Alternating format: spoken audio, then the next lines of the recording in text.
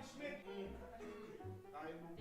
So dip it, papakita natin yan in 3, 2, 1. Kuha sila ng cookie, then may ruleta. Kung saan pumunta yung ruleta na yun, doon ang dip. Doon i-dip yung cookie, then kakainin nila. Pero tatlo sila, di ba? Team 1 nandito. Pero feeling ko, kulang eh. Ito na nga, based on the management, tsaka may inis na break yung tayo. Meron pong foul na nangyari wherein inulog po ng isang participant sa kabila that resulted into negative output. So therefore, kailangan po namin patawan ng penalty. Tapos, management yun. Dip all sa bagoong. Iba naman eh. Ano? Harap yan. Sarap. Okay, next. What's the bird? Isa lang naman yan eh. Isa lang naman yan. Okay. Ikot natin direct. Ang kanyang dip, special na ketchup. Vinegar. Konti. Isa pa? Yes. Pinagin mo yung buong cookie dyan. Ayan. 1, 2, 3. Go. Dami yan. Gusto ko tubig.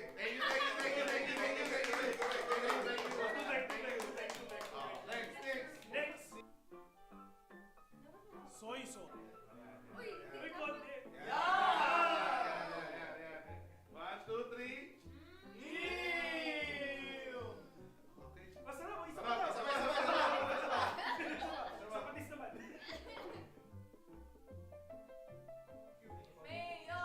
Ay, di po.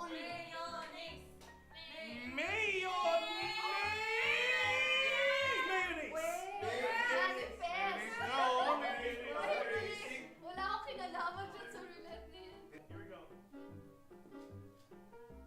New recipe. Pwede. Ayun. I'm sure pa ako.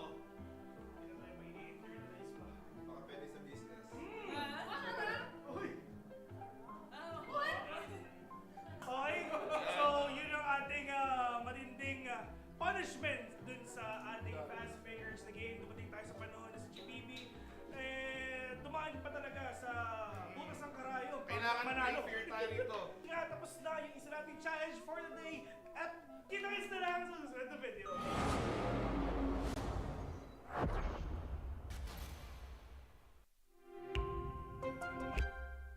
With the Predator Helios 3D15 Spatial Labs Edition. The 13th gen Intel Core i9-HX processor, NVIDIA GeForce RTX 4080 GPU, and our custom-engineered Aeroblade Of interaction and immersive sensation through technologies like advanced sensory solutions, optical display, and the latest real-time rendering technologies. with the Helios Neo 16. 13th gen Intel Core processor? Check. GeForce RTX 40 series graphics? Of course. As for cooling, the Helios Neo includes Predator's custom-engineered cooling solutions listed here, with our unique Aeroblade fans and liquid metal thermal grease. Predator Triton 17X laptop.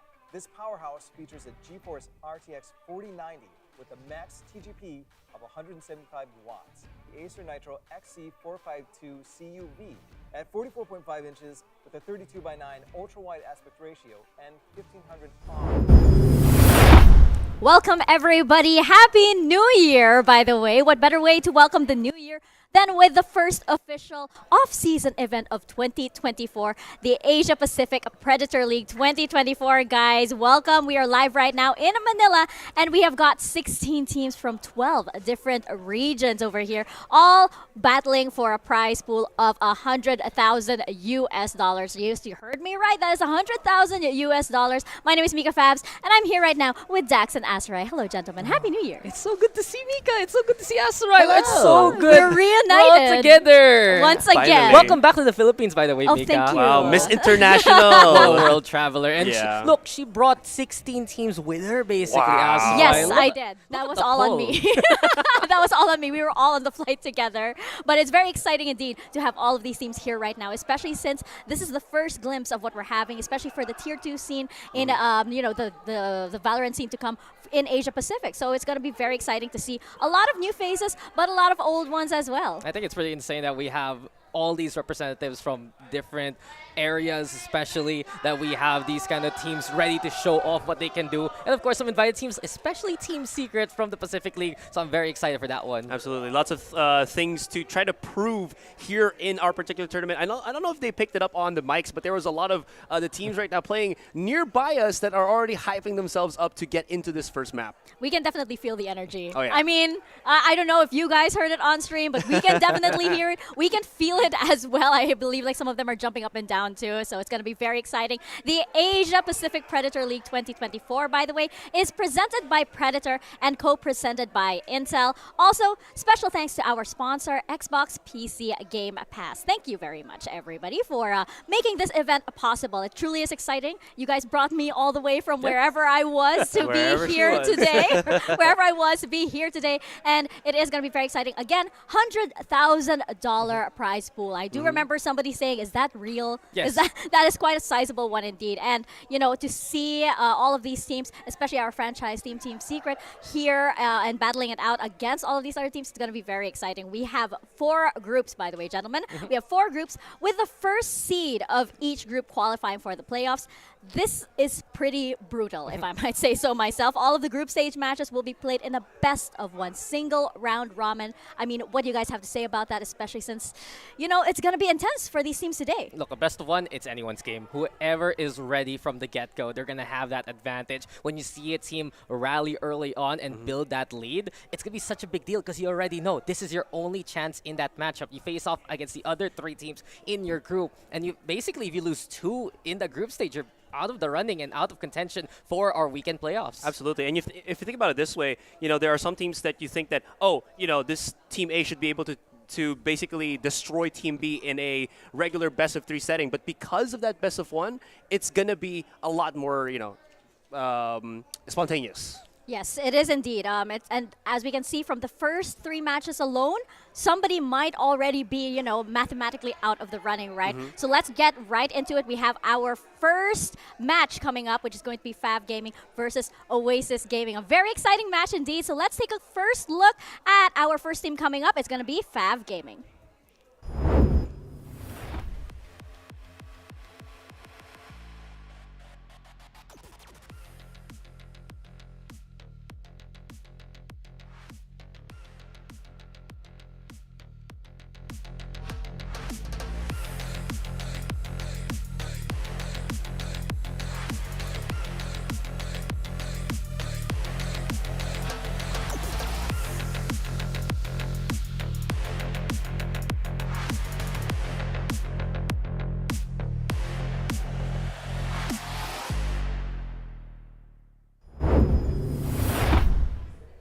Fav Gaming have been around since the very early days of Valorant, circa 2020, 2021 at Dax. So they have been around the Japan scene alongside teams like Crazy Raccoon, Absolute Jupiter, eventually Zeta Division as well. But Dax, we really only got to see the core of this team in 2022, right? With Phantom, Baz, and Minty. Absolutely, especially the fact that Minty came back to this roster from that Crazy Raccoon run. And it really feels like for Fav, they've been trying to find that identity for so very long in the T2 Japanese scene. It's been a struggle for them. They would fail to qualify for a few of those VCLs last year. But at the same time, coming into the off-season, they have reinforced themselves. You have Hans from Fav Gaming Academy, basically. Their academy team, he's been brought up and he did so well in the previous off-season tournament. You also have Tencent on board now. Yeah, he has been, I think, a very big factor as how this team was able to beat out CGZ on the Grand Finals on the Japan leg. But this team still has so much to prove, as it seems like they were struggling to finish out that best of 5. Yeah, it's going to be interesting to see how they fare here, especially in this international type of league, right? But for us over here in the Philippines, they are going to be up against a team that has been a mainstay in PH Valorant for so many years. If you notice, there are actually a lot of parallels between these two teams in their own respective regions, which we'll get to in just a bit, right after taking a closer look at Oasis Gaming.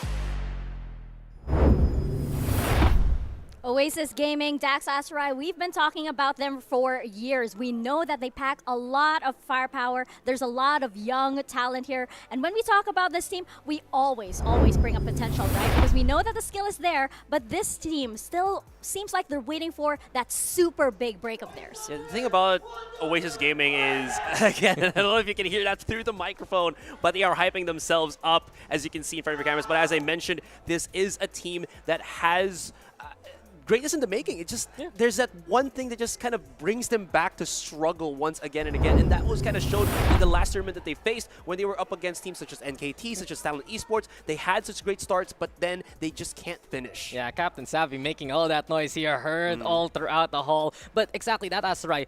Oasis Gaming have made themselves the representatives of the PH all throughout this offseason. You mentioned that foray into Thailand, making it here to the APAC Predator League by beating their usual rivals Naos and their fellow representative Zol Esports in tough competition. But it's really that endurance factor that we see from Oasis. Usually, when it's a longer series, like a best of 3, they falter somewhere in the middle. But right now, Mika, it's a best of 1, and I really feel like this is the perfect way for Oasis to get started off in this tournament. This is why all of us are sweating here. It's a best of 1, which could be very, very chaotic. The question is, as you mentioned, Dax, with that first place finish in the local Predator League, right? Could this be it for Oasis Gaming?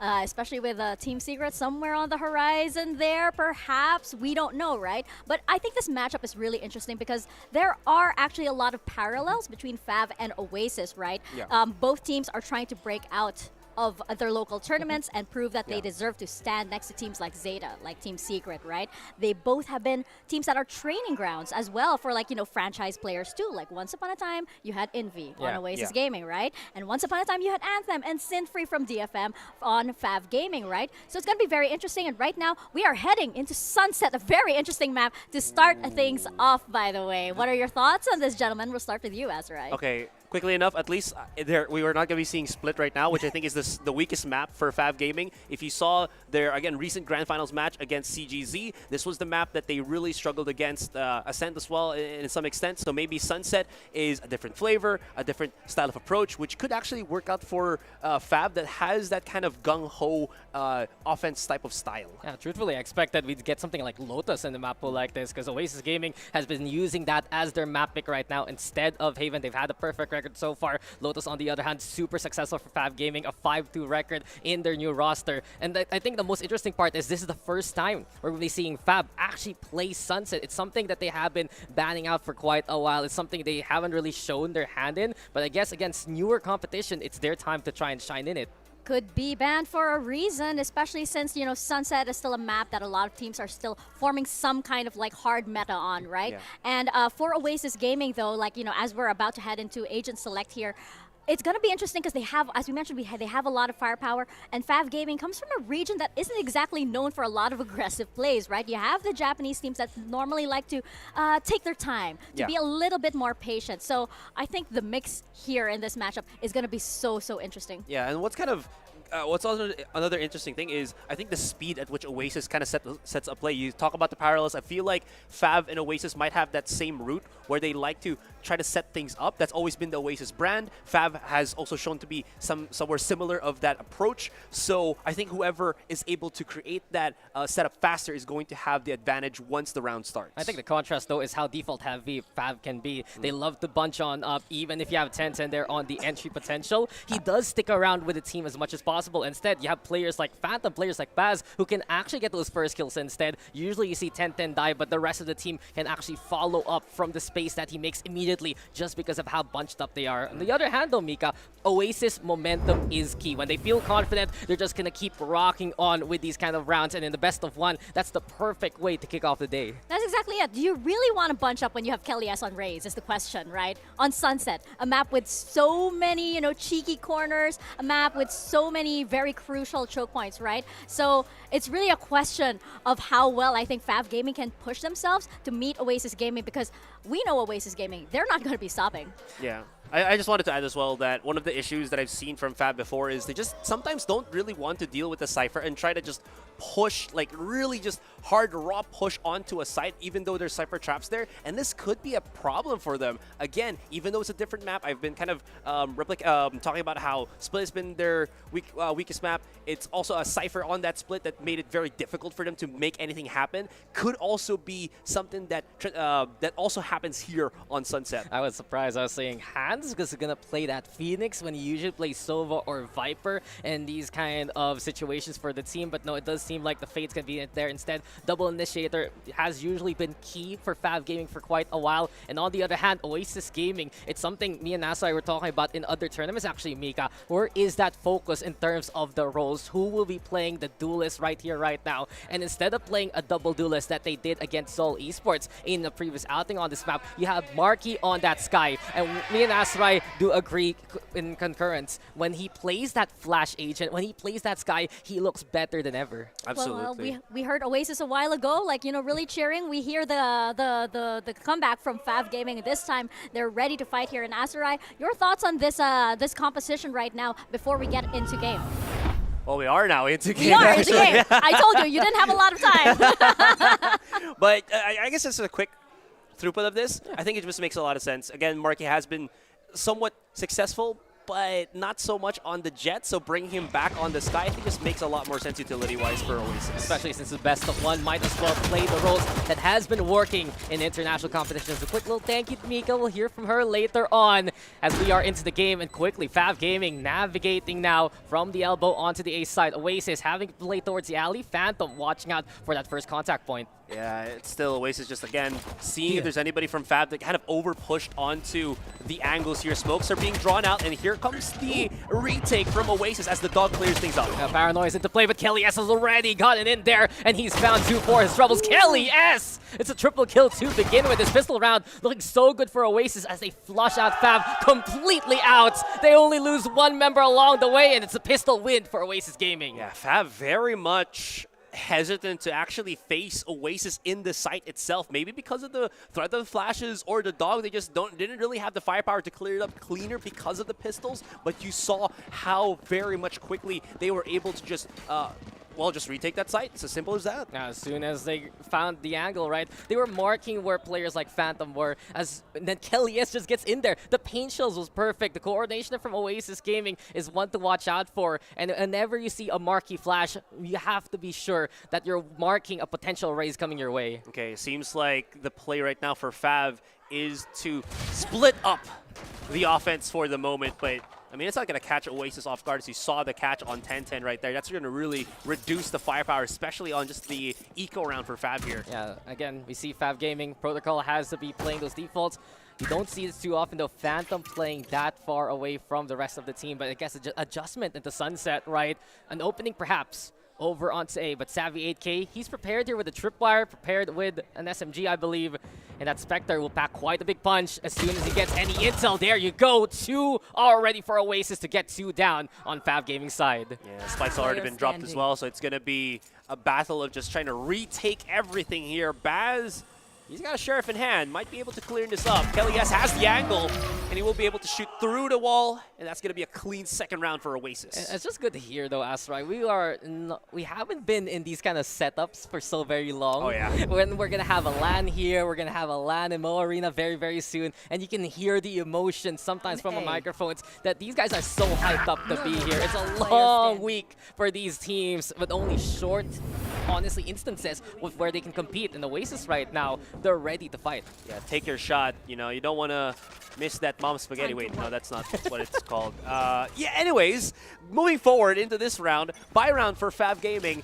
Again, a lot of emphasis on mid control. It's very basic, it's very default. It's very default. Allows you to at least maneuver multiple positions around. And what's kind of bad here for Oasis, might not be too bad, is that they don't really have anybody closing down the door on Switch. So it might be a point of attack for Fav, but seems like they're going to go the other way to A. Well, they were watching it with the Omen at the very least, and you also saw moving into main 2 players from Oasis Gaming navigating a bit more space. But Fav, on the other hand, it's tried and tested, and they bunch up yet again to play into a site. 10-10.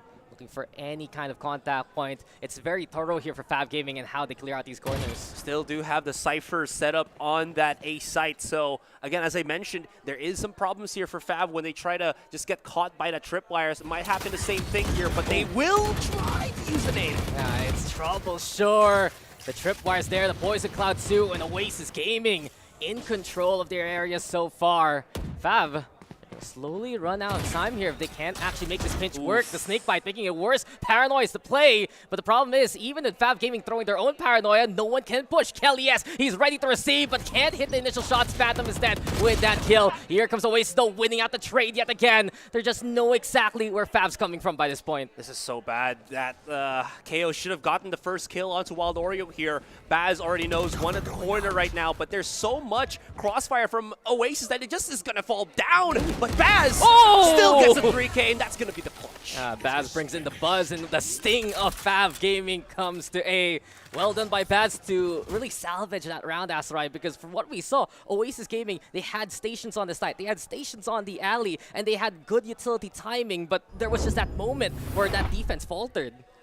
He had something else to say about this. Last player A standing. bit of over-antiness as well from One enemy Oasis, not knowing that Baz was able to sneak up himself up on that corner on the A site and was able to, again, as you saw, 3 quick kills into the clutch. Yeah, it just beats out Draxi also, who was ill-prepared for that fight. In any case, though, that was a bonus for Oasis Gaming, and they're still in a good economical spot to fight back. Anyway, a decent bonus from everything we've seen so far. Baz, though, on the other hand, one to watch out for, playing on top of the crates.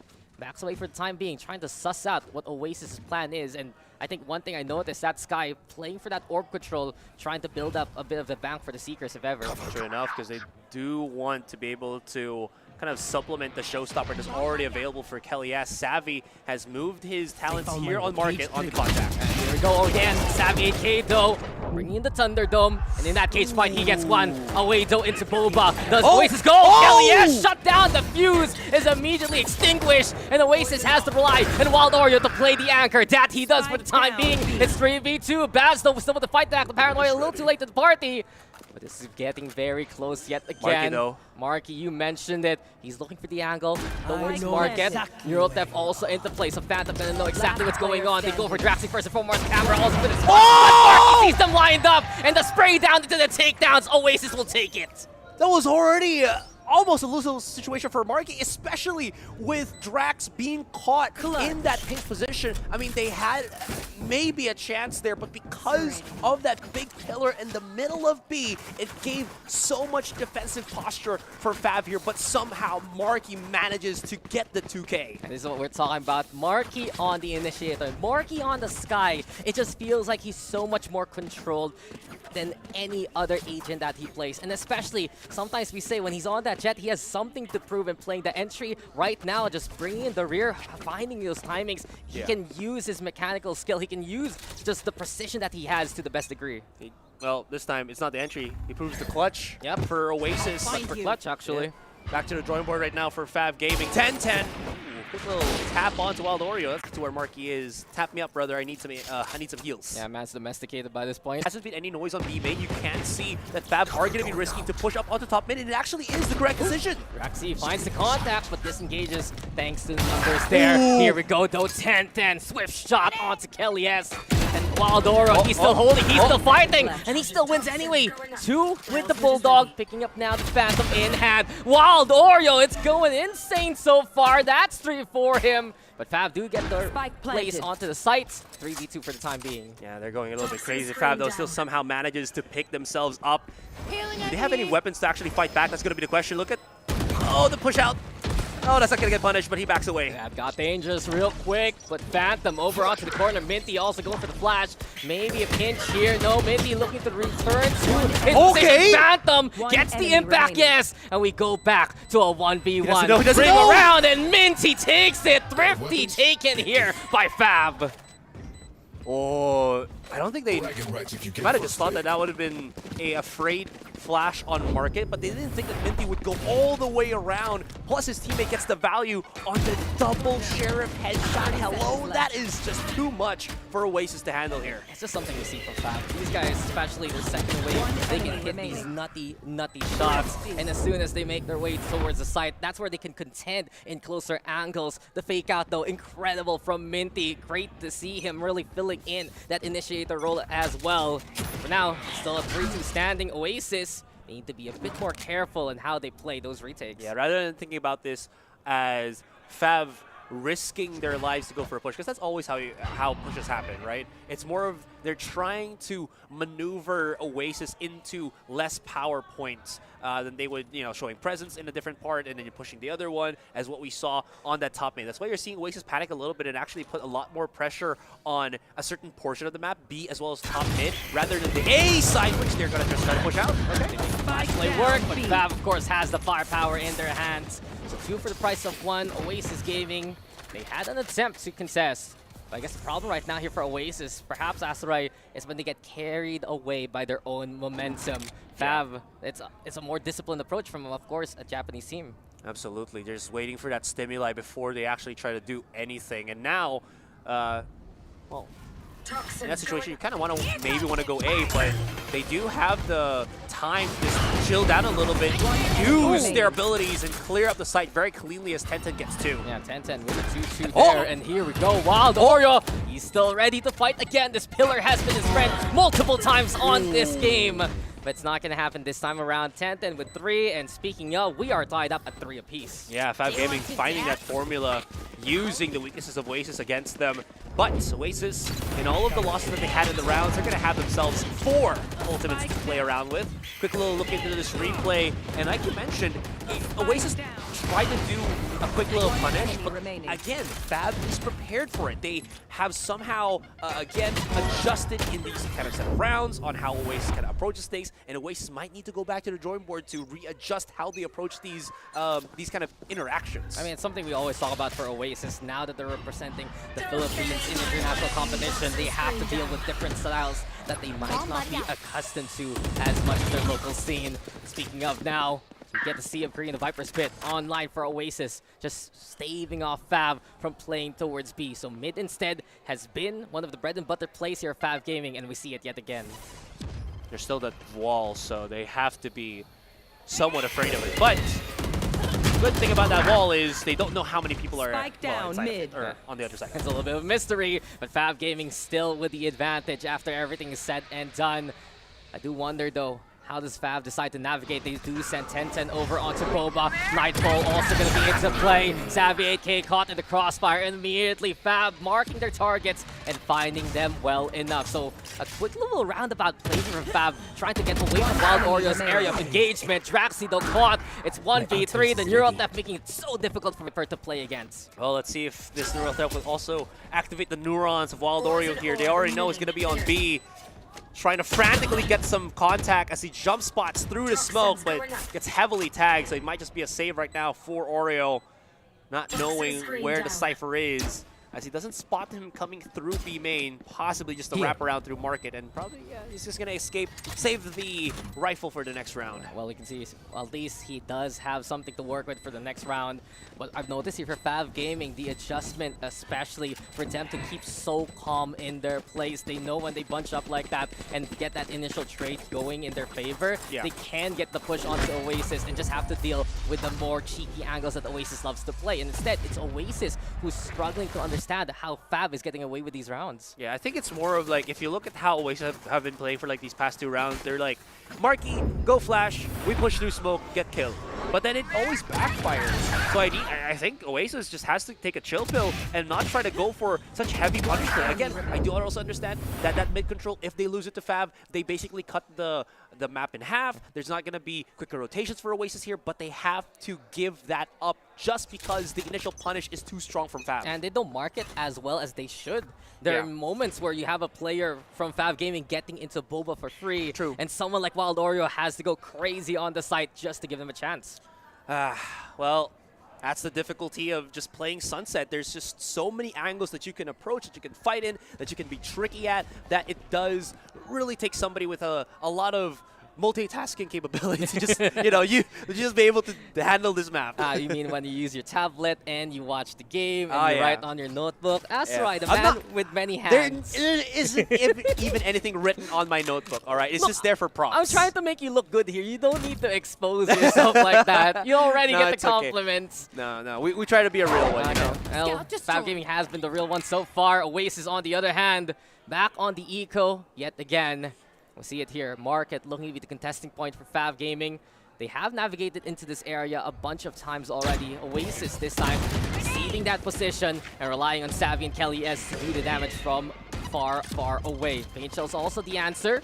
Fab, they're just getting inches here as Rai slowly walking into the side, getting that kind of space, and now there's a contact point. Savvy though with the one. Here comes 10-10 in hand to come and collect. Fab is all together, holding hands and singing Kumbaya. Such a calm approach here from Fab Gaming. The same thing over and over again. Oasis has that little bit of utility to try to go punish. The nade from Kelly, yes. Fab, all they have to do, take a breath. Once the nade threat is gone, they start slowly pushing in. And look at the position where, again, Oasis are just trapped behind. If they can't really hit their first shots, it's not gonna happen. And Wild Oreo put in a position where he has to try to go clutch again. And there's that level of intensity. Things Okay. get claustrophobic, but right now, Fab Gaming has to fear the potential of Wild Oreo. Haunts there, though, gets the mark. saw 10 two. playing onto Market, but Wild Oreo with another one. Can he get this for Oasis, though? That's the question.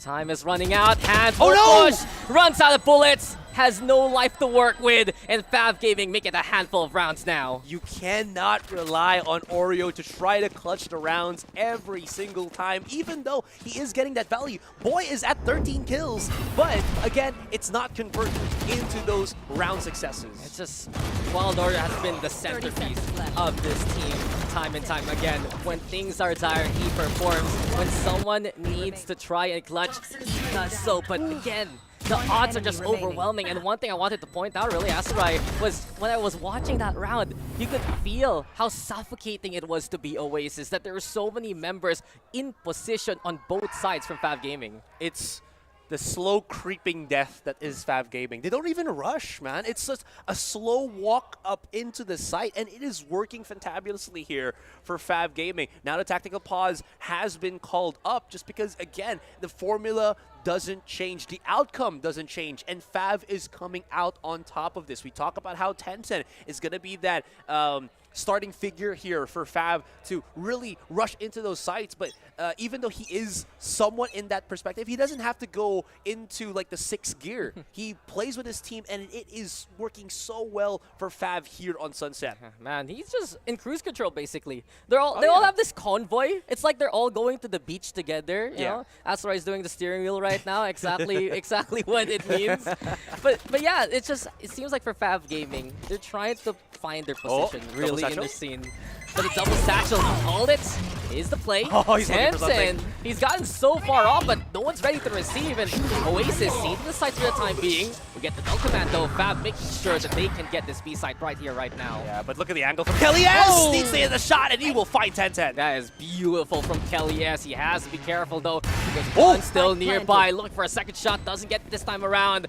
And is an advantage for Oasis. Kelly S makes it even bigger. And the paint shells now to add insult to injury. Here comes Kelly S. One more time and one more show. It's picturesque from Kelly S with Fathom looking to be a star this time around.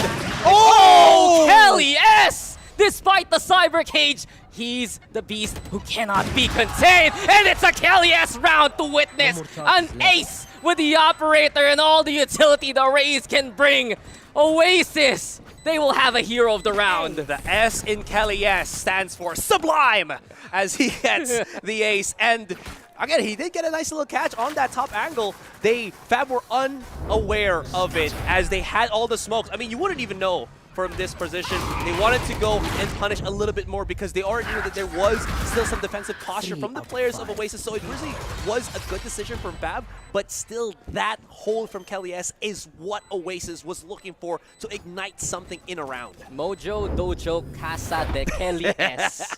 This is his house, this is his site, and immediately Fab Gaming going for the tactical as well. Understandable. They got to the site, they played the game that they wanted, they used those ultimates to make that space, but still somehow Kelly S would find the hole in the needle in the haystack, man, and the angle to just find these members of Fab over and over again. So it seems like Fab has also called a tactical timeout here as, again, they don't want anything to spiral out of control. They had a nice little smooth, how do I say this, kind of cycle that they've been using in these couple of rounds, and they want to kind of continue that. Maybe even just, you know, trample at the momentum that Kelly has tried to bring for himself. In any case, this time, looks like they're going to try to go for that A site. And Oasis, reading this somewhat, has put more people on that A site. I mean, Oasis has been very successful on these A defenses multiple times. I think the only round they lost was that Baz clutch.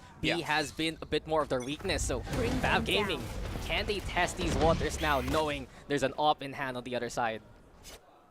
2 on elbow. Tencent has his own op too. Just looking for some contact, but it's not even needed. Small Oreo just puts everything in his own hands. Gets some kills. So the operators get traded. Tencent finds Kelly S. Savvy 8K beats that range, and Baz, he's playing brilliantly into the middle. So perhaps he can actually infiltrate here. The Trailblazer look for the scout. You mentioned it. It's a dog. What the dog doing? Seems like Draxi does find Baz along the way, and Oasis Gaming sussing out the intentions of Fab right now. Yeah, they try to get quick map control, but kind of backfired into their faces. Phantom does get control of that B side as he is trying to clear corners, trying to break through the utility of Savvy as he is making some safe space for Minty. But, I mean, as Savvy gets all that information, he's just going to call the rest of the team. It's a 2 versus 4. All I can say is my mind does not agree. His name is Phantom, his gun is the Vandal. But in any case now, Phantom making everyone into a ghost! Oh, it's a haunting experience here towards Oasis Gaming as Fab will make that round to be remembered. Dax, you were saying his name is Phantom, but he has a Vandal, but it still works out. When I said he made them into ghosts, man. Oh, yeah. Ooh. Yeah, he's going to catch them all because he's... What did he become a Pokemon suddenly? No, Danny Phantom. Oh, sorry. Okay, that works too. Okay. Anyways, huge punish there. And again, this is the same thing that you were talking about how Baz, you know, a couple of rounds ago was able to clutch. It's somehow Oasis not being able to clear out these corners quickly enough or not reacting quickly enough because they're looking everywhere else. It has been such a, a punished play from Fav, at least in those very crucial rounds. Yeah, it's an element of mystery, and I think that's one thing Fav has done so well. They are very secure of the angles that they clear. Oasis, on the other hand, they're not, to put it bluntly, and it's been a problem on this defense. Fav Gaming already at 6 rounds on this first half, and some great momentum that they can work forward with it. Oh, wow. Oasis are just stacking on that B site 4 from the looks of it. So they're going to be waiting for any kind of explode from Fab here. Kelly S is probably preparing himself with a nade, and they're really just clumped up, hoping that it is going to be that B side because A hasn't really been successful for Fab whatsoever. Yeah, and they get the intel and confirmation thanks to the guy in the light. I don't think it's a bad idea for Oasis though. Fab Gaming, they love to clump as well, so it's just Deathball versus Deathball that can potentially happen. Reading it, though. Even wiser though, you mentioned it, Fab moving into A, which is basically free except with Wild Oreo holding down the line. Yeah, they know that, again, there's not really a lot of moolah here for Oasis, so if they can find any kind of contact or tags with the KO Blade, gives them a bit of information on who's here, what's what, it's going to be perfect. But Cypher Cage, Oreo's not tagged, could be something. And they're all keeping the spike away with Paranoia, but you mentioned it. Immediately though, Hands now throwing these and getting 2 along the way. So Spike will be firmly planted into A. Marky looking for that contact point. A nice try with a flash, but the share of shots just don't connect. And Fav Gaming, this is where they can start to run away with it. They really are. Last round though, before we go for that quick little side swap. But what a read from the team too. And while Oreo's like, am I shoulder to shoulder with someone? Yes. But the other guy is just a second faster. Man's name is Hans. You know he's gonna be good at that distance. Yeah. Magic hands. Of all the motions, I thought you do like the jabs, the uppercut. No, you do magic hands. Of all jazz things. hands. Asrai never changed. It's 2024 and you are still brilliant to say the Oh, least. okay. I thought you were gonna say like a different. Go! Oh, let's watch this one. There's the difference. Draxi catches out Tencent to shut that one down. Phantom, though, just crawling in there. Draxi, though, ready to receive yet again. Marky. And Marky's there on the other side. Ooh, Crossfire, build the X. Oasis Gaming will call it a day, perhaps, unless Minty has something to say about this one. Minty, you thought that Marky already repositioned, but Marky's no, I'm gonna stand my ground, get that 5-7, and at least have a good half for both of the teams. Yeah, it's not too bad here for Oasis Gaming.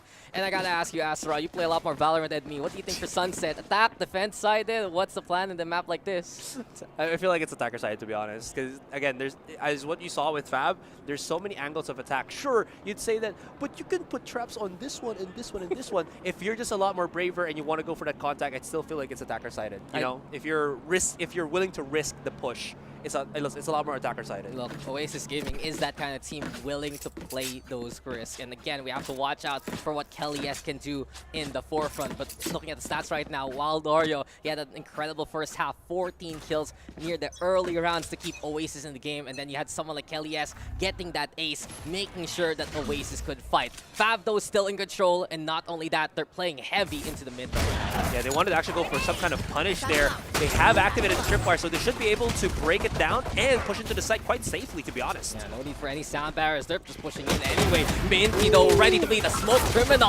Stealing the life of Kelly. Yes, Fab still with the fight back. Looking around to try and make that taunt count. And Fab is looking to overwhelm on the potential retake already. Draxi, though, with contact. Oh, There. Draxi! And Draxi, how does he deny the potential defeats? Victory for Oasis, the pistol yet again. Wow. It was just Contact City on that B site.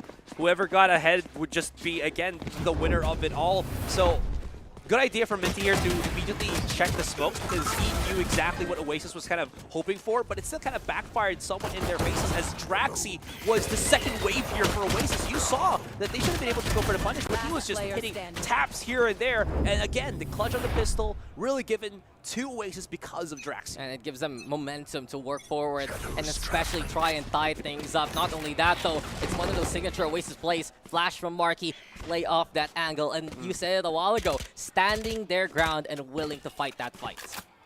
Now because of that, they got themselves some armaments coming into this second round in the second half.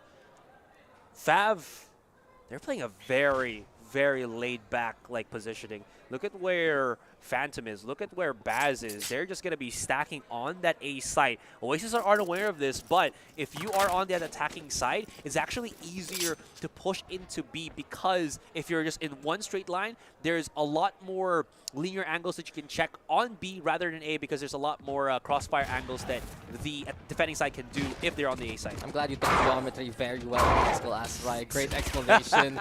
And speaking of now, to explain what's going on, Oasis gets a site for free. Fab Gaming will have to go for the full retake now.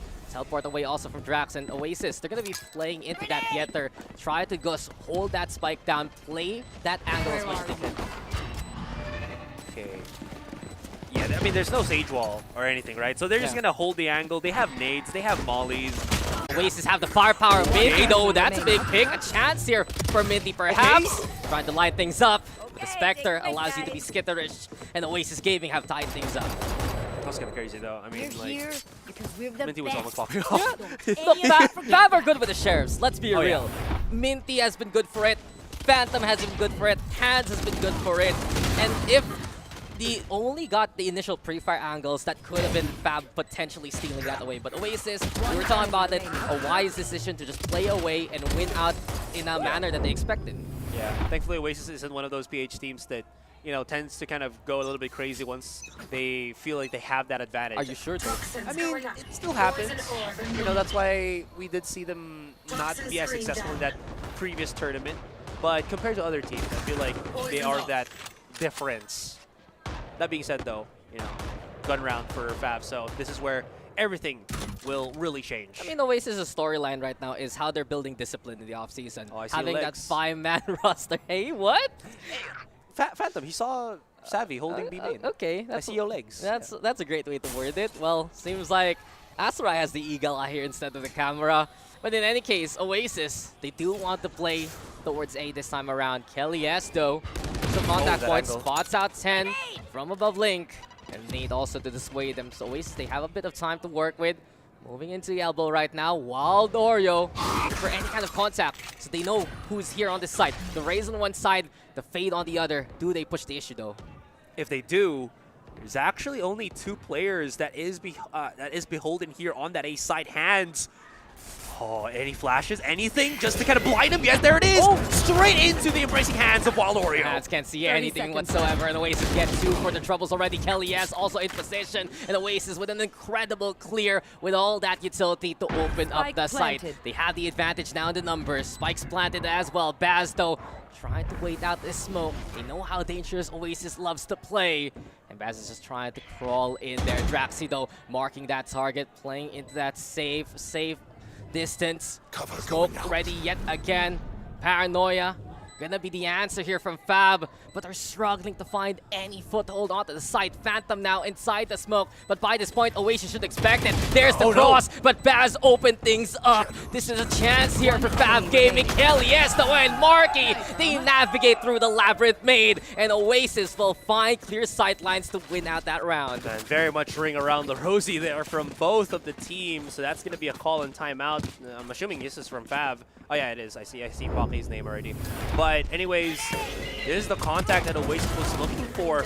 30 seconds left. Again, because of the 2 players only situated on that A site, the only play that made sense here for Fab was 2 things. It's either they back away completely and just look to see if Oasis will push, or they place themselves in a forward angle, what you saw with 10-10 coming in a lot closer on that corner on Bend, and then the other one on Elbow coming in from the other players of Oasis where the Hands was waiting for, and just see how it kind of pans out. Unfortunately, Oasis got the better of both of those two players holding that A site. I mean, one of the strongest suits of Oasis Gaming in any map is how they're able to clear out corners and angles with initial utility. I see this often when they play Ascent. I see this often when they play on Haven, and right now we're getting it as well. Anyone playing into corners are in trouble, and when you see Oasis just set themselves up on the other side of the wall, basically.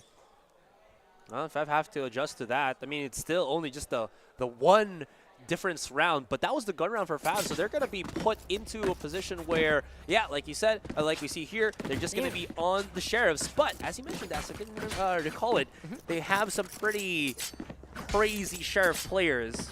We'll have to see. I'm excited. I'm excited for any round we get Phantom on that Sheriff. Kelly S, though, trying to remove that tackle pause from the screen. And right now, ready to bring the action yet again. A cheeky angle, though, for Phantom. Perhaps a one and done. He isn't spotted here. Kelly S, though, hit by his drip fire. The panic sets in. The damage is there from Baz, sure, but Oasis Gaming, the firepower is in tow. So 2 for 1 is the trade. Oasis also planting for main yet again. And here we go. The standard post plant for them. Just back off into together and watch the show. Well, that's already a heavy tag onto Minty.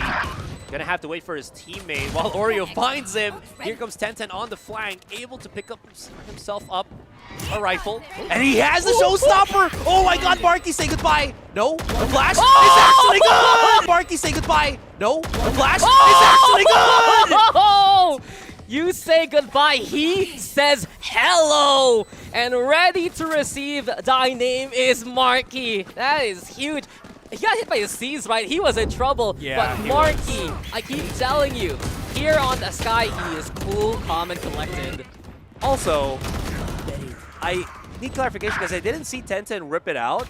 Did he brought back, like, did he threaten the ultimate and then just bring out the rifle so that he can just transition kills faster? Because he didn't. It seemed like it. It seemed like it right near the end. He had a gun in hand instead of a rocket launcher.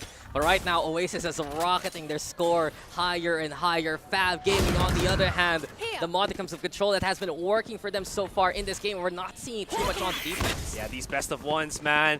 It really puts a huge strain on how you just know that there's nothing else after this. It's all kaput. It's all gone. Your chances, your dreams to get into that main event, if you lose this, is just has just disappeared. Yeah, if you lose that initial matchup, you know every other game is a must-win. And Yeah. truthfully, fate is not in your hands by that point. Oasis, though, trying to rally themselves yet again, this time around, assessing that A, playing a bit of default, but I'm very interested to see Marky still on the lurk. What will he do from that angle? Well, he's hoping to at least find got your someone to trail. push out. Oh, he activates the Seekers, maybe as a kind of do-over, you know, let the Zoo out on A, make Fab think. But of course, Fab not going to get too confuddled by it as Tenten holds B, gets the catch onto Kelly. Yeah, the Zoo's out on one side, but the Hunter is here, and his name is 1010. It's close. You mentioned that the camera's there too, but I don't think Tenten's spotted as of yet here. Yeah. Off shot rings. Doesn't hit it. Cover though. A little too much for Fab to handle. Oasis will get with the plant, but not with the life of Draxi. Yeah, just looking at that, it's Tenten is just getting kills with the Where are these shots coming from? And Fab Gaming connecting the dots that we do not even see on our screens. Marky though, he's good for one, but that's all he gets. And Fab Gaming, they answer back well. 1010, the unseen smooth operator, just able to get all of these shots. Okay, I get the Kelly S one because he was holding the angle, he was hearing the footsteps, but then one through the smoke, and then another one, and then another one. Of course, that's going to secure the round for Fab. Yeah, just a round of applause there for Fab Gaming. Brilliant execution on that retake, and just some of the best shots we've seen all throughout the game. But I do feel like the point of contention really was the fact that they didn't catch Tenten in the app, that they didn't see him out in the open as soon as possible, didn't see him with the camera, and that just gave him a sight line to work with despite missing that first shot. Absolutely, and the other one as well, that I'm not really the biggest fan of using Seekers as a distraction. As bait? Yeah. Because, again, there's not really big threat when you kind of think about it. It's just better to clear corners rather than to confuddle your opponent. Unless they're super stressed, I don't think it's going to work. Well, it's time to see if Kelly S can alleviate a bit of that pressure. Tenten, though, doesn't hit the shot. Savvy instead with a bind on the hands, and the neural tap will keep Fab at bay for the time being. So orders up here at Boba for Fab Gaming. Oasis, they already take the site, but they're playing on the objective right now. Minty, though, from up top, Wild Oreo ready to just receive with a snake bite and stall for time. Okay, Wild Oreo into the corner right now. He does have Marky to help him out with the operator, or with the flash. 10-10 on the corner. Oh, the mid lurk though, that's interesting from Oasis Gaming. Wild Oreo looking at the angle, Kelly S instead on board. Here comes Minty now with the flash clear. Okay. But Oasis, they're ready for this one. Oh Minty with a my drop down. He can't just stabilize in time, and Oasis Gaming make it double digits. And Tenta was coming around the corner right there, but he didn't have enough, I think, backing from his own teammate. There's so many angles to clear up. And there it is. Even the smoke just placed perfectly at the right time to really pressure Tenten to either swing out or back away. And there was no in-between. I think what's impressive here for Oasis on how they hold those retakes, they're not as dissuaded by a flash play compared to when Fab has to deal with the Sky Flash. It becomes very dangerous for them. They lose one here for Oasis. Sure, it's fine. There's someone else in station and someone on the lurk. Showstopper, though. It's ringing through, and Kelly S gets the delivery going onto hands. So that's one here for Oasis. Kelly S, though, suppressed towards Market. Not the best deal for him. So the other players of Oasis, they need to open up this side. Wild Oreo gets it done. Dangerous waters, though, and Baz will drown the opposition. Everything's left to Savvy 8K. He's spotted, he's found, but he will be dead to rights to Baz. And we go now to a one-round cap. That was a 7 HP Baz, and he jumps from the platform to the site as well. Oh boy. Was a good start though from Oasis. They figured out that there wasn't really any more mid pushes coming in from Fab, but the punish play from Fab was definitely well felt in that one, especially the catch onto Wild Oreo, thinking that there was only that one player that he catches off, not two pushing out from Boba. I mean, here we go again. Just the discipline of Fab. When they suppress one player, when they keep Kelly S contained, they're also still keeping tabs of the main force of Oasis. And it has just been impressive from Fab when they get that right configuration. From the shadows, though, use all the way to the back of that site. Gets the intel to the Cypher and Phantom's nearby. But just because of that Omen TP, Phantom can't play off these elbow utility, and Oasis will be able to get into A anyway. 100%. Even bring the camera up quite quickly, so there's no clear information as to where the positioning of Oasis will be here, but it's a straight up 5 versus 5. Any big ultimates, it's all on Fav, and even have a showstopper. They even have the Emo Rolling Thunder. I keep forgetting what it's called. It's Daybreak sometimes, but it's Nightfall here potentially. Showstopper flies and hits Kelly straight through. This is clean from Fab Gaming. That's a round to put in the favorites, and we are tied up 10-10. Yeah, they're, I mean, sticking inside the site when you know that there's so much AoE presence from Fab. I think it's a little bit foolhardy from Oasis here, and that's why you see Fab able to just steamroll the advantage, and also just a really well-timed throw on the Haunt just to, again, expose everybody on that site. And not only that, they didn't have to use the Nightfall at all. They just had that showstopper, just the implicit presence, just that threat of having that Fade ultimate available was enough to already make Oasis guess what was going to be going on. Yeah. And you can see it already. Fab, they're rallying back here. And this is trouble for Oasis. What's the setup right now? They still have weapons, but they are getting a little bit cheaper on the utility. Quick little use of the Cypher Cage here from Savvy to get a bit of information. And they might actually just throw this up. 10-10 is placing his operator like a shotgun. And it actually works out. Wow. A little bit of martyrdom and a lot of kills here for Fab. They were ready, they were set, and Oasis is gone immediately. Only one standing is Draxi. What can he even do here? He has the spike, sure. Well, only has a Sheriff and I believe a Stinger in hand. The top down doll there being set. The smoke's even into play, and Fab, they're just not taking any of those risks. They're trying to make sure that it's Phantom who's unseen here. Yeah, big flank from Phantom as well. If Draxi can find him, this is a definite chance to go on that A side, pick up a Vandal whatsoever, but Draxi's very hesitant. He wants to fight this where he's a lot more safer, but the numbers are definitely overwhelming for Fav, and they're going to use that against him. And this is big. Fav has taken that lead. And you can hear already from the Fav side, let's go. They're hyped up. They know that they have been on a tear here. Correct me if I'm wrong. I think it's like around 4 rounds already in a row from Fab Gaming from what we've seen so far. And just the fact that they're able to answer Oasis again and again is stifling that momentum. So it is actually 3 rounds in a row. It's been a strong showing, though, for Fab, and Oasis has to call for that timeout.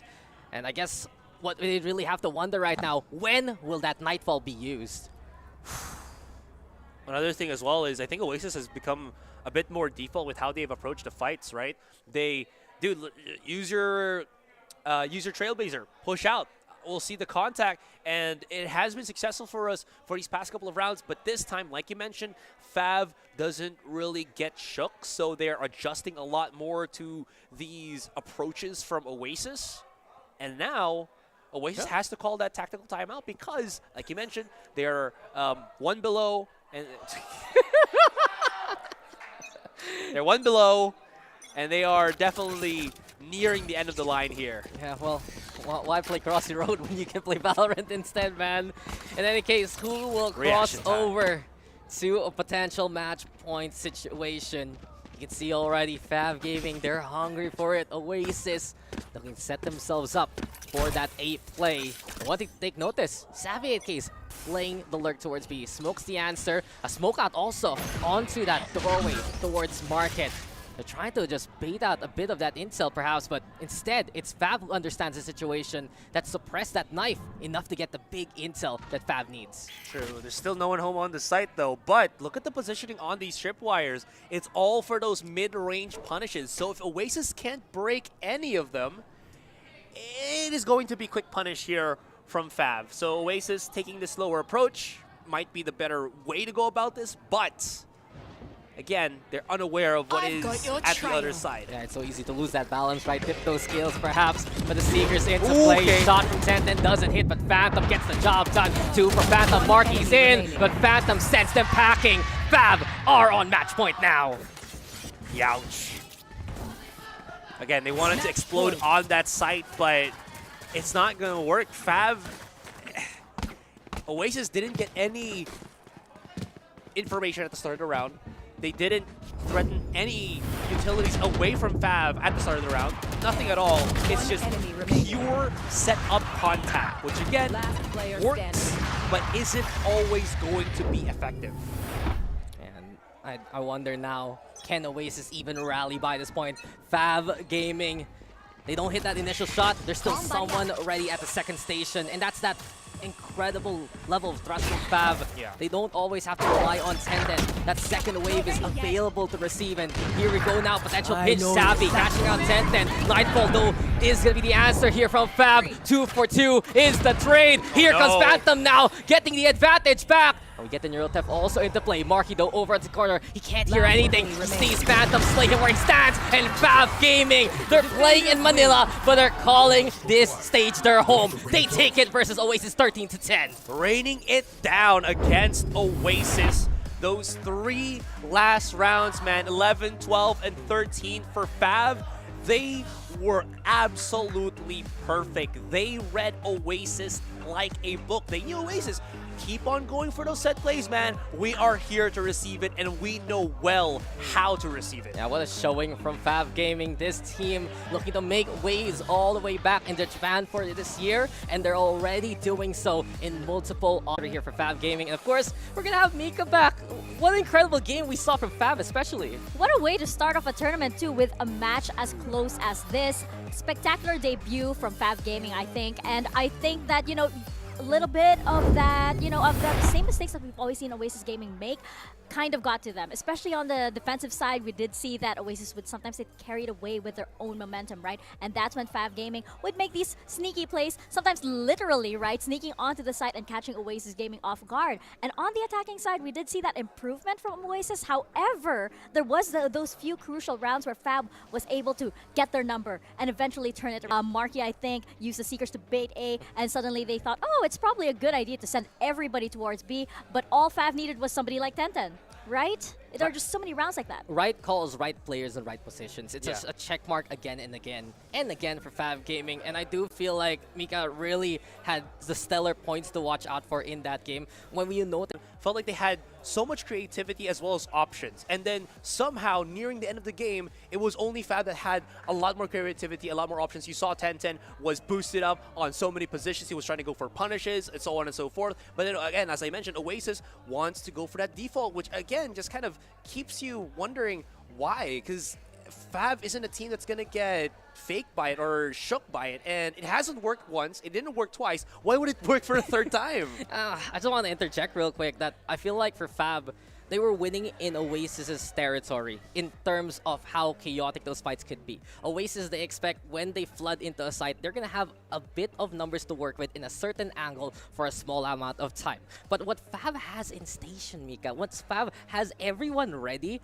he immediately answer back. And the trades that usually go in Oasis's favor 9 times out of 10, we saw it only happen around 3 rounds in that second half. There was a lot of that conversion, right, on the side of Fav, and it goes to show also that how Oasis really is a team that relies a lot on momentum. When that is cut, and Fav knows how to cut their momentum, as we just saw, when that momentum is cut, they suddenly can scramble. When they scramble, that's when Fab strikes, right? That's when suddenly you have that numbers conversion. So it's a great debut from Fab. They gave those first few rounds, I feel like, to feel Oasis gaming out, and then suddenly when they realized, okay, this is the kind of team that we can push in this way, that's when they were able to take this match. And I think it was very, very impressive. I'm excited to see where this team goes as well. And for Oasis Gaming, it's not over for them just yet. Again, this is just their first match. They still have a long way to go today, right? They still have a few more matches to play, but it is quite a disadvantage to start off a tournament on your home court with a loss.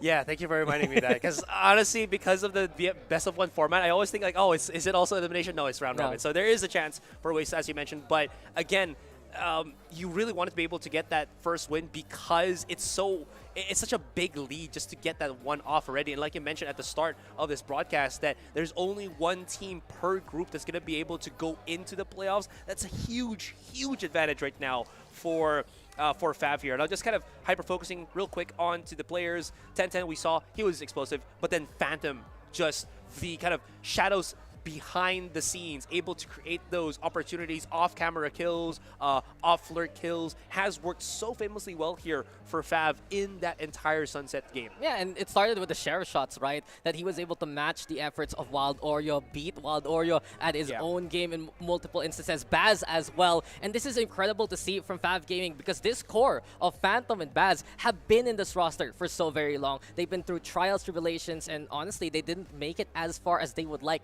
in their careers so far compared to the other Japanese teams that we expect, like Crazy Raccoon, like Z Division, right? Those kind of squads. But now, this is their moment. If the core that has been there, the glue is getting stronger and stronger, and then you add in these incredible pieces like Tencent as well as Hands, then this Fav Gaming roster is really one to watch out for if you are a fan of their local scene. But it's that question again for Oasis Gaming, right? You mentioned the glue holding a roster together, and of course that's there for Oasis Gaming. We've seen these players on this team for so long. We know they can work well together, but it just seems like on the side of Fav Gaming, the roles are more set. You know, the strategy is more or set on their side, and Oasis Gaming still doesn't seem to find that just yet. Of course, it is very early. I mean, it is the first match of the day. We're gonna see how well they can adjust as the days go on. But as we mentioned, it is only the first seed that is going up, and we do have Phantom here, our MVP, Phantom on the Vandal, as Dax pointed out. It is only the first seed that will be proceeding into the playoffs. So of course, to start out on a loss is quite disheartening indeed. Yeah. That number is big, huh? Look at the decimal point. It's like a someone really brought a calculator. matters. It's like reciting pi. Yep. Yeah. Would you like to read that, Azurai? No, I do not. I'll read something for you. 22. That's the magic number. And from what we've seen so far, 13 of them, one half, 9 on the other. Overall, Phantom was just an absolute menace over and over and over again. And it really just goes to show whether he be on the attacking defending side, that Cypher has been such a pain with those cyber cages, with those tripwires that really catch Oasis off guard. Absolutely. And again, it's and speaking of catching them off guard, there were so many times as well where Oasis was just trying to, on the first half, push into the site. They won't be able to clear one angle. Lo and behold, Phantom's there, picks up a 3K. And Phantom has done this for like 2 to 3 rounds. Big punishes, big plays. And you really, as you mentioned, feel that punish resonate against Oasis. So, sucks to be them. But again, Phantom gets that great start. Yeah, 2 big moments. The Sheriff towards B, if I remember correctly. And of course, the rifle at A when the operator shot of 10-10 didn't hit first and foremost. And it just was the Fav Gaming show. But I do think, there also was a lot of great moments from the side of Oasis Gaming, right? We did have that ace from Kelly S, right? We did have those explosive moments from Oasis Gaming. But again, the steam, the momentum got caught. Whenever Fav Gaming would take off a round, you suddenly see the doubt, the hesitation start to settle in with Oasis Gaming. And that has always been their kryptonite. That's always been their downfall. Once they start to, question themselves. They're a team that really likes to go fast and keep on running, keep that engine running. And when you manage to actually hit a speed bump, it's very, very dangerous for them. I don't think it's just a speed bump. I think they flew off the cliff. The road. And it's The like cliff. just didn't even work out. There and, it is. And that's exactly the point there, Mika. Oh, Look at gosh. that. Phantom. Beautiful work, especially in these kind of corners. There are a few of those rounds where you'd see Oasis still have a hope. I still remember in the keeping them afloat. That ace from Kelly S that you mentioned. And those were those marquee moments from Oasis Gaming that they still in them say, we got this, we can still win it.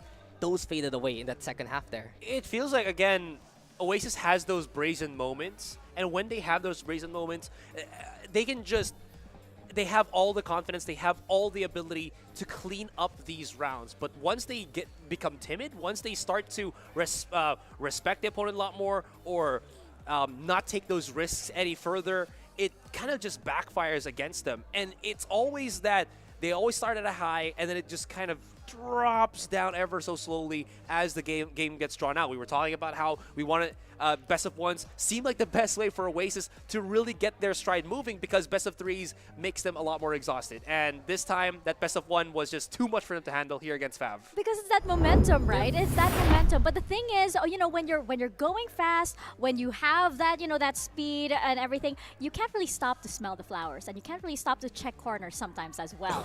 And obviously with Fav Gaming, there were so many of those times where it was really just Phantom, or maybe even Minty sneaking in, behind a pillar or something, and you would kind of think like, Oasis, is not, ready for that. They weren't expecting that. Either they were, they had their horse blinders on and they were really focused on this, or they just didn't expect that maybe that Fav would pull out something I like mean, that. for a Philippine team, they just let these people cut in front of them for boba. Come on, you just don't do that. And I think one stat I really want to bring up right now. Did you just like, Yeah, it's of nowhere? It's a Philippine line yeah, joke. It's a Philippine thing. I yeah, hope of I hope course. you're laughing. Wait behind the yellow I don't line? drink I boba, don't so think I so. don't You, know. dude, you broke that rule when you were at the airport. Wait behind the yellow line. Asrai puts his foot down. I'm a bad boy. That's what he said. Oh yeah. Okay, wait. Anyways, That's yeah, what yeah. I said. I was gonna bring something up. Out of the 5 rounds that had a clutch situation, Fav Gaming won 4 of them. And that is such a big blow to Oasis Gaming, which relies and thrives on those clutch moments when their plans go awry, right? When they don't see the light at the end of the tunnel, they believe in someone to bail them out. And players like Minty, Hands, and especially Baz in that 1v3, they just stuffed that and shut that down. Man, so that just, again, kind of begs the question here for Oasis. What's going to be the adjustment for them coming into that next opponent? Because right now they've shown a lot of mistakes, I would say. If not mistakes, they've shown a lot of weaknesses when a game gets drawn out. Once they start to kind of run out of that steam, what is going to happen for Oasis here? I mean, we already probably know that Fav is looking quite, lack for a better term, fabulous in this. Would you say that they're the favorites right now? The favorites? Uh-huh. The favorites. Anyways, yeah. Definitely. And looking at how our format is, of course, when you start off the first match on a loss, you're only going to have to, this means that, like for the rest of the day, your fate is kind of in somebody else's hands. They're Yeah. going to have to hope and pray that Fav doesn't win any of their other games. And looking at their group right now, I would have picked Oasis and Fav actually to be the favorites. They were the only teams that were standing in each other's way. And Yeah. Fav already had the answer to that. So I'm going to say it's not looking great. Even though, of course, I had Oasis as my favorites here, it's not looking great for them right now. I mean, I had on paper that this game will be group defining. That it's either one of these 2 teams, whoever wins it, or potentially Antic if they get the job done here. But Yeah. now, with Fav in the driver's seat, it's Oasis that, as Mika mentioned, who has to hope and pray. They can't just, okay, let's just win our 2 games and call it a day anymore. Fav has to drop the ball along the way, and it just is heartbreaking that that pressure, that that perhaps you're playing all throughout the day for nothing. Yeah, and this is great for Fav too because, again, we talked about how this is one of those, kind of stories where you start from your own region and haven't really broken through. Asia, this kind of tournament from Predator is the way to be able to break through into that Asia Pacific scene. And Fab starts it off with Oasis, a team that has so much experience in that kind of regard. So it's a great start for Fab. So definitely group defining, like you mentioned. It's I often look at this as like a mirror matchup in a way, right? You have one team that has almost the same history actually on both sides of the ocean, right? You have a one in the Japanese region, you want to have ours on the local region, right? But they have the kind of same story. They have been this team that has been around for a while. They've always been looking for those bigger tournaments to kind of break into. They've won pretty much uncontested or like contested maybe a little bit in their respective Predator leagues, right? And they've come here and they are each other's biggest opponent. But the question is now for Oasis Gaming, this was it. This was supposed to be like the hardest step. For Fav, it's only going to get easier, I feel. For Oasis, it's only going to get harder as the hours go on throughout our day. So it's going to get pretty dicey. So I hope you guys stay tuned for the rest of the day to find out what else happens to Oasis Gaming here and what else happens to Fav Gaming as well. It's going to be very interesting, especially since we also have other streams in operation right now with the other groups going on. So do catch those other streams as well if you want to find out what happens to teams like Team Flash or No Salary Peak, or of course Team Secret. Boom Esports as well is in groups number C. So we all have, I think, our respective predictions on what's happening. But as the first match has shown, pretty much could be anybody's game. So it's going to be very exciting indeed. Stay tuned for that. We're going into a quick break, but when we come back, we are going to resume with our matches from Group A. Predator Orion X. The Intel Core i9-13900KS Special Edition processor boasts 24 cores, a flagship NVIDIA GeForce RTX 4090. It is the smallest PC that features this GPU. Upgrade your gaming experience with the Predator Orion X.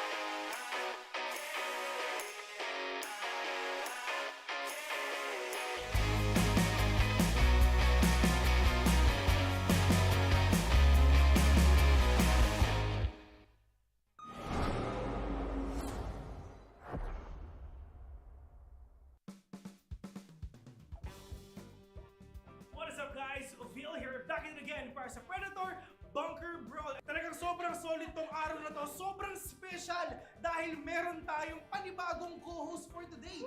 Maagang-maaga siya para sa game number 2. So ladies and gentlemen, palakpakan natin, we have Kuya Nick! Kuya Nick! Okay, Kuya Nick, sinasabi nila late ka daw, pero hindi. Maaga ka para sa challenge na to. Perfect timing for this challenge. Oo. Ang next challenge natin mga tropa, andyan ang word relay.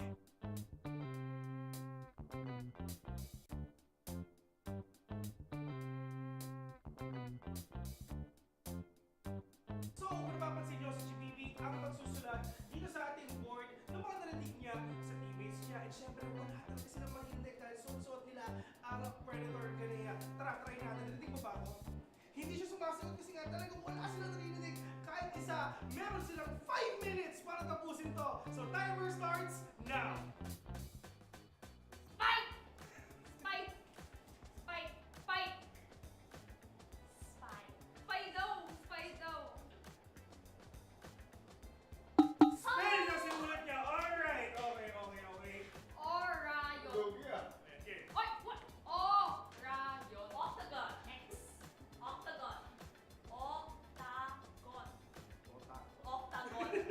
Octagon! Octagon! Ayan, pinapapansin na talagang grabe yung pag-internalize nila. Pero kung ako sa GBB, sulat mo na.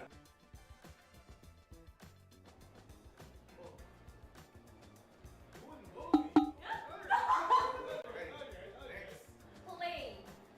Play! Play! Play! Naging Valorant, diba? Play for fix! Play for fix! Tama naman din. Pass! Rage! Quit! Rage! Quit! Rage! Quit! Rage! Quit! Kung hindi marunong na sa dulo nyo, medyo alangan. Dito lang yung pinaka-crucial. Ito Oh, pinaka-crucial. sexual. No, mali. Dapat sinasabi niya. Kahit sobrang galit ng first and second mo, pero yung third, talong. Okay, sulat mo namin. No, next down. 15 seconds. Set! Wala tayo tayo. Seven. Tanggapin na natin. 6. Wala silang nakuha na isa. Pero sobrang lungkot lang talaga. Pero it is what it is. Team number 1 is handa na. In 3, 2, 1, go! Ano sila yun? Iba yung strategy na dito ko yun. Tahimik. Less noise sila. Oo. Yan yung organize na team eh. Oh. At dahil dyan ang prediction ko 0. Doom! Pag 0-0 billion Two. score, parang yan ang... Yun! Muntik Okay, na. okay. Here we go. Okay. Pass, pass. Soba! Soba! No. Soba! Soba! Soba! Soba!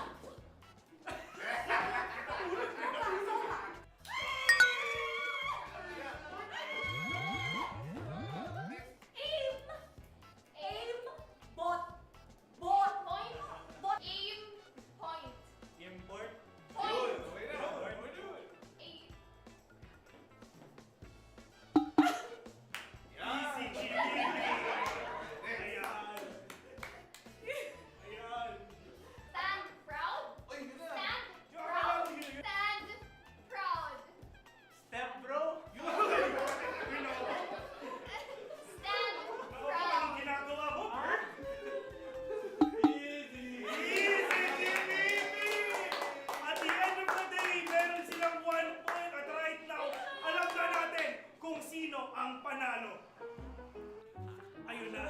So pipili na ang Team 1 kung ano bang punishment na gagawin ng Team number 2 ngayon. This or that drink ang susunod na punishment ng gentlemen. Pero meron tayong plot twist. Ano yun? Ano?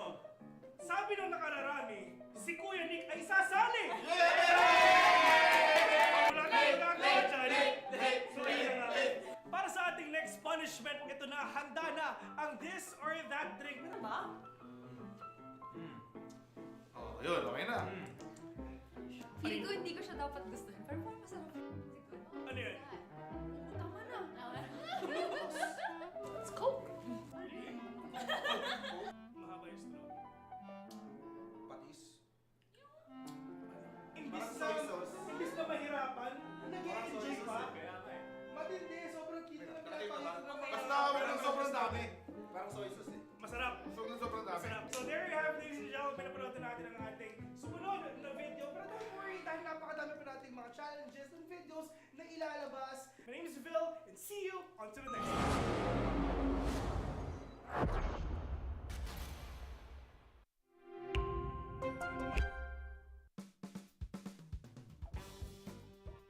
What is up guys? Phil here, back at it again para sa Predator Bunker Brawl. Talagang sobrang solid tong araw na to. Sobrang special dahil meron tayong panibagong co-host for today.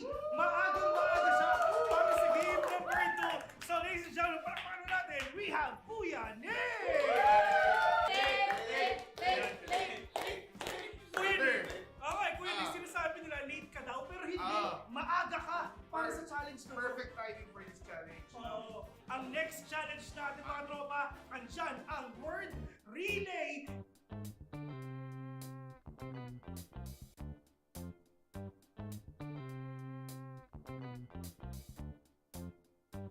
So, kung napapansin nyo sa GPP, ang magsusulat dito sa ating board ng mga narinig niya sa teammates niya. At syempre, wala talaga silang marinig dahil suot nila ang Predator Ganea. Tara, try natin. Narinig mo ba ako? Hindi siya sumasagot kasi nga talagang wala silang narinig. Kahit isa, meron silang 5 minutes para tapusin to. So, timer starts now. Spike! Spike! Spike! Spike! Spike! Spido! Spido! Spell na simulat niya. Alright. Okay. Orayo! Lugia. Okay. Oy! What? Orayo! Octagon! X! Octagon! Octagon! Octagon! Octagon! Octagon!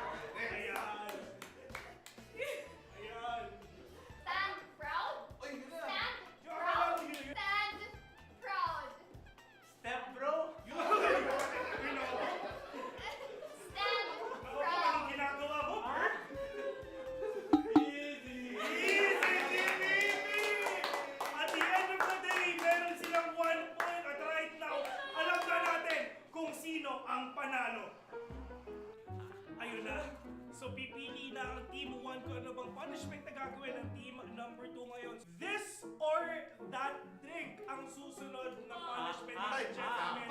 Pero meron tayong plot twist. Ano yun? Ano? Sabi nung nakararami, si Kuya Nick ay sasali! Wala tayong gagawa dyan. So yun na nga. Para sa ating next punishment, ito na, handa na ang this or that drink. Ano ba? Oh, yun, okay na. Feeling ko hindi ko siya dapat gustuhin. Pero parang masarap. Ano yun? Tama na. Let's go. Mahaba yung straw. Patis. Imbis na mahirapan, nag-i-enjoy pa. Matindi, sobrang cute na pinapakita ng mga... Basta kami ng sobrang dami. Parang soy sauce eh. Masarap. Sobrang dami. Masarap. So there you have it, ladies and gentlemen. Pinapanood natin ang ating sumunod na video. Pero don't worry, dahil napakadami pa nating mga challenges and videos na ilalabas. My name is Phil, and see you on to the next one.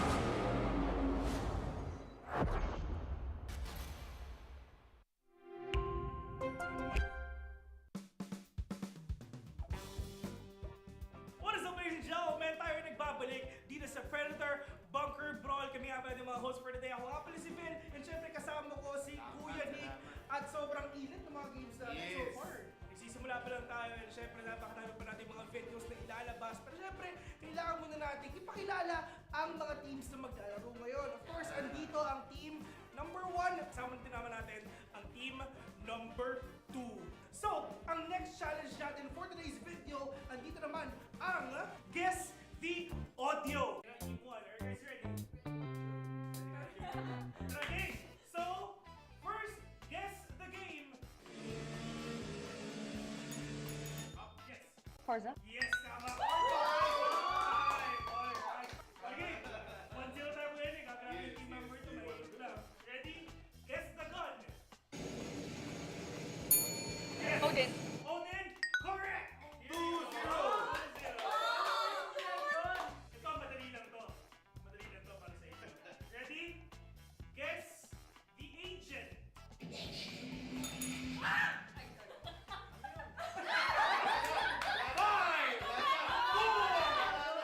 3, 2, 1. Steve. 3-0 already. Guess the gun. Generator!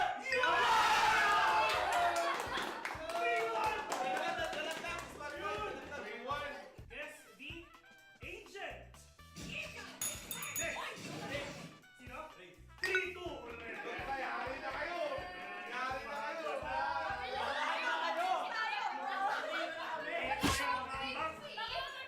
Guess the agent. Reyna. 4-2. Last one! Match point! Match point! Ito pag hindi na one version, hindi ko na alam. Perfect setup first. Guess the game.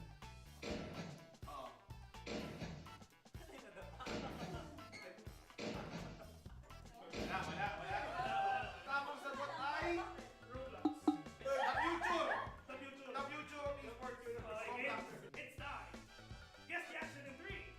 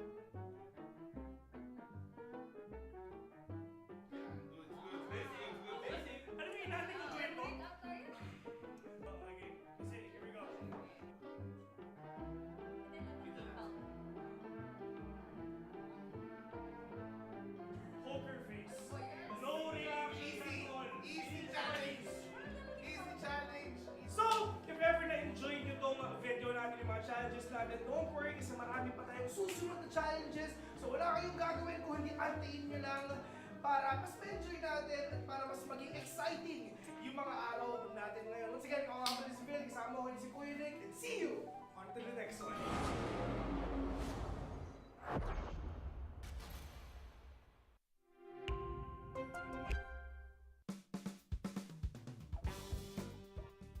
Tayo yung nagbabalik sa pinakabagong episode ng Predator Bunker Brawl. At kami nga pala yung mga host for today. Ako nga pala si Kuya Nick. At kasama ko si Kuya Nick. Kasama natin ang mga nagagawa po ng kagandahan natin mga Predator brand ambassadors and badges para sa ating susunod na challenge dito sa araw na ito. Ito ay tinatawag na IQ Test. Direct, game na tayo! 3, 2, 1, go! Round 1. Yun. Guess the game. Yes. Flight Simulator. 1-0. Ayan. Guess? Guess the game, Kuya Nick. Yes. 3, 2, 1, go! Oh. Yes. 5. Ano yan? Forza? Yes, correct. Forza Horizon 5. Oh, no. Ayun! Isipin mo yung mga dating mga videos sa ating Forza, yung talaga yung nasasayo talaga si Amara. But here we go! Guess the game. 3, 2, 1, go! 5, 4, Among Us is... 1, correct! Alam mo sila ha? Oh. Yung button, no? Oo. Okay, naman yung button na rin. Kasi kung wala yung button, hindi nyo maano yun eh. Okay. Si Bibi, kumusta ka dyan? Basic lang. Hindi ko na ako dito. Pero si Bibi, no sweat, man. No Hindi, sweat. pang-class kasi ako. Hindi, ako naniniwala ako sa'yo. Bert! Bert, niwala ako sa'yo, Bert. Talagang, Sabi ko sa inyo. pakita mo kung sino ka. Kilala ko yung kalaban nyo, hindi marunong isa dyan. Para kasi na kung sino isa na yun. ha? Yan, let's see ha. Round number 5! 5, 4, 3, 2, 1, go! Okay. Hoy! Yes! 5, 4, 3, Oy! Steve! Congratulations sa team! Phil, ito yung natatalo talaga na carry jump eh. Oo, Binuhat niya Amara. Buhat na buhat! Si Amara nahulaan niya yung Forza. Nahulaan din ni Amara yung Stardew. Nahulaan ni Maggie yung Among Us. Oo, tama. Alam mo na kung sino hindi marunong sa kanila. Super sayang. Congratulations, congratulations. Congratulations sa kapatindi. Team 2 naman ang nakuwagi para sa rating na ito, para sa challenge na ito. At sadly, ang kukuha na naman ng challenge is ang team number 1. Ayan, sobrang sayang. Pero yeah, tuloy-tuloy natin to. Punishment na. Game. Ano ang magiging punishment ng team number 1? Hindi, ito na, parang may ulo ka. Hindi, parang... Oh, chiniti ko na, men. Parang, dito ro. Di ba ba? Ah, Ano yan? ano yan? Ay, hindi. Chubby. Bakit ako yung Chubby Bunny? Chubby, chubby. Alright, without further ado, umpisahan na natin yung punishment ng Yes. team number 1. At ito ang Chubby Bunny. Kuya Nick, paano ba to? Ganito. Sample naman. Ganito. Sample. Ganito. Mas cute pag sila gagawa niya. Okay? Mas cute pag sila gagawa niya. So, team 1, let's do our punishment online. Here we go. Nakakawin na naman ako dyan eh. Sa ganun lang yan, ha? Sa ganun lang yan. Ang gagawin natin is kakain lang sila first marshmallow, then sabay-sabay silang magsasalita, magsasabi ng Chubby Bunny. Pero, hindi Chubby Bunny sasabihin natin. Meron twist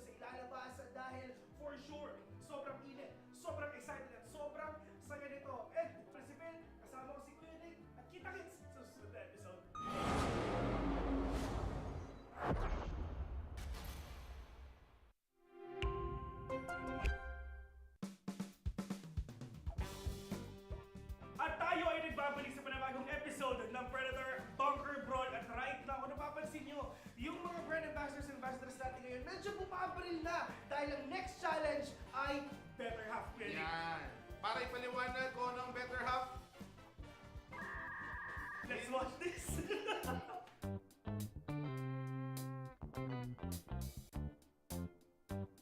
So nakita natin yung mechanics para sa ating challenge na better half, and right Yes. now, Kuya Nick, kita natin yung ating mga brand ambassadors and ambassadors na nakaupo na.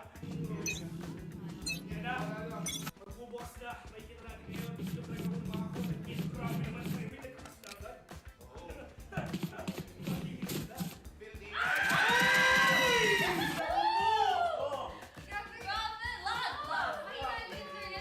building. Ready, kami ready. Dati. Ito, tatalunin natin yung top lane yan.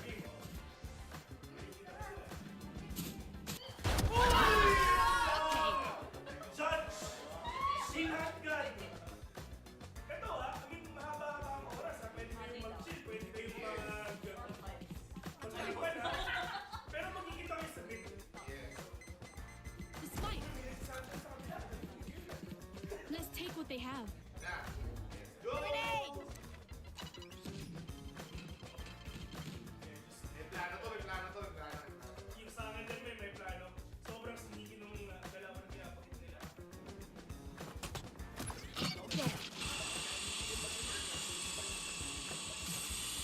Lumabas na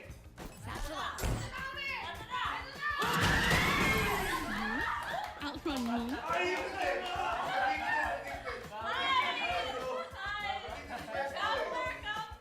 Alam nila! Alam Ito ko yung pwesto eh. So ngayon, magkakaalaman kung may panalo na or meron na Keep up. tiebreaker. Sudden death. Sudden death, yeah. Here we go. Ayan na. Ayun na. Pero ako magsasabihin sa kalaban ko.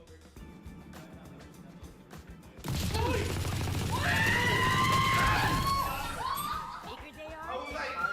Husay! Ano tapos na region niya? Top 7? Top 7 ang region natin. Nakakatuwa. Oo. Ito na, ayan na. Pwede sila magkita. Oh! Next one down. Finally! 3-2! Finally! Kamali yung bigla. Pero wala eh. 3-2 na finally nakabawi na ng Team 1! Congratulations! Welcome back to the Asia Pacific Predator League 2024. You are back on the desk with myself, Mika Fabs, and Asarai and Dax, who were up to absolutely nothing during the break. No, not at all. We are good boys. Yeah, they're very innocent. Yeah. I'll just leave that up to interpretation.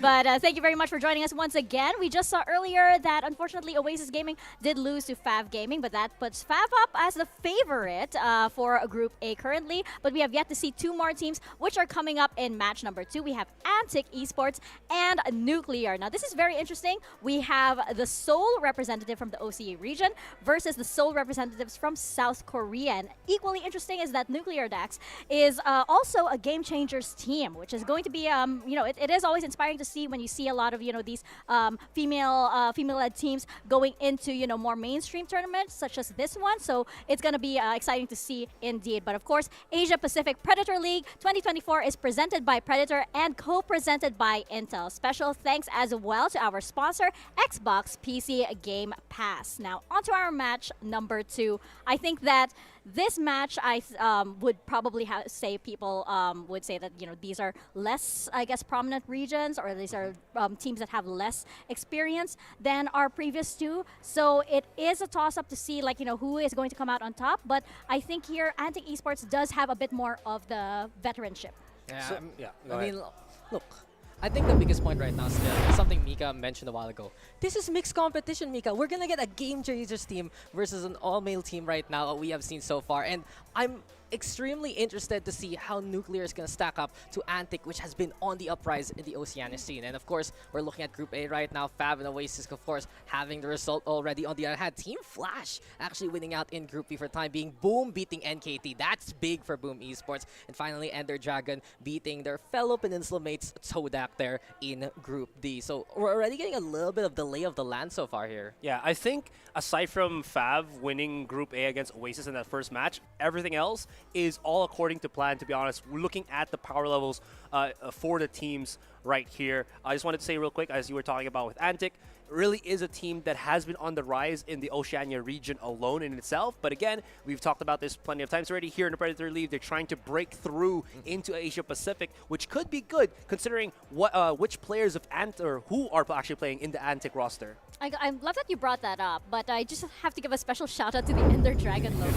This is my favorite. How can it not be, right? I know that Team Secret is over there, and of course, like, you know, my heart goes out to them. But come on, it's such a cute dragon. It's a Minecraft one. It is. So I love dragons. I know. Hey. I know. Wow, nice flex there. You know that he has a reel of him doing the toothless dance with his arm. No, just one I'm pretty arm. sure people saw that on, you know, probably on your social media. So, but we are going to talk about Antic Esports right now, Asarai. Not any of your tattoos or not any of your dragons at the moment. Let's take a closer look at Antic Esports.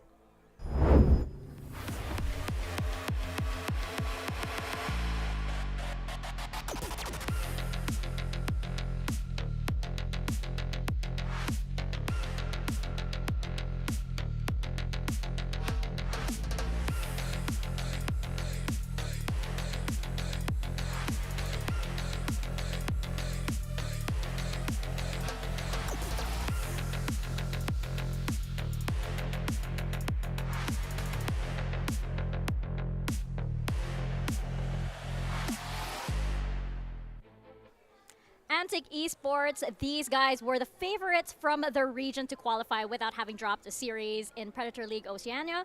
This roster has been making the rounds in OCE, right? And like the region's VCL and some off-season events, I believe. So I think it's no surprise that we're seeing them here today. And I think, as you mentioned, Azarai, there are some familiar faces here. Absolutely. So if you have been following Ascension Pacific from last year, Watt and Nas, formerly of Bonkers, now playing under the Antic Esports banner. And what's kind of interesting about this is Watt was the first one that actually joined up Antic. I think they lost a player in the name of Water, yeah. That was replaced by Nas because they were looking for whatever the cause it might be. They got themselves an IGL that they're wanting to kind of reform this team in-game, to lead this team in-game, because it seems like even though they have been dominating, it feels like they haven't been as structured as they would want to be. Yeah, and the core of Antic Esports, they did play before with each other back in stage number 1. You had Punda, Mike, and Watt in that first iteration of Bonkers, then picked up by 95X. They did leave, though, in stage 2 to go to Fun Crew, if I remember correctly, but now they're back and better than ever. And not only that, they have picked up in such a strong talent in Maz. He hasn't really gotten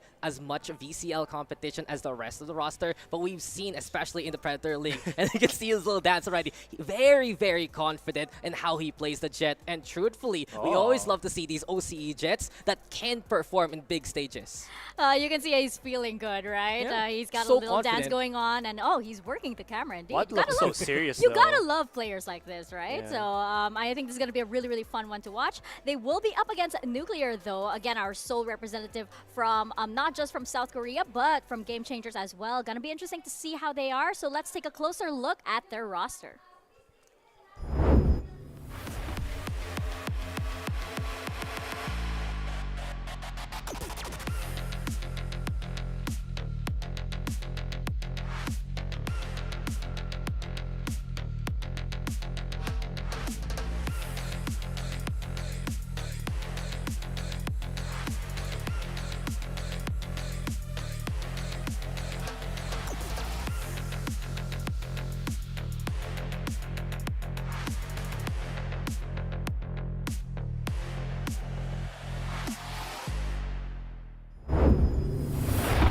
many in this tournament, this team definitely hopes to make their mark. This team did qualify for Game Changers East Asia in 2023 against teams from the Chinese region, from the Japanese region, other teams from Korea as well. However, they were knocked out on their first match into the playoffs, right? So will they fare better in this international tournament? That is a big question.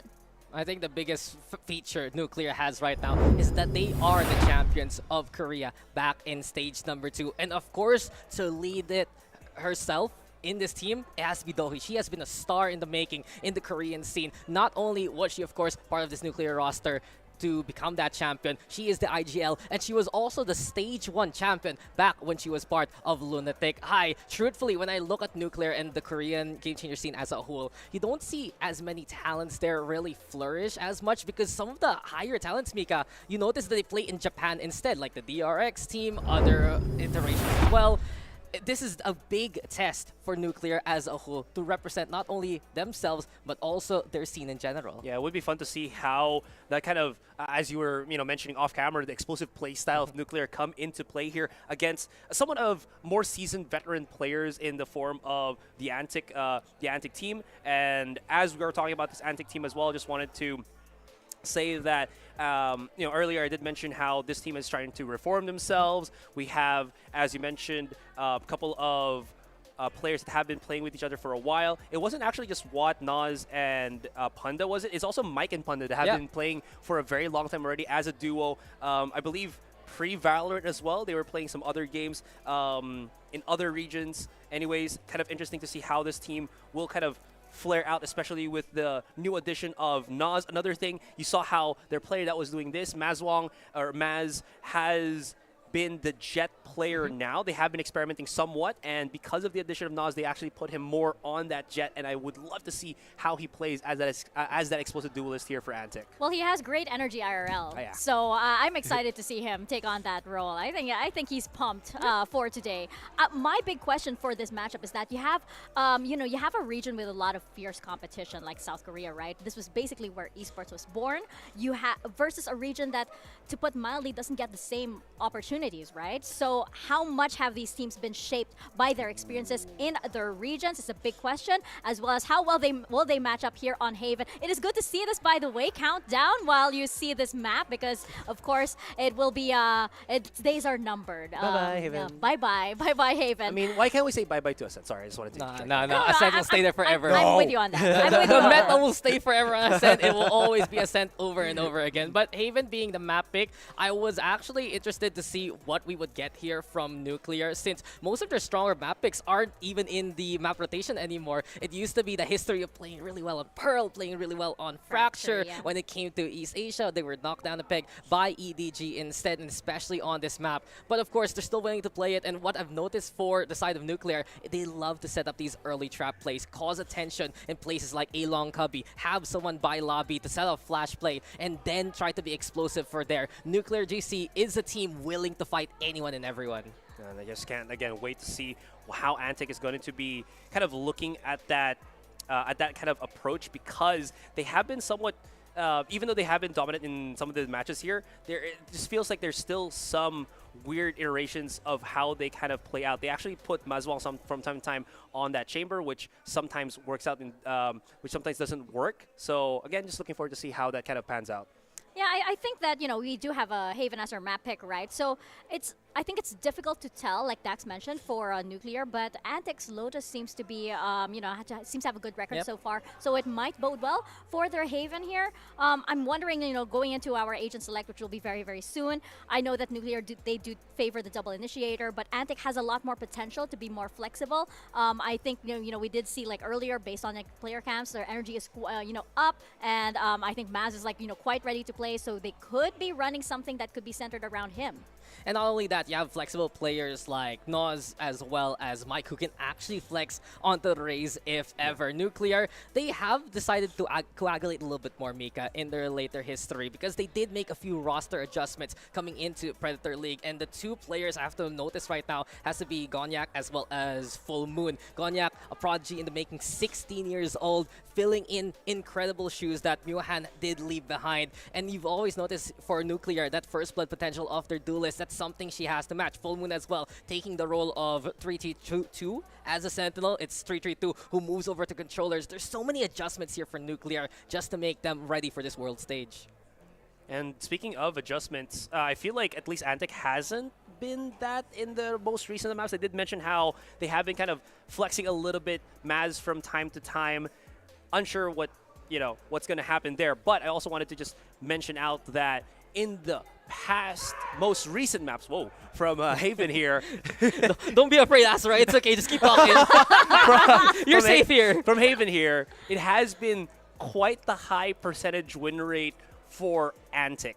So again, how that transitions against a team that plays such as Nuclear, which is very different from, I think, what Antic has been playing with here, is going to be quite the interesting thing if it's going to be effective or not as effective. I mean, I think that's what's interesting is that we're getting Haven in the first place because we did see Antic lose that in the grand finals. It was their only map drop in that series. But then again, Mika mentioned a while ago, playing Lotus is a consideration, yes, for Antic, but also a big consideration for Nuclear. And it really just goes to show, Antic, they've done their research. They know that Nuclear as a whole, with this map pool, they don't have the widest map draft. They don't have the widest availability on what map they want to go on compared to before, and they're trying to exploit that fact instead, especially since they did see EDG beat Nuclear back in the East Asia side of the Game Changers in commanding fashion. Yeah, it's a double-edged sword, right? Because it seems as though Nuclear's aces are gone in terms of like the map select. But we're getting a lot of energy, by the way, from our other streams. Do show them some love. We do have the other groups being streamed on different streams, brought to you by I believe we have our Tagalog stream as well, whose energy we're catching. But yes, as we mentioned, it could be that Nuclear are keeping secrets. We haven't exactly seen them very recently. So, 2 months, 3 months is quite a long time, right? So there could be a lot of improvement here. There could be a lot of mixes. It could be a big question mark. And, playing up against an unknown is always very, very scary because it's very difficult to read somebody who, you have no information about. I mean, come on. Look at the matchup itself, Mika. This is such a big unknown. When do you get matchups like this? Cross-region, of course, from Game Changers to the VCL side. This is what we're going to get here at the Predator League.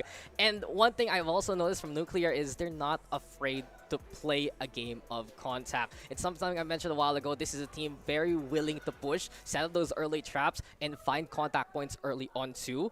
But there's another thing as Maz is just really working that camera. He's working the camera. Shout out to you, man. Shout out to you. But Nuclear, in their history, they are willing to play a double duelist style if need be as well. So if they can just bring in that high octane action, be that big question mark that Antic doesn't expect, then they can give such a big surprise to our OCE squad. Yeah, and this is again why Antic are very much happy to have this quote-unquote newer roster. They have been playing for a few months now.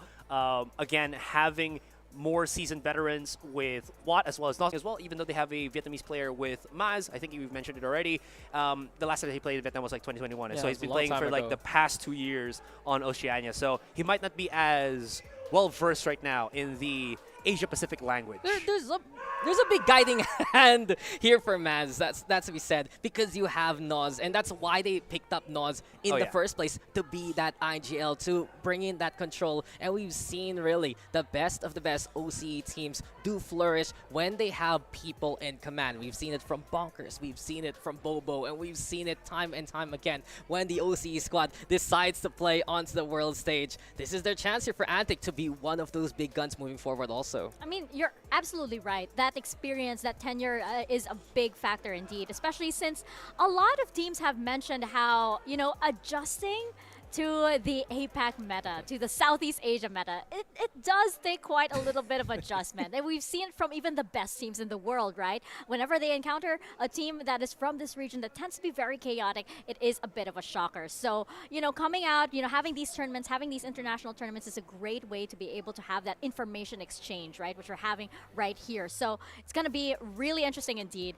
As we're seeing our teams right now still setting up, and Maz is still entertaining the camera for everybody. Thank you, Maz. I think he's definitely, showing a lot of personality indeed, which is great, by the way, because as you mentioned, we don't get a lot of players from the Vietnamese region. They are a region that much like Oceania actually doesn't have a lot of opportunities or doesn't have the same sort of like experience or landscape as regions like the Philippines or Indonesia might have. They were a little too late to the party. Yeah, They were, it was 2 years delayed, right? Yeah, they were From- the late yeah. addition to SEA way back when. And yes, now we have some incredible mainstays like FCY who does compete again and again.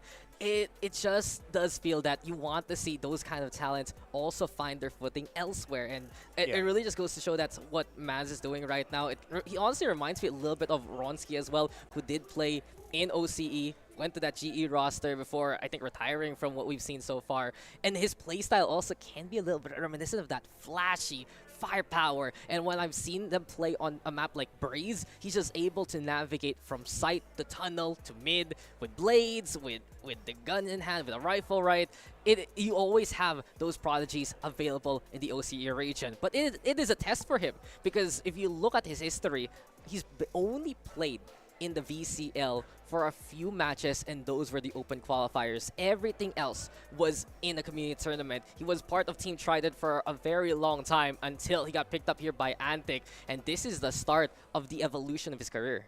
Absolutely. Again, and just gonna add to what you were, you're mentioning about Vietnam and everything. All of the well-known Vietnamese players, the incredibly strong ones, have actually gone outside of their local region into other teams. Crazy Guy, on Bleed. There was another one I forgot. I think that was Jin. from... Remember Jin? Yeah, Jin. And another one as well from Cerberus, I think, that went out. Fischio, I think, is now playing on another team that's outside of Vietnam. Anyways, that's just kind of the curve right now for Vietnamese players that really want to get into that international scene. That being said, though, just moving into a different topic, could be also interesting to see the stylistic difference of both of the teams, because Dax was talking about how explosive Nuclear is. They like to take these more confrontational fights, but as I mentioned that they were trying to round it off with Antic Esports. I'm so sorry. It really is bleeding over. I can hear the energy. For context for our audience, we are positioned very Back near to Back the, to back with Group B. the Tagalog stream or the Filipino stream, Yeah. right? So and they are doing Group B, I believe, and you have Vil over there, and that Oh. is enough said. Yeah, okay, all right. Sorry, They're very excited, that's for sure. All right, sorry, just to finish off what I was mentioning as well, this is a roster that they're super happy with, because after Watt and Nas have actually joined, aside from, the mention of Nas being the Igilla and so on and so forth, they actually have fitted nicely into their roles as well. We have, again, Maz on that jet, I've already said this. Mike, who loves to play as the clutch lurker, perfectly on that Sentinel Cypher Killjoy role. Punda as the Sova that can also play that Raze. And of course, Watt that is going to be that controller. And now we're heading into our agent select, and I know that like a lot of people say, hey, don't experiment or something on a big international tournament, but I feel like right now, Asia Pacific Predator League, it's the first off-season event of the year. Why not? There's no better time to do that and to have a better training ground, as you can work the camera as much as you want. And I can't wait, by the way, to see his like little in-game celebrations as well, if we can cut to him really quickly during those times. A little dance, a little twirl, and we're going to be getting into our game very, very much so shortly.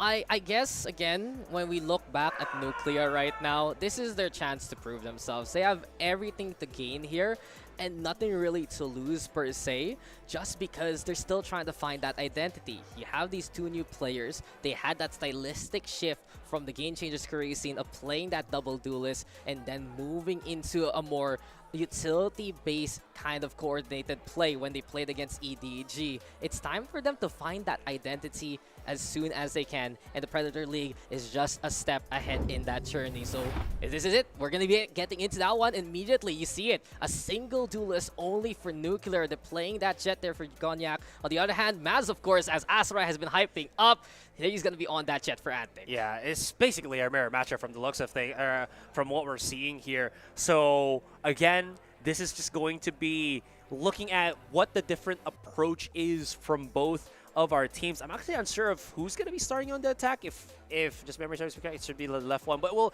have to double check on that. That being said, though, this could actually allow Antic to set the pace, considering that it is going to be Haven as well. With this kind of lineup that you have, you know, the standard Haven attack comp, it's going to be very easy for them to set things up on that offense, and it's all going to be up to Maz to get things started. I'm very excited for this mirror matchup indeed, especially since it's going to come down to the fundamentals. So let's get into it. It's going to be a Nuclear versus Antic Esports on Haven. It's a battle of backgrounds, basically. It's a battle of styles. And here we go, ladies and gents. Second match of Group A. You got Nuclear on one side, you got Antic on the other. And if I've noticed this correctly, it's actually Coach Youngju playing here over 3-3-2. But immediately Maz draws first blood. A quick beginning courtesy of Antic. They want to clash as soon as possible. And they already are ahead in a 4v2 set. This has definitely gone awry, and it's going to be, as you mentioned, Nuclear going to be on the offense. 2 versus 4. That push out onto C-Long really hurting their numbers right now as they try to re-encompass the situation. Killjoy Alarm Bot is still active here on the Garage, so Full Moon, as she tries to push up into it, might get exposed. Lots of noise being done by the breach to get some attention in, but it's not going to form out against Watt as he picks up the easy 4K. Yeah, what, where, why, how? He finds the 4 answers anyway, and Antic Esports, they're going to take that pistol. They were willing to fight Nuclear at their own game, and this is what Antic can relate to. Usually when we see them in the OCE scene, there's one impact player trying to play away from everyone else, call that attention, and allow the rest to funnel in. On the other hand, though, if they feel confident that they can clash, they're just willing to... not the optimal way to go about things. Unsure what happened there, but again, they're just going to have to deal with things for the moment. A weak buy here, or just a couple of pistol upgrades for Nuclear on their save or on their eco. And they are trying to clear as much utility at the start here first, but they haven't really garnered that much information as to where the players are, just where the Killjoy is and her turret. Yeah, Mike playing towards window. You see Hana, though. She's no longer playing that second duelist. Really, the adjustments to play more flash-based initiators like that breach. And Nuclear playing a slower style right now. This goes to show how they're trying to find different ways to play in their careers. Full Moon marching towards mid. Punda, though, has the Phantom in hand. And the firepower is set here for Antic. Go for a Recon Bolt. Broken quickly. Nas priming. A potential flash here. But beyond that, Nuclear, they tried to dip into those waters, have the back on the way. Mike, on the other hand, he's prepped here by window, ready to drown anyone coming his way. Mike's got the timing as well. He's tucked himself, as you mentioned, on that window position. Doesn't have any more nanoswarms to stop them, but full HP is going to be pretty good at just absorbing some hits and getting in. And speaking of getting in, Gonyak's actually found herself on that A site.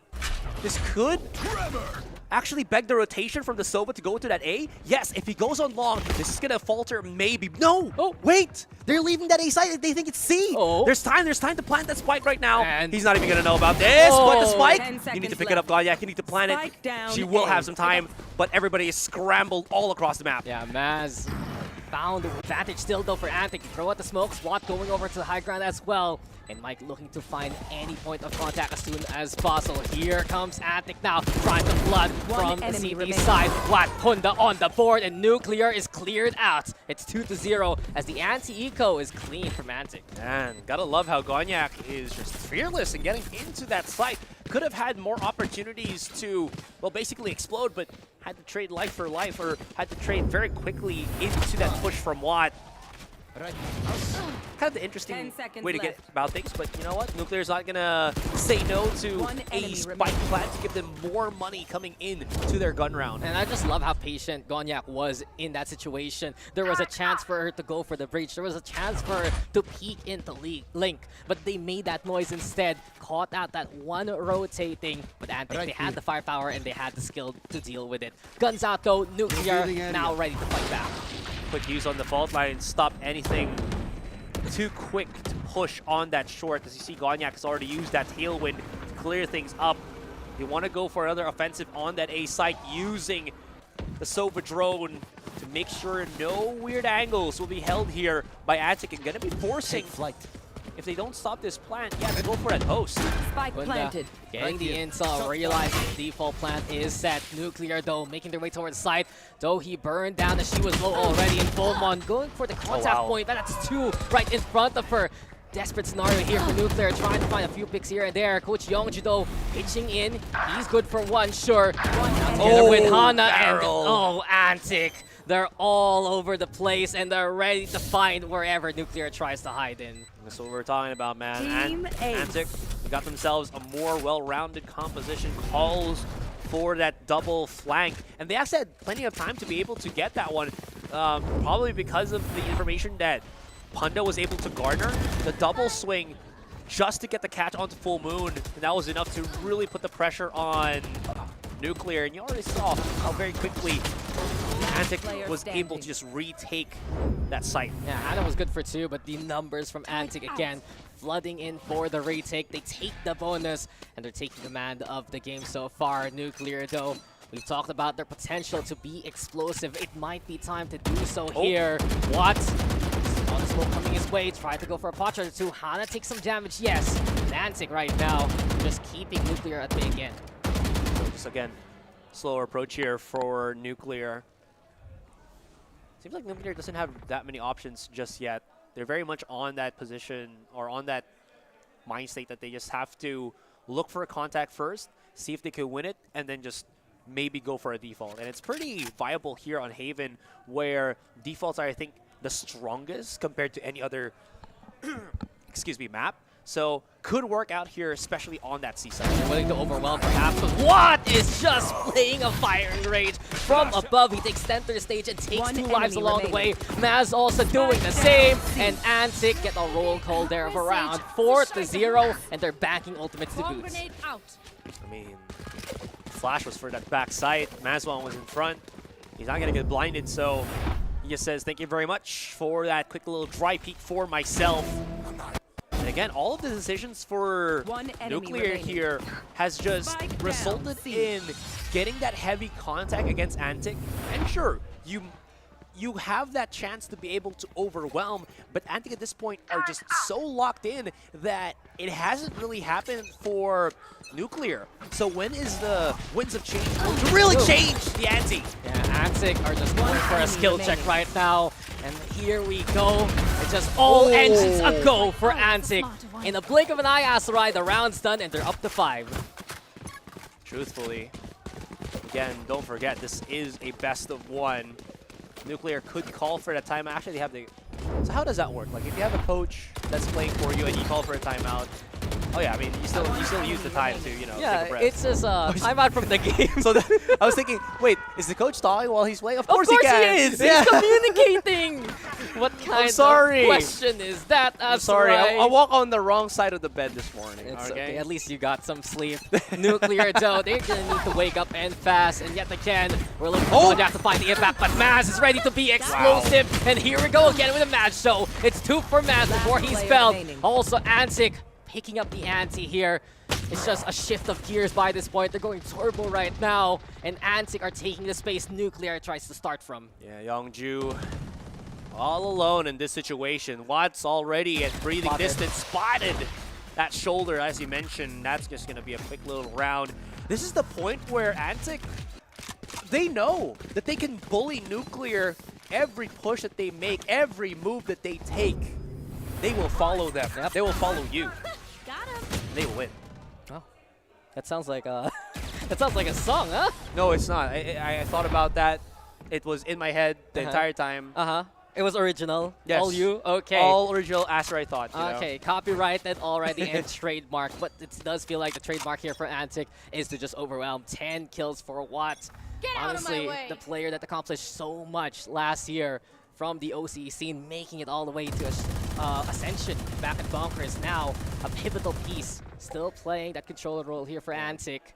Of course, we've seen so far many an OCE players just be explosive when they want to shoot back. In any case, though, Full Moon now making Watt sleep. A chance for Nuclear to get in there, and they're feeling a little bit more confident in the round after that first pick. Gonyak, does she dare push into the smoke with the shorty? Aftershock also ready to receive. So he here. The plant, though, going down to Sova low on the HP already. Watching Mike in this position, but Noz instead getting one for himself. Advantage now here for Nuclear. Gonyak wants to go for the push. And flash happens, and Cognac takes it. They might spot also the Sova here. Honda though bringing in the big gun. The Odin able to equalize. And now this might be Nuclear in trouble. The scan is perfect. They know exactly where they are. And Hana, he tries to go for the bailout, but it's not gonna happen. Nuclear is shut down as Antic are keeping it perfect still. Oh, that was the first real threatening round to come out of Nuclear. They got the first pick. They somehow managed to swing their way on that B side, get another pick on A link, and then Punda out of nowhere gets the 2K, pushes in the advantage. And again, the reason why I was just making so much noise in that situation, in such a position on B, you do not want to get tagged by that recon dart because it just reduces your chances of winning. If you're trapped in the back of the site, you already know that you cannot reposition because of just how awkward that back B position is. And look at that level of confidence from Antic. There was still second guessing there from Nuclear after the dart. A little bit of hesitation with the Rolling Thunder, and Antic already executed as soon as possible. Hunter's Fury though, heard here from Nuclear.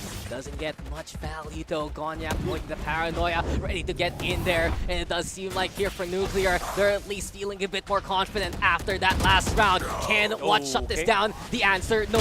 Youngju, good for one. Here comes Antic though to fight back already. They're not even waiting for the plant here, Asarai. It's the Maz show yet again, looking to take center stage, but no, he's felled by Youngju again. 2v2. Noz here with the up close. It's left now to a 1v1. no. And oh, you can't TP out of that. No escape, says Punda. 8 is the way here for Antic.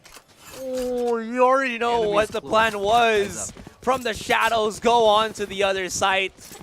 But Punda's like, I'm close. I can just stop you. So, but other than that, that was again another almost good push from Nuclear here. But there's just that always one tidbit from Antic that flips it all around. The round before that, it was Punda. The round on this one, it's Maz. Yeah, it just screams here for Antic that they're still able to handle any kind of pressure.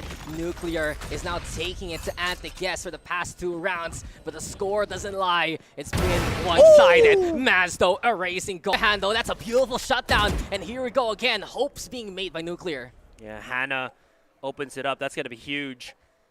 Can she actually pick up a weapon for Doohy here? That's actually going to be at least a big help, especially now that they kind of slowed down the pace once again.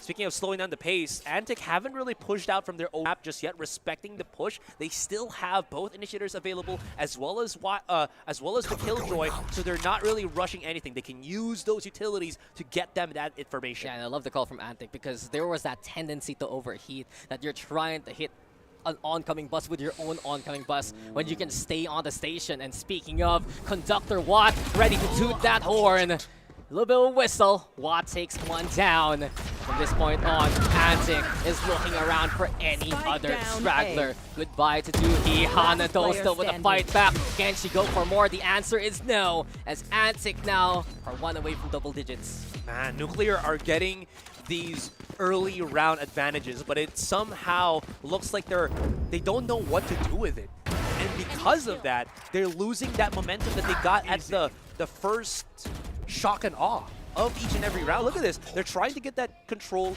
It's slow. So Antic has time to breathe. Once they have time to breathe, they got time to go and counteract that offense from Nuclear. And just the leadership again from Antic. You were talking about it extensively, picking up that new IGL in Noz, right? Just making those mid-round calls to say, guys, chill out whatsoever. Anyway, Punda, Owl drones out and about. Gets the intel immediately. Nuclear is trying to come his way. Up here from Maz, though, is just gonna hit center of Mass.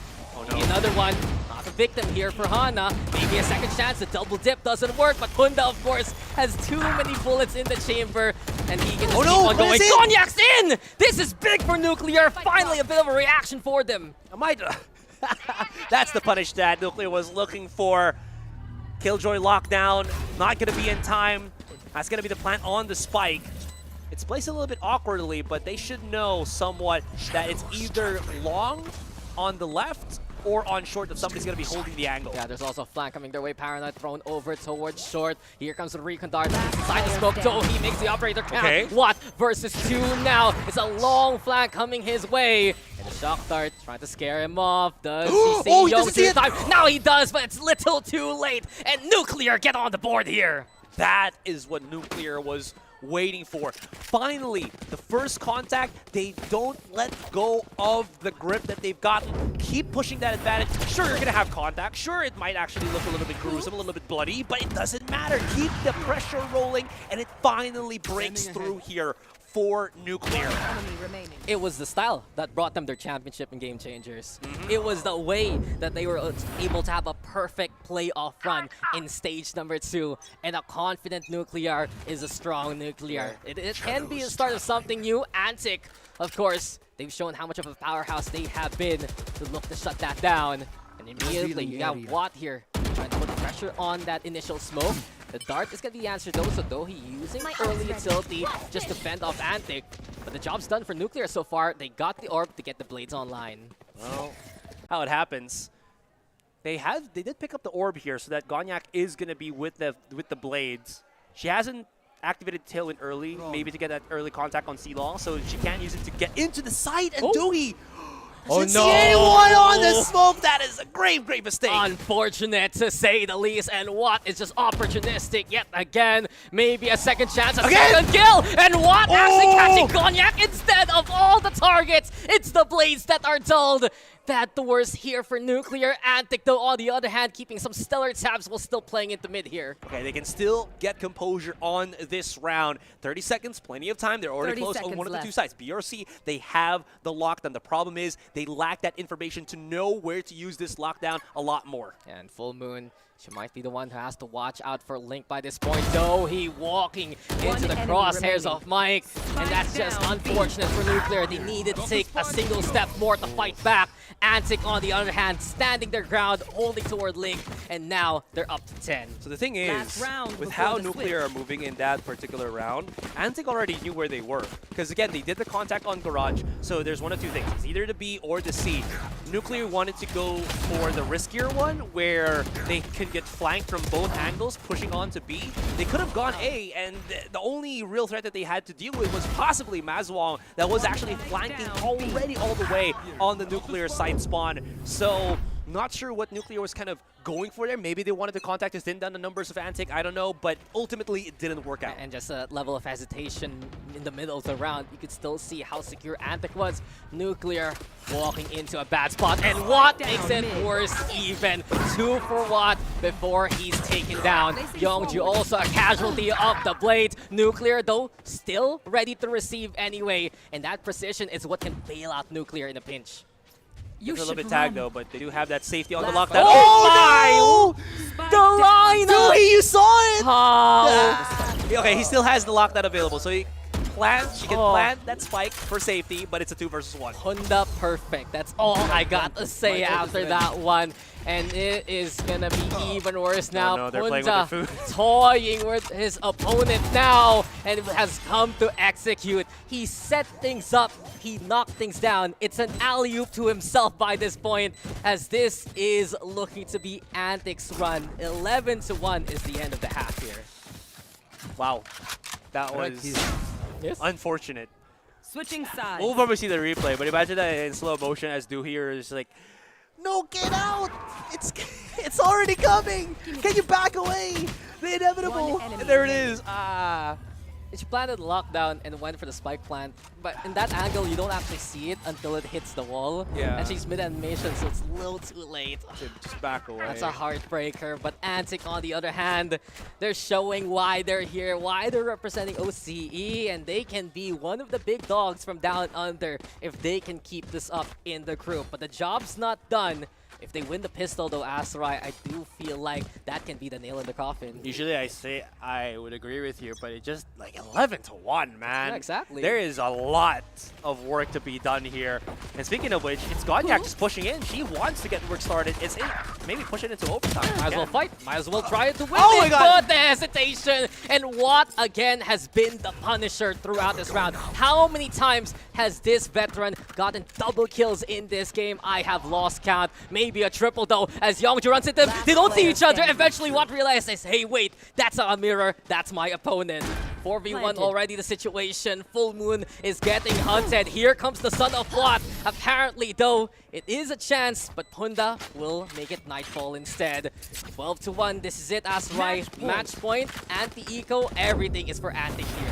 It's going to be a big hit. That means that... It has to be a force from Nuclear. Exactly. So they're not going to be in a position where they have One enemy remaining. weapons. They still shoulder to shoulder, but Lodge is so quick and just being able to, again, transition into that. And here's another tidbit as we are preparing into this round. Walt was already looking for a new team when he was still with Bonkers, I believe, on Ascension Pacific. I think this is already general knowledge. So him being able to find a team with Antic that he's been here for a couple of months with, you do see the effort as well as the, you know... Oh, okay, there's the effort, but Gonyak over onto the corner in a perfect position to take down 3. Nuclear still having a heartbeat in this game. It's all left to Mike now. He's strapped into the corner, and he is exterminated as such. Nuclear making it 2, so at least a chance here when they went for the 4th spot. Gonyak's been amazing for Nuclear in the rounds they have won. Again, it's not a lot, but when you do get a chance, as you mentioned, it's the heartbeat, man.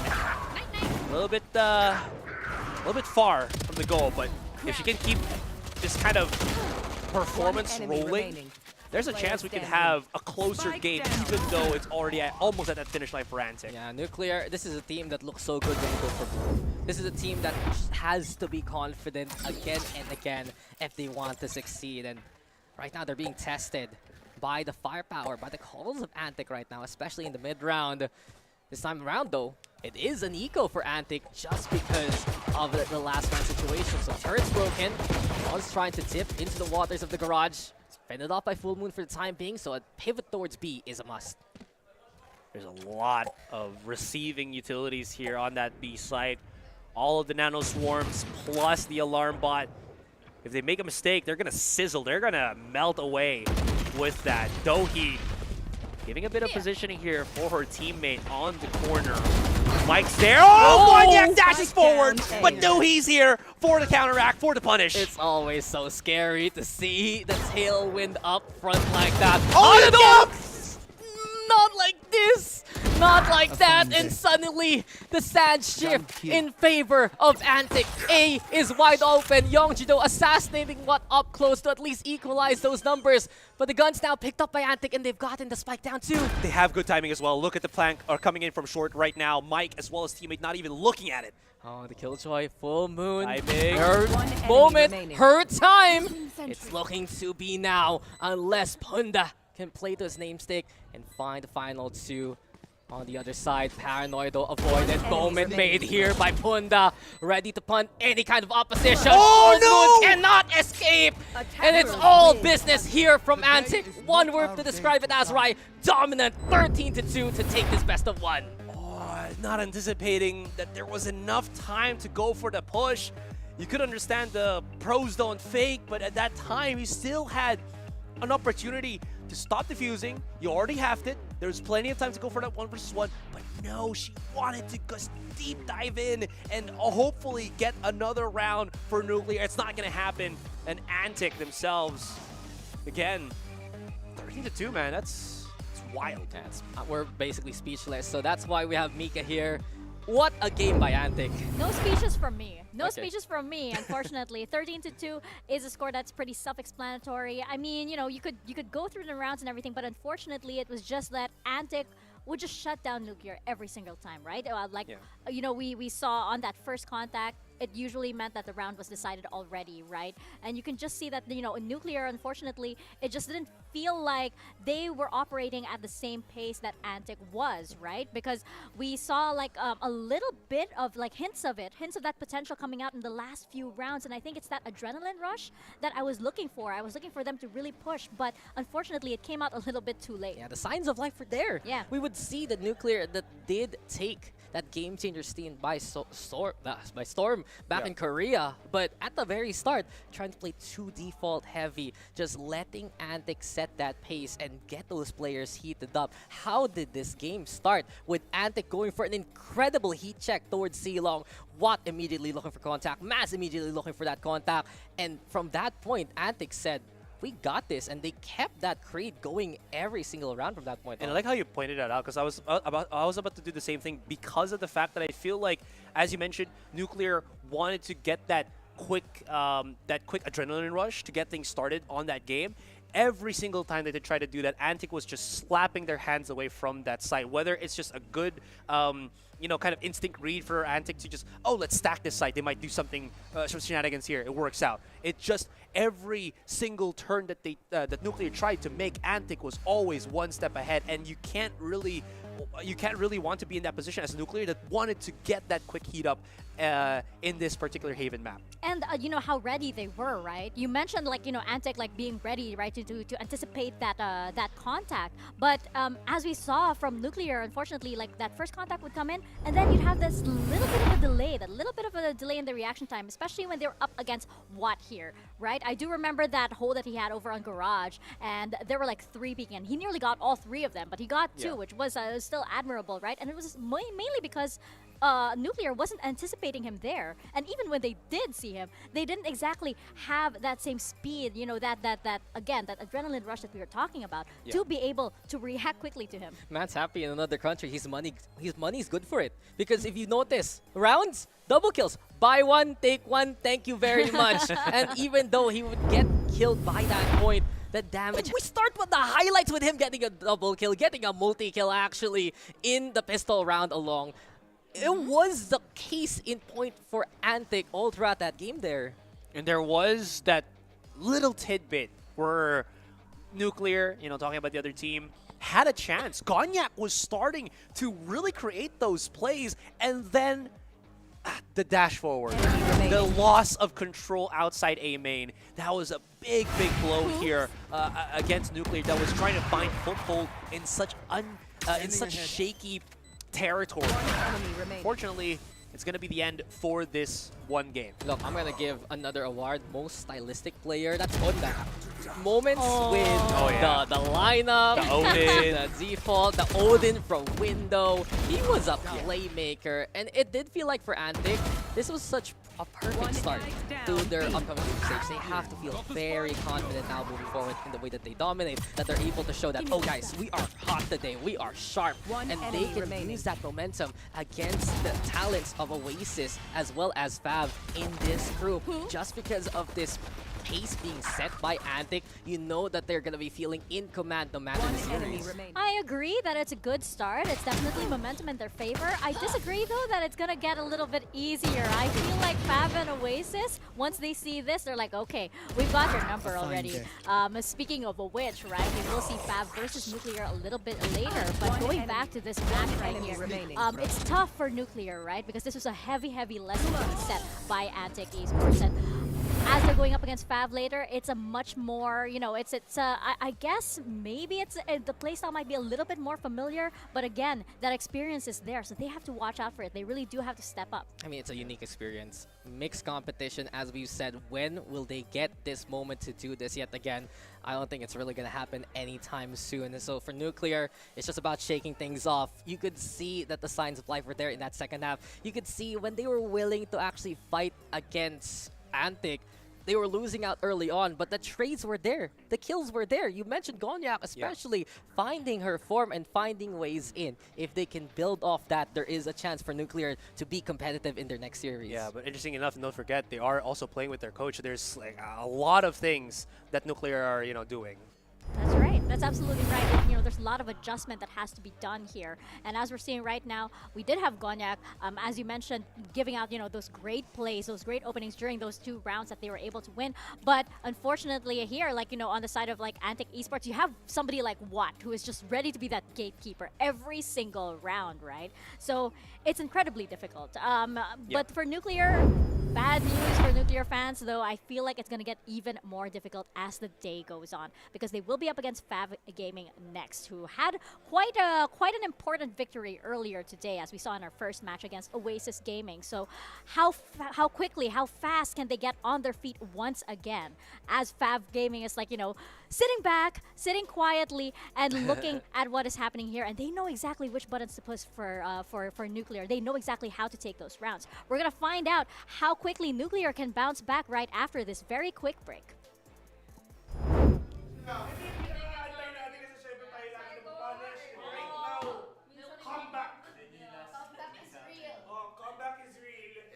At para sa ating next punishment, yun ang ako ulit. Pag-usapan na natin na what's pwede mangyayari. At Team 2 ang gagawa. No?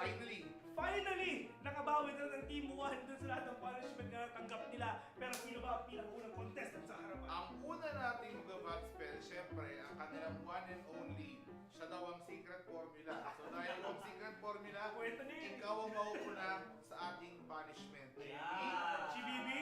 Okay, GBB, 3, 2, 1, go! C. C-H. It's yun! Sige, I. I. B. Yun! I. Oh, I. B. B. Y. Y. Z. Anong Z?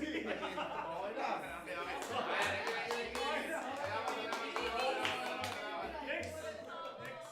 3, 2, 1, go! A. Okay. M. A. R. R. A. Si Amara parang sumasayaw eh, no? Ay, isa pa pala, sorry. Bonus pa, di ba?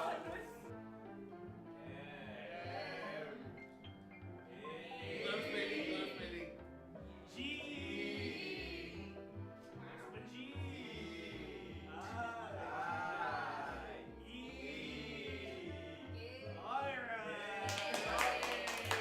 Host for this video, ako nga pala si Vince. Kasama ko si Kuya Nick. You are watching the Predator Bunker Brawl. See you until the next one.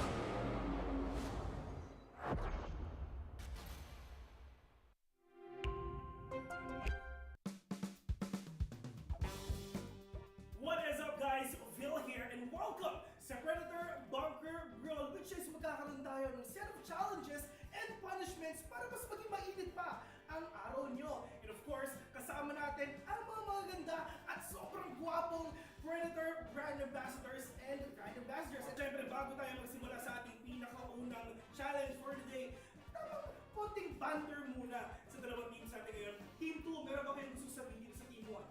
Friendly banter. Good luck na nyo, bay. Sabi ni Chibibi, syempre translate natin yun. Good luck daw, sabi ni Chibibi kasi kailangan niya yun. Pero how about yung Team 1 Berg, pero gusto niya sa kanila? Good luck sa'yo, bay. Good luck sa'yo ba? Ano yung isa? GG easy. Alright, so narinig na natin yung mga thoughts ng dalawang teams natin today. So hindi natin ito patatagalin pa. First challenge is ang Scribble Trouble.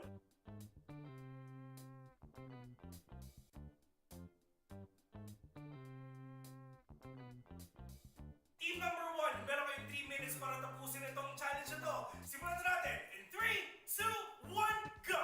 English. Number 1 pa lang manalo. Pass, skip. Alright. So far, Horse riding. meron kayong 2 minutes and 15 seconds remaining. Uy! Next level na! Ayos yun na! Okay, next! 1 lang. Meron silang 1 point. Addict. Yung ating konti na lang pare. 1 minute 20 seconds. Pass. Next natin. No pressure, 1 minute remaining. Basically, pass. Hindi, yung Easter na ano. Na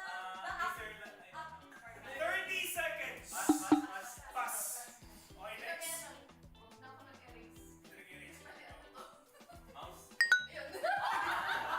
Okay, meron pa kayo 20 seconds.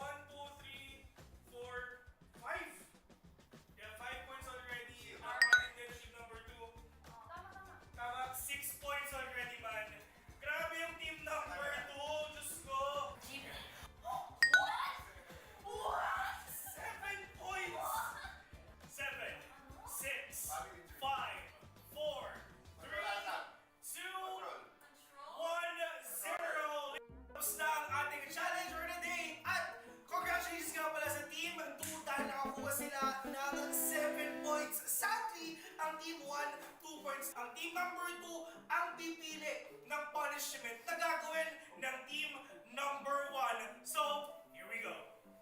Ayan na. GBEB, do the honors. Ayan na. Kinakabahan na yun. Uy, at ang challenge nila at ang punishment nila is Dynamite Roulette. Ayan. So, yeah. Mahilig pa sa spicy foods. Hindi ka mahilig sa spicy foods. Mahilig ka sa spicy foods. Okay. So, dalawa hindi mahilig. So, feeling ko talaga medyo mainit ang mga bibig nila mamaya kasi on their first punishment. Ready? Dynamite Roulette? Here we go. Direk, ano nga? Extra rice. Tsaka ketchup na rin. So, kaya mo, hindi ba ka, pero hindi mo kinain yung pula eh.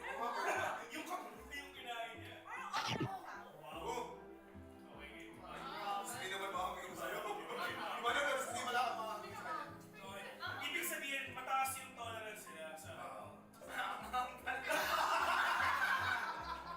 Nakita natin ang ating challenge for today. At huwag kayo mag-alala dahil napakadami pa natin challenges sa mga susunod pang episodes. So we're inviting everyone to come and join at panoorin at antayin yung mga susunod nating episodes na ilalabas dito sa Predator.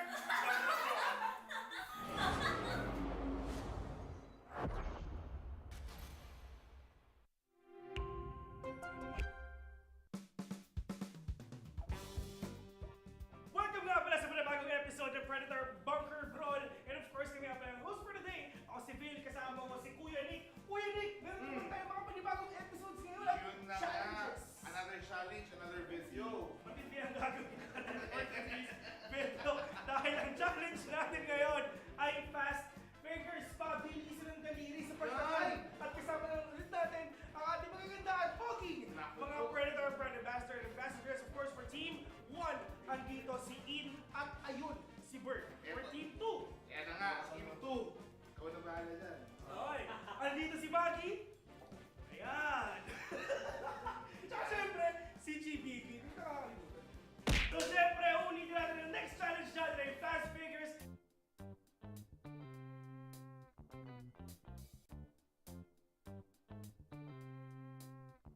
Ready na kayo? Ready ka na? Timer starts now! Dito ulit. Bawo na. Uy! Boom! Tapos na? Uy, napalo na 2 beses! Naku po, sobrang tryhard mo naman. Kaibigan, oh. Natatasok mo ako eh. Di ba? Uy! 1-0! 1-0 in favor of Team GBB, Team 2. Ready? Ready? Here we go, fast fingers! In 3, 2, 1, go!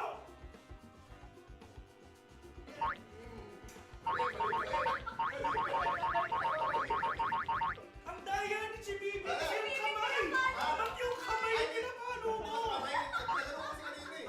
Hindi mo naman alam na bawal ang kamay. Ang daya! Oo, madaya ang GBB. Oo! Oo! Nice one. Tapos na, ladies and gentlemen, 2-0 in favor of Team 2 again! Team number 2 ang nanalo dito sa Fast Fingers. So, Team number 1 ulit ang gagawa ng punishment. Tayo mo po. So, Dipit, papakita natin yan in 3, 2, 1. Kuha sila ng cookie that may roleta. Yes. Kung saan pumunta yung roleta na yun, doon ang dip. Doon i-dip yung cookie, then kakainin nila. Pero tatlo sila, di ba? Team Yes. 1 nandito. Pero feeling ko, Yes. kulang eh. Ito na nga. Based on the management, Oh, management. tsaka may na training na kami tayo. Meron pong foul na nangyari wherein ginulo po ng isang participant sa kabila Yeah. that resulted into negative output. So therefore, kailangan po namin patawan ng penalty. Si Bibi. Tapos, management yun. Deep all sa bagoong. Iba naman eh. Iba naman yung Oh. bagoong. Ano? Sige nga. Harap yan. Sarap. Okay, next. What's the bird? Hindi, isa na naman yan eh. Oh, Isa na naman yan. Okay, okay. O, ikot natin direct. Ang kanyang dip, special na ketchup. Vinegar. Konti. Kunti. Kunti. Kunti. Sama? Pinagin mo yung buong cookie dyan. Ayan.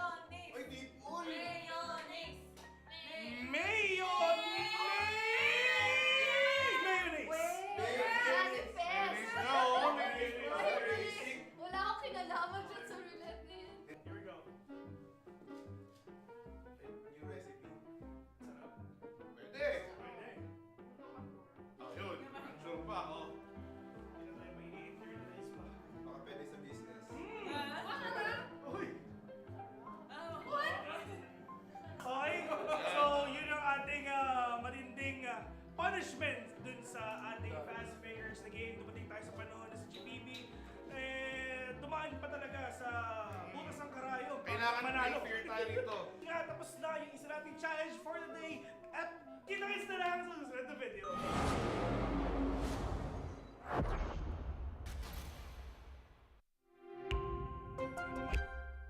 With the Predator Helios 3D15 Spatial Labs Edition. The 13th gen Intel Core i9 HX processor, NVIDIA GeForce RTX 4080 GPU, and our custom-engineered Aeroblade cooling, alongside liquid metal over the CPU. Delivering intuitive interaction and immersive sensation through technologies like advanced sensory solutions, optical display, and the latest real-time rendering technologies. With the Helios Neo 16. 13th gen Intel Core processor? Check. GeForce RTX 40 series graphics? Of course. As for cooling, the Helios Neo includes Predator's custom-engineered cooling solutions listed here, with our unique Aeroblade fans and liquid metal thermal grease. Predator Triton 17X laptop. This powerhouse features a GeForce RTX 4090 with a max TGP of 175 watts. The Acer Nitro XC452 CUV at 44.5 inches with a 32:9 ultra-wide aspect ratio and 1500R curvature. Predator Orion X. The Intel Core i9 13900KS Special Edition processor boasts 24 cores, a flagship NVIDIA GeForce RTX 4090. It is the smallest PC that features this GPU. Upgrade your gaming experience with the Predator Orion X.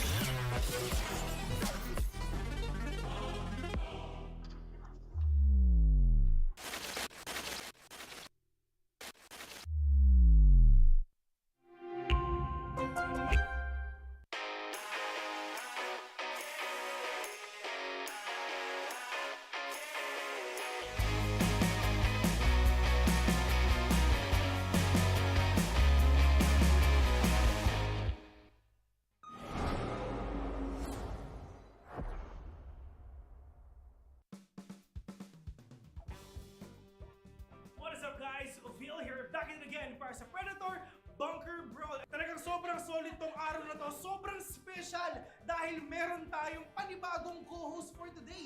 Maagang-maaga siya para sa game number 2. So ladies and gentlemen, palakpakan natin, we have Kuya Nick! Kuya Nick! Okay, Kuya Nick, sinasabi nila late ka daw, pero hindi. Maaga ka para sa challenge na to. Perfect timing for this challenge. Oo. Ang next challenge natin mga tropa, andyan ang word relay.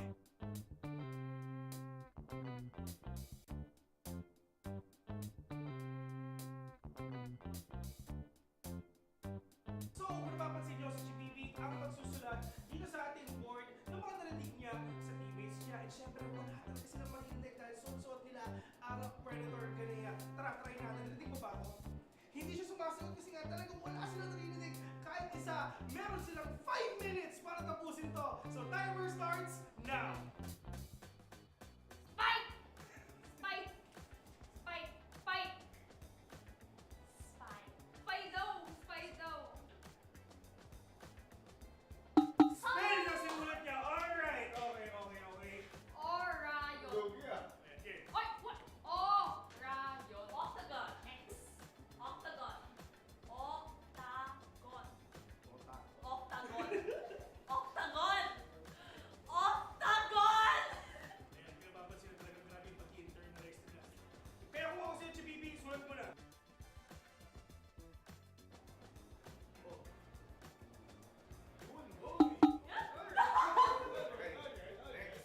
Play! Play! Play! Play! Ang Valorant, diba?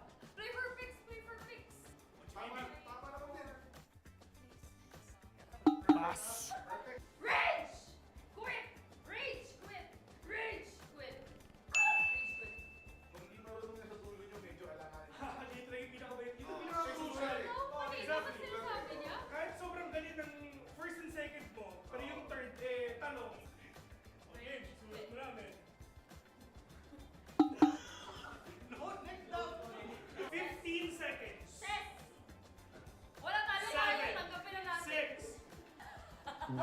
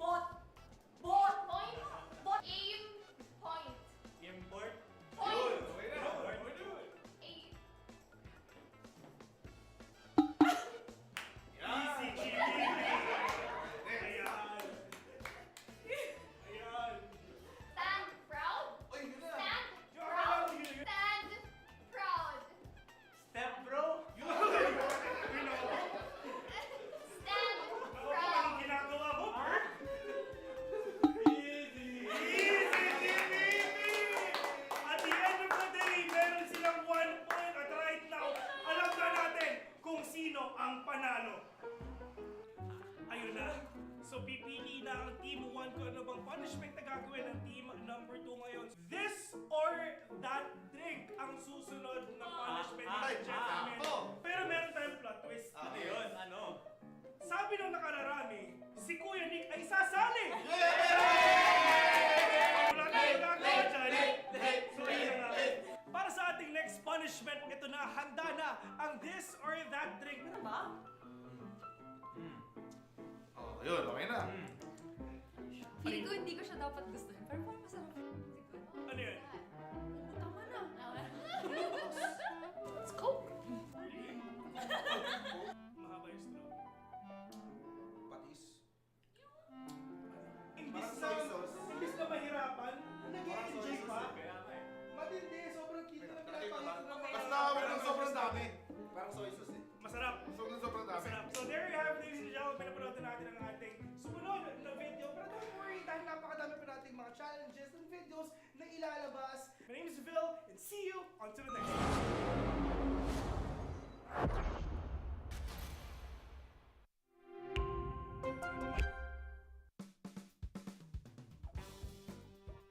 What is up guys? Phil here, back in again para sa Predator Bunker Brawl. Talagang sobrang solid tong araw na to. Sobrang special dahil meron tayong panibagong co-host for today.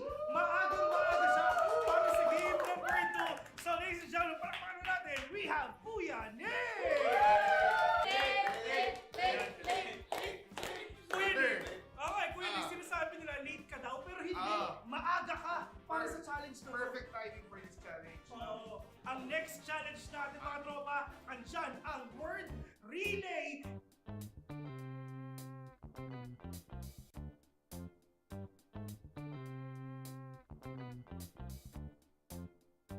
So, kung napapansin nyo sa GTV, ang magsusulat dito sa ating board ng mga narinig niya sa teammates niya. At syempre, wala talaga silang marinig dahil suot-suot nila ang Predator Ganea. Tara, try natin. Narinig mo ba ako?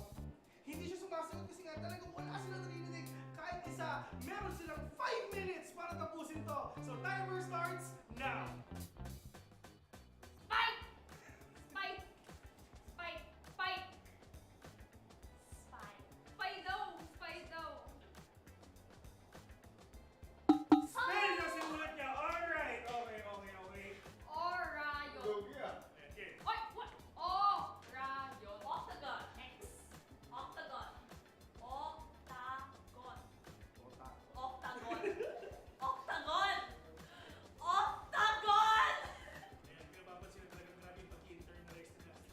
Kaya kung ako sa HBB, sulat mo na.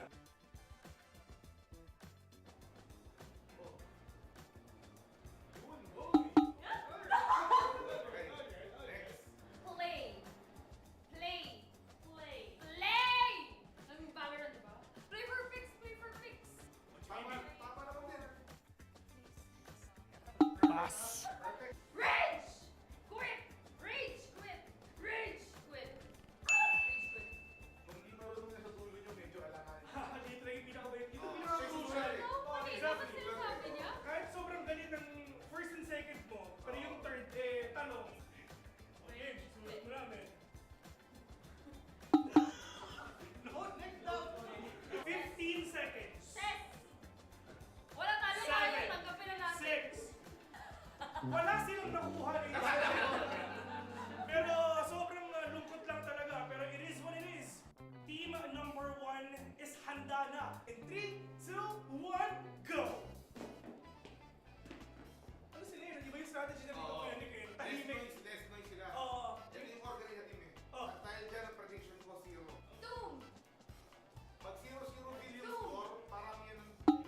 Yun! Muntik Okay, na. okay. Here we go. Okay. Pass, pass. Soba! Soba! No. Soba! Soba! Soba! Soba!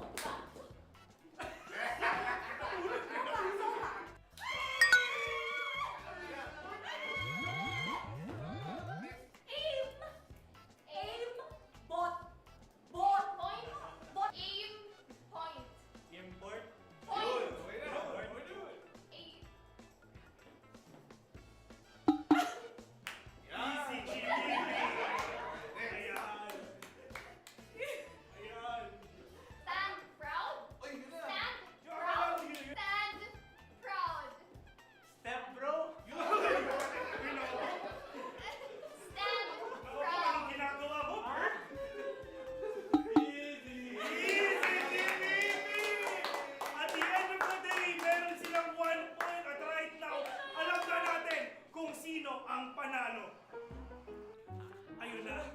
So pipili na ang Team 1 kung ano bang punishment na gagawin ng Team number 2 ngayon. This or that drink ang susunod na punishment ng gentlemen. Pero meron tayong plot twist. Ano yun? Ano? Sabi ng nakararami, si Kuya Nick ay sasali! Wala tayong gagawa dyan. So yun na nga. Para sa ating next punishment, ito na, handa na ang this or that drink. Ano ba? Ayun, okay na. Feeling ko hindi ko siya dapat gustuhin. Pero parang masarap yun. Ano yun? Tama na. It's Coke. Mahaba yung straw. Patis. Imbis na mahirapan, nag-i-enjoy pa. Matindi, sobrang cute na pinapakita. Basta kami ng sobrang dami.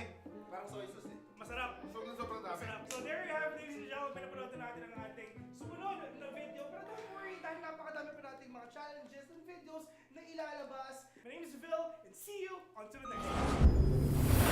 Welcome back to the Asia Pacific Predator League 2024. We are on our third match of the day, and you're back with myself, Mika Favs, with Asarai, and with Dax. And of course, the Asia Pacific Predator League 2024 is presented by Predator and co-presented by Intel. And special thanks, of course, to our sponsor, Xbox PC Game Pass. And now, gentlemen, we are going into our third match of the day, and it's between two teams that we have seen play earlier in our first and our second match, respectively. It's between Fav and Nuclear. Now, the big question here is because, you know, Nuclear is coming off of that loss and Fav is coming from that a very, very important win. How fast can Nuclear get back up and, you know, reset in order to face Fav Gaming, who are looking like they are the favorites to win Group A?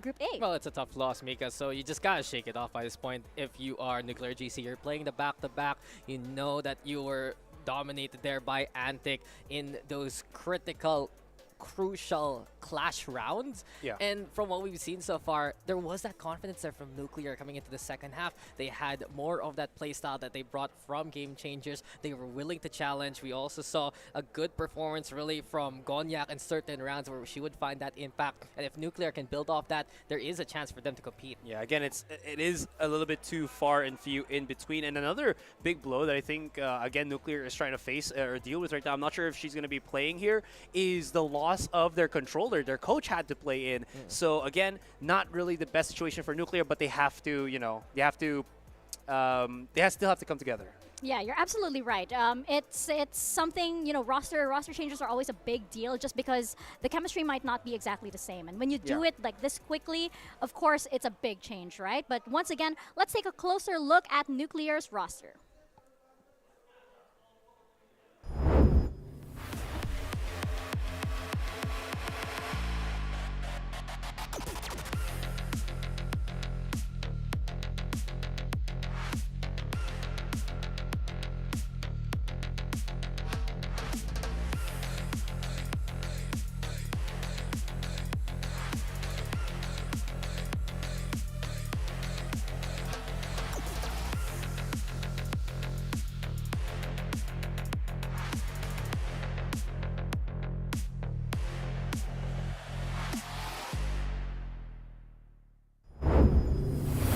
How quickly can these ladies bounce back? That's a big question here for this match. I mean, it's not looking good because of the format itself, right? It's a best of one and it's a round robin between these groups. And if you lose one match, it already puts you at such a massive disadvantage here. And like as we saw earlier with Fav versus Oasis, right? It's already a struggle for Oasis and for Nuclear here that are coming from, you know, such only just a really, really short gap in between their two matches here. It's an additional challenge for them, Dax. I feel like you just need to recover from a tough map on Haven. You just need these players to step up the way that they're accustomed to and play the game that brought Nuclear to this stage in the first place. Why are they here? They're the champions of Game Changers Korea in stage number 2. And right now, since we've been talking about Gonyak so much, I do want to put the spotlight on Hana. She got a number of double kills ready to assist Gonyak at the moment's notice, and she's really doing a good job flexing on over to that initiator role after playing a lot of duelists back then. So right now, Nuclear, they're trying to shake off a bit of that rust, a bit of those training wheels, and maybe this is going to be their chance to fight back. It could be. It could very well be, but they will be up against Fav Gaming right now, which came off of that very important, very crucial win against Oasis Gaming earlier. So let's take a closer look once again at their roster as we see who currently is at the top of the standings for Group A.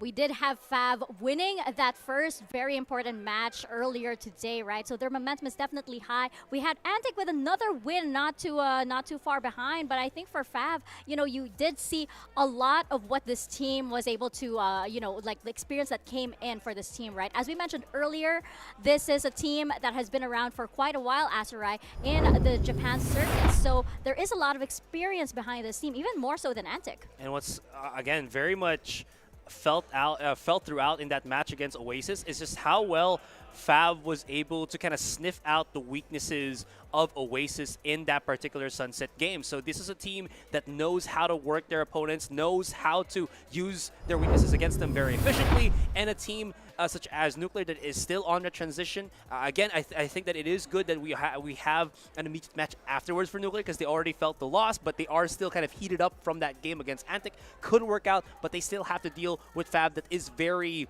good at, again, being able to just kind of break down those leads or, again, those weaknesses that they have. Yeah, they're able to break down whatever situation, and when you look at it on paper, it might be those rounds where they have to quote-unquote recover, because if the stats don't lie, 10-10, he got 21 kills, but 7 first deaths. That's something that Fav is so accustomed to, just the way that they play. They have their duelists around them. He's immediately traded by the likes of Phantom, like of Faz, likes of Minty, and from what we've seen so far, it really just has been that team coordination to really close in the opposition. Once they get the right pivot point, Fav strikes as a unit. So it's a big question as to what map we'll be playing on right now. And I think we'll be seeing that in just a few. And we are going into Ascent. I believe this was a map that I think you guys were expecting a little bit earlier. Yeah, and I honestly expected this a lot for Fav, if I remember correctly. Oh, I think we're changing it. I think it's Haven. Is Mika? it Haven? Mika? Is it Haven? Let's kind of check on this. Is it going to be Ascent? Is it going to be Haven? It is going to be Haven indeed. So very interesting, right? Because we did come off of a previous Haven one. So we're going to see Nuclear. These mistakes can actually rear their ugly heads right back up, or they could easily learn from it. Yeah, it's getting tough for Nuclear, that's for sure. It does feel like in the best of one banning system, the teams are just exploiting the history versus EDG, now the history versus Antic, and Fab looking to add on to those punishment maps that we've seen so far. But Nuclear, they're still going to be running pretty much the same composition as before from what we've seen. It's a mirror matchup with the Breaches Inso, and it's still Coach Youngju in right now. And as I pointed out a while ago, having your coach playing, sure, you can communicate with him all the time, but it's not the setup that is expected from you. You're not getting the proper coordination that you probably practice with. Again, you're filling 2 seats with 1 person. That's not an easy thing to do, and you do see the struggles for Nuclear here. For Fab,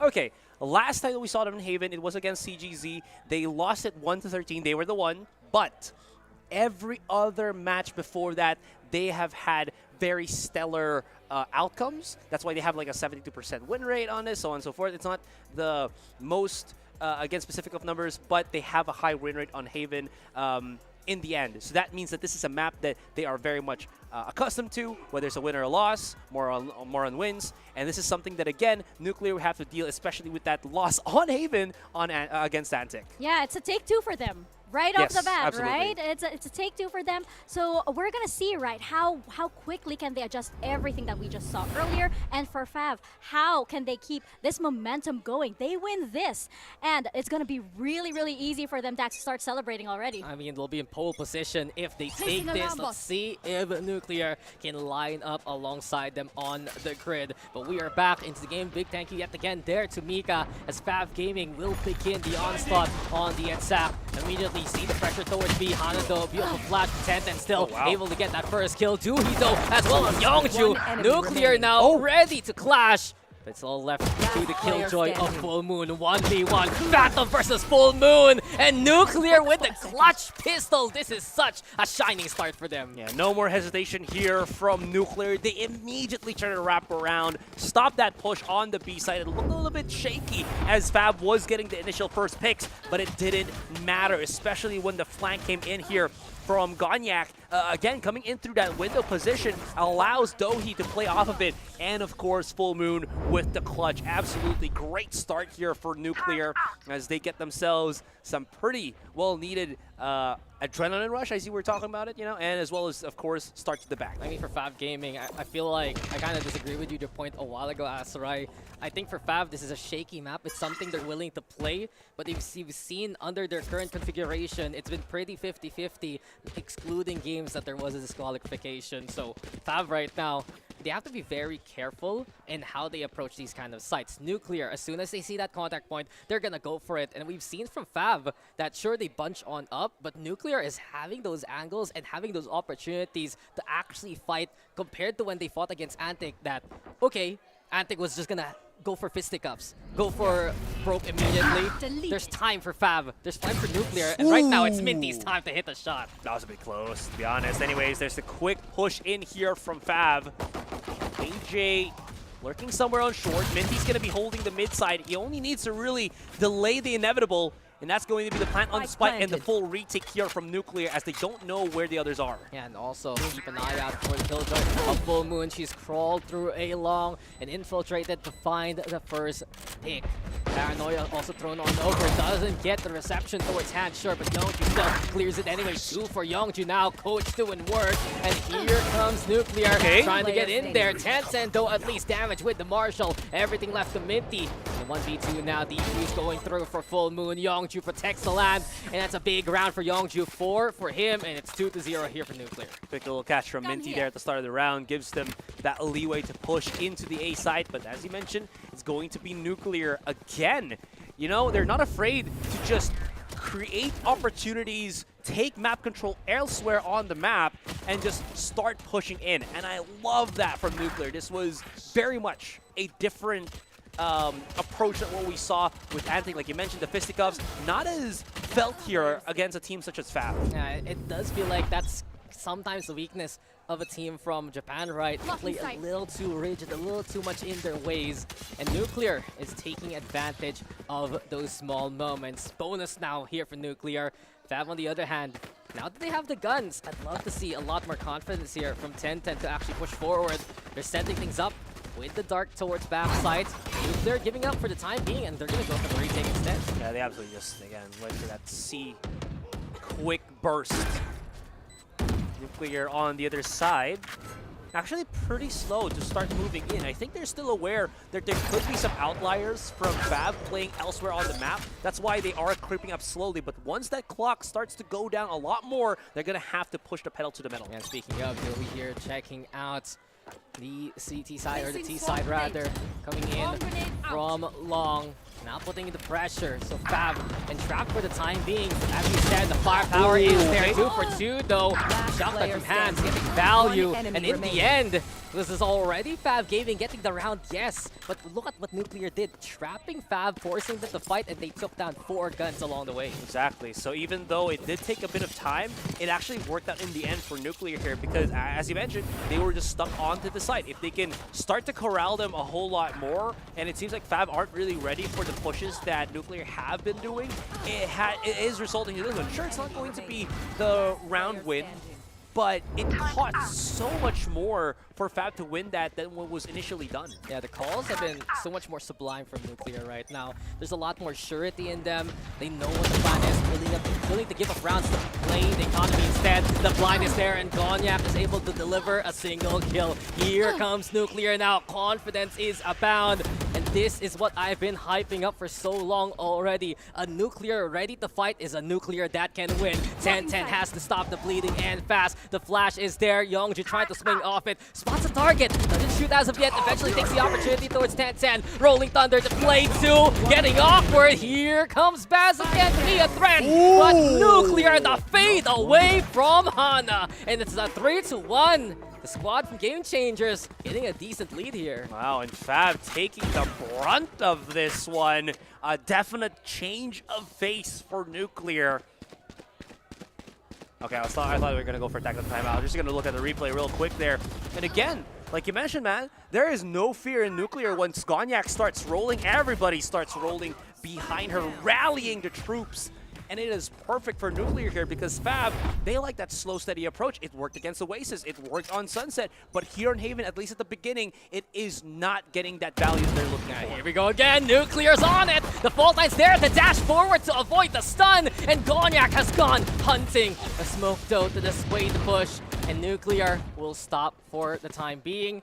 I do like the setup though here towards A. The alarm bot already ringing those bells for Full Moon. The Nano Swarm for her stall as well. She swings it though, and it's dangerous. 2 targets in front of her, and Fab collected their first kill.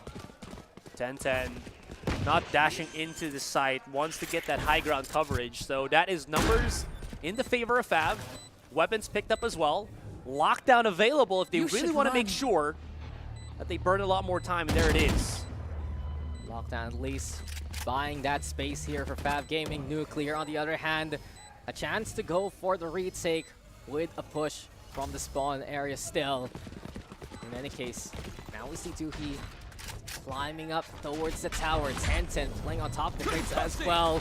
I'm running out here for Nuclear, but they have gotten that first pick, and it's their chance now to get in there. Schofter throws the default. It's a 1-for-1 yet again. Fab getting away with it now, and a thrifty win for Fab Gaming. They set up well on that A site. Even though there were kills that was being picked up by Nuclear, Fab, all they really have to do is spread their resources, try to get as much delay on to the incoming players that was only coming out from their own side of the spot in Heaven to just win out that thrifty round. But it all started, Dax, with that pick from 10-10 onto Full Moon. So maybe that's a step for Fab, but of course Nuclear, you can't count them out for those wacky starts on these rounds. Yeah, just gotta be a little bit more careful here for Nuclear. Can't overcommit the peak, can't stay too long with the dry impact. Yeah. But this time around, the blades are out. Garage also being pressured here by 10-10. And here we go yet again. A dash in towards the window though. And it's unexpected by Youngju trying to keep an eye out for the From the Shadows play. Fab's already in the side. Full Moon though. Oh! Waxing, waning. Who cares? She gets 2 before she's found. The damage has been done, yes, but Fab still with site control and with the numbers. Baz catching out Dohi in the act. 10-10 though falls the hand of Hana, so a small chance here for the breach. The flash is there to get in towards the site, but the smoke is perfect from Baz, and the shot is even better. Wow, that was very quick. And again, you don't really realize this as a defender, but those attacking jet dashes on the window here on Garage is very strong. Because if you're holding, let's say, anything from Garage coming into that entryway to spawn, and you get hit by a fault line, which is exactly what happened on the retreating Omen there, there's really no retaliation for you. Unless you have a teammate that doesn't get stunned and can help you out, you are very much well screwed. And again, Fab having these kind of set plays creates opportunities for themselves. Yeah, Fab we've seen so far, as soon as they get on the site, they have critical control of the objective. I think the point concern here is 10-10 himself. Can't afford to lose his life too early on, because that's where Nuclear rally from. Rolling Thunder gonna be the call. 10-10 fended off for the time being, so at least Fab They're able to bait out the breach ultimate. Is that enough for their B take? Do they go elsewhere? Sure, that was just a fake of a play. Youngju's finding one, gets the other. No, doesn't get the other actually in the back of the site. That's going to be Minty as he does secure the C site for the plant. Yeah, here we go though. Plants down. Let it Hand go down. is ready though. Saw the drop. Youngju, can you get out of there? The answer is no. Gonyak though, out in the open. Here goes Hana, but this is an addition in Hana! That's 2 for her. 3v1 now, 3v none. And speaking of threes, that's the triple for Hana. Nuclear keep this lead. Hana's so nasty on those jump shots. He somehow manages to just control that recoil, shoot it up, even though she's been hopping like a mad bunny. In any case, works out pretty well for them. There was a play that you saw here from Fab where they tried to, well, it doesn't show in the replay, but they tried to, you know, standard Jet plants the spike on B, dashes out, then you can play that post plant all the way from mid-window. Didn't work out, had to go for B. You asked if it was enough for Fab here. It definitely was not, as Nuclear was just so well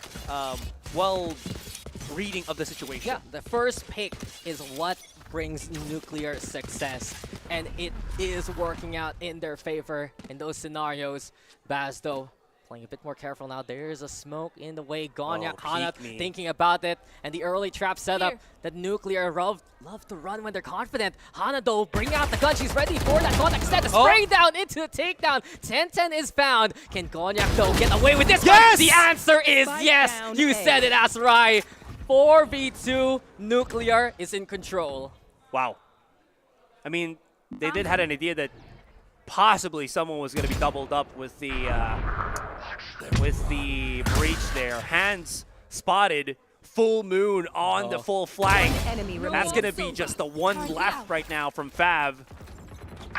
And where's Minty? Well, he does win his fights, and he's actually gotten in towards the A side. Problem is, where is the spike?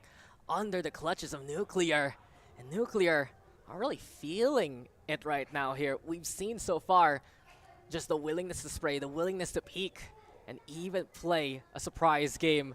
It's been good work here from Gonyak. Shock Dart flushing Minty out, and there is just no escaping. Come into Gonyak's lair as Nuclear have made it to 5. Man, is this Race into the spike sites. the true form of Nuclear? Because it is so different from what we saw in that previous game. Absolutely phenomenal for them. And you were championing this team, Dax, even from the get-go. Loving how they play, loving how, again, fearless this team is. Every single player, you really do see that. There we go. Tactical timeout already for Fav as they're already feeling the presence, the effects of the Korean powerhouse from Game Changers. I want to point this out. It does feel like there's a bit of kryptonite here for Fav, just because they're a team that works really well despite losing a player early. Statistically, it's been a bit of, I can't really say it's a problem, but it's something to take note that 10-10, since he plays with a team, he's looking for that first contact in that bunch, and then he gets caught out. So his first deaths to pile on up. He had more first deaths than first kills in the Predator League back in Japan.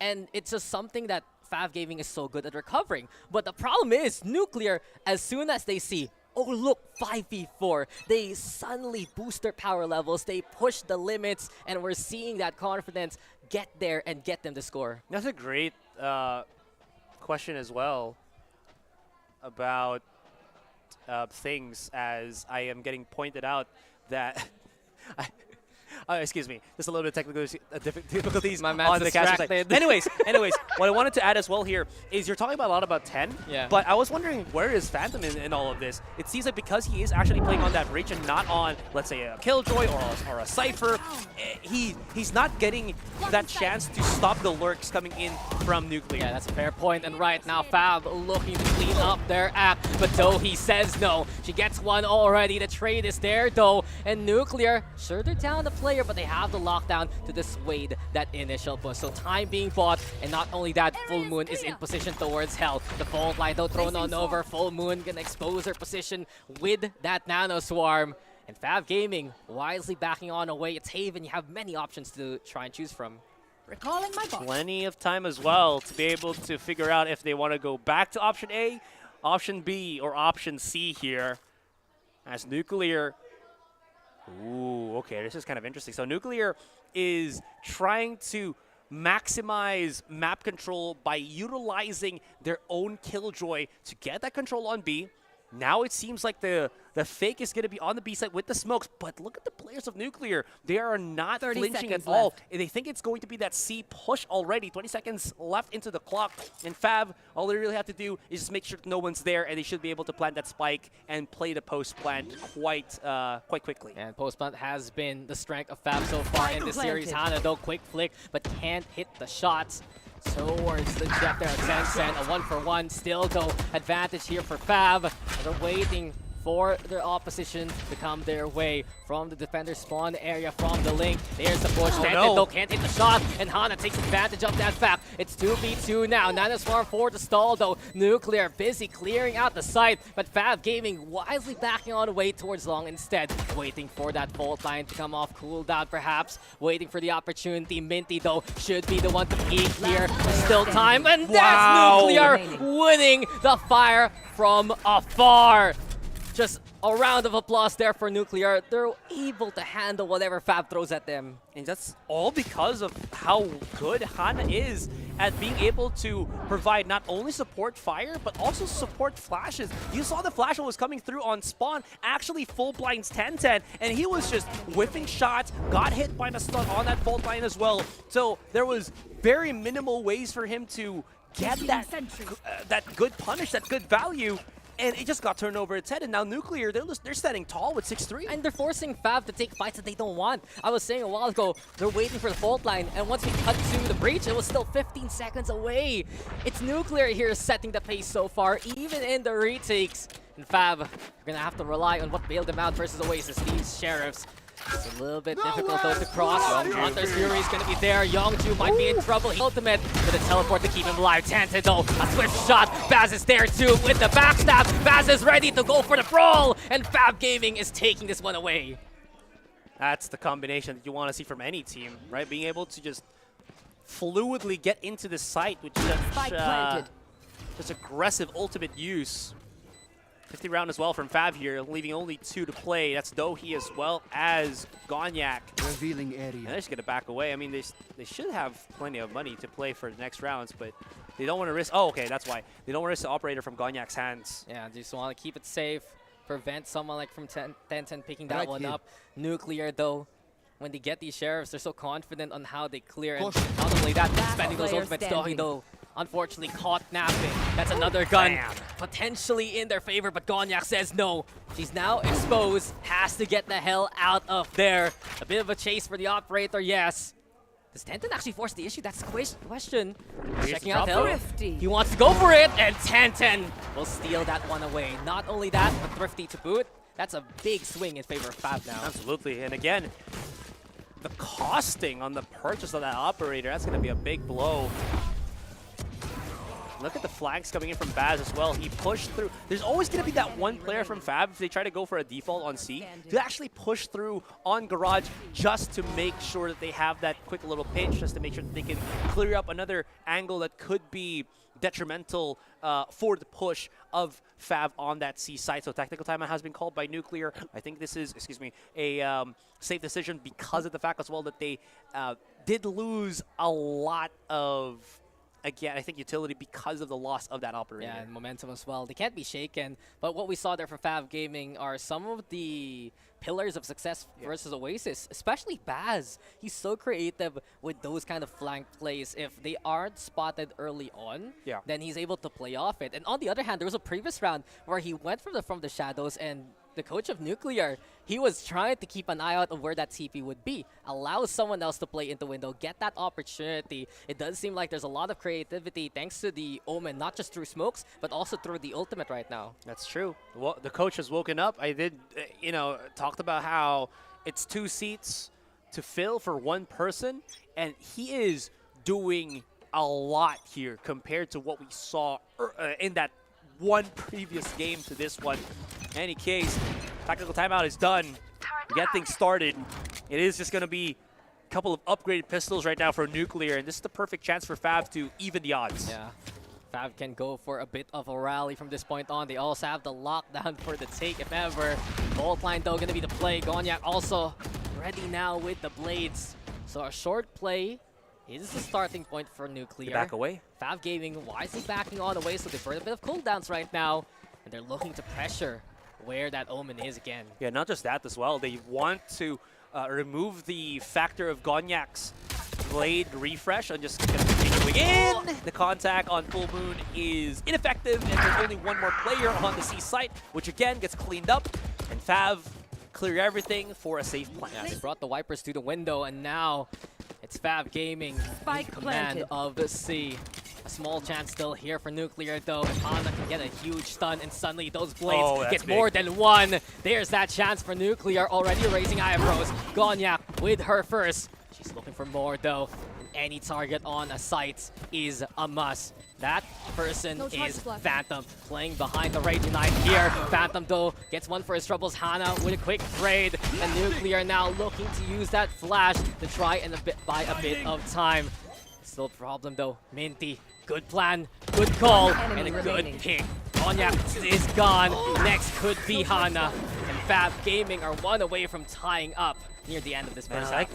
I like the idea here from Nuclear where they actually start pushing up onto the side and not see long. You think that actually is a bad idea, but because they got Baz so early, there was no more confusion from, you know, trying to defuse a spike or whatever because of smokes, because the Omen's gone, so they can go for these dry contacts. But what Fav also realized very quickly is they're coming in through garage. They're coming in back on their own side of the spawn. We can wrap around once again, and that garage positioning has been so well used by both teams. Unfortunately, it was just better off from Fav with that flank coming in from it. Yeah, when they're a lot more creative on the post plant, it gives them more opportunity rather than staying in a single angle. Oh, aggressive TP. That's what we talk about. Baz has been brilliant with it. And Doe missing with the alarm bot, and Doe takes down two and takes that opportunity. Full Moon also ready to chip in. Advantage now here for Nuclear yet again, but Baz in position down in Hell. Looking to see if anyone's gonna drop down towards him. Hana from above though. So Nuclear, they understand the setup right now. There's the clear with the aftershock. Paranoia gonna be the answer. So utility for utility. The flash is perfect, and Hana is even better. Goodbye to one. Minty all alone, but he cannot handle the fresh moves of Nuclear here. Nuclear ends the half with the lead here, Asarai. What a show of force from our Game Changer squad. What a hold from Dohi as well for that double kill. Absolutely phenomenal. I'll probably see that on a replay once again. But that was a huge bit coming in from them to just be able to hold that hard and just disrupt so much. And again, losing 10-10 basically means that the players of Fab will have to slowly creep up onto the site, have to corner check everything, have to plant the spike in a fashion that is very uncomfortable for them. So this allows Nuclear, as you mentioned, to just rally themselves up, get an easier take on that retake, and it just works so well for Nuclear in this first half 75. And this is such a competitive Nuclear that we're seeing. They've really shaken off that loss versus Antic. They realize if we play our own style, if we play confidently, we can make a lot more plays than trying to fit in with the rest of those default heavy teams back in East Asia. So right now, Fab, they're being tested by Nuclear GC, and not only that, you have Full Moon trying to play towards garage. Gonyak's already in towards backside. Dohi drawing first blood, and yet again the stations are being cleared here by Nuclear. Suddenly though, shift of momentum. Phantom somehow, some way from back of sight finds two targets. And this is perfect for Fav Gaming because the spike is down, forcing the contact. Can't just see them both left and right. It's just too easy for him. Fav Gaming will take this pistol now. That was very different from the outcome that I was thinking, because it looked like it was already in the hands of Nuclear here, and then from out of nowhere, bam! Phantom gets the 2K. Hans gets another 2K for himself, for his troubles. And they get that second pistol. That, again, was so confusing to me, but you did see the positioning from both of those two players playing at the back right of the B site, where I think Nuclear was already preparing to transition into C and not really realizing how close the two players of Fab was. Yeah, I didn't even spot the breach while they were trying to go for the cross. Force by. You mentioned it. Gonyak here. Spectre in hand, pushing forward. Oh, Nuclear, they know they can get away with that kind of push. They just need to clear out Phantom as soon as possible. He takes down 2 with him along the way, but Nuclear, they're going to get the plant down already. From the window, though, Tenten trying to play the range. Backside still being held the corner, too, so cover here for Nuclear so far. Distraction, though, courtesy of teammate, and look at every angle we've seen on the map. Nuclear simultaneously taking down the final 2, and they keep that lead with 2 as well. Man, you can't help but just smile at how Nuclear is just, I guess the best term to describe it is reckless abandon as they just push into the site without any fear whatsoever. And Fab here just not fast enough to really respond to it. Sure, again, it is brazen, it's abrasive, but it is working for Nuclear's favor here. Yeah, and Fab is able to, or rather Nuclear is able to outmaneuver Fab, even though Fab's doing the wise decisions. You saw that hands being the distraction to allow that free pick. Suddenly still someone on that flank giving that opportunity. Here we go though. Tenten catching Cognac, napping, too busy with the setup from short. Tenten though backing away, still blinded, still dead. Evened up odds again, but though he's on the inside, playing behind enemy lines, trying to fit in with Fab Gaming. Minty though, that is beautiful with the Sheriff. Can he get the third? Crisp aim indeed. Fab Gaming, they'll take that one. I think at some point, you just have to turn your brain off and just shrink. For both teams from the looks of it, because right now, Nuclear, they fused up. They got the vision. It's just, going wild for them. I think for Fab, what they have to do is just, again, contact. Like as you mentioned, there is some opportunities here where Nuclear might just show a little bit of weakness, a chink in the armor, as what Tenten got, and then as they try to group up, it actually gets messed up. Dohi's so aggressive on the push on these smokes, and now, again, I think Five are realizing just try to out-aim them. Yeah, 2 rounds in this game, saved by the Sheriffs here for Fab Gaming. Operator, though, making it smart. Already 2 down in a straight line. So Fab being oppressive here towards C-Long. There is just no way for Nuclear to cross here. And while I do appreciate the gung-ho approach, Ashray, it's just too dangerous to do that against an operator. True enough, they didn't know that the operator was going to be situated on C-Long. So there was a try. Oh, the swing. All right, you say it's dangerous, but they don't give a care. They still want to keep pushing. An attempt was made. I admire the guts, but I will not admire for them a tied scoreline. Youngju, the only one still standing.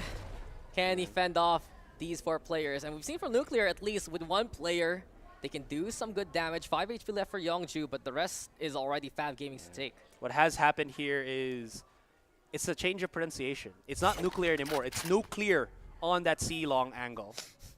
You're funny, huh? I got like a frown from our left. host, so it's not good. It doesn't pass the Mika Fab's international. Yeah, from from Game Changers Championship to this. You can't deal with that. Baz though on board. We are set for 8s across. And Fab have tied it up. A lot of things happening on the desk right now, but we can see the impact is there from Tencent instead. Yeah, fair enough. Right, so at least coming into the next round, you know that Nuclear will have to try to create that new play to at least deal with the operator that is in hand. But in a map like Haven, again, even though you have those long corridors, I think it's much easier because, again, you have that 1 to 3 chance of knowing where the operator is, right? So if you can figure it out and transition very quickly, you should be able to wrap around it. I disagree. I think it's a 1 in 5 chance. Why C 5? long, window, B, fair. A short, A long. Okay. Mm-hmm. Yeah, better maths. Yeah. True. This 20%. is why you wear the glasses. You wear glasses too. Yeah, but these are fake. Oh, no.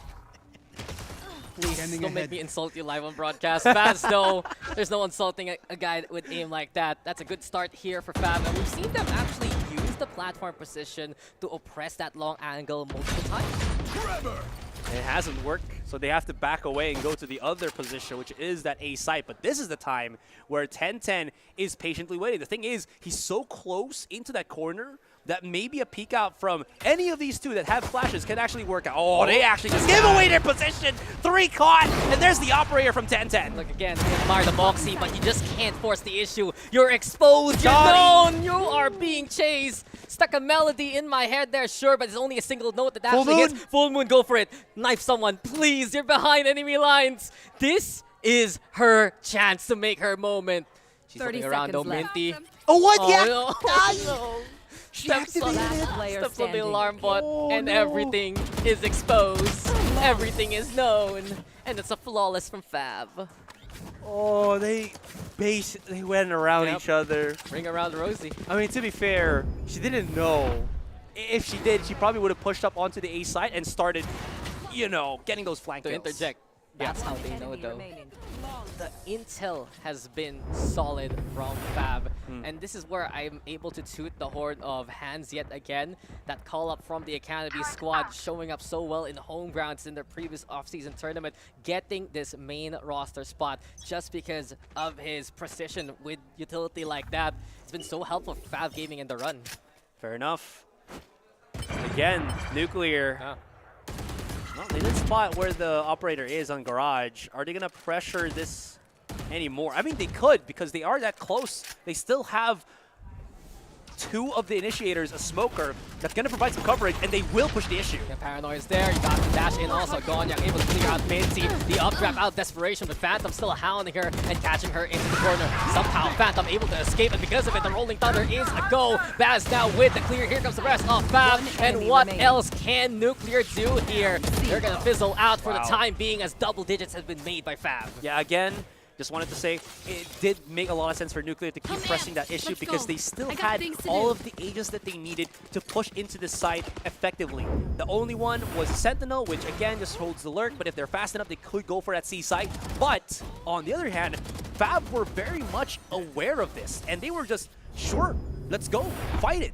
Phantom, as I mentioned, he's not super felt on the offense of Fab, but here on defense where he can play a lot more punish, which was one of the big things that he did against Oasis when he was Cypher defense, you can feel it right now. His utility timings, his peek outs. He didn't even die when you saw Nuclear try to get that refrag as Gonyak went down. So Phantom is being such a huge element here for Fab to utilize on their defending side. It's just a point of stability. And one thing I also want to call right now has to be the decision making of Fab. The operator is a brilliant answer to how Nuclear plays because we've seen from Nuclear with the confidence comes the push with them forcing the issue, but you can't do that against an operator that hits again and again. -1, sure, you can try and work from it, but immediately when you face off against 10-10, it's -2 and more and more. This is working out so well for Fab because now Nuclear is walking into the game plan. Yeah, at this point, you're just going to say, try to, you know, go away from the operator. You really can't. You have to face it head on and try to create that advantage. And not only that, first kills are piling on for 10-10 rather than first hits now. That's a very good point as well because of the fact that we were mentioning how he dies so much, his impact isn't as felt. Ooh, both of the duelists actually looking for something. That's a leg. Gonyak's There's still a dash, there's still a dash. Apparently, the other leg still works like it used to before here. Yes, I have very terrible legs, ladies and gentlemen. I didn't mean it that way, but No, sure. no, I accept it, but It's okay. will they accept the push as well from Nuclear? We'll see with Blade Storm, that's for sure. There's still that backside presence here for Baz, especially Full Moon waiting for anyone to peek out from window. And 10-10, he might get caught off guard here. Beyond that though, Paranoia keeping the mid points at bay. Hana has to back away, save for Gonyak. And Nuclear trying to assess where they can go, but here we go again. 10-10 delivers with a kill. Here comes Full Moon finally to shut that down, but is that enough? Minty with one. Dohi answers back with 2, and the numbers instead. Nuclear's taking it. They not only take lives, but they take guns, and Full Moon makes that operator count. So it's going to be left onto Hands.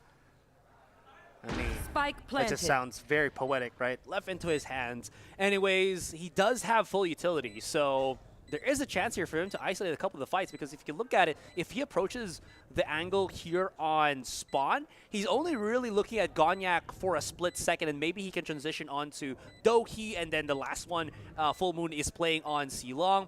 So we'll see how this works out, but time is slowly ticking down. That is perfect timing. Oh, on the shock dart, and that's just, never mind. All ideas, all hypotheticals, but this is the reality. A huge thrifty for Nuclear. Yeah, simple geometry there for Dohi, and not only that, because of that shock dart hitting a perfect position, the Sheriff didn't even need the headshot. you can just go for the tap there near the tail end after that initial wall back. So well done yet again here by Nuclear. They finally shut down the Operator, which has been the biggest bane of their existence. I guess my concern right now is since Fav has a lot of money, they can do it yet again. Ooh, let's see what how this is gonna pan out now, Dax. Operator versus Operator. They're not gonna face in the same direction though, or in the same position. I mean, it's the Killjoy holding it, so it's a little awkward here for Nuclear, honestly. What is good about having an Operator on a Killjoy on attack is you're anti-lurk anyway, so you're just gonna hold an angle and not push with your team. So I do like the idea here for Nuclear, and it's a lot more firepower. In any case, first real mark here is the offense on mid as Gonyak is just at the entryway of that B side. Yeah, she narrowly avoids the shock dart there. Does get exposed by the Aldrone though. Will burn the dash to get the hell out as soon as possible. Still, you have the Operator watching out for short. The rest of Fav Gaming putting pressure towards B. And it does seem like the call for C, potentially a retake, but they're risking this right now by putting the Killjoy in that position. So lockdown is available. Ooh. Jumping! Oh, Fulman doesn't react in time, and because of that, Spaz takes advantage, though he does go down. Rolling Thunder gonna be the answer here from Nuclear, but it's little too late as Fav is already in position. Yet again, when Fav sees a column to work with, they're able to collapse the offense of Nuclear. Man, it's just one step. They still have time to go rotate around, which is sort of good here, but Baz, as he peeks out in Garage, might be able to catch off the rotation, maybe even a pick. Oh no, they're gonna double back. They have no time to go on to the A side, so it's gonna be the hit on C. B actually here. It's the only left. small Baz. opening they can work Oh, with. Baz. Baz, the plan, and the shot from 10-10 instead. A quick call to action here for enemy Fav remaining. Gaming. They prevent Nuclear from having even a chance in the round. And Fav Gaming keep it clean again. They're keeping Nuclear humble, making sure that gap is still up by 2. I like the idea from Nuclear. They tried to be shifty. They tried to split the depth, the defense in a way. Again, they didn't want that 5-stack on C site, so they at least used the little bit of time they had left to show no forces whatsoever, show no contact, and hope that maybe they can find a chink in the armor from Fav here. Unfortunately, it went the other way. Maybe if they got that that garage contact against Baz, they could have reopened up C, but I don't know. I mean, as soon as they heard... Oh! I heard that. Pop shots through the wall, too. That's disgusting. Norris now with a scan. Here we go again. Hand sets it up, and 10-10 knocks them down. Deliverance, thy name is 10-10. And the numbers yet again, we've seen it time after time. It's always in favor of Fav here on the defense. It's that rally in the second half versus Oasis Gaming versus Nuclear right now. Fav comes online the longer the game goes. Endurance, man, this is Fab's strongest step. It feels like these guys are triathletes as they are just put into multiple different situations that need stamina, and they still somehow manage to come through.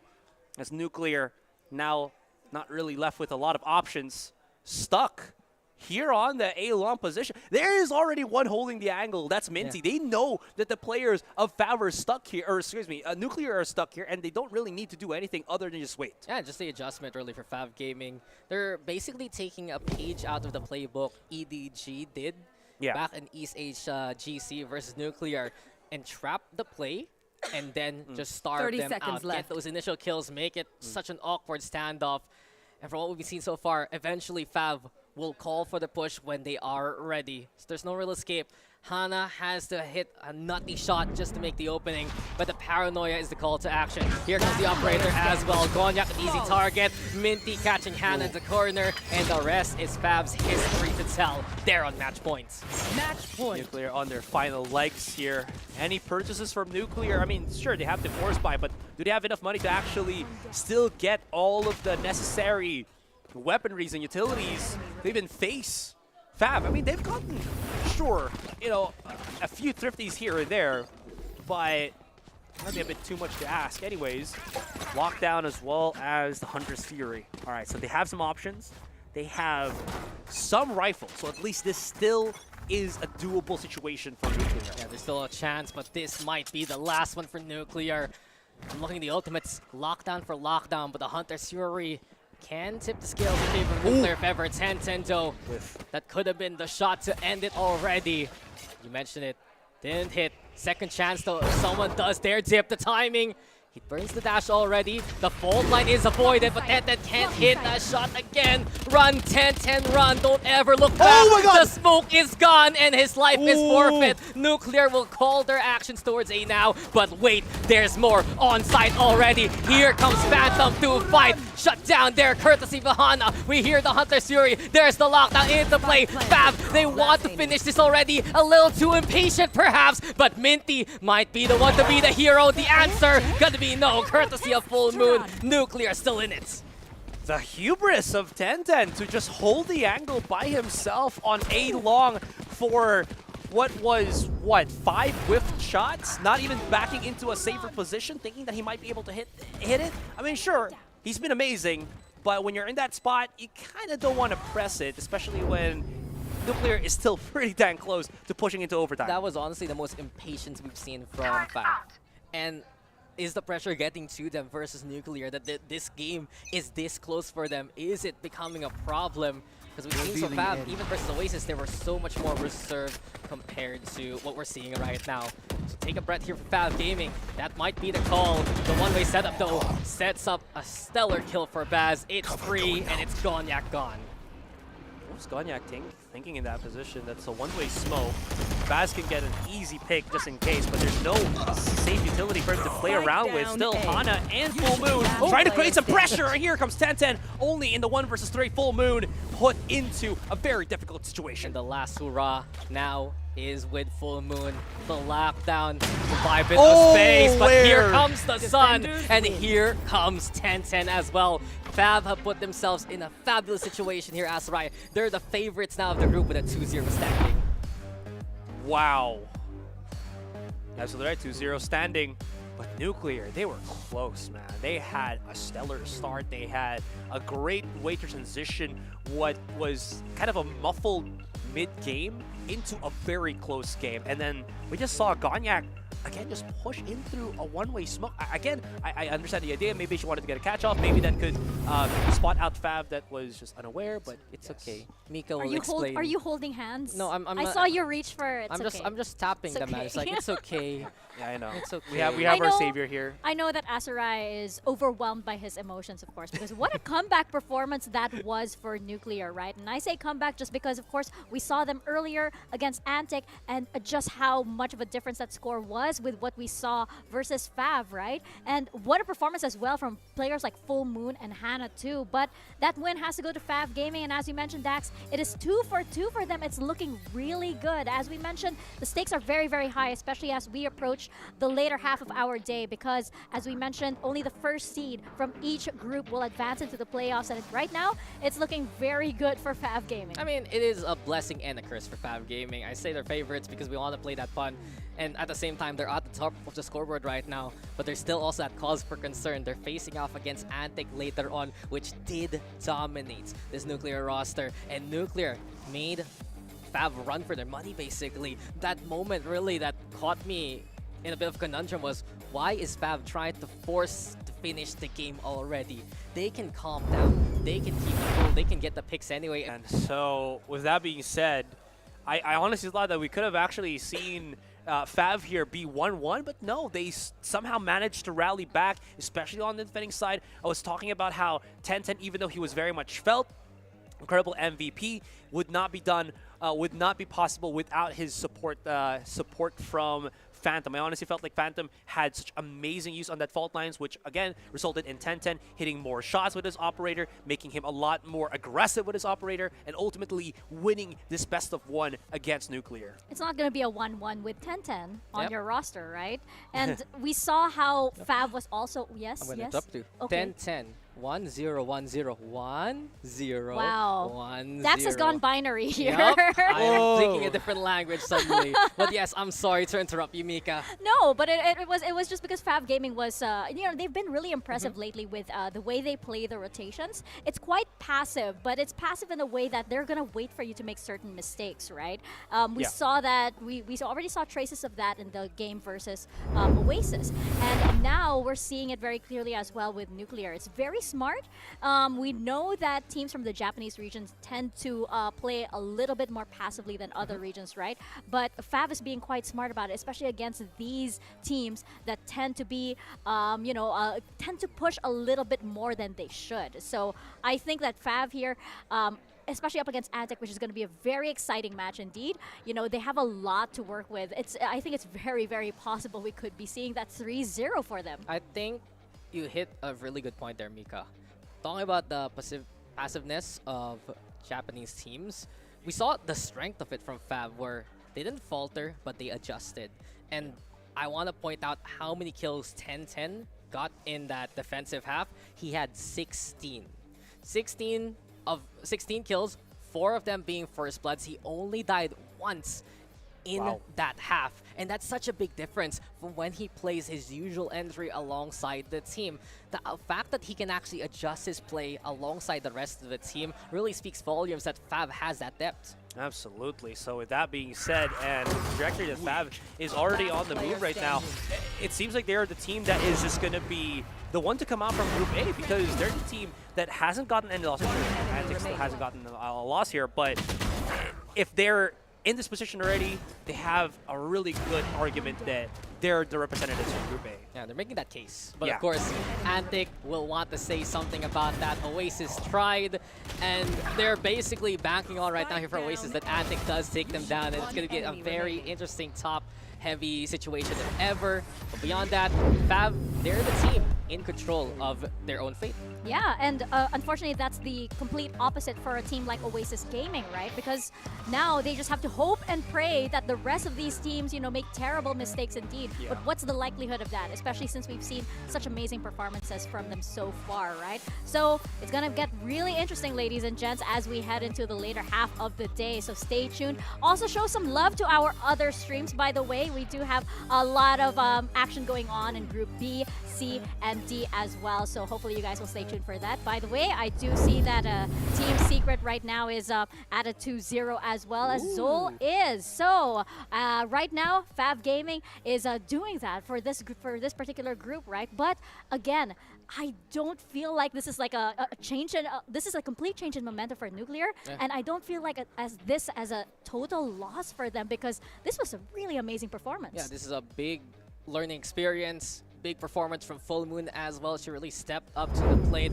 I guess the heartbreaker here for Nuclear is now that they're 0-2, mathematically they can't really make it to the playoffs anymore, but they look to still find a map win nonetheless. And not only that, it's just great to see them compete so well against Fab Gaming. It was such a good match and such a stark difference from what we saw versus Ante. I'm really bad with math, so I'm just thinking like, oh, if both of the other two teams lost twice, maybe there's a chance for a weird tie to actually happen.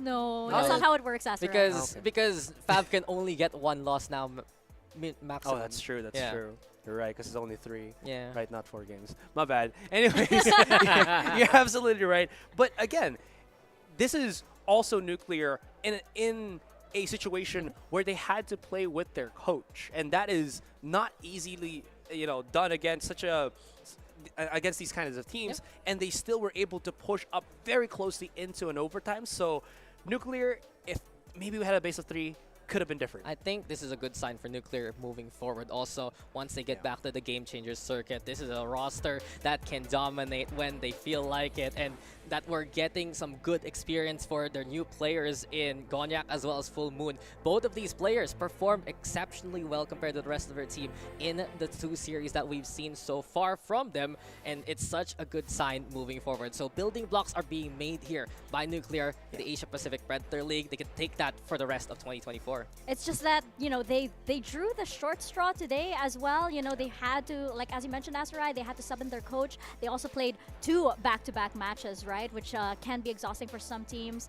But yeah, I mean, this was a good performance from them nonetheless. Like as you mentioned, Dax, great building blocks to work with. They can still play spoiler as well, so they still have a role to play for the rest of the day too. But for now, it looks like Fav Gaming still the favorites for today. We're gonna see if other teams may be able to challenge that, particularly Antic Esports. So look out for that as the day progresses. For now, we're going to a quick break, and that's it for me, Dax, and Asarai as well on this desk. You're gonna be back with more from Asia Pacific Predator League when we return.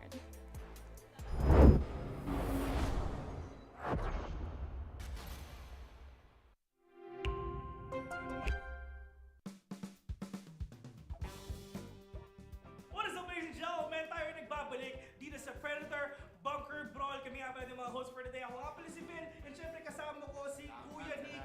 At sobrang init ng mga games natin so far. Nagsisimula pa lang tayo, and syempre napakadami pa natin mga videos na ilalabas. Pero syempre, kailangan muna natin ipakilala ang mga teams na maglalaro ngayon. Of course, andito ang team number 1. Kasama natin ang team number 2. So, ang next challenge natin for today's video, andito naman ang Guess the Audio.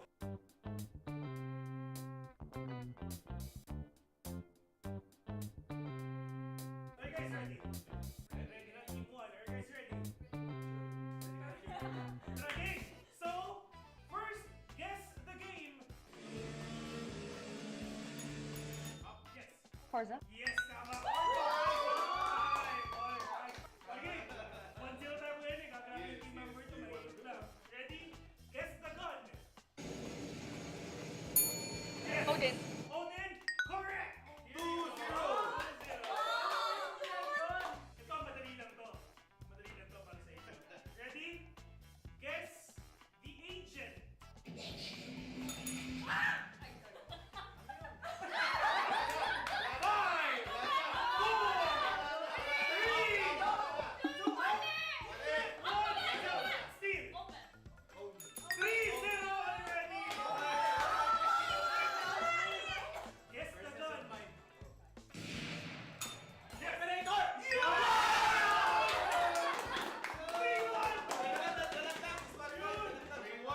Guess the agent. Next. Sino? 3-2 already. Yari na kayo! Yari na kayo!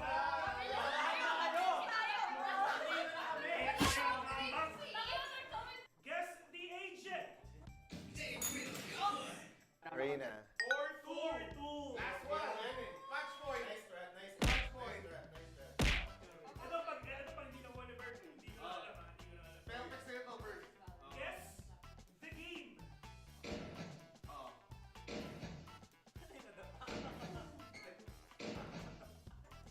Wala. Tapos sagot ay Roblox. The future! The future. The future of esports universe. Okay, it's time. Guess the action in 3, 2, 1. Uy! Teleport correct. Guess the action. 5, 4, 3, 2, steal. 5. Spike defusing. Yo!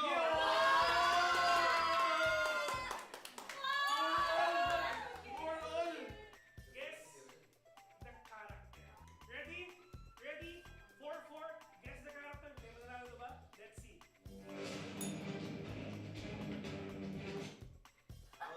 Roshan!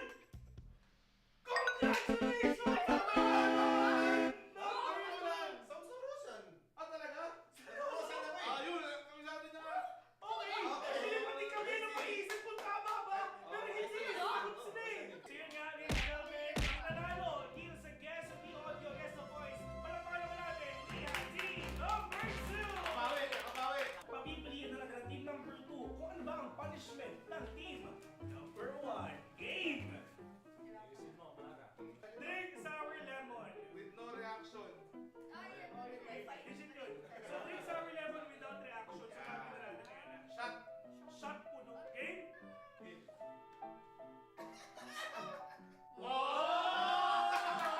Iba! Next. Here we go! 3, 2, 1.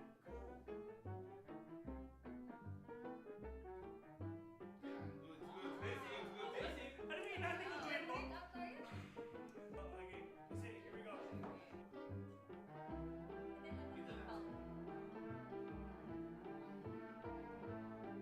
Poker face. No reaction at all. Easy challenge. So, if ever na-enjoy nyo tong video natin, yung mga challenges natin, don't worry kasi marami pa tayong susunod na challenges. So, wala kayong gagawin kung hindi antayin nyo lang para mas ma-enjoy natin at para mas maging exciting yung mga araw natin ngayon. Once again, ako nga pala si Phil, kasama ko si Kuya Nick, and see you on to the next one.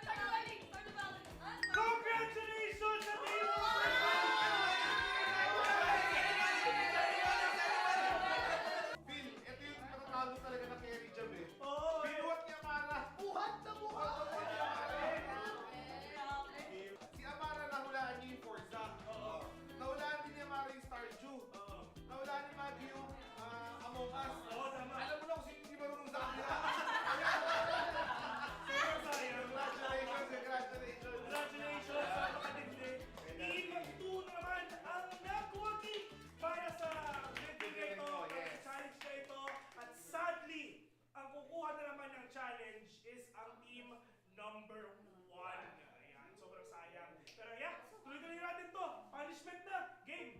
Ano ang magiging punishment ng team number 1? Hindi, ito na, parang may gulo pa. Hindi, Oh, cheating ko na, Ben.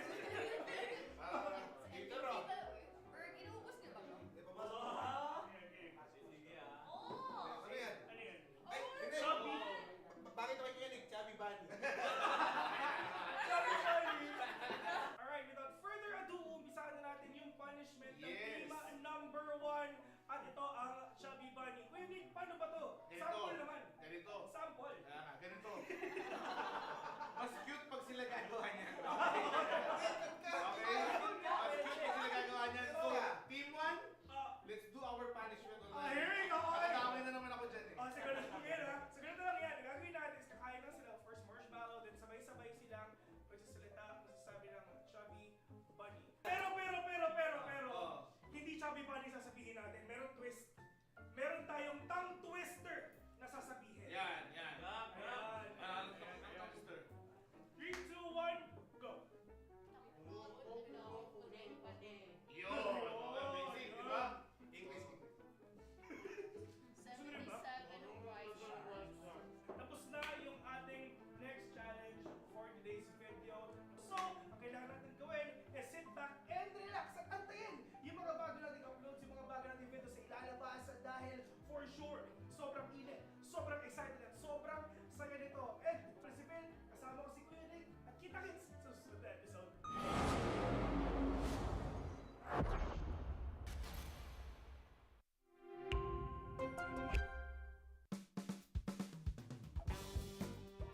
At tayo ay nagbabalik sa panibagong episode ng Predator Bunker Brawl. At right now, kung napapansin nyo, yung mga brand ambassadors and ambassadors natin ngayon, medyo bumabaril na dahil ang next challenge ay Better Half Winning. Yan. Para ipaliwanag ko ng better half.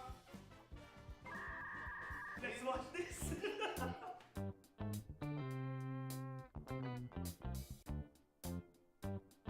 So nakita natin yung mechanics para sa ating challenge na Better Half. And right Yes. now, Kuya Nick, kita natin yung ating mga brand ambassadors and ambassadors na kaupo na.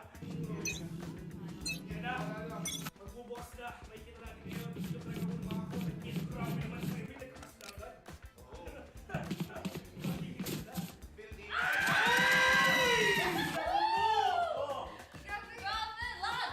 May red internet sa site na to eh. Ready, kami ready. Dati. Ito, tatalunin natin yung top lane yan.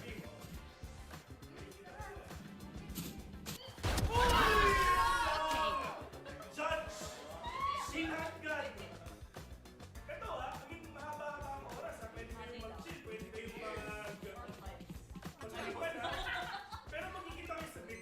Yes. Despite, let's take what they have. Na. Let's go! May plano to. Yung sa akin lang may plano. Sobrang sneaky nung dalawa na pinapakita nila.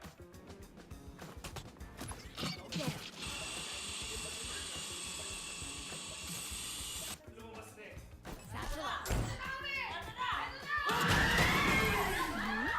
Outrun me. Ayun na eh! Alam nila! Alam Ito ko na ah! pwesto eh. So ngayon, magkakaalaman kung may panalo na or meron na Keep up. tiebreaker. Sudden death. Sudden death, yeah. Here we go. Ayan na. Ayun na. Pero ako gusto sige sa kalaban over.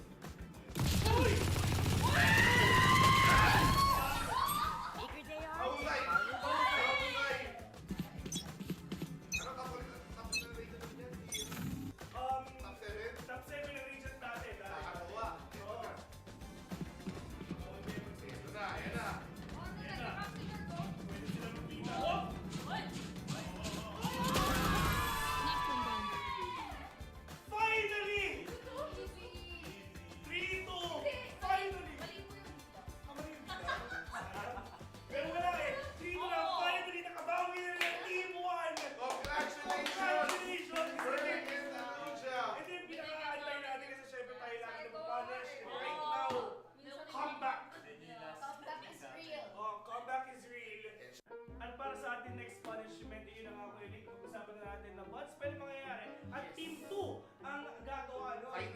Finally, nakabawi na ng Team 1 dun sa lahat ng punishment na natanggap nila. Pero sino ba ang pinakaunang contestant sa harapan? Ang una nating mag-bad spell, syempre, ang kanilang one and only, siya daw ang secret formula. So dahil ang secret formula, ikaw ang mauuna sa ating punishment. Chibibi? Okay, Chibibi, 3, 2, 1, go! C. C-H. It's yun! Sige, I. B. Yun! I. I. B. B. Y. Y. Z. Anong Z?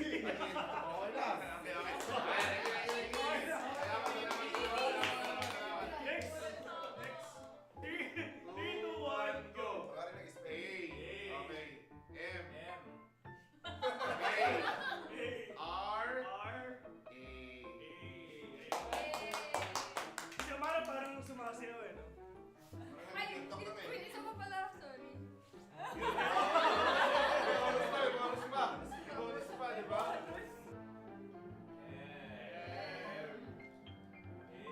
Good spelling. G. Next one, G. I. E. Alright. Host for this video, ako nga pala si Vince. Kasama ko si Kuya Nick. You are watching the Predator Bunker Brawl. See you until the next one.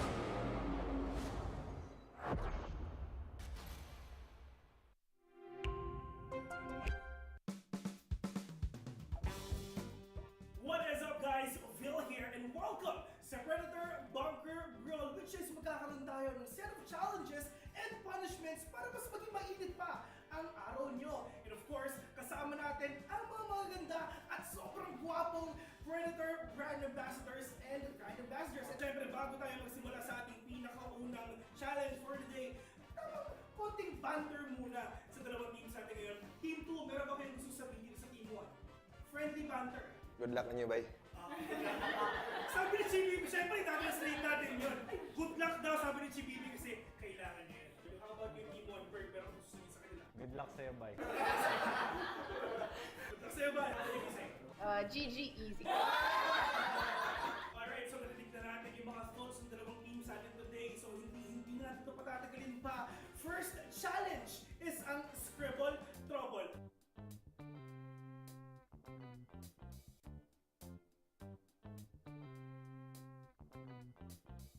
Team number 1, meron kayong 3 minutes para tapusin itong challenge na to. Simulan na natin in 3, 2, 1, go! English. Stickman. Wait lang. Number 1 pa lang manalo. Pass, skip. Alright. So far, Horse riding. meron kayong 2 minutes and 15 seconds remaining. Uy! Next level na! Ayos yan na! Okay, next! 1 na! Meron sila 1 point. Addict. Yung ating konti na lang pare. 1 minute 20 seconds. Pass. Next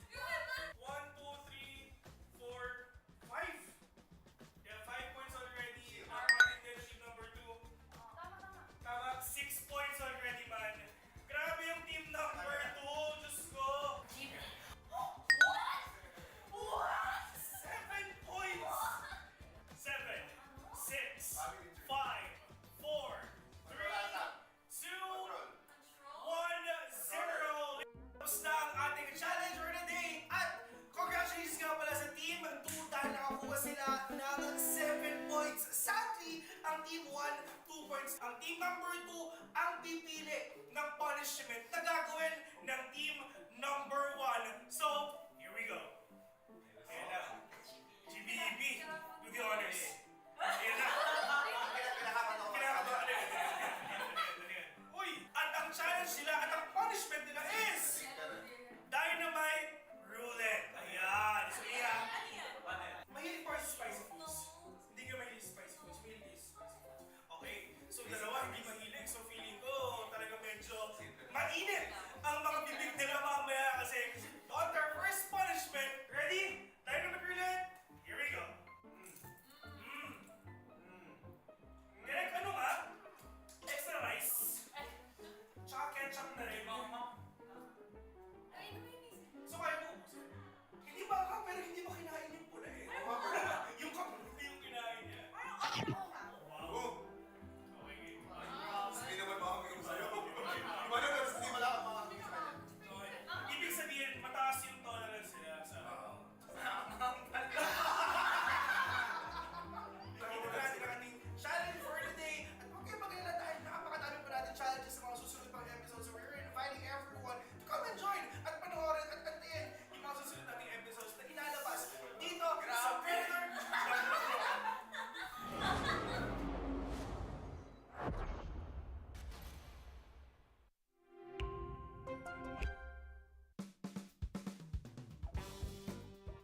Welcome nga pala sa panibagong episode ng Predator Bunker Brawl. And of course, kami nga pala ang host for today. Ako si Bill, kasama mo si Kuya Nick. Kuya Nick, meron naman tayo mga panibagong episodes ngayon. At Yun na nga. challenges. Another challenge, another video. Matindi ang gagawin natin for today's video. Dahil ang challenge natin ngayon ay fast fingers, pabilisan ng daliri sa pagkain. At kasama na ulit natin ang ating magaganda at pogi. Mga Predator, Predator, and Ambassadors, of course, for Team 1. Andito si In at ayun, si Bert. For Team 2. Yan na nga, Team 2. Ikaw na bahala dyan. Okay. Andito si Baggy. Ayan. Tsaka syempre, si GBB. Hindi nakakalimutan. So syempre, ulitin natin ang next challenge natin ay fast figures.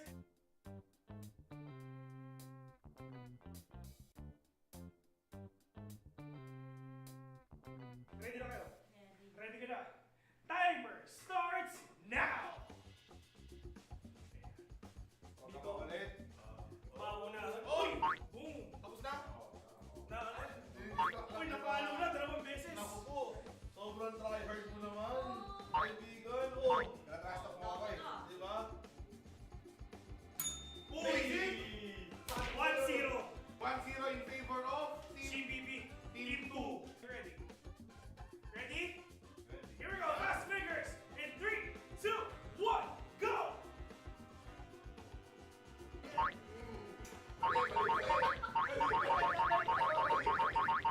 Ang daya ni GBB! Yung kamay! Ba't yung kamay yung pinapalo mo? Ang daya! Oh, madaya si Bibi. Oh! Nice one. Tapos na, ladies and gentlemen, 2-0 in favor of Team 2 again! Team number 2 ang nanalo dito sa Fast Figures. So, Team number 1 ulit ang gagawa ng punishment. Tayo mo po.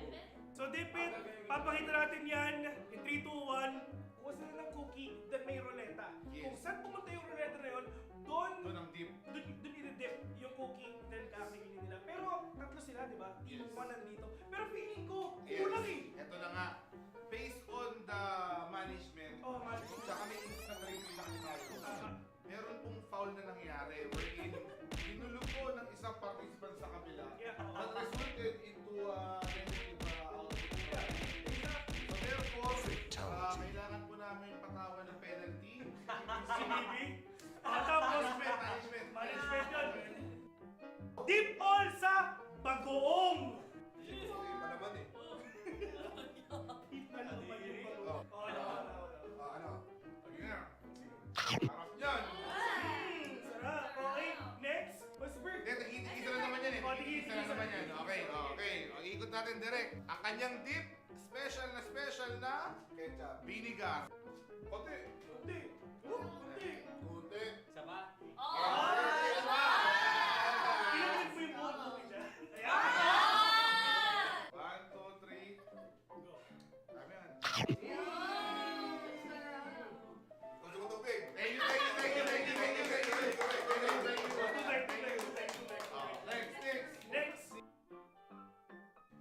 Soy sauce. Uy, Uy, konti. Yan. 1, 2, 3. Ew! Okay. Masarap, isa pa Sarap, lang. isa pa. Sa patis naman. Mayonnaise. Ay, di po. Mayonnaise. Mayonnaise!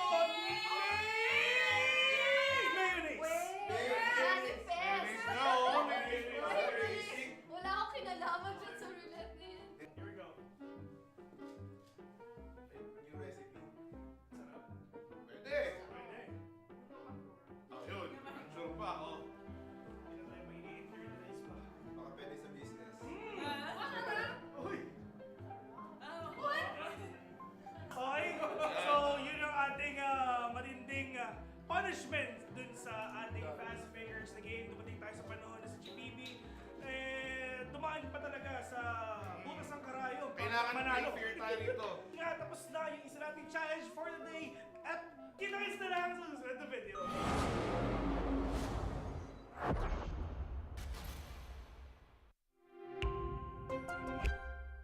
With the Predator Helios 3D15 Spatial Labs Edition. The 13th gen Intel Core i9 HX processor, NVIDIA GeForce RTX 4080 GPU, and our custom-engineered Aeroblade cooling, alongside liquid metal over the CPU. Delivering intuitive interaction and immersive sensation through technologies like advanced sensory solutions, optical display, and the latest real-time rendering technologies. With the Helios Neo 16. 13th gen Intel Core processor? Check. GeForce RTX 40 series graphics? Of course. As for cooling, the Helios Neo includes Predator's custom-engineered cooling solutions listed here, with our unique Aeroblade fans and liquid metal thermal grease. Predator Triton 17X laptop.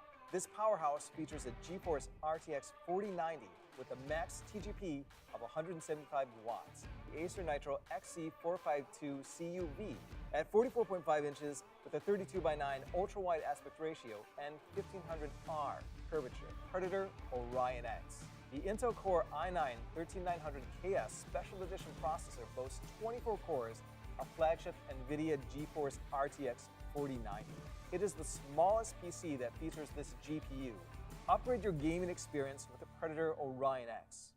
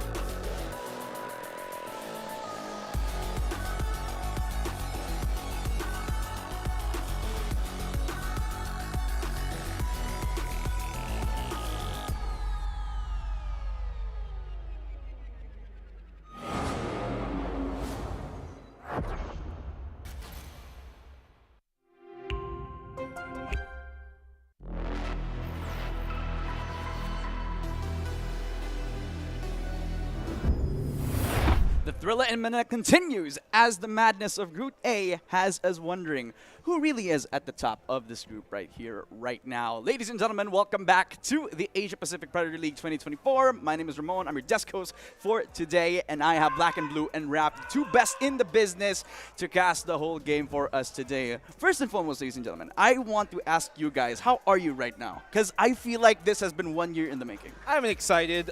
Maybe not as excited as I can tell some of the local broadcasters are in here, because we can hear them from here all the way here. They're pretty hyped, but I'm excited too. We got some great games coming on up, and especially this next one, do or die, Ref. Well, you said it, do or die, and you can already feel, of course, the importance of this match, not just from us, but of course our local broadcast, as you mentioned. And aside from the excitement, I am quite nervous, honestly, because every team on Group A has looked mighty impressive. Yeah, mighty impressive indeed. The expectations have been already high from the start of this group, and I just have to say these results have been as mixed as ever, but that's the thing about these group stages. That's the thing about these best of ones, right? But before anything else, ladies and gentlemen, I just like to give this opportunity to thank our sponsors that made the Asia Pacific Predator League 2024 possible. That's presented by Predator and co-presented by Intel. Also, special shout out and thanks to our sponsor, Xbox PC Game Pass, and it's made all of this possible for putting us on the broadcast desk, as well as giving everybody the platform to elevate themselves in the local scene and the international scene as a whole as well. So, you know, it has been a blast so far for the first day of our Asia Pacific Predator League 2024, and I think there's mighty time to show who will be coming up as our first competitor in this next best of one. So, ladies and gentlemen, this is Oasis Gaming.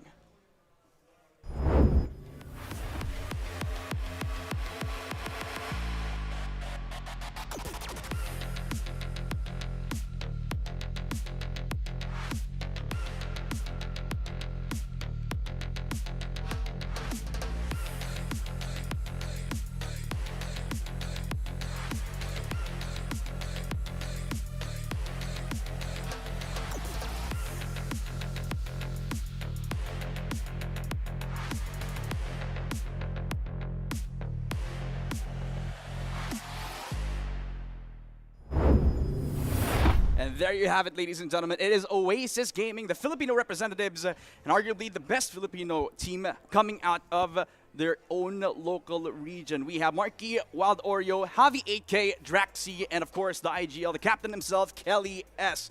Now, I have to give you like a very metaphorical brush, Black and Blue. And why don't you paint me a picture about what everybody has to expect, especially with how that first game went?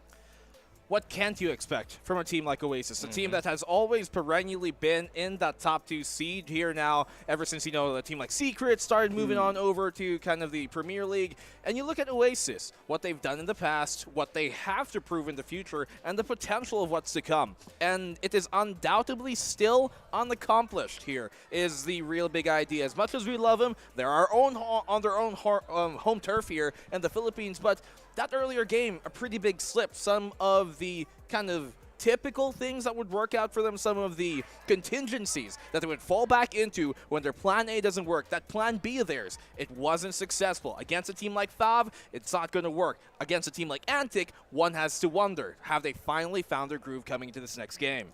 That is indeed a very big question, considering Antic looked so dominant in their first showing, and you know, you can already hear the passion, and how much love we have for this team is something that we can't really describe. However, that untapped potential is just something that we're still looking out for. Yeah, definitely. I mean, both of these, especially for Oasis Gaming now, this is their opportunity to try to bounce back since that first game looked ever so rough, especially with how close it was against Fab Gaming. But nevertheless, this is their time to shine. But against their opponents right now, Antic Esports are looking to strike next in our next team introduction.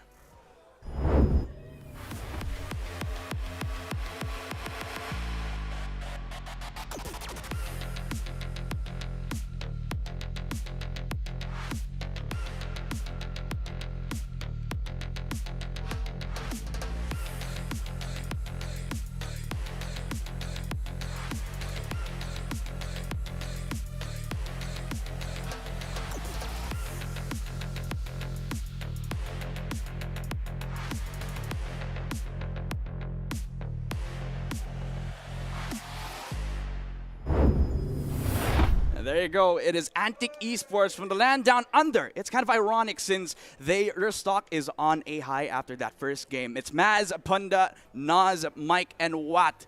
This team is phenomenal, especially if you watch that first game against Oasis Ref. That is true. This team is arguably one of the most experienced ones, Ref. Exactly, and the point that I was going to make is that when we kind of think about the OCE teams, right, we think about Order, we think about Bonkers, where they're super, super firepower heavy, whereas where we look at Antic, despite still having that capability of going ballistic, they have a tendency to go for a more controlled game. They kind of let their opponents come to them and kind of flex off of that. And you know what? It seems that Maz is a little calmer this time around. He was showing a lot of love in his previous series, but of course he's hurt everyone, and there he goes already. But again, just to kind of go back on that, right? He is, or at least the core of this team is incredibly experienced. I still think there's relative unknown quantities in terms of international showing from some of their players.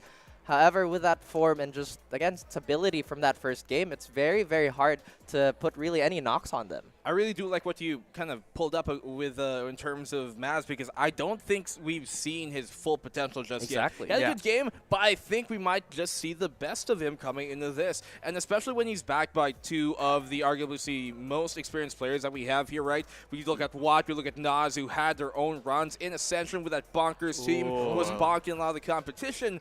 You have to expect the best of this team. If what we saw a while ago from Oasis on their counterpart here wasn't exactly what we thought, I think we're going to get more of the same, or rather a similar idea of that here when it comes to this squad on Antic, but on a more positive note, because when you look at the way that Antic have played so far, they have absolutely proven here that they are one of the teams to look out for to make it into the semis, to make it out of this group, and to make it to the top 4. Yeah, and to think they were this close as well to take that first game anyway. So it kind of makes it a little bit more bittersweet, but you could see the potential. You could see that Oasis could breach through. But for Antic Esports, it was all good in the hood for them. All business as they went into that first game as a whole. But now we're getting our map selection, and it's Lotus as our fourth best of one map for today, which is ironically Oasis and one of their best maps in particular, since they played that as well in their playoff stage. They look really good on their regional playoffs, and I really feel like that's their biggest shot of taking over. But Antic Esports also showing that same flair, Black and Blue. Well, you mentioned about Oasis, and just to kind of put into perspective how successful they have been as of recent, they have been on quite a streak. 6 games straight before dropping their most previous Lotus, and some of those teams, Naos, Fancy, Talon Esports. So those are some big names they've taken down on this map. You look at Antic, and you still have to wonder then, where do they stand in this field? And talking about Antic too, something that we have to kind of, highlight is that Pilski does have experience coaching against other teams from our region, and this was from, I believe, APAC 1 last year when he was still under Bonkers, so he definitely has an idea on how our teams like to operate, our signature styles, and how we like to push. Granted, there's been a lot of evolution from between that point to now, and I hope we get to see the same thing for Oasis too. I mean, we've been talking about for how many years now? It seems like every single time we say this team is maturing, there's always that stumble. Well, if they are going to stumble, then that's how we're going to find out right now, ladies and gentlemen. It is game time over at Lotus. It will be Antic Esports versus Oasis Gaming, a double controller comp for both sides as we're heading on into the next game. Let's get right to it here. Oasis Gaming on the attacking start to start off this game here on Lotus, their second game of the day. A must-win for them as their earlier faults have seemingly caught on up. Raph, you can see here, immediate push from the defense here in Antic. Exactly, and I love the proactiveness of this defense. Again, we have to highlight how important each round is, especially in this type of format. Look at this, they're not shying away. They know that there is retaliation, and of course, yet another smoke here. This is definitely going to push Oasis back a little bit. They do have the option to rotate, as every other lane on the map seems to be unoccupied. Yeah, Oasis just, I guess, seemingly here, trying to see if the defensive push from Antic is really going to commit towards that A main push. The weak side is where they're going to be rotating. Killjoy at the wait here. Maz, he has a lot to do here. If you can get one and back off safely, that's going to be great value. Indeed it is, and Watt waiting in the smoke as Maz already throws a pot shot, but look at the control yet again by Antic. Remember, we were talking about how OCE teams tend to have that wild card spirit where they will take fights, but it looks like they're going to group up for a big 5v5 here. However, there's no chip damage on either side, so this could go either way. Well, here comes a retake, leaving Kelly S on his lonesome here within that pillar to try and get a pick off, despite trying to be stuck for the half. Kelly gets one, Marky a follow-on up. They're getting the defuse. No! They're going to stick it. The opening pistol, though. They don't let it come to pass. Oasis Gaming take the opening round. And I have to say, those were flashbacks of a different Challenger series, if you remember. 2 back-to-back heartbreaks, but Oasis, they don't let it happen this time. And again, this is looking like a very, very controlled matchup. I wouldn't be surprised if a conservative buy is going to come into play for Antic Esports, or if no upgrades at all. We have 1 Sheriff on Watt, but that's about it. Antic Esports almost stealing that one away. Oasis Gaming, they've certainly fell prey to the defuse being stuck, especially there on C-Mount. We've seen that in their past, but doesn't come to pass just yet. Take the opener. It's a bonus here that Antic Esports have a bit more to deal with. That mount push we saw a while ago from the defense, that's not going to be as viable here. They don't have the same weaponry brought in. That's true, and there should be an assumption here that they're not going to go for tree control. They know that the SMGs, potential SMGs and pistols on the defending side could shred them to bits. So it's going to be a very, very long default here, but Nos, a sharp shot, still gets one. But ultimately, Black and Blue, these weapons will not be persuaded to stop slaying all the defenders. Yeah, it doesn't get much. Not just yet. So Oasis kind of in cruise control right now against a round like this. Whatever hopes Watt might have, maybe damage to economy. Toxins going up. That's all you can really hope for. So if you're Antic right now, Squashed. okay, great shot by Watt. But as I was going to say, we've seen prevalence here from Oasis to start off the rounds already into seemingly taking A main control. I have to say, Watt has been so sharp all day long. And as soon as I say that, he gets erased from existence. But getting 2 is pretty much the stable outcome of a round like that, right? Oasis, they still have a decent bag to go back on. They did get the plant. They did get a few orbs here and there for themselves. But ultimately, creativity is what might, I guess, succeed in this round, because there's going to be a lot of range deficits that they have to make up for, especially on A-Long, if they continue to default that. Well, obviously, as we've failed to point out so far, they're in a mirror matchup, so there's no real discrepancies in that case. Let's see how it differs this time around, as once more, that mound position, rather, that rubble position here towards A main. Another push for it as Oasis don't seem to shy away from taking control away from that, which is really good. You see a lot of attacking teams, once they take that draft, they have a lot more options to pivot to B. I think Punda's thinking about it. I think he senses something, but I think that's just too many players he might challenge here. Despite the weaker arsenal, the numbers, they'll still prove to be too much, as this stair contest is going to come. That's going to be armor shredded off of Oasis side. It looks like it's going to spring the attack, but Kelly S, is he going to look the right direction? He gets one. That's the double, and that should open up Oasis for free upgrades here. That was a great paranoia here coming in from Oasis. You see, both of those kills that Kelly was able to find aided because of that paranoia, so great stuff coming from Draxi. He's always been such a hallmark player in terms of his supporting utility in Oasis. They're looking a lot sharper than what we saw against Fab a while ago, but it was the early game. It was a bit more reliable from Oasis. Here comes a pinch on that door position. Bunda, double for him, decimating here the defense. They've hold, and he's got a stick. No. Just don't, right? It's not going to happen. Marky's not going to overextend. Otherwise, I might just jinx it into existence, but that's half. He has to commit to something here. The smoke is in the way! That is unfortunate. Punda gets away with a 3rd kill and yet another orb to his name. And a slight mishap there on the side of Oasis. Granted, it was the bonus round, and that is pretty much the absolute biggest bonus you can get.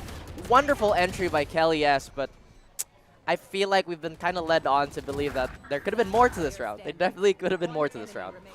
Well, he almost gets it there, coming in from Marky, but I think what's the real highlight play was coming from Watt as that Viper, going right around, being able to find an opening, especially while Marky's already watching the flank anyways. He opens that door and pulls the attention of Oasis towards the flank, which allows now Punda to come in from the front, clean up house, and, well, get them around on the board. No upgrades on the side of Antic, surprisingly. All sheriffs, but still dangerous nonetheless. I would say that Oasis should be a little more dominant on the attacking side, considering that this is very attacker skewed, this map.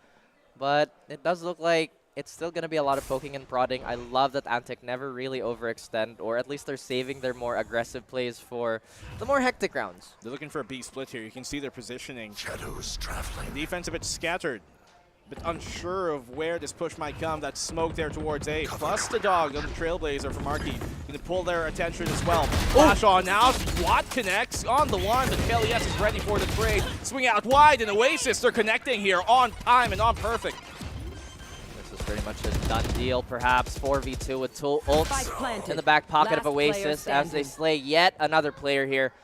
Mike, all on his lonesome, could go back and save this Phantom, but he looks like he wants to bite on more, and he does get a chunk out of Oasis.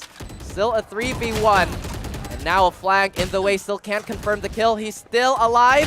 Can get one more, but the indecisiveness of what gun to pick it up puts him in an early grave, and that is the third round on the board for Oasis Gaming.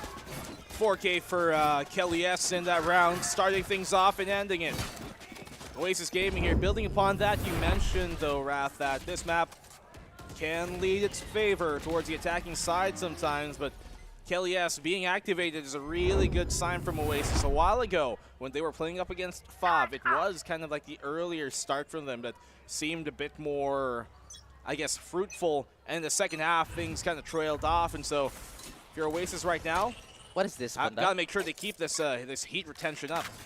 Bunda's looking to do something something unsavory to any attacker here, but I think this is a good sign for Oasis. They've finally conditioned the defense to be a little more A-oriented, so the rotation might be late coming into the opposite side here. This might be the commit. Maz has to run. Whoa! He fails to jump. Kelly S, he hit on the wall right before it, and Maz is able to clean up house. That should have been the kill for him. Here comes out the Nano Swarm. The Psych being flooded. The defense trying to stop him. They're going to let it happen. They're going to go for the retake instead for the numbers. The nade denies the plant. And now the smokes are going to dissipate. Oasis Gaming in a very difficult position. There's still a minute left. They can still do this. Draxi, though, he could cut off the rotation before it could happen. But Savvy opening up the defense with a Sentinel kill of his own here. They still haven't decided to commit this plant. They're wary of some sort of retaliation, and for good reason. That's a quick double on the side of Antic. They look to flood in, and suddenly this has been tipped over its head. Marky all alone. No real chance at this point. He gets a double! Marky holding on, but you thought there could have been more shades of a different timeline coming in there, but Antic Esports shutting them down. The fact that they took so long to get that spike round meant that the defense there was ready for the retake. Smoke's gone. It played into the hands here of Antic. Indeed, really curious, right? Because I for sure thought that they had the placement to just kind of get that spike down and play it from there despite their waning utility. But Oasis opting to go for the raw gunfight here. They do have one round to give, but with this economy, man, I'm just not too sure if this is the type of pillar you want to lean on. Patience is a virtue. As he said, waning opportunities here are ones that have to be seized instead. The spam doesn't connect this time, only an Ares on Odin, but Nas utilizing that push. A triple for Nas. He's sticking it up the noggin, and Punda's able to follow up as well. It's all on the Marquee once more here, all alone. Gets himself a double, but this round should be over here, Raph, barring some hijinks that should not happen.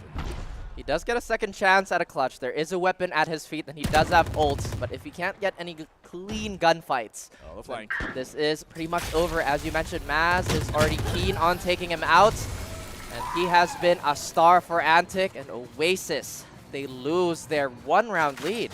Two pretty dominating rounds here from Antic, but that previous one, obviously, kind of being an eco buy. Going for that A mound, which could actually benefit them later in the end for Oasis. As you've already mentioned, we've seen that defense kind of be a bit more oriented and skewed towards the A side of the map. And so if they can keep on conditioning that lurk there towards the A, they can open up the site elsewhere for the offense to punch through the defensive side. Well said, but I also love how proactive Antic has been. Because of that 3K, Nas now has the Seekers. If they want to play ultra safe and play off the retake, they also have the Viper's bit, but Mike has other plans despite missing. It gives enough space for Nas to take one, but it's an even trade. They don't have Seekers now. Mike's still in this corner, but Oasis can't punish. They are getting slaughtered like lambs in this choke point. Yeah, great read here coming from Antic. Utility on out, paint shells connecting there towards the mound, setting Oasis into a bit of a scatter. What Oasis might have found in the deserts, well, it's not going to be much. Antic, hefty lead they have in this round, and the lead to be taken on the scoreboard if they do take this. Trouble in paradise as they're still trying to find some safety here on this C site. But Antic, they remain sharp. They remain wary as we still have 2 smokes on the side of Punda. And now he has the info of at least 1 player here. He doesn't want to give that 1v1. And now Mike has doubled up. All Antic has to do now is to wait. And Oasis, they're still trying to find a wedge to this defense. Great angle here from Mike. Shells out, and Savvy's left all alone. 1v3, he can isolate these fights perhaps, but the boom bot is just too big of a problem for him to deal with. Antic Esports, though, creating an opportunity there to get the round right off the bat, and they take the lead. You know what, stylistically, Antic has been very solid. They've been very calm. They did take a little bit of a, I would say, dive on the first few rounds, right? They gathered all that data. So, you know, in kickboxing, Muay Thai, MMA terms, they're like those 5-round fighters, right? Oasis, they have a wonderful head kick. You catch that, you're gone. They're like a Money Mayweather, right? You give them the first 5 rounds, 6 maybe, perhaps, and then you get them in the second half once you got the download. And Antic so far, their defense has been perfect. They've been reading where the strong side of Oasis attack has been more often than not in these previous rounds. Well, aside from this one, perhaps, you can see Oasis posturing here towards the A site. Only a bit of information gathering they have is Watt face checking it. You know what they say, going for the head is a bit of a rookie mistake here, and perhaps Oasis' age is showing in some of these exchanges, but that hesitation too has not been kind to them, and Kelly S could have realistically been caught out here. Look at this defensive assignment on Antic. They now have focus on rotation, but they're relying on Watt to, again, get some value here. He could get overwhelmed, but the hit still hasn't been committed.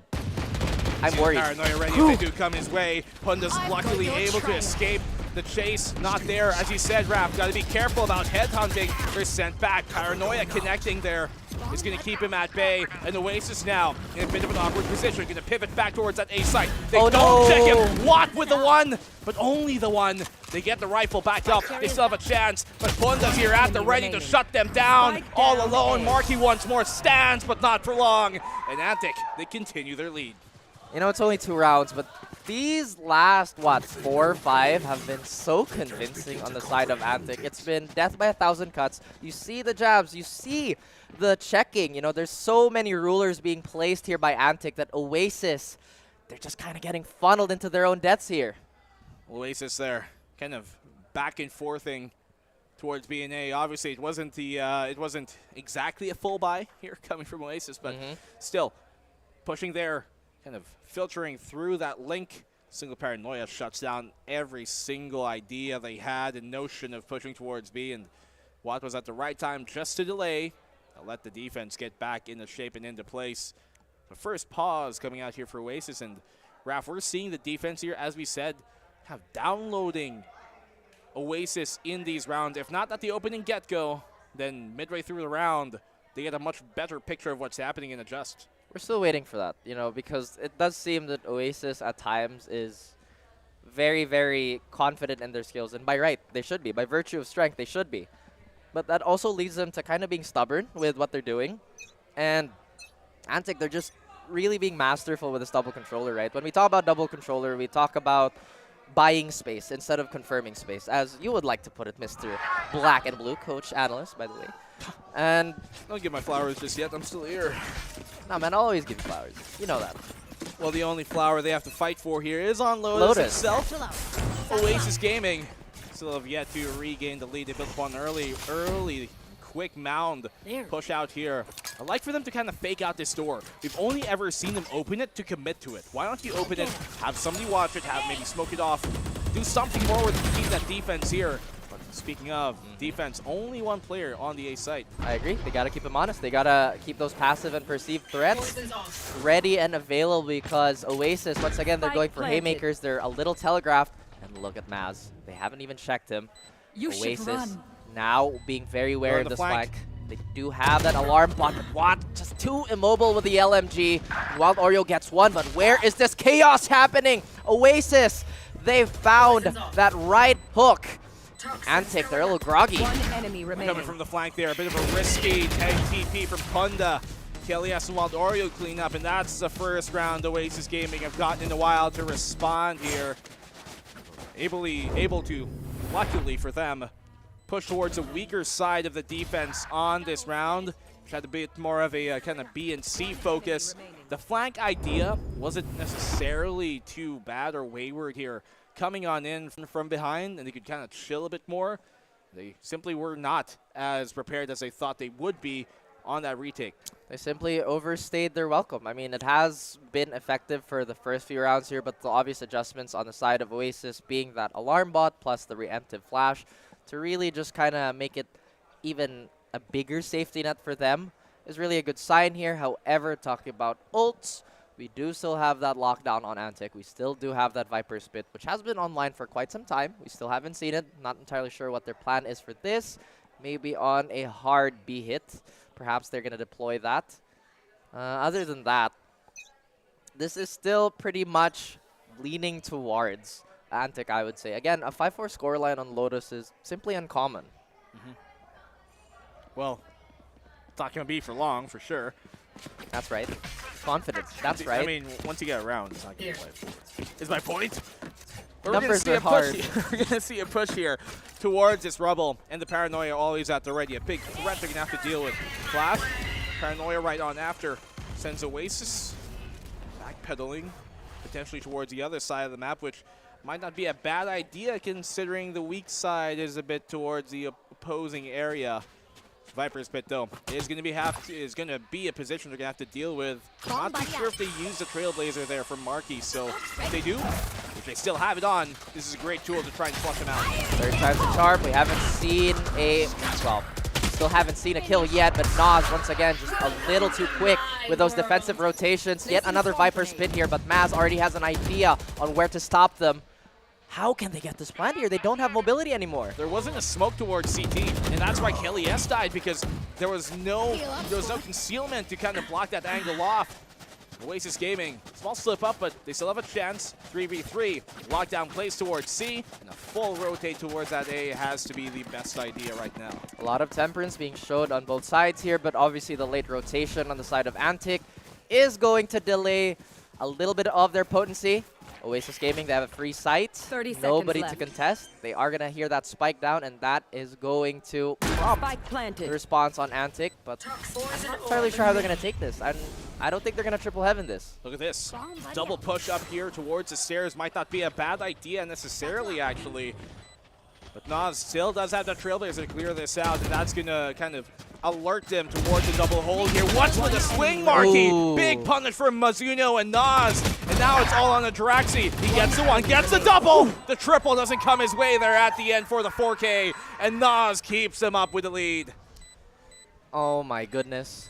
So close yet so far, but Antic, I really love that on-the-fly decision to kind of just deal with that double stack. I was about to say they probably know something that we don't. I mean, that's why they're still playing and we're not. You know, that is a time long past us. But Maz, man, I think realistically that should have been a high percentage kill on him. He was already low, tagged up, but sometimes when the guns are firing, they'll hit everything. A great round from Nas there.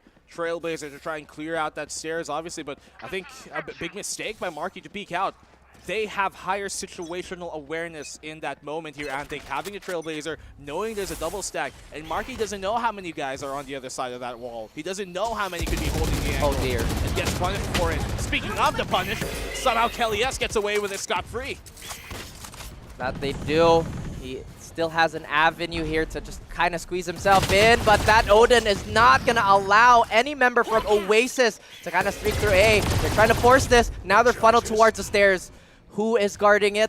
Nos has no idea that they flanked through. And now Antic in a bit of a panic. Oasis, especially while Dorio there has had such propensity to try and push towards that. Marky at the ready as soon as the door breaks down. Stands in front of the fatal funnel and somehow finds a fatality from it. While Dorio trying to watch, obviously, here this B-Link, which will be a crucial part of this hold. How crucial is it going to be? It is going to be answered in this two-man retake on the side of Antic. They could realistically save here. They don't have to risk anything.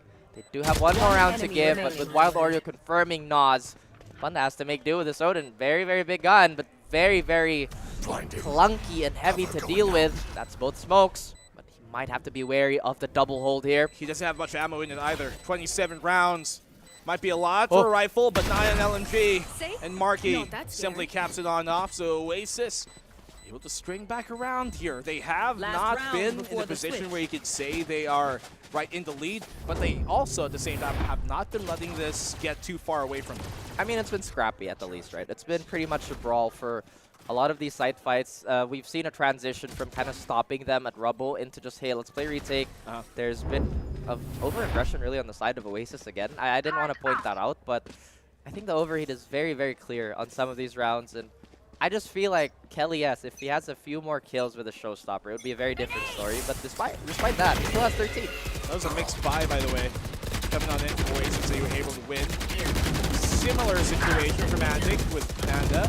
Panda rather having only a sheriff, but the spam here, able to make a sandwich out of that one. 2 kills off the wall, off the murder.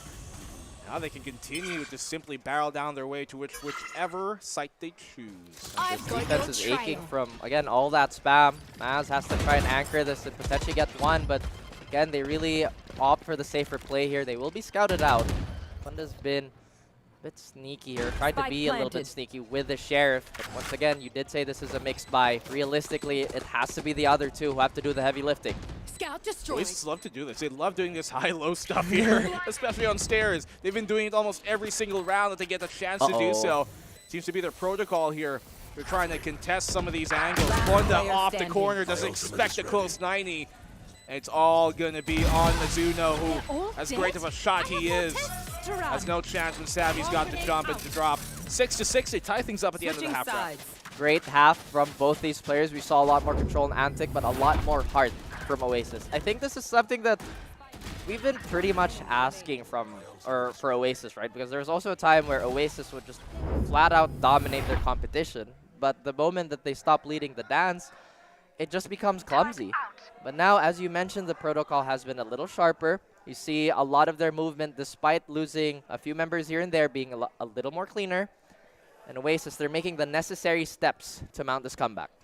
Defense, how do they condition that defensive side? You see the push on here coming from Oasis towards B. Those pillars are a position they're looking to contest, but Antic are a bit more presumed to push towards that C initially, but they've also pulled back, so kind of in a half and half state here of where to commit. Seems like A might be the idea. Yep, there was no real inclination to do so on the other sides here. B is once again a funnel that we don't really take too much interest to as an attacking team.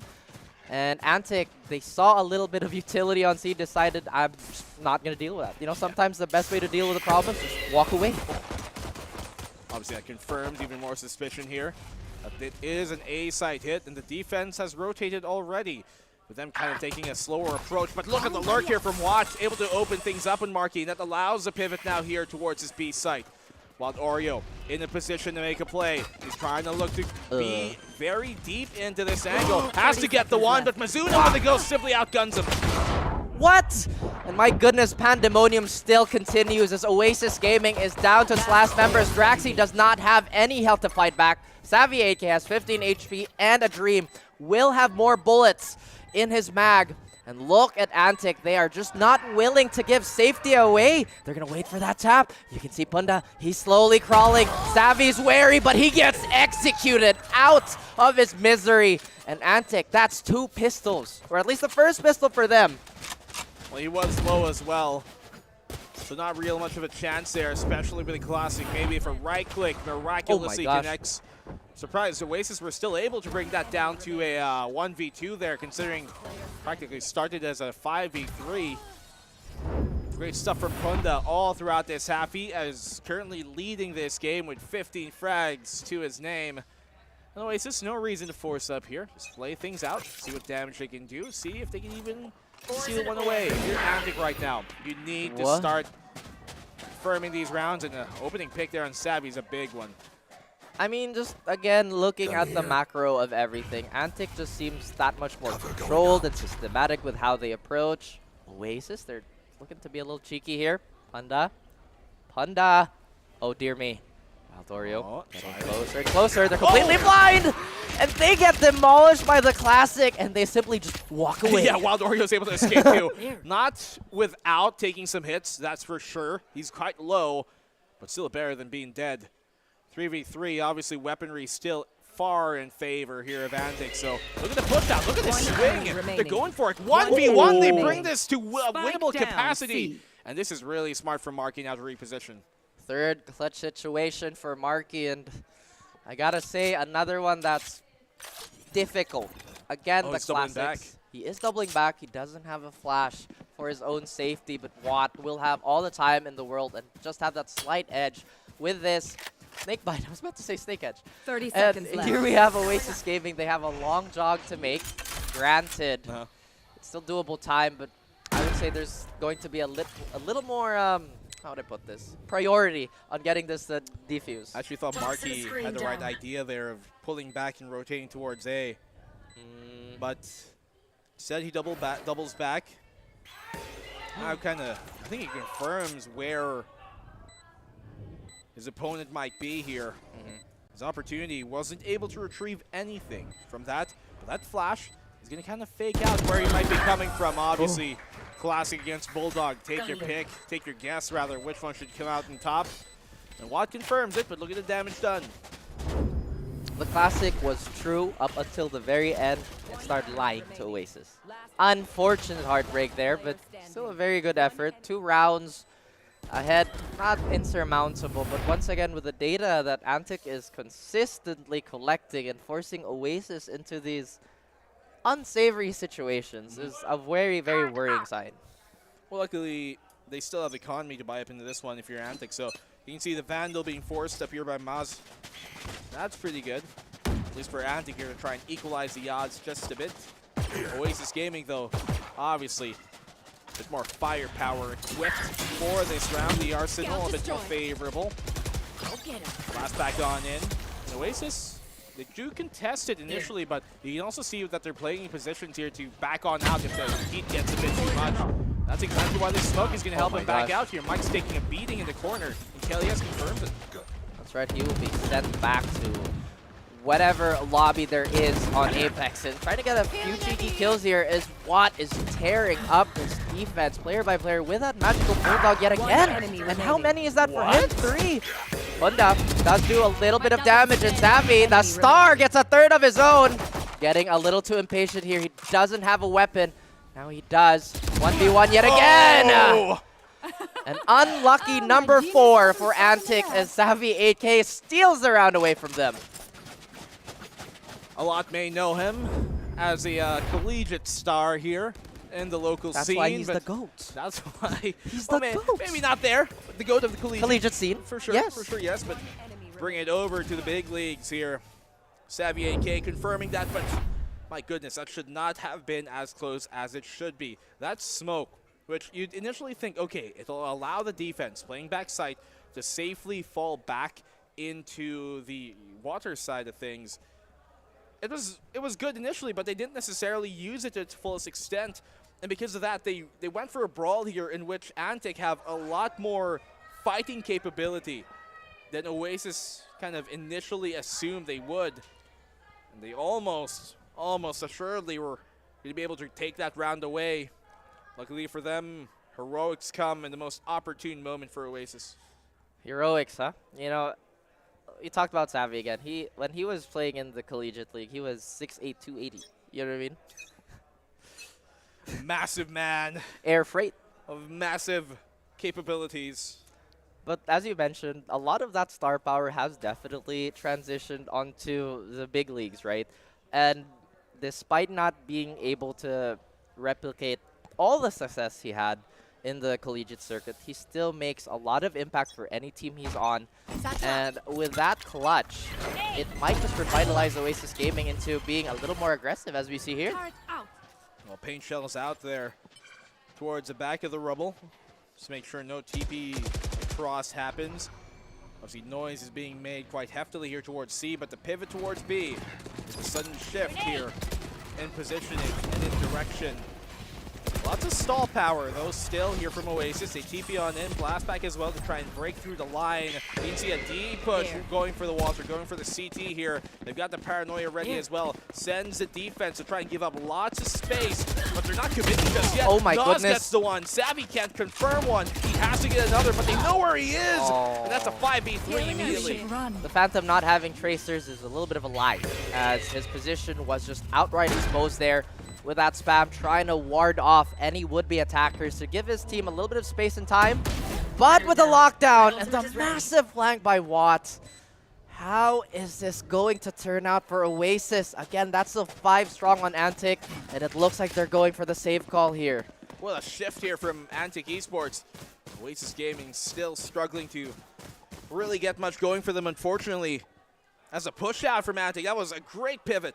They push towards B. The defense thinks that's where it's going to be, but yet they kind of press the envelope even further, break through the lines, have the flash for the immediate corner, have a paranoia for the next one. It allows Oasis, rather Antic, to simply push on through when Oasis thought the least to come. Antic, flawless round for them as they get the 9. And you can already hear, and I think everybody can hear the passion from the studio. So guys, that is your cue to actually drop by the main event this weekend. So I'm very, very excited for that. I guess we're all very excited to see you. I mean, if you can, because like I think the first day might be practically it's already sold out. Sold out. But 10,000 people. But you can check out the other streams we got going on. Obviously, we got 4 groups. This is only one of those 4. So we got lots of streams going on. So guys, check it on out, and let's check out the game as we get back into it. Oasis on the defense. Eco buy from them. Antic looking to get a 10th. Can they get the 10th, the first double-digit score of the game, of the only map, by the way? So again, just to kind of reinforce how important this is. Oasis. Do or die. Do or die, exactly. Oasis, again, they're just a little notorious for having those moments where they need to shine. The light does dull a little bit. And Antic, they could smell the blood. They could smell it in the water. And you see the aggression. Good for him. If they don't break through, then he can have a position to try and pin somebody. Oh my gosh. They're pushing through, while Oreo can't connect. Sheriff up close, not the most reliable. Lockdown does kind of force him out of the way, and they burn the Viper's Pit there too, but they take him down. Kelly's connects. He's got a bit more to try and fight with here. Lockdown does detain 1. Retake here, 4v3. Swing out, but look at that! No way! From Nas, he connects! And Mazu at the end as well to get the 10th. Oasis, it was an eco from them, but they had an opportunity. Antic let them slip. How many times has Nas dominated this A site? He simply will not allow Oasis to come in. And Oasis, I fear for them. They must be quaking in their boots because they're here to defend the land, Nico. But Antic, they're just doing so well. That was so good as well. There wasn't anything better could have done there from Oasis. Flash out, immediate push. But I guess that Nas could hear the flap of the bird, and he knew that the blind was about to come, looking away, prepared for it, anticipating it. Antic Esports looking pretty sharp, but now Oasis Gaming. Finally, a gun round for them to play. One they absolutely feel the pressure to convert. Antic, they really have not shown signs of instability here. It's insane to keep this type of pressure and this control at such high stakes. In Oasis, they're trying to find any idea that they can. While Oreo already very, very low on resources here. He does have the recharging smoke and the wall available to him, but that last snake bite is going to give him one less tool to delay with later on in the round. And once again, Antic with their passive threats, man, they are freezing Oasis Gaming into, again, oblivion. They're keeping that defense there here on towards C, where now the weak side is a bit more available for Antic to try and push on towards. At least they got the Seekers down, so Mike doesn't know where exactly they've fallen back into here, coming from Draxi. The defense not overcommitting on the rotate 30 here from seconds Oasis. left. It's pretty good because Antic have shown propensity to try and back and forth here on the attacking side, and now they're going towards C. They realize that, hey, Watt is nowhere to be seen just yet. Antic approaching critical mass here. They are checking, but the initiation on Oasis is too strong, and the tides are starting to drown all the players from Antic. We have one member left, and it's up to Mike. He's nowhere near the spike nor anything, so he has to tuck tail and run. And that's going to be the first save call on the side of Antic. Oasis, they rally back, keep this as close as possible, and that's the explosive Oasis that we've been waiting for. Great round here coming from Oasis. Anyone The have fact any that they were speeds? able to I steal may have away map jabbed my control there from A fingers. main meant that Multiple that kind of fingers. stacking defense towards the C side of things was actually absolutely fine because Oasis having much map control, having their positioning be so forward in A main meant that if they were going to come A main here, Antic, they would be aware beforehand, and that they were. The Seeker is kind of alerted their suspicions. Draxi takes that down, backs off to A. Now, that meant that Mike didn't know where to chase down with the showstopper. And once they rotated, Oasis had kind of caught on that, hey, Antic, they love to go back and forth, but look at Draxi up above. He gets the one. Again, death from above. That's the first. This Oasis, once again, they want to sink their claws onto Antic, but Antic will not allow such fatal blows. And down to 3v3 here. Important ults already eliminated from the game. Oasis Gaming, they still have... Actually, it's still an absolute mirror match here, even with a deficit. But position-wise, Oasis, they're a little stuck here. The timing, they're very wary of it. And this door position has been an absolute tomb for any would-be attacker. Kellyes actually almost had that kill there, the opposing Viper, but it doesn't connect, doesn't come to pass. Luckily, Nas had the heal to get Watt back up into fighting capacity. You can see the Sentinel here as well, the Killjoy and Savvy AK from Oasis. He's at the ready for this push. He has to be the first contact, and that he is, but not able to get a pick off of it. The plant's going to go down, while Oreo instead holds the line. Now they have an advantage. Zavi dropped to 25 health. The idea was there, but the Viper spit by Wild Oreo still very much serviceable here. Topped up, being very healthy, but will they anticipate the early timing? They check the corner, but not again! He comes up clutch. 1v2 here for Oasis. Time is ticking. Will they anticipate Watt to be this close? And that's the first. Could potentially be the breaker of hearts! And what is that? What? Crazy stuff here coming from Antic and Watt. He has such a great spot to play because he's like a whack-a-mole there. He can come up at any angle and only exposes his head when he does so. Bob and weave, you know, bob and weave. Bob and weave. Left hook, right hook. Oasis Gaming, once again, just kind of fearing for Antic, or rather themselves, that Antic is getting closer and closer to ending this map. And might I add, Antic is still undefeated on Lotus. I think this is their 4th showing now. And normally, Oasis, they would use a lot of their scouting power to really kind of dissect their opposing teams. But I feel like stylistically, double controller just doesn't seem to fit Oasis Gaming. Despite their success, despite the gap between these teams, I feel like Oasis would benefit more if they went for that double initiator to really supplement their aggression. Or complement their aggression, pardon me. Supplement. I think you're having a gym bro moment here, buddy. Run out of protein, bro. Getting into back home. A different kind of lingo here. But the only gains that Oasis need to get are ones on the board. 8 rounds. 3 away from tying up the game, and obviously the 1 away from match point here for Antic's favor.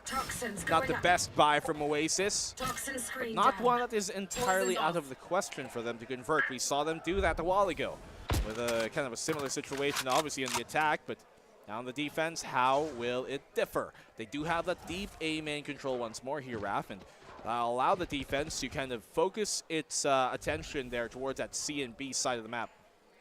Oasis still trying to find its foundation on this defense here. I don't believe that Dog did find any info towards B. And Antic, they know this. They're in a little bit of a stalemate. Hopefully Oasis does have an active call with this Viper's Pit, or at least keep him up until they need that. But look at this, they're slowly crawling up towards C. You can see Antic waiting here too. They know that kind of a light buy is on Oasis, so there's more propensity for them to try and push out, to try and go aggressive. The Seekers will confirm majority presence here towards C, but as they open the door, that might actually just pull the defense into a fake. Oasis, they have to be a step ahead of this. 30 seconds left. Again, you talked about it. Antic, they love to go for that pendulum action here, kind of the Russian back and Great forth. paranoia. But Draxi gets one from the above again, a second. He's Spike coming in down clutch. A. He's breathing a lot of life into his team, but what? They need very little to operate. Kelly S will take this timer down. Oasis Gaming, they get Matt here. 8 more seconds, and this is done and dusted. Incredible stuff here from Oasis. Funnily enough, the few guys that had rifles were the ones who stayed there by that A site. And this is a common tale that we've seen throughout this map, this only map of this game. Raph, I almost called you Dax for a second there. The paranoia has been the single It's okay, muscle memory. Yeah, there's muscle memory at this point. The paranoia has been the single most effective piece of utility in this entire game. Bar none, bar anything. The Trailblazer, you can argue, was a second, but we've seen so many pushes stifled single-handedly by that paranoia pressure. Don't say it, they're gonna nerf Omen. I can already feel it in my loins. That paranoia is no longer Please going. no. Please no, please no. We enjoy it too much, and the tactical value of that paranoia not only shines on this map, but a few others too that we've had a lot of open discussions about. But no exchange of words here for Oasis and Antic as they try to barrel through. That's gonna be a big disconnect between Mike and his team. He is a man on an island, and Wild Oreo, he is the predator, but will hunt for more than just Mike. I guess fortune favors the bold. While the Oreo definitely that being so, pushing through his own sneaky bite. Antic Esports here in a difficult spot, obviously, on the eco, but we got some rounds to get. That they do. Quite a bit, in fact, but they can't let this slip away. Spike Oasis down. Gaming, C. I'm pretty sure this is round number 10. I don't want to jinx anything. Does that Player be? standing. Oh my goodness, that camera swap. Yep. He gets the ace. That gave me a heart attack. Like, no, wait. Okay, so it's Wild Oreo. And I'm honestly surprised they're putting Wild Oreo on a decently passive role because we know what Wild Oreo is capable of when he frontlines. Well, he is a Viper in this case, so it makes sense, but at the same time, we haven't been seeing his lurk actually come into play much, even during the first half when they were in attack. We didn't really see him kind of pressure A while the rest of the team was going the opposite direction. They kind of have him as like another gunman with the main push sometimes. If you're not lurking, you're main rifling. The old classic setup, and Watt could have died so quickly there with this one way, and a lot of utility being expended just so there will be no rumble at rubble. Antic, once again, they are posturing for a C-take here. Never mind. Well, another deep push from Oasis, taking that control away. They can re-smoke this again after the one-way dissipates, so lots of time to be burnt here. And obviously, they had this push, they had this hold, rather, Oasis a while ago. And something that Antic are going to be a bit more nervous about pushing, knowing that Paranoia is still available, knowing it hasn't been used. It's going to send them to pivot towards B instead because it's been quite effective for them actually this B-side hold. Exactly, and Nas trying to get a little bit of info with his dog here. And very, very timely. They know the turret is here, so they know a quick response from the Killjoy is going to be doubled up with that late confirm. The Viper pick finally coming into action here. The only problem here is they're going to be funneled in Oasis. They still have that showstopper. There's a lockdown here, though, so they have to step on the gas pedal. A double here now for Oasis. All the frags are going their way. The lockdown's still available, but that's not going to come into play just yet. Anybody detained? Yes, but ultimately it shall matter not. It shall not be a matter of a fact. As Wild Oreo connects and Oasis Gaming have tied up the game. That they have. Antic Esports, it looks like they might be a little gassed. The rounds are getting later, and Oasis, they're only becoming stronger and stronger. Again, they're a little more, I would say, strict with their pushes and a little more lenient with retreating because it seemed like in the first half they were just committing to so many things, playing smokes close, trying to get as much value or at least as many kills with a guiding light when in reality they didn't really have to. 21 now to Kelly S's name. And you mentioned that guiding light here coming from Antic, and we saw a while ago that the Oasis were kind of being problematic with telegraphing their ideas, and that comes to a similar extent here for Antic. Push down here out on the rubble, but Kelly S has no trouble dealing with this. They are the baddest man on the planet. And Draxi and Kelly S once more hold on to ground they claim as theirs. A lot of tight gunfights here, but once again, automatic rifles to take the lead away is Oasis Gaming.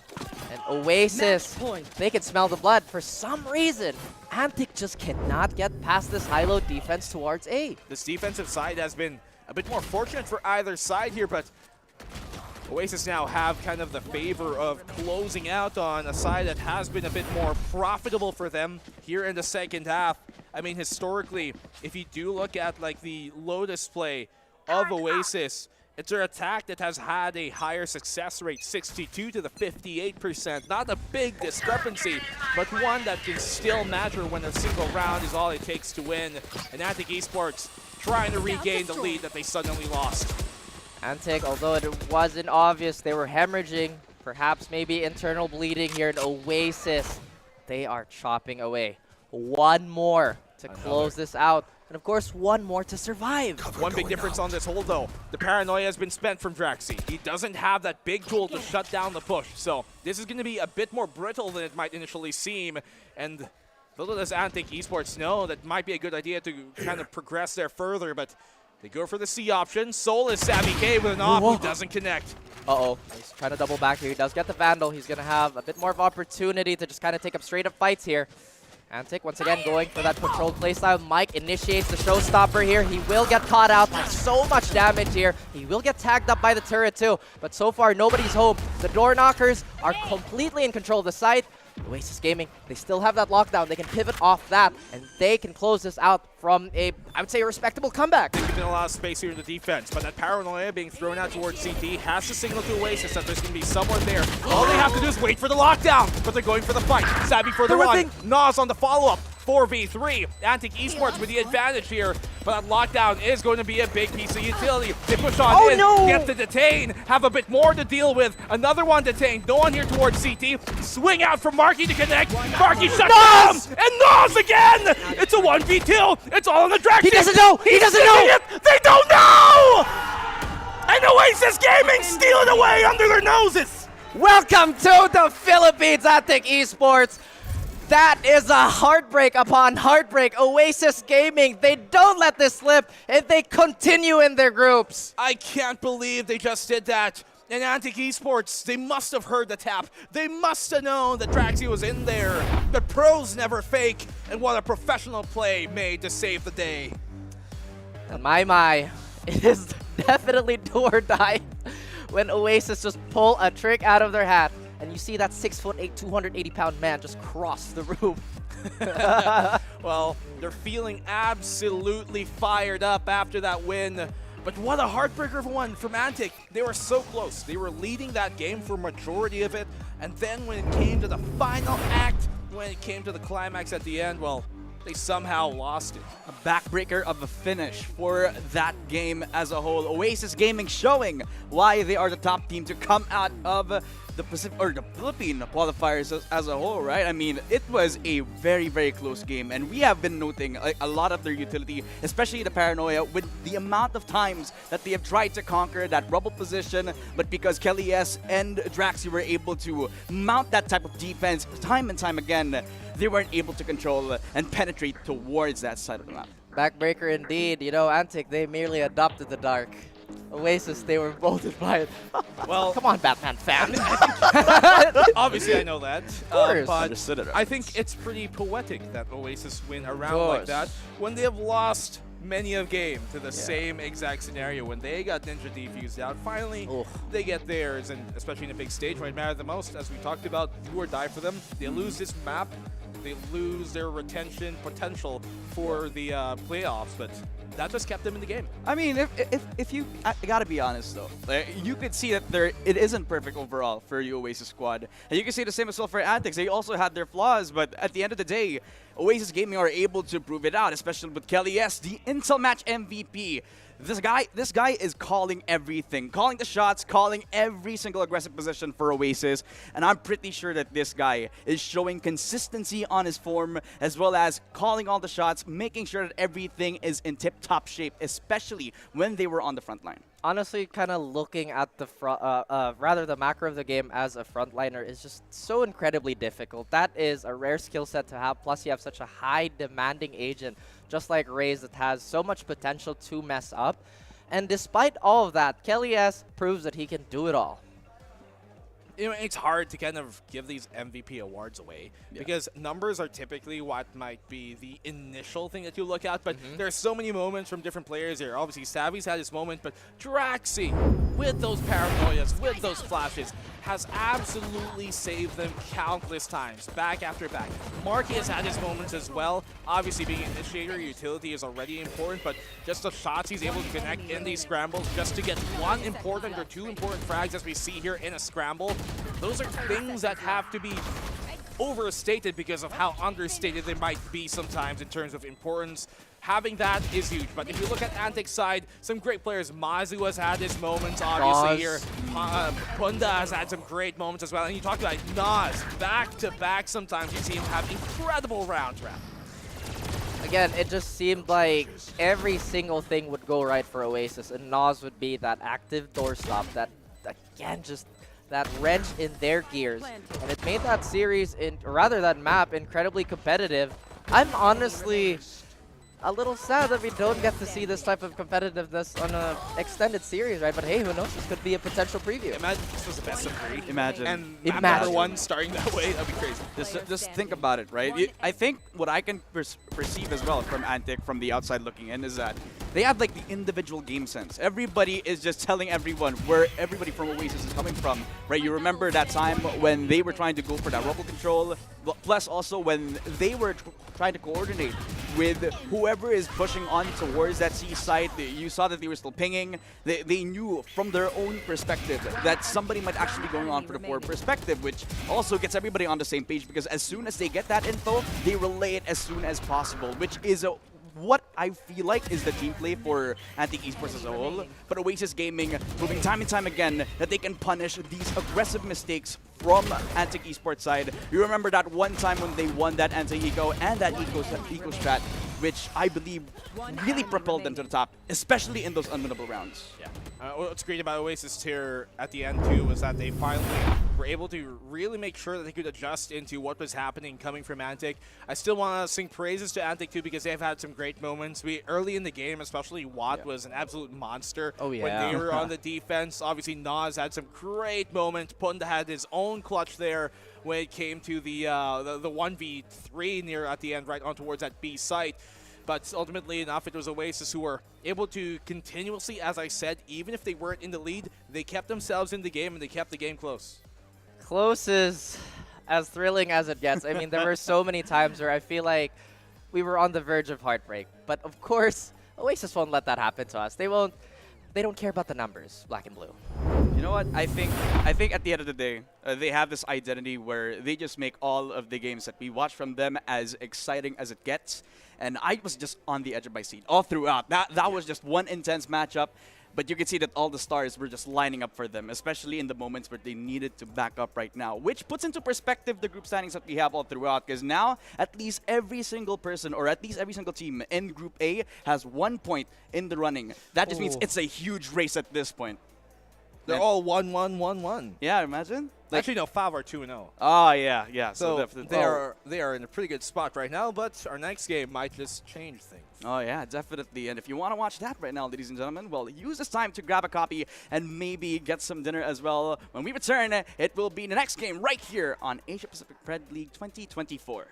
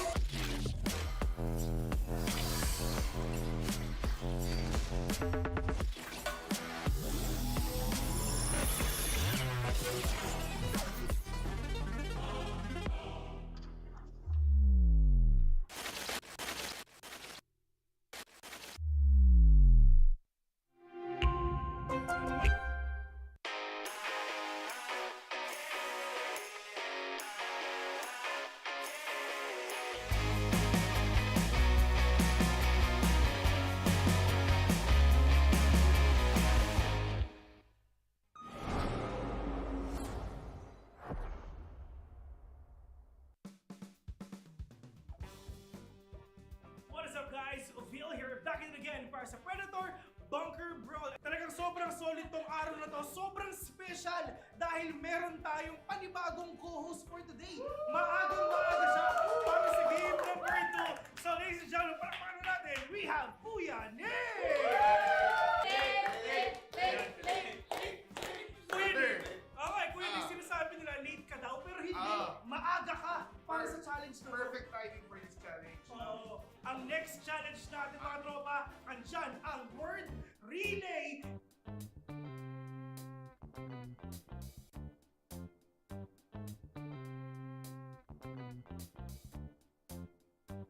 So, kung napapansin nyo sa GBB, ang magsusulat dito sa ating board ng mga narinig niya sa teammates niya. At syempre, wala talaga silang marinig dahil suot nila ang Predator Ganea. Tara, try natin. Narinig mo ba ako?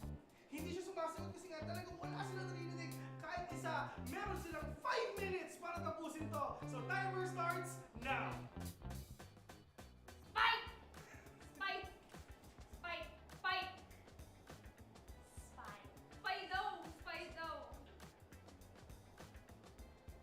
Spell na simulat niya. Alright. Okay. Orayon! Okay. Oy! What? Orayon! Octagon! X! Octagon! Octagon! Octagon! Octagon! Octagon! Ayan, pinapapansin na talaga grabe yung pag-internalize nila. Pero kung ako sa'yo, GBB, sulat mo na.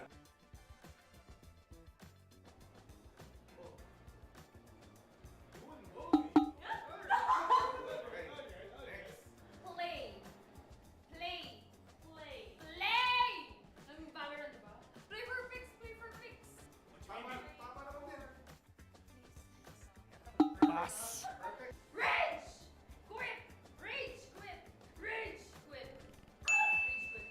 Kung hindi marunong na sa dulo nyo, medyo alangan. Dito lang yung pinaka-bait. Ito pinaka-crucial. No, mali naman sinasabi niya. Kahit sobrang galit ng first and second mo, pero yung third, tanong. Okay, sulat mo namin.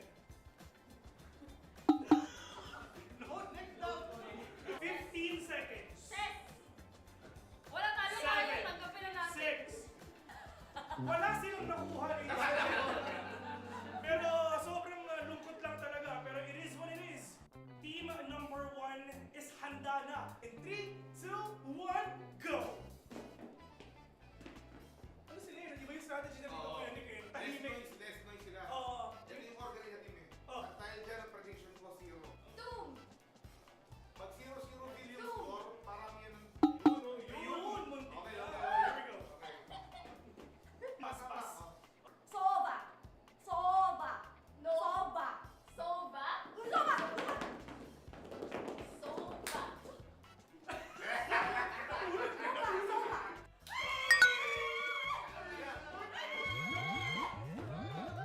Aim! Aim! Bot! Bot! Point! Bot! Aim! Point! Import. Point! Okay na. Aim! Easy, GG. Ayan. Stand proud! Oy, yun na. Stand Yung proud! akala ko yun. Stand proud! Step bro. Yun. Stand Ako, proud! anong ginagawa mo, Bert? Easy, GBB! At the end of the day, meron silang 1 point. At right now, alam na natin kung sino ang panalo. Ayun na. So pipili na ang Team 1 kung ano bang punishment na gagawin ng Team number 2 ngayon. This or that drink ang susunod na punishment ng gentlemen. Pero meron tayong plot twist. Ano yun? Ano? Sabi ng nakararami, si Kuya Nick ay sasali! Wala tayong gagawa dyan. So yun na nga. Para sa ating next punishment, ito na, handa na ang this or that drink. Meron ba? Oh, yun, okay na. Feeling ko hindi ko siya dapat gustuhin. Pero parang masarap. Ano yun? Tama na. Let's go. Mahaba yung straw. Patis. Imbis na mahirapan, nag-i-enjoy pa. Matindi, sobrang cute na pinapakita ng mga Basta kami ng sobrang dami. Parang soy sauce eh. Masarap. Sobrang dami. Masarap. So there you have it, ladies and gentlemen. Pinapanood natin ang ating sumunod na video. Pero don't worry, dahil napakadami pa nating mga challenges and videos na ilalabas. My name is Phil, and see you on to the next one.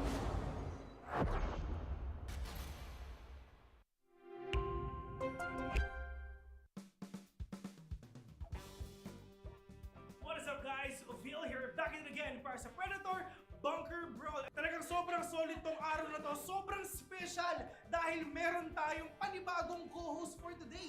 Maagang-maaga siya para sa game number 2. So, ladies and gentlemen, para natin, we have Kuya Nick!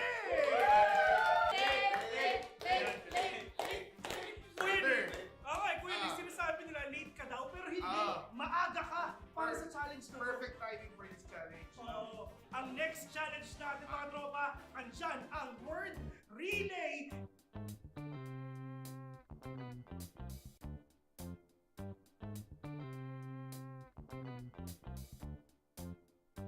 So, kung napapansin nyo sa GBB, ang magsusulat dito sa ating board ng mga narinig niya sa teammates niya. And syempre, wala talaga silang marinig dahil suot nila ang Predator Ganea. Tara, try natin. Narinig mo ba ako?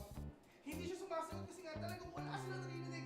Kahit isa, meron silang 5 minutes para tapusin to. So, timer starts now.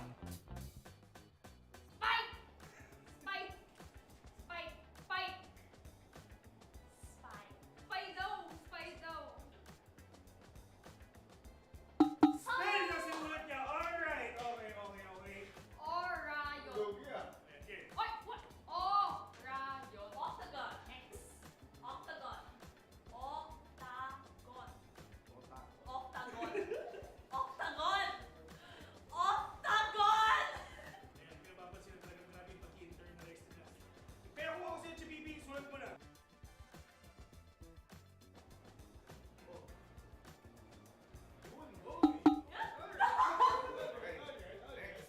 Play! Play! Play! Play! Ang Valorant, diba?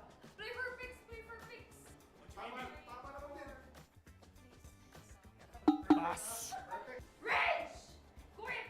Rage! Quit! Rage! Quit! Rage! Quit! Kung hindi marunong na sa dulo nyo, medyo alangan. Dito lang yung pinaka-bait. Dito Oh, pinaka-crucial. shit, No, mali naman sinasabi niya. Kahit sobrang galit ng first and second mo, pero yung third, tanong. Okay, sulat mo namin. No, next down.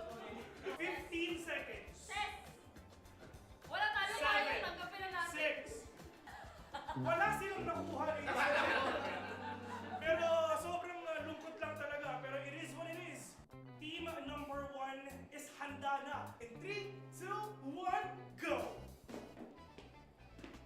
Ano sila yun? Di ba yung strategy na dito ko yun? Tahimik. Less noise sila. Oo. Yan yung organ nila team eh. Oh. At dahil dyan ang prediction ko 0. Doom! Pag 0-0 billion Go. score, parang yan ang... Yun! Muntik Okay, na. okay. Here we go. Okay. Pass, pass. Soba! Soba! No. Soba! Soba! Soba! Soba!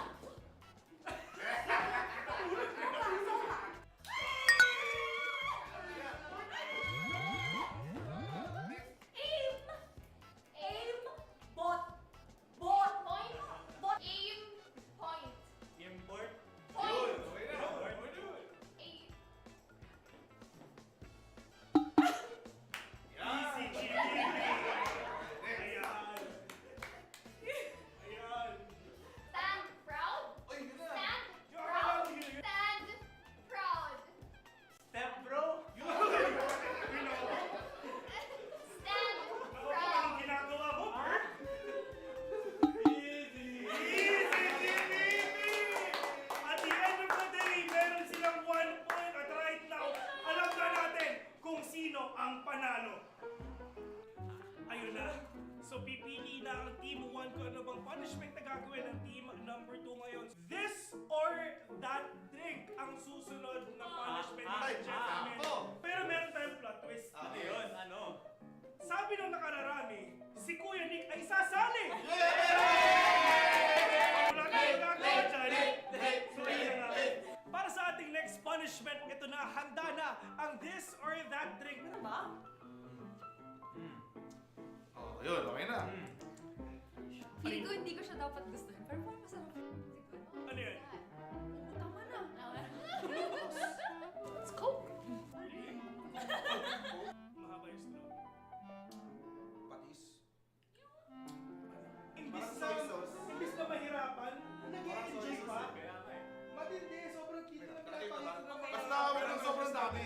Parang soy sauce eh. Masarap. Sobrang dami. Masarap. So there you have it, ladies and gentlemen. Pinapanood natin ang ating sumunod na video. Pero don't worry, dahil napakadami pa nating mga challenges and videos na ilalabas. My name is Phil, and see you on to the next one.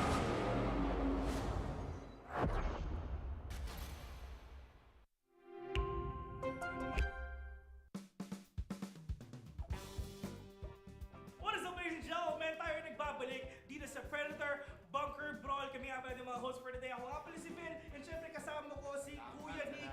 At sobrang init ng mga games natin so far. Nagsisimula pa lang tayo. And syempre napakadami pa natin mga videos na ilalabas. Pero syempre, kailangan muna natin ipakilala ang mga teams na maglalaro ngayon. Of course, andito ang team number 1. Kasama naman natin ang team number 2. So, ang next challenge natin for today's video, andito naman ang Guess the Audio.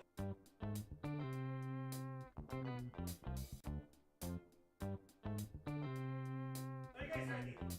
Ready na? Team 1. Are you guys ready? Okay, so, first, guess the game. Yes. Forza? Yes, tama. Alright. Okay. 1-0 tayo winning. Kakarami yung team number 2. Maliit lang. Ready? Guess the gun. Yes. Odin. Odin. Correct. 2-0. Ito, madali lang to. Madali lang to para sa inyo. Ready? Guess the agent. Five,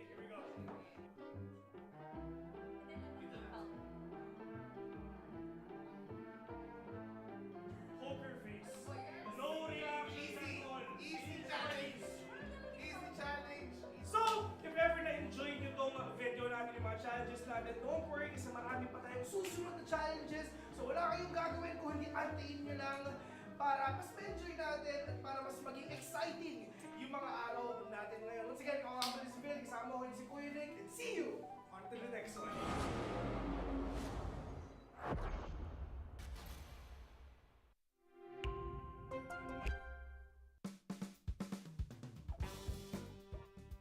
Tayo nagbabalik sa pinakabagong episode ng Predator Bunker Brawl. At kami nga pala yung mga host for today. Ako nga pala si Kuya Nick. At kasama ko si Kuya Nick. Kasama natin ang mga nagagawa po ng kagandahan natin mga Predator, brand ambassadors and badges. Para sa ating susunod na challenge dito sa araw na ito, ito ay tinatawag na IQ Test. Direk, game na tayo!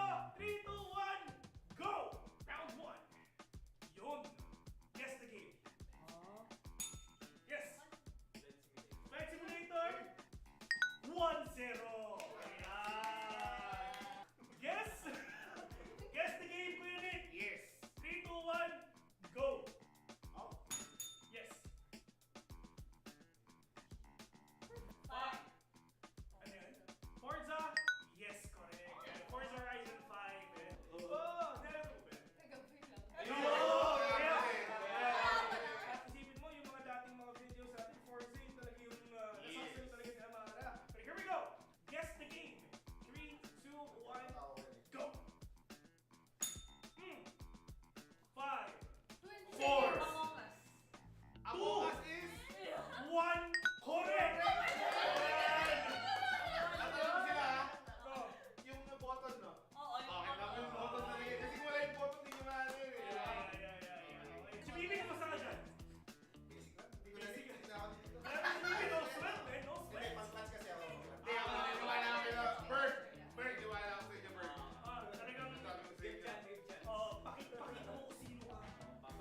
Kilala ko yung kalaban nyo, hindi marunong isa dyan. Para kasi na kung sino isa na yun. ha? Yan, see ha? Round number 5. 5, 4, 3, 2, 1, go. Hoy! Yes! 5, 4, 3. Oy! Steve! Congratulations sa team! Phil, ito yung matatalo talaga na carry jam eh. Oo, Binuhat niya Amara. Buhat na buhat!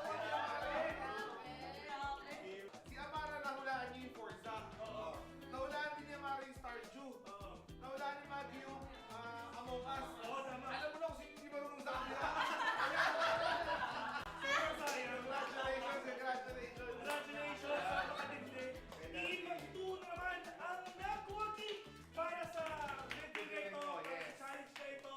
At sadly, ang kukuha na naman ng challenge is ang team number 1. Ayan, sobrang sayang. Pero yeah, tuloy-tuloy natin to. Punishment na. Game. Ano ang magiging punishment ng team number 1? Ikaw na, parang may ulo ka. Hindi, Oh, GBT ko na, men. parang dito ro. Ah, game. Ano yan? Ano yan? Ay, hindi. Chubby. Bakit ako kinig? Chubby Bunny. Chubby Bunny. Alright, without further ado, umpisahan na natin yung punishment ng Yes. team number 1.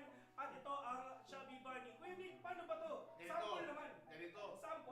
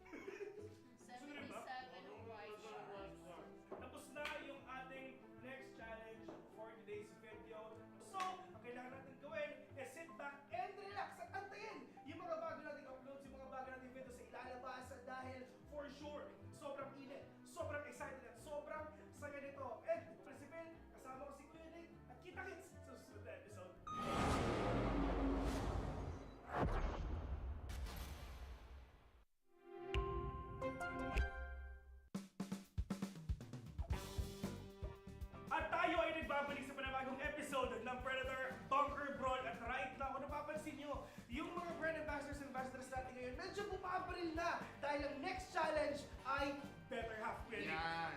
Para ipaliwanag ko ng better half. Let's watch this!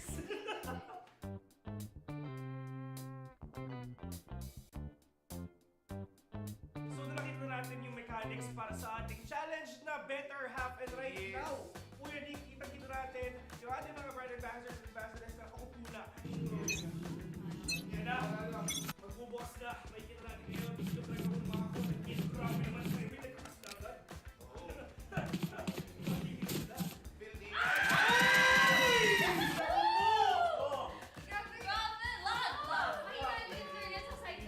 Ready, kami ready. Dati. Ito, tatalunin natin yung top 3 yan.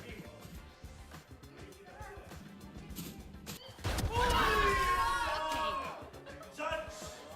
Sinatgan!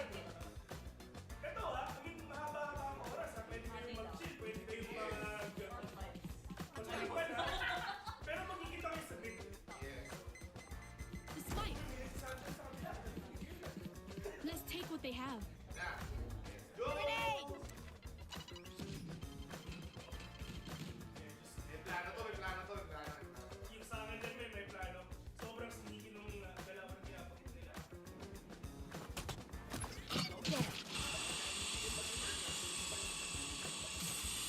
Lumabas na eh.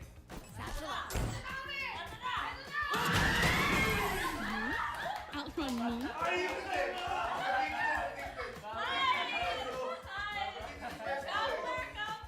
Alam nila! Alam Ito ko ah! yung pwesto eh.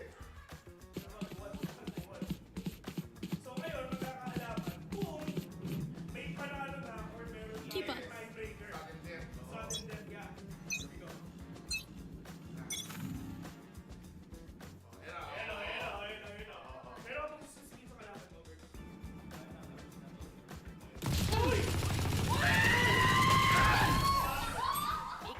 Husay! Husay! Ano tapos na rate natin yan? Top 7? Top 7 ang region natin. Nakakatawa. Oo. Ito na, ayan na. Pwede sila magkita. Oh! Next one down. Finally! 3-2! Finally! Pero wala eh. 3-2 na finally nakabawi na ng Team 1! Congratulations! Congratulations! Brilliant job! Ito yung pinaka-antay natin kasi syempre tayo lagi na punish. And right now, comeback! Oh, comeback is real. At para sa ating next punishment, yun ang ako ulit. Pag-usapan na natin na what's pwede mangyayari. At Team 2 ang gagawa. No? Finally! Nakabawi na ng Team 1 dun sa lahat ng punishment na natanggap nila. Pero sino ba ang pinakaunang contestant sa harapan? Ang una nating mag-bat spell, syempre, ang kanilang one and only, siya daw ang secret formula. So dahil ang secret formula, Kwento niya. ikaw ang mauuna sa ating punishment. GBB? Okay, GBB! 3, 2, 1, go! C! C-H! It's yun! Sige, I. I. B! Yun! I. I. B. B! Y. Y! Z. Z! Okay na. Next! 3, 2, 1, go! A. Okay. M. A! R. R! A. Siya parang sumasayaw eh, no? Isa pa pala, sorry. Bonus pa, di ba?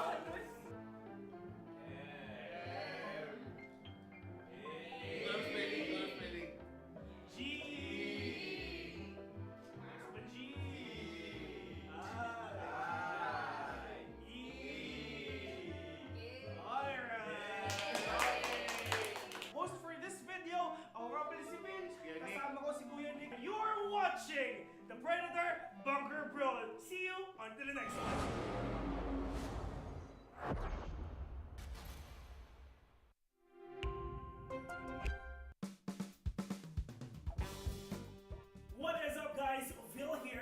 Welcome sa Predator Bunker Brawl, which is magkakaroon tayo ng set of challenges and punishments para mas maging mainit pa ang araw nyo. And of course, kasama natin ang mga magaganda at sobrang gwapong Predator brand ambassadors and brand ambassadors. At syempre, bago tayo magsimula sa ating pinakaunang challenge for today, konting banter muna sa dalawang teams natin ngayon. Team 2, meron ba kayong gusto sabihin sa Team 1? Friendly banter. Good luck on you, bye. Sabi ni Chibibi, syempre nakaka-slate natin yun.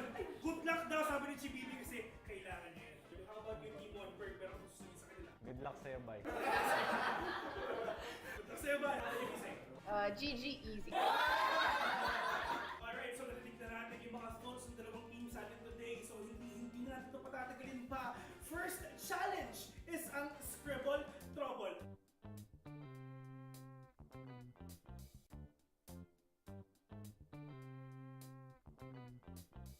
Team number 1, meron kayong 3 minutes para tapusin itong challenge na to. Simulan na natin in 3, 2, 1, go! English. Tikman. Wait lang. Pass. Skip. Alright. So far, horse riding. Meron kayong 2 minutes and 15 seconds remaining. It's a race towards the MOA Arena, ladies and gentlemen, as we move on into the next matchup in the Asia Pacific Predator League 2024. My name is Ramon, and with me is Black and Blue and Raph. Join me on the broadcast desk just to break all of it down for me. Now, this is going to be one heck of a matchup, ladies and gentlemen, because now it is a do or die for both of these teams. It is Fab Gaming versus Antic Esports, and I'm sure that you guys have something to say about it. What about you, Nico? What do you think about it? What? Very quickly. After Nuclear are in a big of a problem here. Wow. Yeah. I spoke before I swallowed This man is an actor. This guy. This guy. I mean, to put it simply, 0-2, not the best place to be in. No. It's right. almost assuredly safe to say they are not going to make it to the playoffs, but Unfortunately. they can come home with a win still today. Maybe play spoiler to actually. Oh wait, no, cause is it? Yeah, well, okay, Yeah. no. I'm trying to like remember, you know, when we have reasonable technology at our hands here. Bless you, Mr. Black and Blue. But going back on that, right? I think most of the group has been decently competitive. I think there's what 2 teams now or 3 teams at 1-1.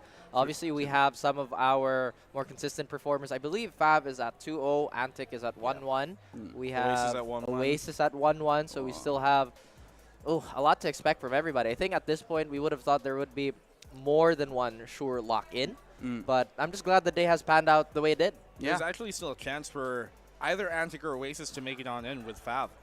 Like, I'm looking at the numbers right now, actually, and like if Antic win the game against Fab and Oasis don't, they're in. If Oasis do and they both go 2-2, then Oasis could make it in because of head-to-head matchup. Yeah, definitely. What a quick recap, ladies and gentlemen. Before anything else, we would like to thank our official sponsors. That's, of course, presented to you by Predator, co-presented by Intel as well. Also, special thanks to our sponsor, Xbox PC Game Pass, all to make the Asia Pacific Predator League 2024 possible. Yes, this is a race towards, well, the only qualification spot we have for the playoffs as well. So you already noted that both of these teams are like at 1-1, right? So Antic Esports, both Fab Gaming, all the stakes are all on their high right now. But let's take a look at least one of these teams right here as they move on into this game with a bit of a team introduction just to show who is going to be up against each other.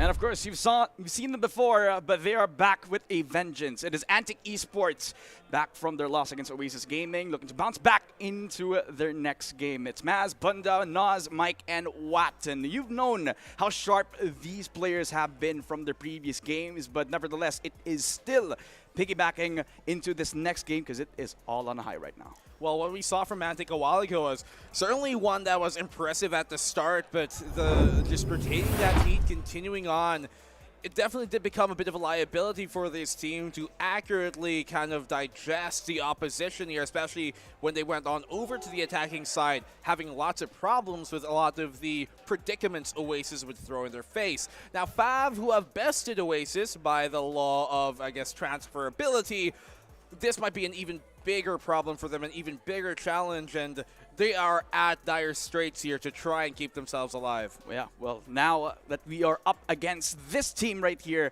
we have all the expectations in the world. But for their opponent, well, they started really strong in this group right now, but here is where they need to define what they are here in this next game. It is Fab Gaming. Over to the next round.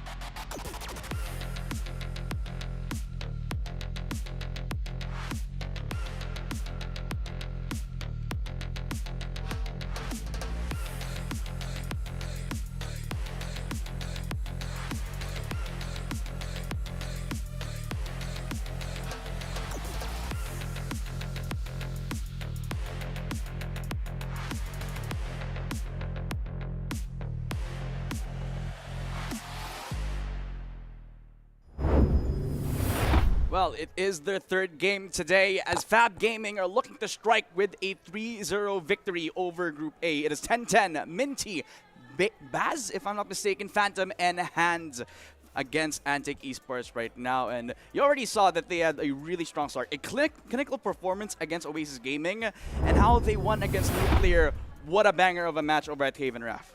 Absolutely, and I feel like the thing that's on their mind right now is security. While obviously if they drop this map, they will still be in very, very good hands, but they don't want to leave it to chance. As Black and Blue was pointing out the stats earlier, there's still a possibility that somebody might just play spoiler for them. And just to kind of re-highlight Fab and how they play is that we've always said that the region of Japan has been quite unique in terms of playbook and what they want to emphasize and what they want to prioritize in their map takes. Yeah. And it seems that Fab is no stranger to that, but I think you pointed this out too, talking backstage. This is, I believe, one of the first few things that they've been quite dominant at least in their local region. They're looking to absolutely tear it up here. I mean, starting 2-0 is already a great, great sign. I mean, before this, entire Predator League kind of thing going on, they have very rarely seen the signs of success or the favors of it. But I think it's safe to say that right now they're the favorites of this current matchup and of this current group. And so, with that, another Lotus game. Wow. I mean, I believe this is the second time that we're going to be seeing Lotus right now. And the second time as well that Antic Esports are replaying this map. So they're familiar with this. They're familiar with the pacing, the tempo, the type of rubble control that might haunt them from how they performed against Oasis Gaming. So maybe that could be something that they're walking into again. But this is Fab Gaming anyway. So they're fighting up against a different beast. Of course, Fab Gaming have all the expectations in the world. They have a 2-0 start over at Group A. And maybe they could falter under the pressure, but I don't really see that happening, Raf. Well, talking about the stylistic differences, again, we talked about how unique they approach maps. And I do believe Fav is very inclined to take a lot of skirmishes. If we've learned anything from their previous matches, they love that 2-1-2 split, kind of have a dedicated rotator, and just kind of hinge off the early contact. Because if they want to take a choke fight, it has to be on their own terms. On defense, they tend to just dislike guessing. They really want to make sure of everything, even if it does take a bit of time. And again, if you guys have been paying attention to how this team does approach on the attack, it can be an incredibly slow burn. And perhaps it could go Antic into an overextension. We haven't seen that yet, but I don't think Antic have played a team that is as patient on attack. Yeah. And we've seen some good kind of historical performances here from Fab. You look at the past, what they've played, especially during the qualifiers in Japan for Predator League. They beat teams like Sengoku Gaming, and we've also seen them play this map when they were in a difficult spot. When they were down 2-1 in the grand finals versus Crest of the Japanese Predator League qualifier, they beat them here pretty handily, 13-6, to kind of tie up the series, bring it to map number 5, and then that's where they were able to finally close it out and be the #1 seed. So for Fab Gaming, Gaming, many great performances we've seen from them as of recent times. Antic had a good performance, bar the loss even a while ago. Yes, but they've been pretty successful on this map for the most part. Weren't able to bring it home, but they were, by goodness, pretty close to doing so. I'm really curious because what it looked like or what happened to Antic was they were establishing a lot of passive threats and using it very, very well. But towards the tail end, it seemed like they were overthinking a lot. They were trying to play so many anti-flash angles when the real threat was Draxi just getting on top of Rubble. But then again, this is just a symptom of their problem, right? They have a complex playbook. They love to play control. But once that slips away, what happens? They're in a bit of a rush to just kind of get a grip on that situation. So if Fav get the raid, they may just play a little more hectic than usual. Well, maybe now they're warmed up. You know, with the map now, they're warmed up and loaded. They now know a bit more of what to potentially expect that might be thrown out here. And I'm just going to assume, at least for Antic's sake, that they have kind of warmed up a bit more into this and are a bit more prepared than what otherwise we saw a while ago coming from them. They had good moments, but they need some great ones this time around. Yeah, and I think I really feel like their biggest weapon right now could be their experience now, because they definitely have been in these type of events before, like LAN tournaments, since they already had their tenure in other FPS games, other esports titles as well. So, you know, maybe they could come back to it, go back to their strength, try to be on form, see if they can find an opening against Fab Gaming, which I gotta be honest here, with how similar Fab Gaming have approached this game, like Antic Esports, how they played against Oasis in that first game alone in this group was just a huge note that Fab Gaming, we're going to be a powerhouse into this group alone. So, you know, maybe that could be the same case here. But nevertheless, for this whole group, they're looking at Fab Gaming as the biggest enemy of the group. And if they try to, the lights actually altered as we head into the scene. Mood but, you know, switches.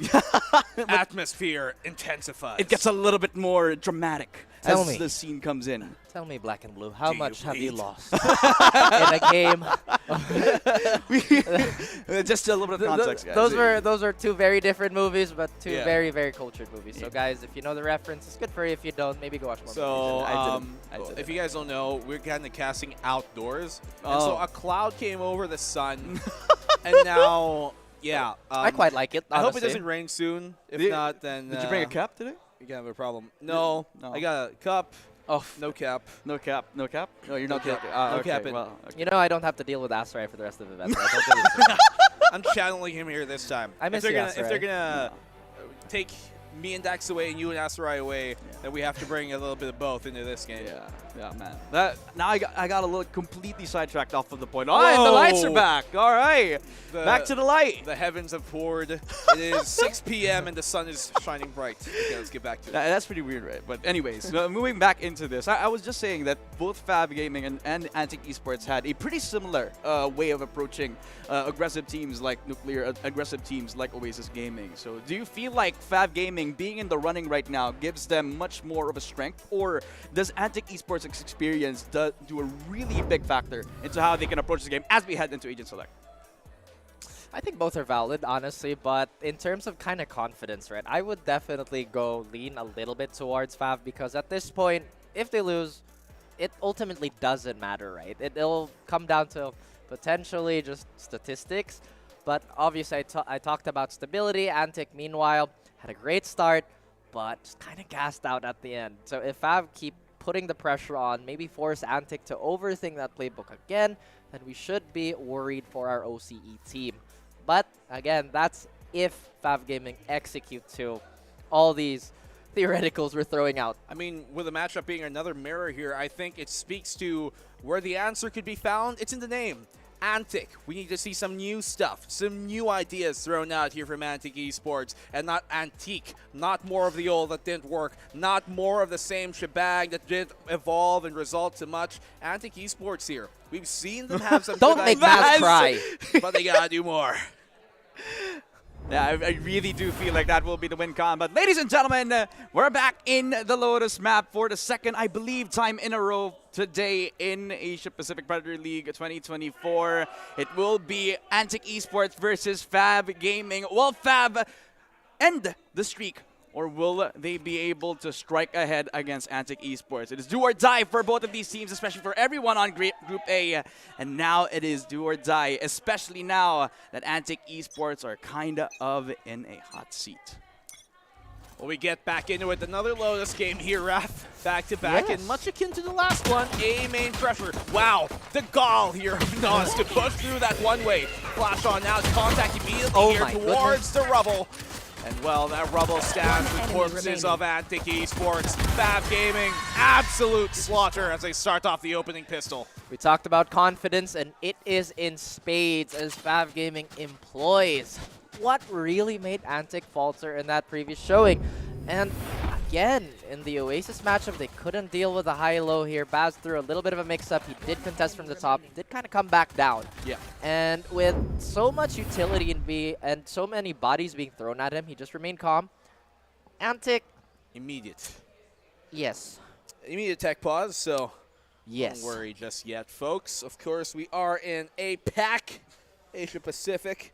You've come accustomed to this, don't be surprised. Of course. But, I mean, talking about back to the game here, Antic Esports, shades of the same problems from last time. Not able to adequately deal with that. And I don't know if it was, I guess maybe Nazir is kind of feeling hyped up, you know, warmed up from that previous game, kind of a heat check from him. He feels like they want to start things off with a message here on the opening pistol, but like that, I'm not too sure if that was the same message in the bottle they were hoping to send out to the waters. Lost at sea or not received at all, as Fav Gaming just very, very solid in that defense. Again, it's something that we've talked about. They really don't like guessing. Antic, they just kind of sent it. In all honesty, they sent it. And, you know, there is merits to that. If they did win a bully pistol round just like that, then it would force Fav to be a little more passive, let Rubble be more of a gray area for them, and kind of recede towards stairs if we're talking about the 8 default. But so far, they're not backing down. Again, they are just absolutely on fire, especially with the score they have today.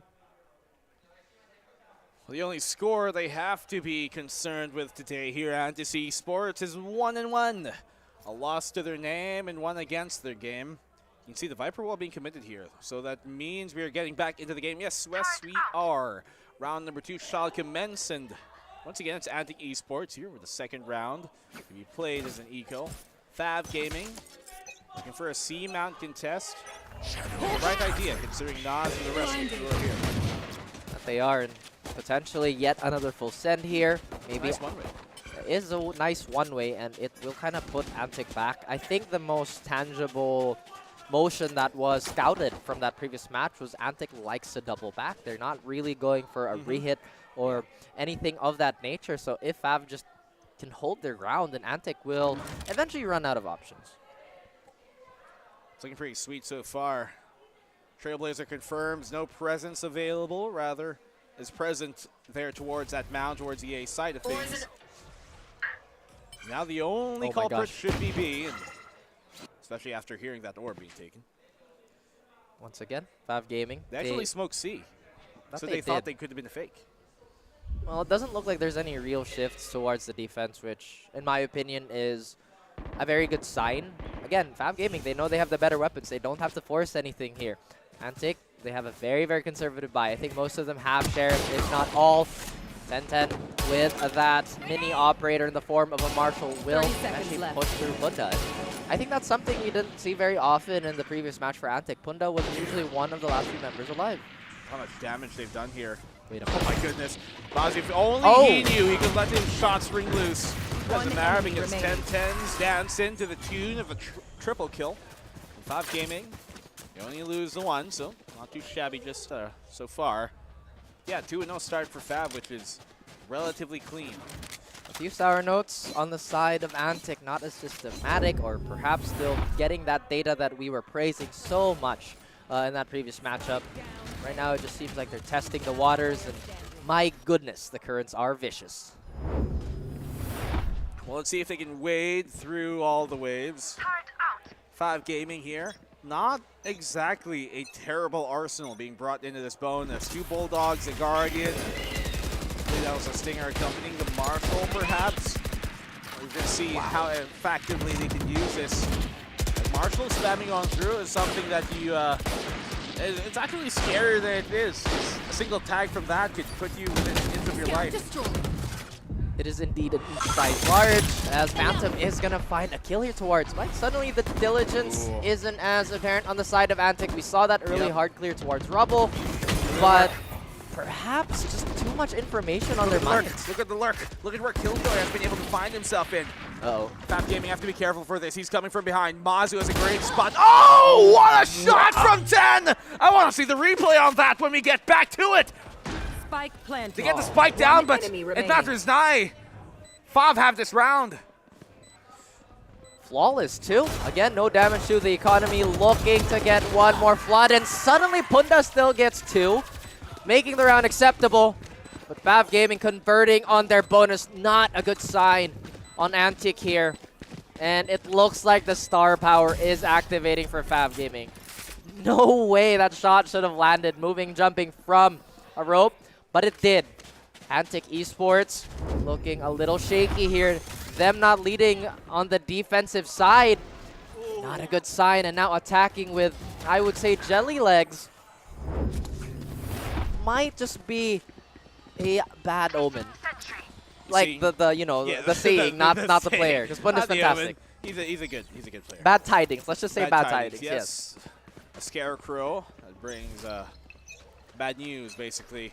But you're seeing a bit of that star power from the former Northception star here in 10-10.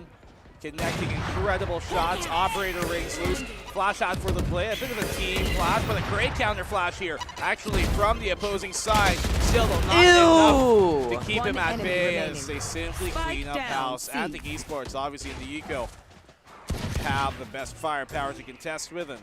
Round's over. Never mind. Block. Great shot, but only delays the inevitable. What is happening? I mean, once again, we talk about control, right? But Fab Gaming potentially throwing a little bit of chaos there. Timeout. Not a lot of rhyme or reason to some of these swings, or at least in the perception of some of the Antic players. Fab, they are really turning up the heat. Clean rounds here from Fab.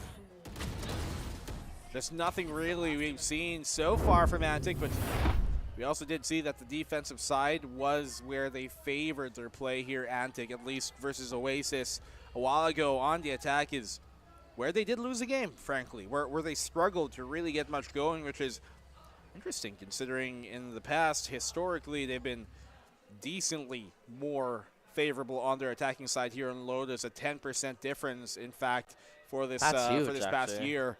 So Antic Esports not really showing what we've seen from them or what we've gotten accustomed to when it comes to a map like Lotus. And as I said, need more antics, not antique of what we saw a while ago. Will I acknowledge that for the Yes. second time? Yes. I think I will. For my own sanity, good job. I'm going to pat you in the back right there. Thank you. I hope you're happy. Dax normally hates those. And you think I'm enjoying it? Oh my, me suffering. What is the key giveaway there? Well, if I were Antic, we are really not sure here because they're still really trying to stop these smaller skirmishes, right, from the side of Fab, which we talked about beforehand. We still have that one way that Antic loves to enforce. However, it's really not forcing a reaction here. It's just strange to me that they're shying away from that A setup that they were very, very successful with in the early stages of that match against Oasis. And I'm glad that they do have this type of flexibility, but it just seems like Antic are choosing not to deal with Rubble, at least early on. You talked about the value of paranoia, and they want to minimize that as much as possible. Well, Antic, as of the moment here, have certainly been in a difficult spot. A position that success has been elusive for them. Now, they take this early mount control, yes, but how they pivot into that is a bigger question. We saw a while ago that when they have that lurk towards B, they're a bit more effective in getting that B plant down and pivoting into the link, but they don't have that lurk there. And so that possibility isn't as viable right now. The smoke goes into their face. Out comes a showstopper. TP's in the safety, and Baz is able to spike, but really not for long. It doesn't connect! What? It hits, but not enough to confirm the kill. They get the spike down, but the retake is here, full and prepared. That's a gimme. That's a layup. Kind of bounces out of the rim here. And Antic would have loved to have that man advantage. However, they're keeping it calm. They're keeping it cool. A lot of the smokes are in the way. Punda's already up to some shenanigans here. He dodges one, but he commits to the fight. And now they're getting cut down. Antic, they respond. That's 2. But my goodness, Pandemonium doesn't end here. Low HP, but it doesn't matter. 1v1. With the Sheriff too. 10 somehow gets that, but he's low. The spike is planted here for Watt. He has every advantage needed. The spike going to be stuck. He's gone to half. Surely not more. The op shot rings out. He's going to go swing. He doesn't connect. And Watt finally gets him the first round on the board. What a round. What a round? What a barn burner of a round. No going into circles here as everybody's just looking to make progress, at least with cutting down this lead. And Antic, perhaps this is what they needed, you know? They needed to be a little more off, or rather away from the textbook, because so far they have been that. And now with them kind of challenging a little bit, it's been a sign of life. I like that Watt has an operator. Maybe we're straying a little too far from the textbook, but I appreciate it. Books were meant to be not read. Okay, guys, read your books. Please read. Please read. Well, that's what happens when you read. That's what happens when you read. Watt connects. He found the untold pages behind the book and found ones that people weren't expecting. It's a good pickoff here from Antic. Exactly what they need to finally get their momentum continued into this round. Cite your sources, as that could be what starts this Antic engine. They still don't clear this. This is a nightmare waiting to happen. And we have Phantom in the corner. Gets 2, and that's already so much. This push is stifled. But now everything's slowly crumbling. 10-10 can feel something, but Maz already annihilating everybody from the opposite end of the map. We're going to rotate, knowing and hearing about the operator there towards that stairs. Spike planted. It's going to be a difficult cross here for 10-10. The opposing op, marking it, needs a quicker shot and has the jump on him too. So 2 rounds out for Antic as they're slowly crawling back into this, not letting this one slip too far out of hand. And look at that. They do have the lockdown available, a Viper Spit, so very, very comboable ults. That's even a word to use. And it can be. Now it has been, you know. It's out there. Time out. And by Fav Pocky. Are we surprised? No, absolutely not. I love Pocky. I guess that is the only contribution. Exactly what we need. It is from Japan. Right, yes. Yeah, yes. Both the player and, of course. Yes. I would love to go to Japan. You've been. Yeah. Yeah. I tried Pocky also. Me too. I love that there is no in-between in this desk. It's either analytic or nothing. I love Pocky. Yeah. But then again, very timely here as they had a very hot start, and potentially this could be a sign of them just kind of going supernova per se, because they did burn very, very hot and very, very quickly in those 4 rounds. Antic kind of just changing the tempo a little bit and already maybe starting a cascade of events. Well, hopefully this waterfall, this kind of rolling downhill snowball doesn't turn into an avalanche completely. Antic Esports, as of the moment, continue to hold on to that op, and it's still in Watt's hands. Typically in this case, if you would have somebody who isn't a duelist holding it, you might have it on maybe the Omen, right? They would be your opping controller, but they have it on the Viper, who is typically a bit more eluded for the Lurk, which is a very curious decision, as still going towards C for the meantime. I mean, just don't miss. You know, the op is effective in anybody's hands as long as you don't miss, but obviously just the safety of it all, not the greatest. There is a Viper with a lethal weapon. 10-10 beat out Watt in that duel. That was op versus Marshall there, from stairs all the way to A Mount, A Rubble. Oh, full blind, still gets one. Mike does get the trade. They do open up the site here, and just a little more careful, looking to not overextend. We'll play, oh, never mind. Paranoia already ready. Antic have to deal with these lesser weapons, yet they've proven to be quite lethal. Here they come, ready or not. Flash on in. They actually get the catch here on the mic. It was being a bit too overzealous on the peek out, and I get it though. 3v4 wanted some sort of advantage.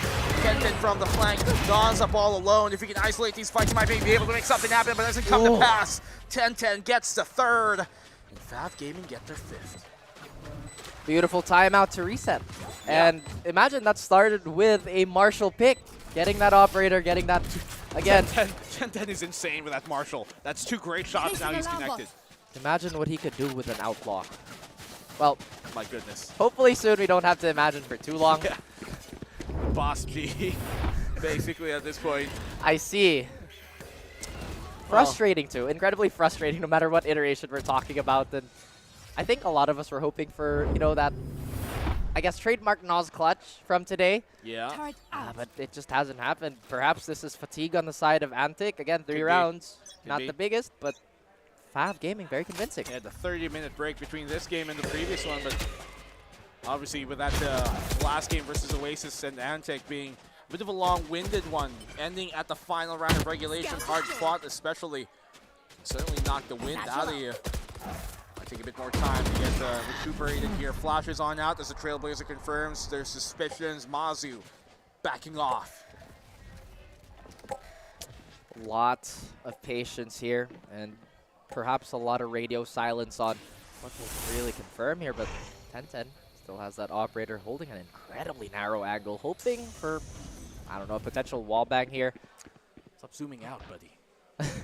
Pet peeve. Yeah. Just stop it. Just hold the angle. Might just miss a shot because of it. I think he did. But now they're crossing. Opportunity not there anymore. Good smoke out there. Trying to close up the angle, let them on the cross. Perfect flash from Nas, and he opens up on the B site. That they do, and this B site is right for the taking. The rotations are also coming in, and this is very, very timely here. What utility do they have to stop this? Absolutely none. Retake already being postured here. 10-10 playing with that operator still despite the close range. Not opting out to swap out.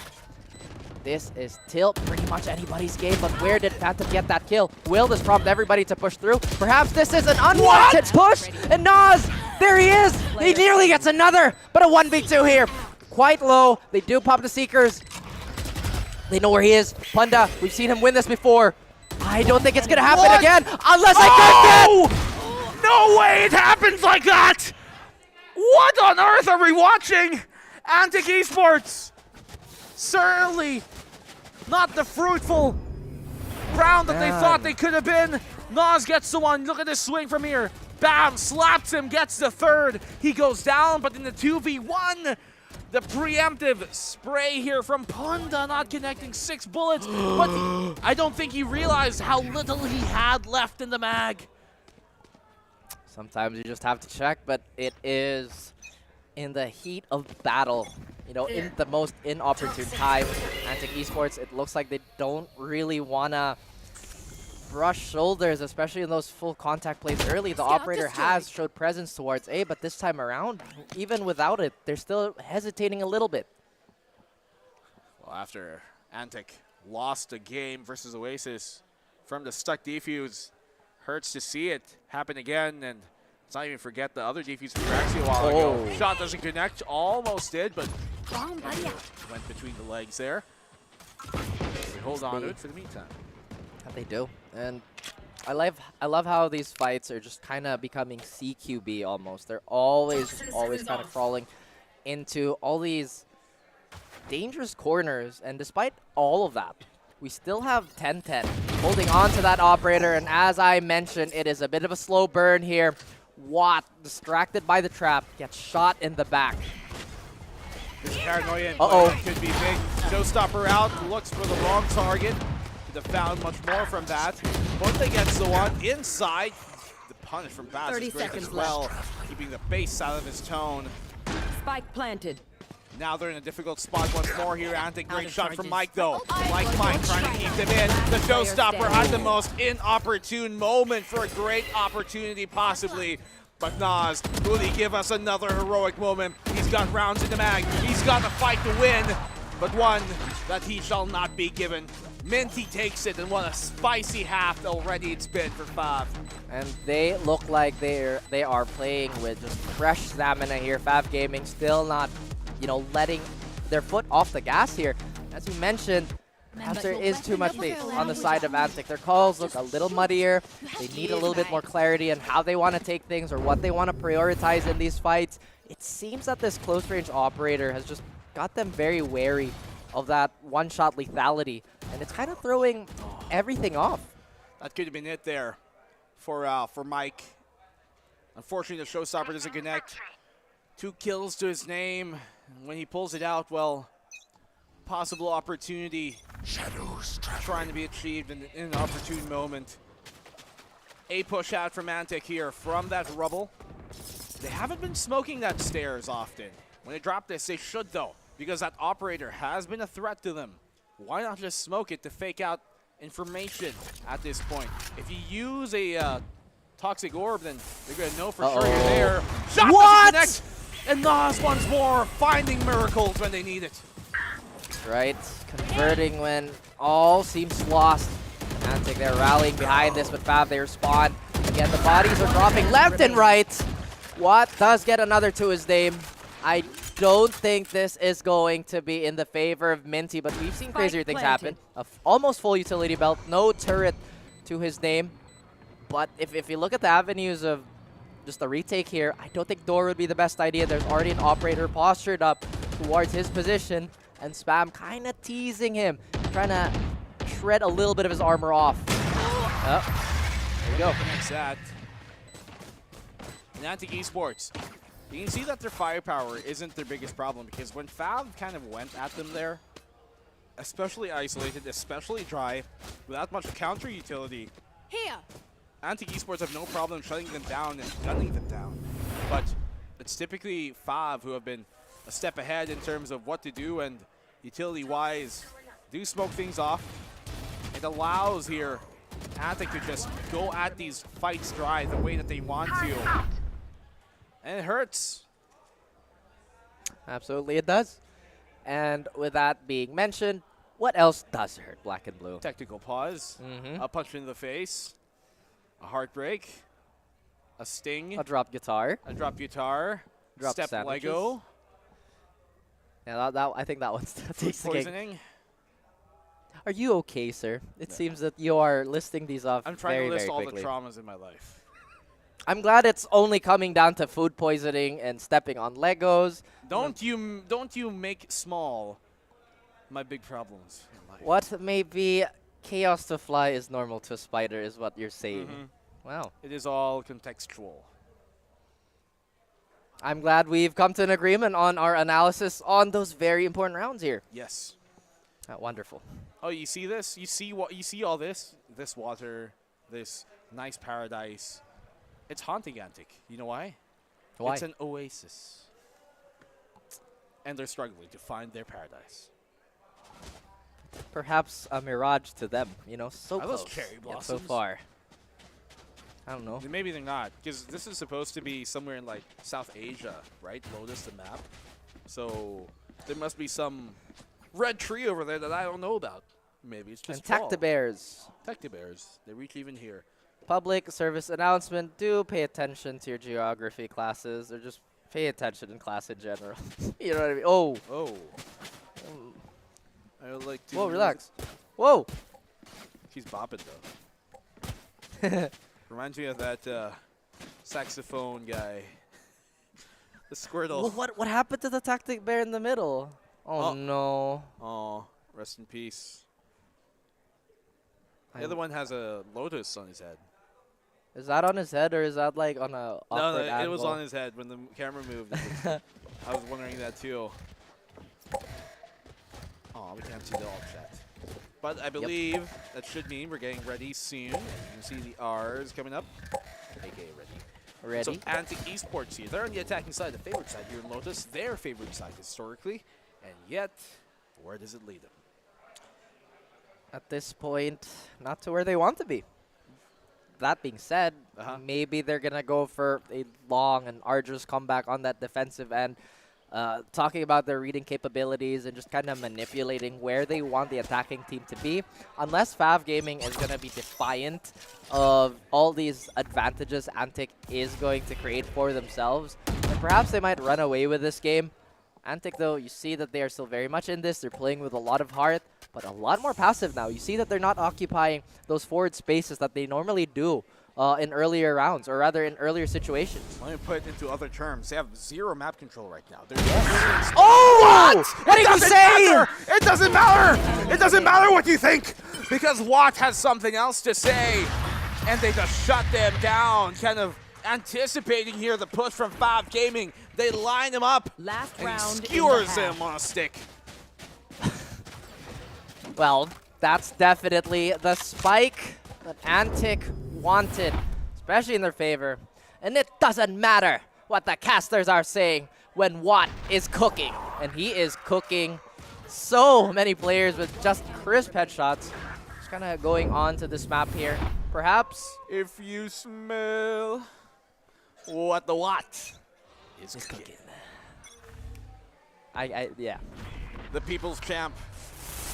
The most electrifying man in OCE history. Really running with this. Yes. Watt has done many things on his own as well. The previous teams, we saw that in Ascension.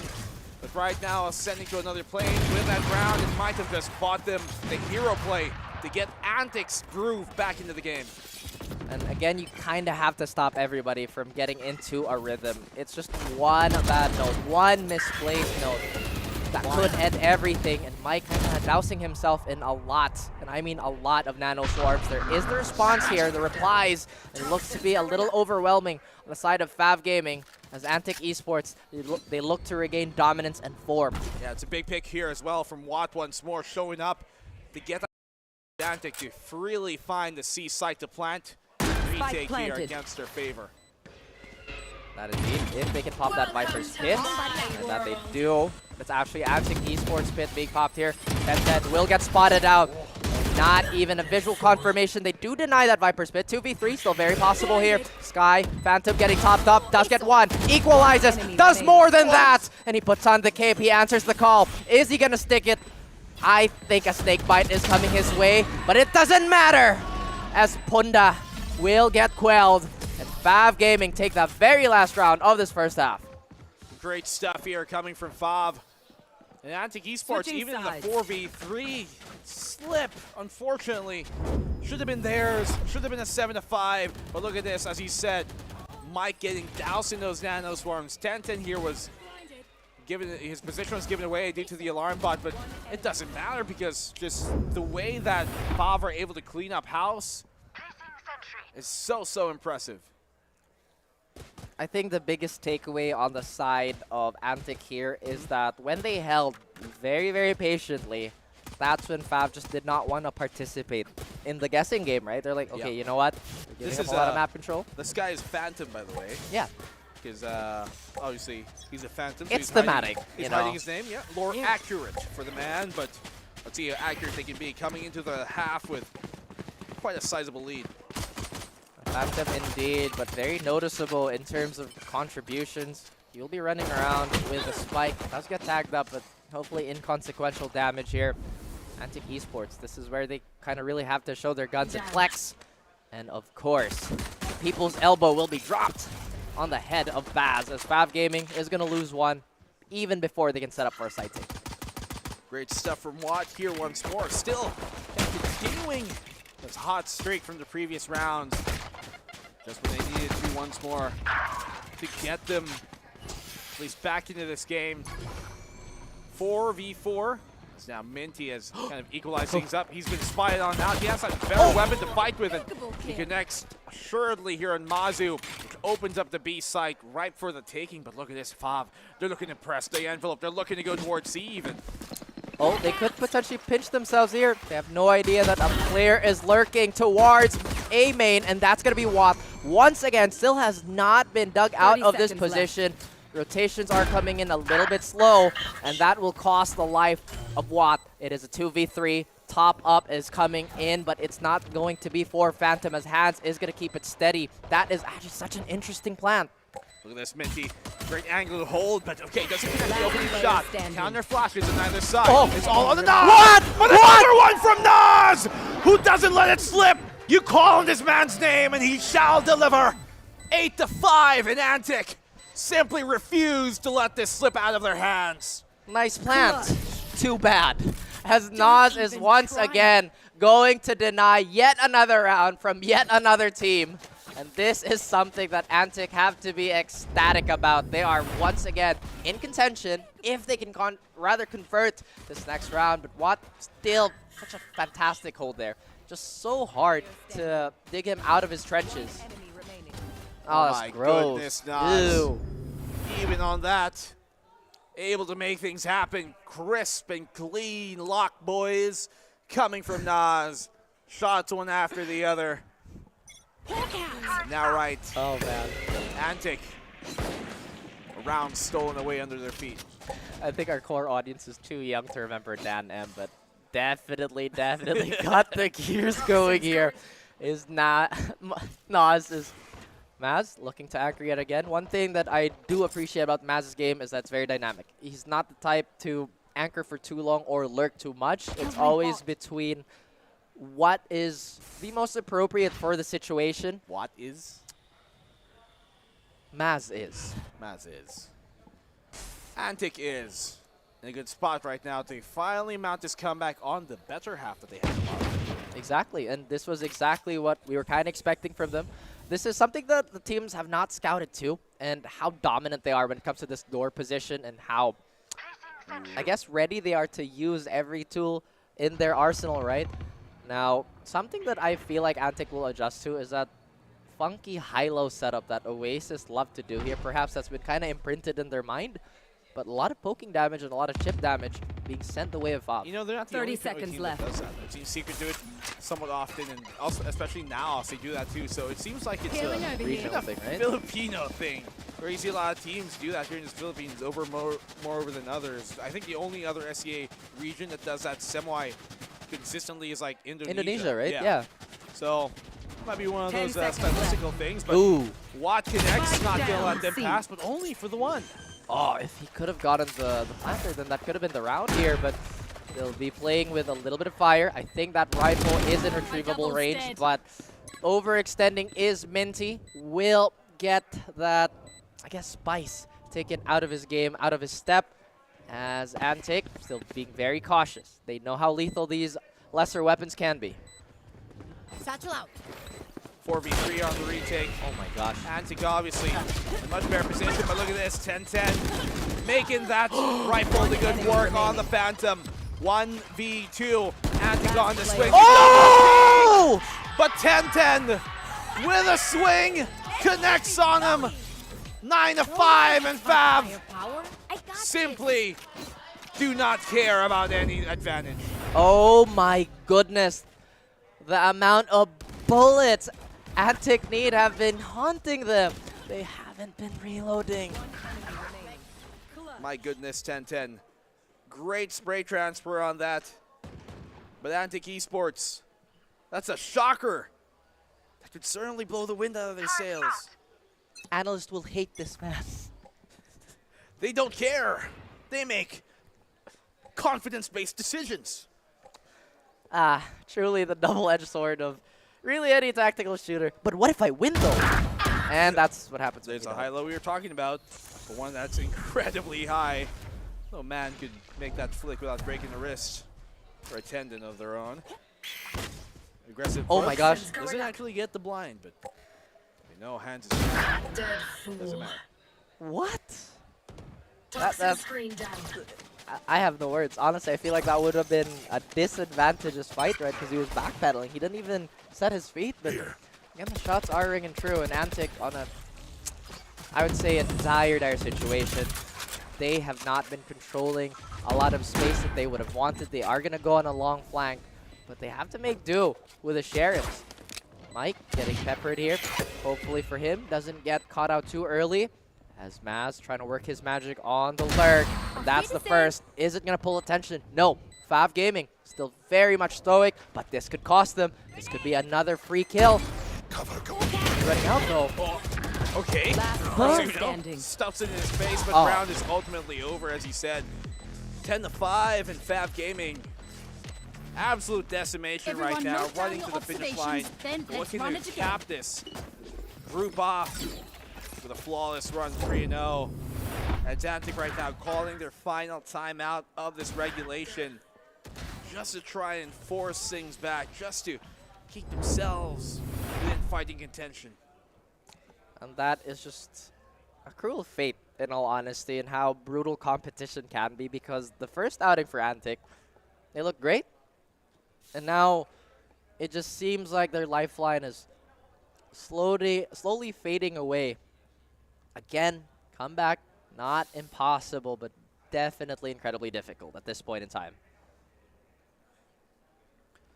Well, mark of a great team in these cases is one that can come back right after calling their own timeout. And Antic Esports, we haven't really seen that be something of their nature so far here today. Fav, certainly, yes. They win rounds typically after the timeout, but can Antic do more of the same? Defensive setup here. We're not seeing the same great reads that we saw coming from them when they were playing against Oasis. Exactly, and it just looks frantic on the side of Antic. Where is the control? Where is the calm? Where is the danger assessment? And once again, Fav Gaming, they look to kind of press, again, with that 2-1-2 setup that they like to do. They want to skirmish early, and they want to deny as much map control to just kind of slow down the rotations.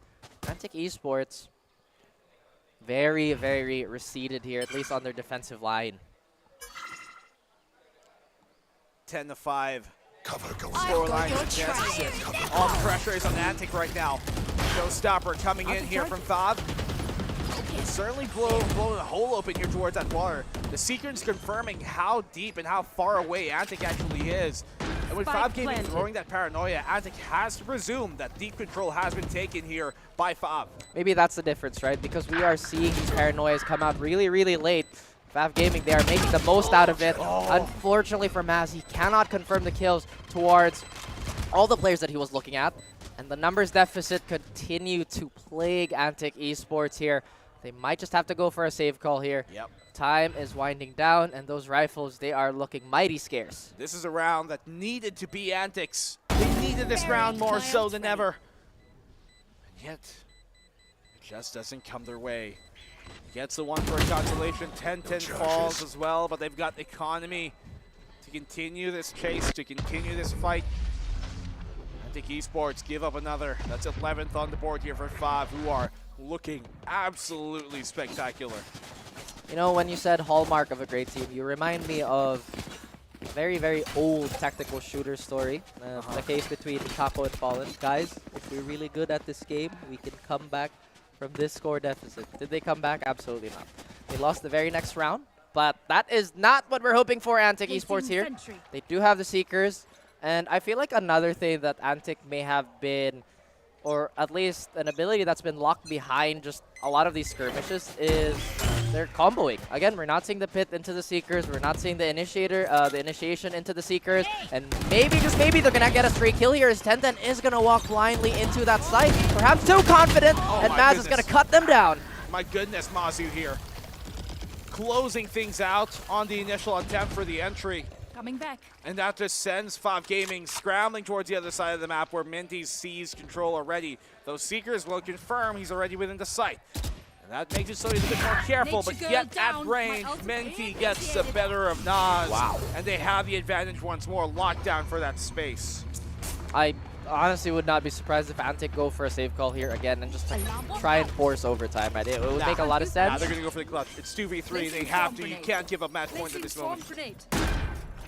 That's a valid point also.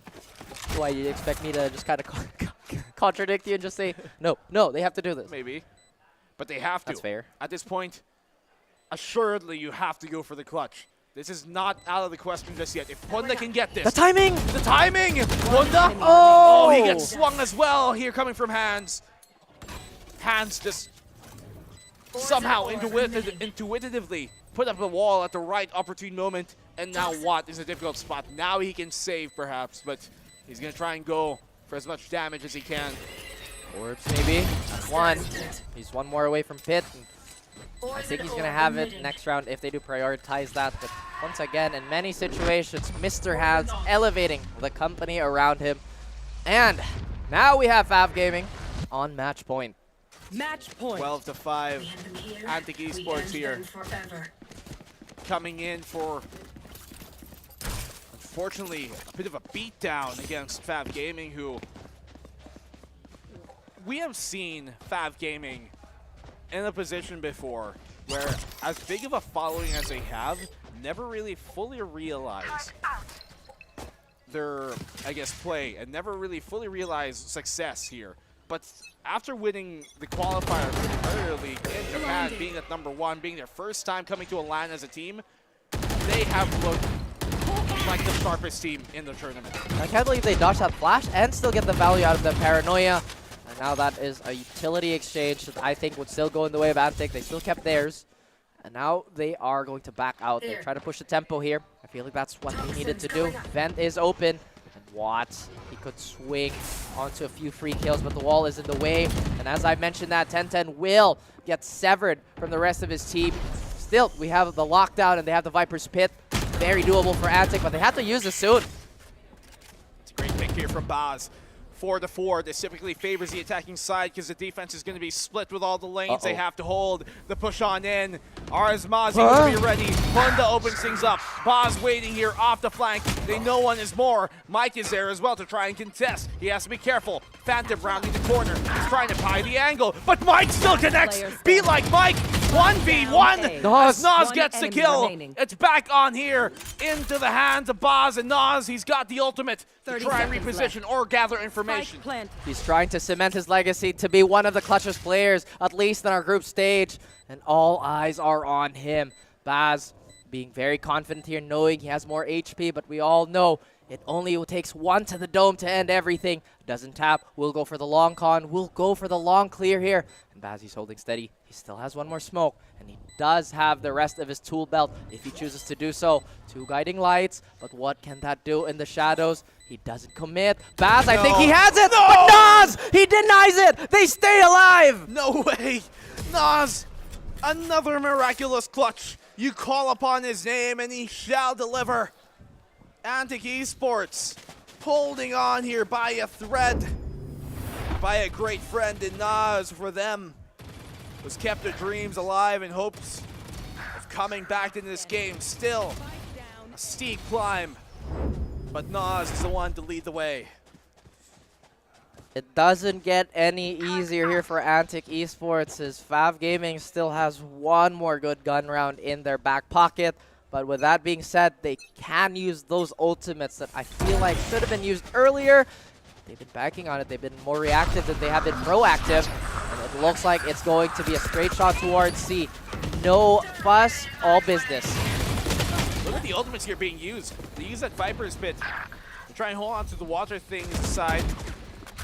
Mazu gets the one and a trade off from Baz, yes, but now that the A side is open, Fav Gaming actually have the potential to try and pivot towards that side of the map. And you can see Antic trying to catch on, potentially, if they could rotate that way as well.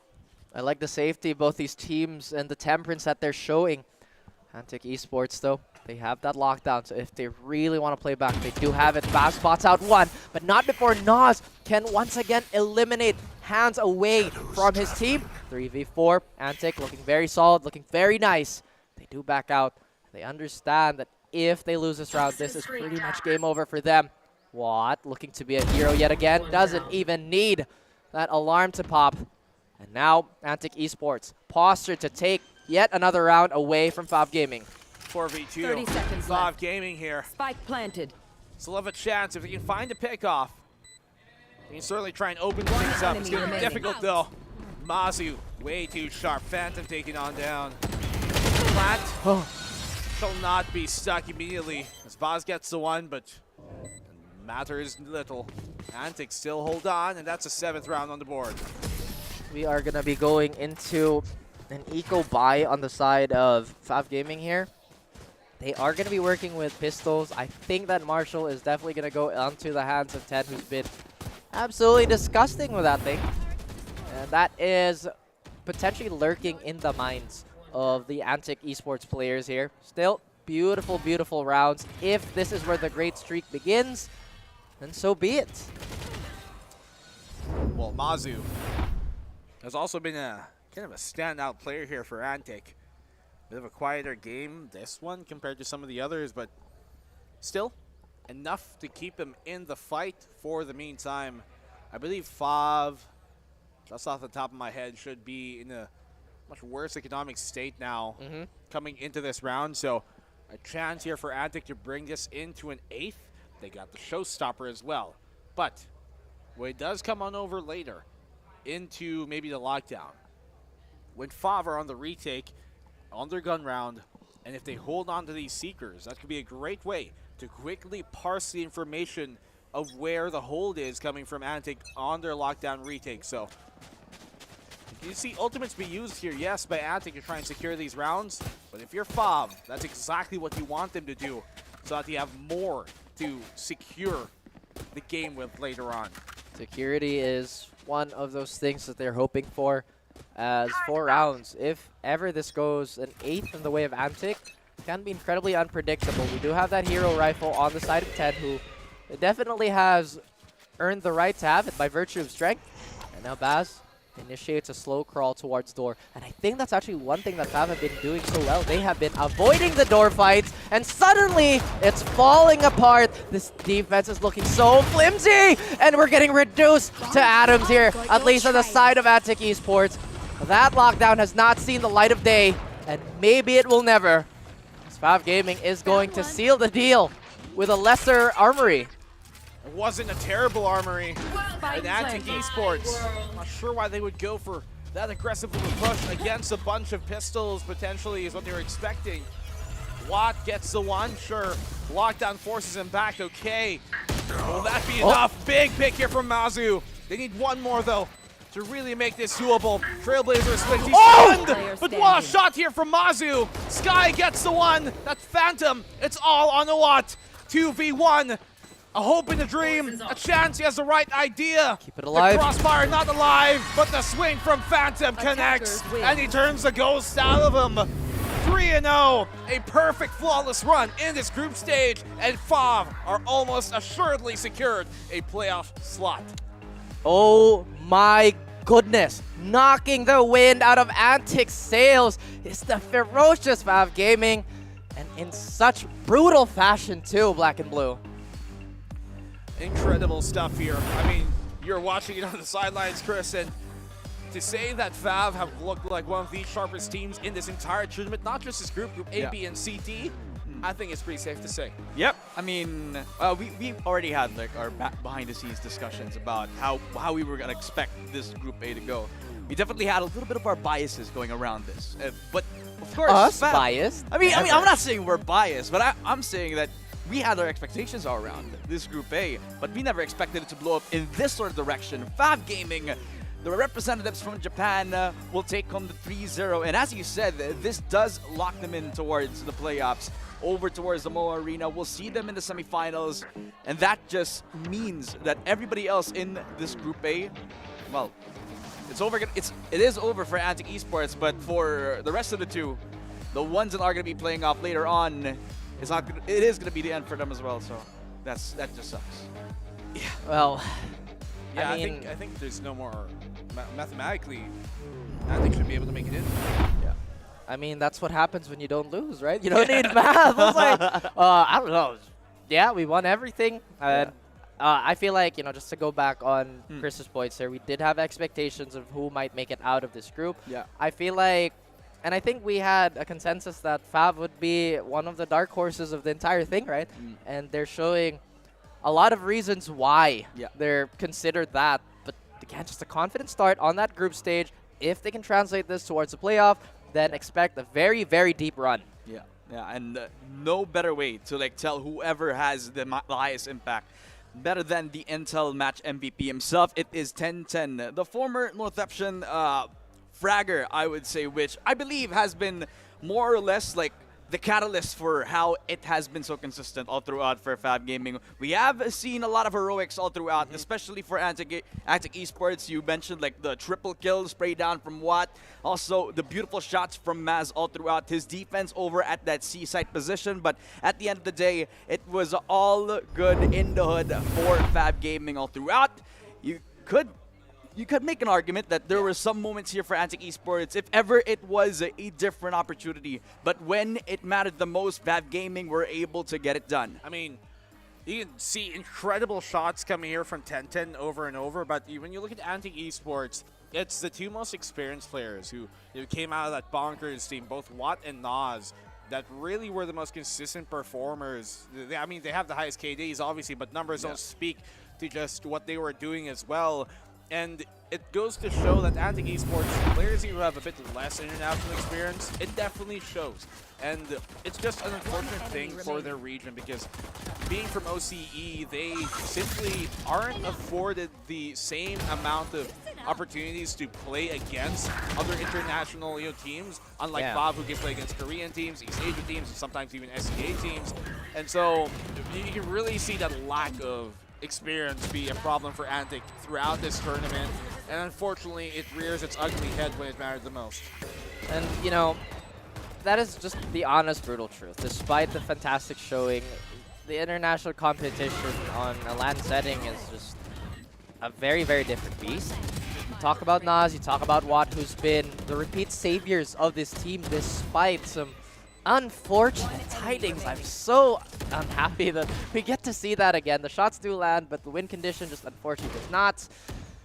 And again, this is still a big, big thank you to Antic Esports. I mean, they did so well up to this point.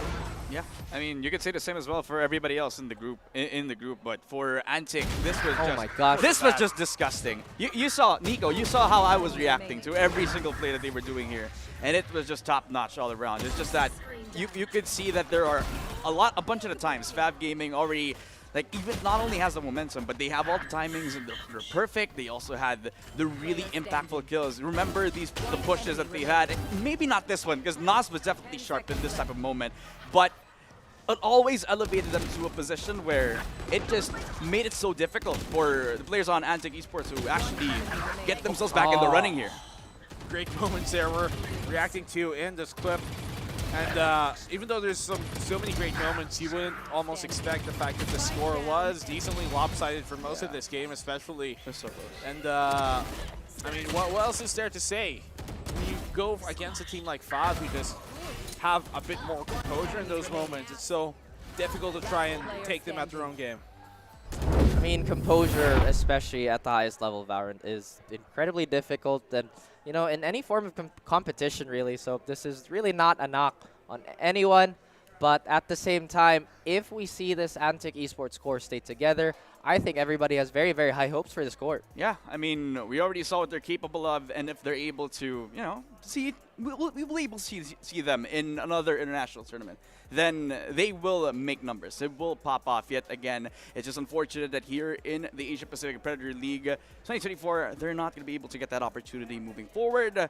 But that does seal the deal as well for Fab Gaming. Congratulations to them, because that 3-0 streak that they've had running into this game has well and thought given them the chance to get themselves the semifinal spot.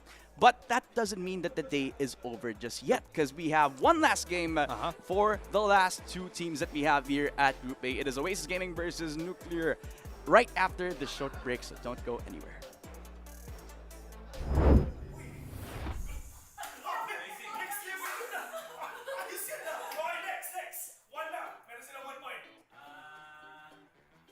Adik. Yung adik, konti na lang pare.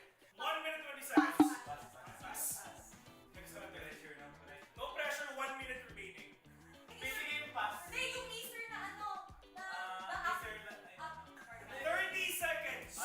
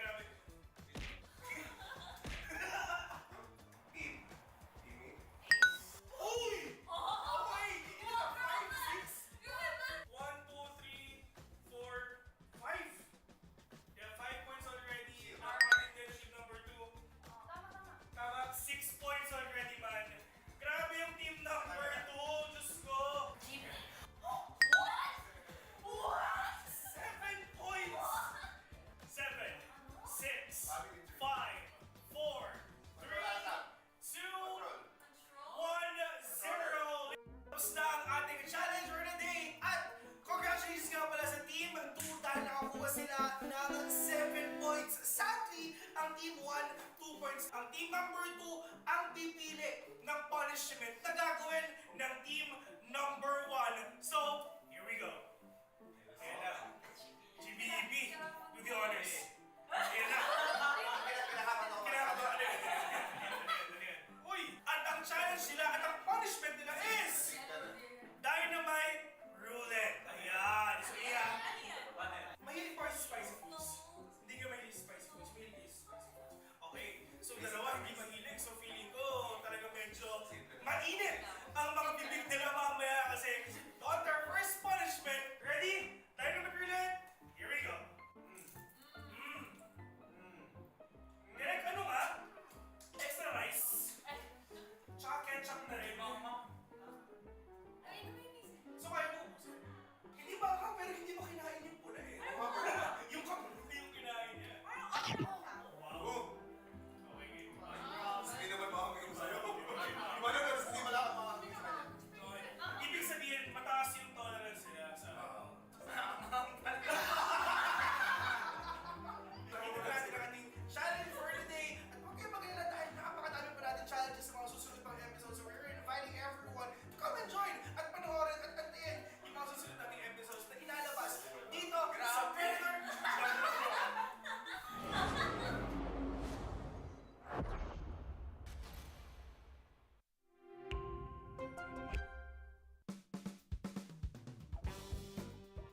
Welcome nga pala sa panibagong episode ng Predator Bunker Brawl. And of course, kami nga pala ang host for today. Ako si Bill, kasama mo si Kuya Nick. Kuya Nick, meron naman tayo mga panibagong episodes ngayon. At Yun na nga. challenges. Another challenge, another video. Matindi ang gagawin natin for today's video. Dahil ang challenge natin ngayon ay fast fingers pa, bilisan ng daliri sa pagtakan. At kasama naman ulit natin ang ating magaganda at poking mga Predator Brand Ambassador and Ambassadors. Of course, for Team 1, andito si In at ayun, si Bert. For Team 2, Yan na nga, Team 2. Ikaw na bahala dyan. okay, andito si Baggy. Ayan.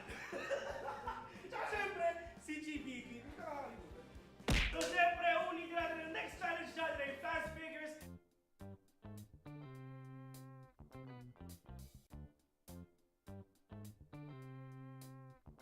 Ready na kayo? Ready ka na? Timer starts now! Dito ulit. Mauna. Uy! Boom! Tapos na? Uy, napalo na 2 beses! Naku po, sobrang tryhard mo naman. Kaibigan, oh. Nag-trust mo ako eh. Di ba? Uy! 1-0! 1-0 in favor of Team GBB, Team 2. Ready? Ready? Here we go, fast fingers! In 3, 2, 1, go!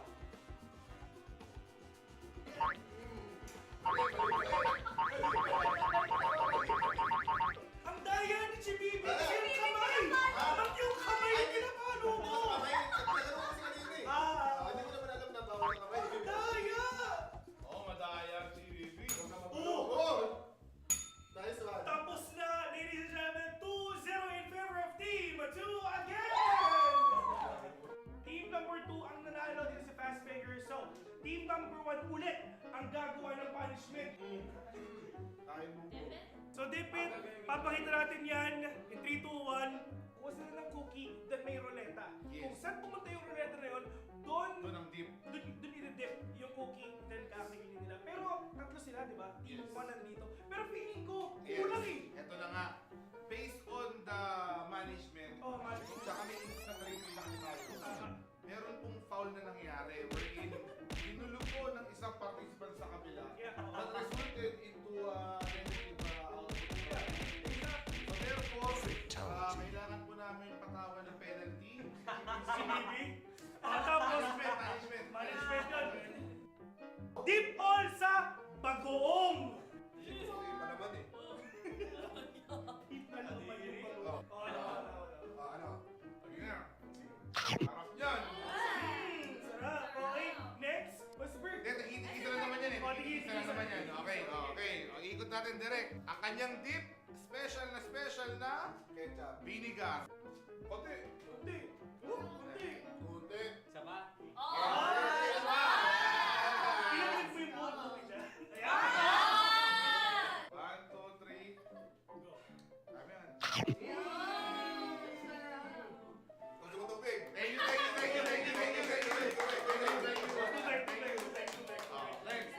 Next.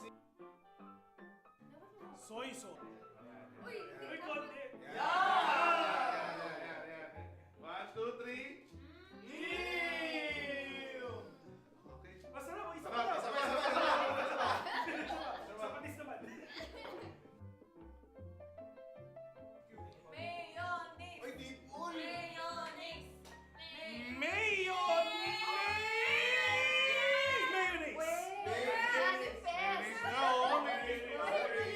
Wala akong kinalaman dyan sa roulette na yun. Here we go. New recipe. Sarap. Pwede. Pwede. Yun, unsure pa ako. Hindi na tayo mai-internalize pa. Baka pwede sa business. Uy! What? Okay, so yun ang ating matinding punishment dun sa ating fast players na game. Dumating tayo sa panahon na sa GPB. Dumaan pa talaga sa butas ng karayom. Kailangan manalo. may fear tayo rito. Kaya tapos na yung isa nating challenge for the day. At kita-kits na lang sa susunod na video.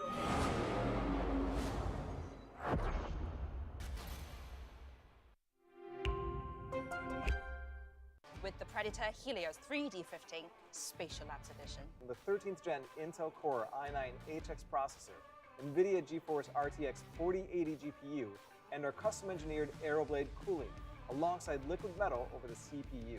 Delivering intuitive interaction and immersive sensation through technologies like advanced sensory solutions, optical display, and the latest real-time rendering technologies.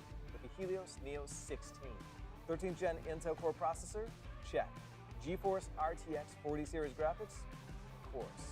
As for cooling, the Helios Neo includes Predator's custom-engineered cooling solutions listed here, with our unique Aeroblade fans and liquid metal thermal grease. Predator Triton 17X laptop.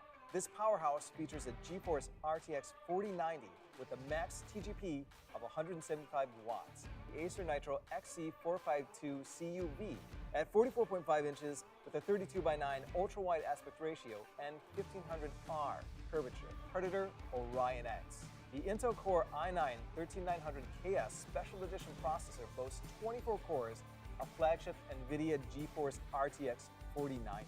It is the smallest PC that features this GPU. Upgrade your gaming experience with the Predator Orion X.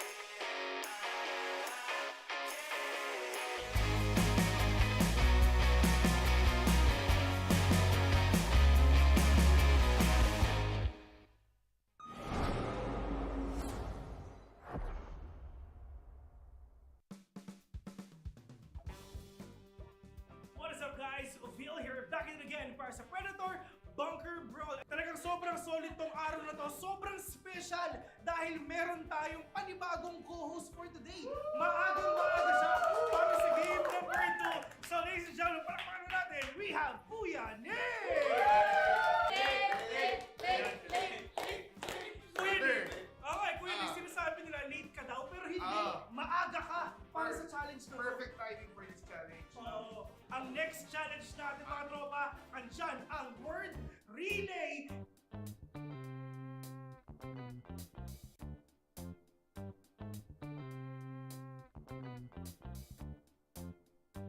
So, kung napapansin nyo sa GBB, ang magsusulat dito sa ating board ng mga narinig niya sa teammates niya. And syempre, wala talaga silang marinig dahil suot nila ang Predator Ganea. Tara, try natin. Narinig mo ba ako? Hindi siya sumasagot kasi nga talagang wala silang narinig. Kahit isa, meron silang 5 minutes para tapusin to. So, timer starts now. Spike! Spike! Spike! Spike! Spike! Spido! Spido! Spell na simulat niya. Alright. Okay. Orayon! Okay. Oy! What? Orayon! Octagon! X! Octagon! Octagon! Octagon! Octagon! Octagon! Ayan, pinapapansin na talaga grabe yung pag-internalize nila. Pero kung ako sa'yo, GBB, sulat mo na.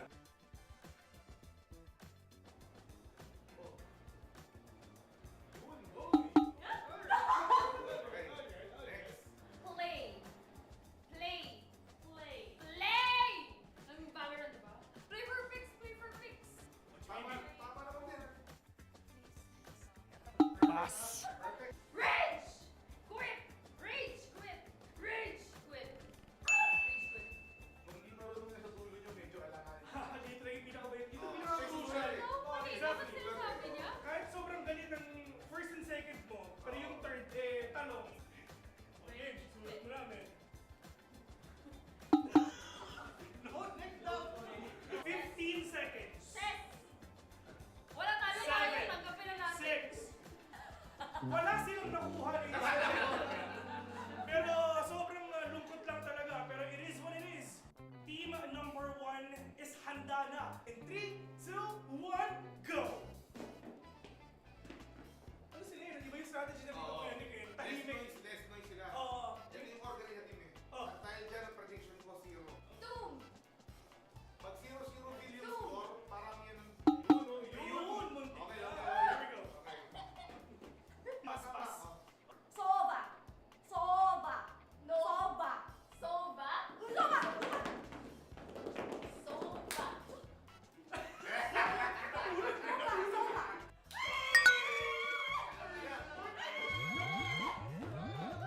Aim! Aim! Bot! Bot! Point! Bot! Aim! Point! Import. Point! Okay na. Aim! Easy, GBB. Ayan. Ayan. Stand proud! Oy, yun na. Stand Yung proud! akala ko yun. Stand proud!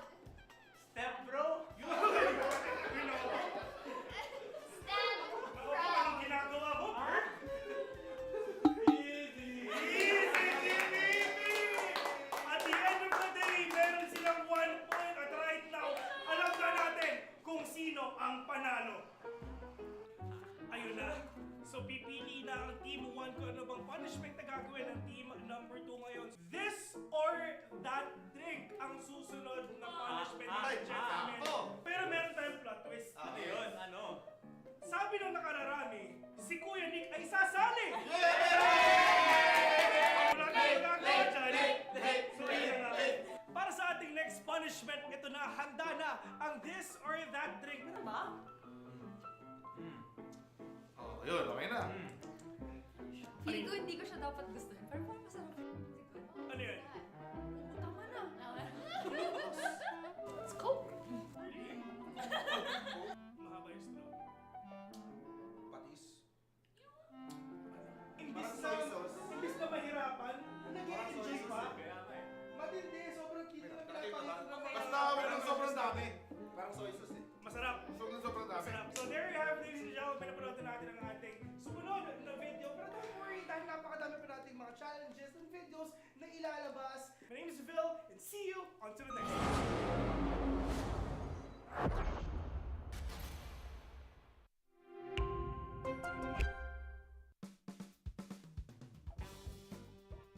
What is up guys? Phil here, back in again para sa Predator Bunker Brawl. Talagang sobrang solid tong araw na to, sobrang special dahil meron tayong panibagong co-host for today. Maaga siya para sa game number 2. So ladies and gentlemen, para natin, we have Kuya Nick! Kuya Nick! Okay, Kuya Nick, sinasabi nila late ka daw, pero hindi. Maaga ka para sa challenge na to. Perfect timing for this challenge. Oo. Ang next challenge natin mga tropa, andyan ang word relay.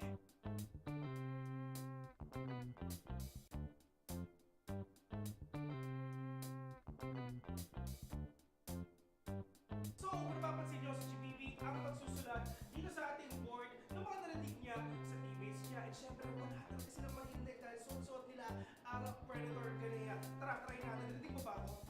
Hindi siya sumasagot kasi nga talagang wala silang narinig. Kahit isa, meron silang 5 minutes para tapusin to. So, timer starts now. Spike! Spike! Spike!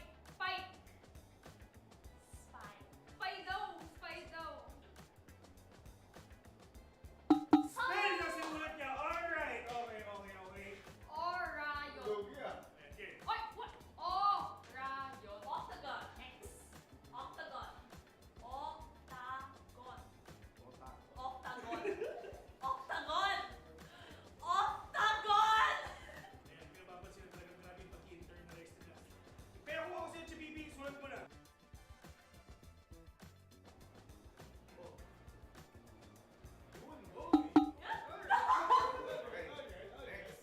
Play! Play! Play! Play! Ang Valorant, diba? Play for fix! Play for fix! Tama naman din. Pass. Rage! Quit! Rage! Quit! Rage! Quit! Rage! Quit! Kung hindi marunong na sa dulo nyo, medyo alanganin. Dito na yung pinakabait. Ito pinaka-crucial. No, pwede. Dapat sinasabi niya. Kahit sobrang galit ng first and second mo, pero yung third, tanong. Okay, sulat mo namin. No, next down. 15 seconds. Set! Wala tayo tayo. Tanggapin na natin. 6. Wala silang nakuha ng isa. Pero sobrang lungkot lang talaga. Pero it is what it is. Team number 1 is handa na. In 3, 2, 1, go! Ano sila yun? Iba yung strategy na dito Kuya Nick eh. Tahimik. Less noise sila. Oo. Yan yung organize team eh. At dahil dyan ang prediction ko 0. Doom! Pag 0-0 bill yung Two. score, parang yan ang... Yun! Muntik Okay, na. okay. Here we go. Okay. Pass, pass. Soba! Soba! No. Soba! Soba! Soba! Soba!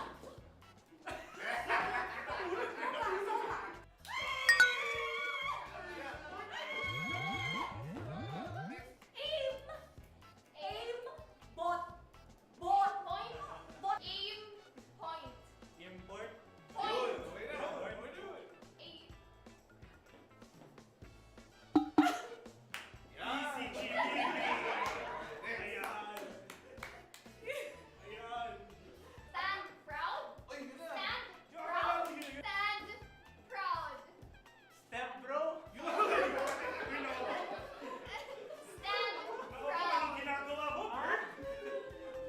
Easy, Chibi. At the end of the day, meron silang 1 point. At right now, alam na natin kung sino ang panalo. Ayun na. So pipili na ang Team 1 kung ano bang punishment na gagawin ng Team number 2 ngayon. This or that drink ang susunod na punishment ng gentlemen. Pero meron tayong plot twist. Ano yun? Ano? Sabi ng nakararami, si Kuya Nick ay sasali! Wala tayong gagawa dyan. So yun na nga. Para sa ating next punishment, ito na, handa na ang this or that drink. Ano ba? Oh, yun, okay na. Feeling ko hindi ko siya dapat gustuhin. Pero parang masarap. Ano yun? Tama na.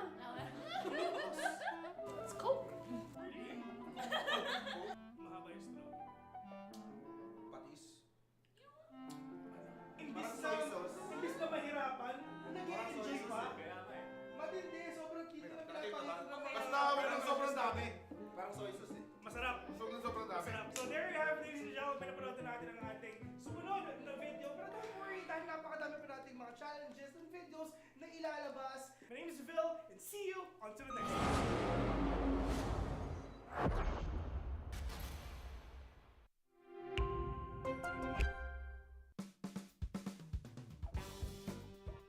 What is up, ladies and gentlemen? Tayo nagbabalik dito sa Predator Bunker Brawl. Kami nga pala yung mga host for today. Ako nga pala si Vin, and syempre kasama ko si Kuya Nick. At sobrang init ng mga games natin so far. Nagsisimula pa lang tayo, and syempre napakadami pa natin mga videos na ilalabas. Pero syempre, kailangan muna natin ipakilala ang mga teams na maglalaro ngayon. Of course, andito ang team number 1. Kasama din naman natin ang team number 2. So, ang next challenge natin for today's video, andito naman ang Guess the Audio.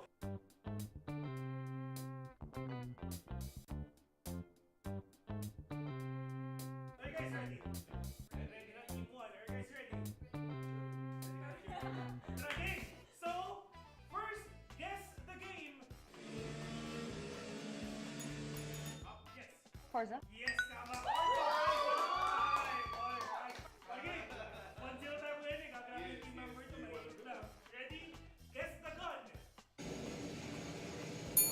Yes. Odin. Odin, correct. 2-0. Ito, madali lang to. Madali lang to para sa inyo. Ready? Guess the agent. Five, four, three, two, one. Steve. 3-0 already. Guess the gun. Yes. Yeah!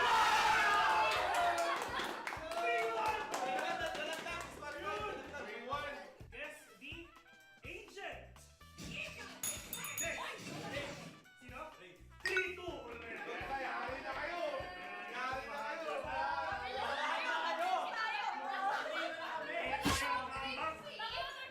Guess the agent.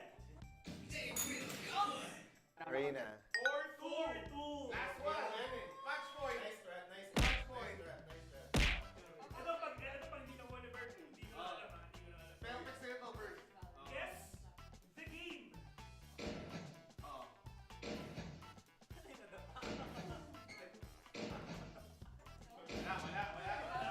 Tamang sagot ay Roblox.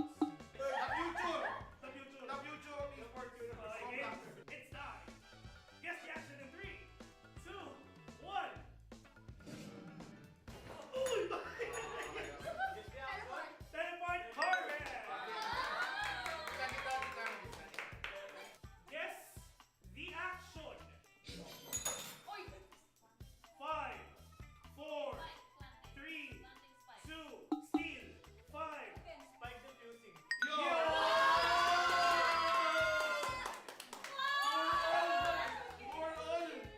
Guess the character. Ready? Ready? 4-4. Guess the character. May mananalo ba? Let's see.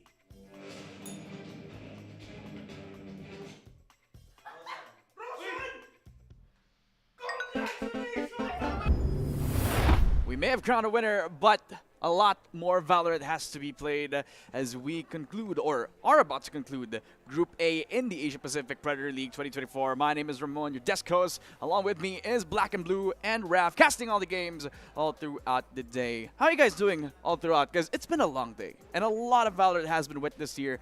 I'm sure you guys have your thoughts. Yeah, I mean, we've had some great games, especially considering that last one, to be fair, was kind of a stomp, but we had great moments in it. Yeah. And so that's what I'm hoping for this next game. Great moments. It doesn't necessarily have to be a super competitive game, but great moments, ones that we can clip.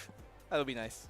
I mean, it's one of those things where it's definitely something to remember when they, when they leave their beautiful, beautiful Philippines. Definitely, definitely. And of course, we would like to give this opportunity to thank our sponsors that have made the Asia Pacific Predator League possible, presented by Predator and co-presented by Intel as well. Also, special thanks to our sponsor, Xbox PC Game Pass, for making everything possible, for giving us an opportunity to cast and give the story out today. Now, ladies and gentlemen, it will be the last game of Group A. And of course, I would like to shine some light on our first team right now. They have shown resilience and a lot of firepower. But of course, the Filipino spirit is definitely alive. Ladies and gentlemen, Oasis Gaming.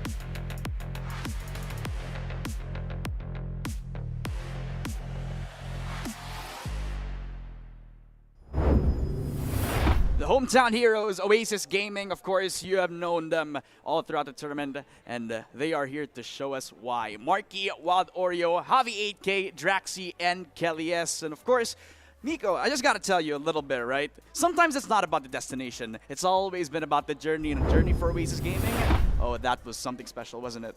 Yeah, and putting up a stand, obviously, right? That's an important thing here. Going down with a fight, potentially. And the Filipino fighting spirit lives truly in Oasis Gaming, who clawed and scratched their way back against Antic a while ago. Unfortunately, I don't know if the standings will really matter at this point here coming in for them, but hey, if Oasis can come out of this one with some great wins, then it's going to be kind of a great warm-up for the upcoming season here up ahead. Yeah, it's always going to be about ending on a high note. And I'm sure that the next team is looking to do just that, as well as we welcome Nuclear back on the stage.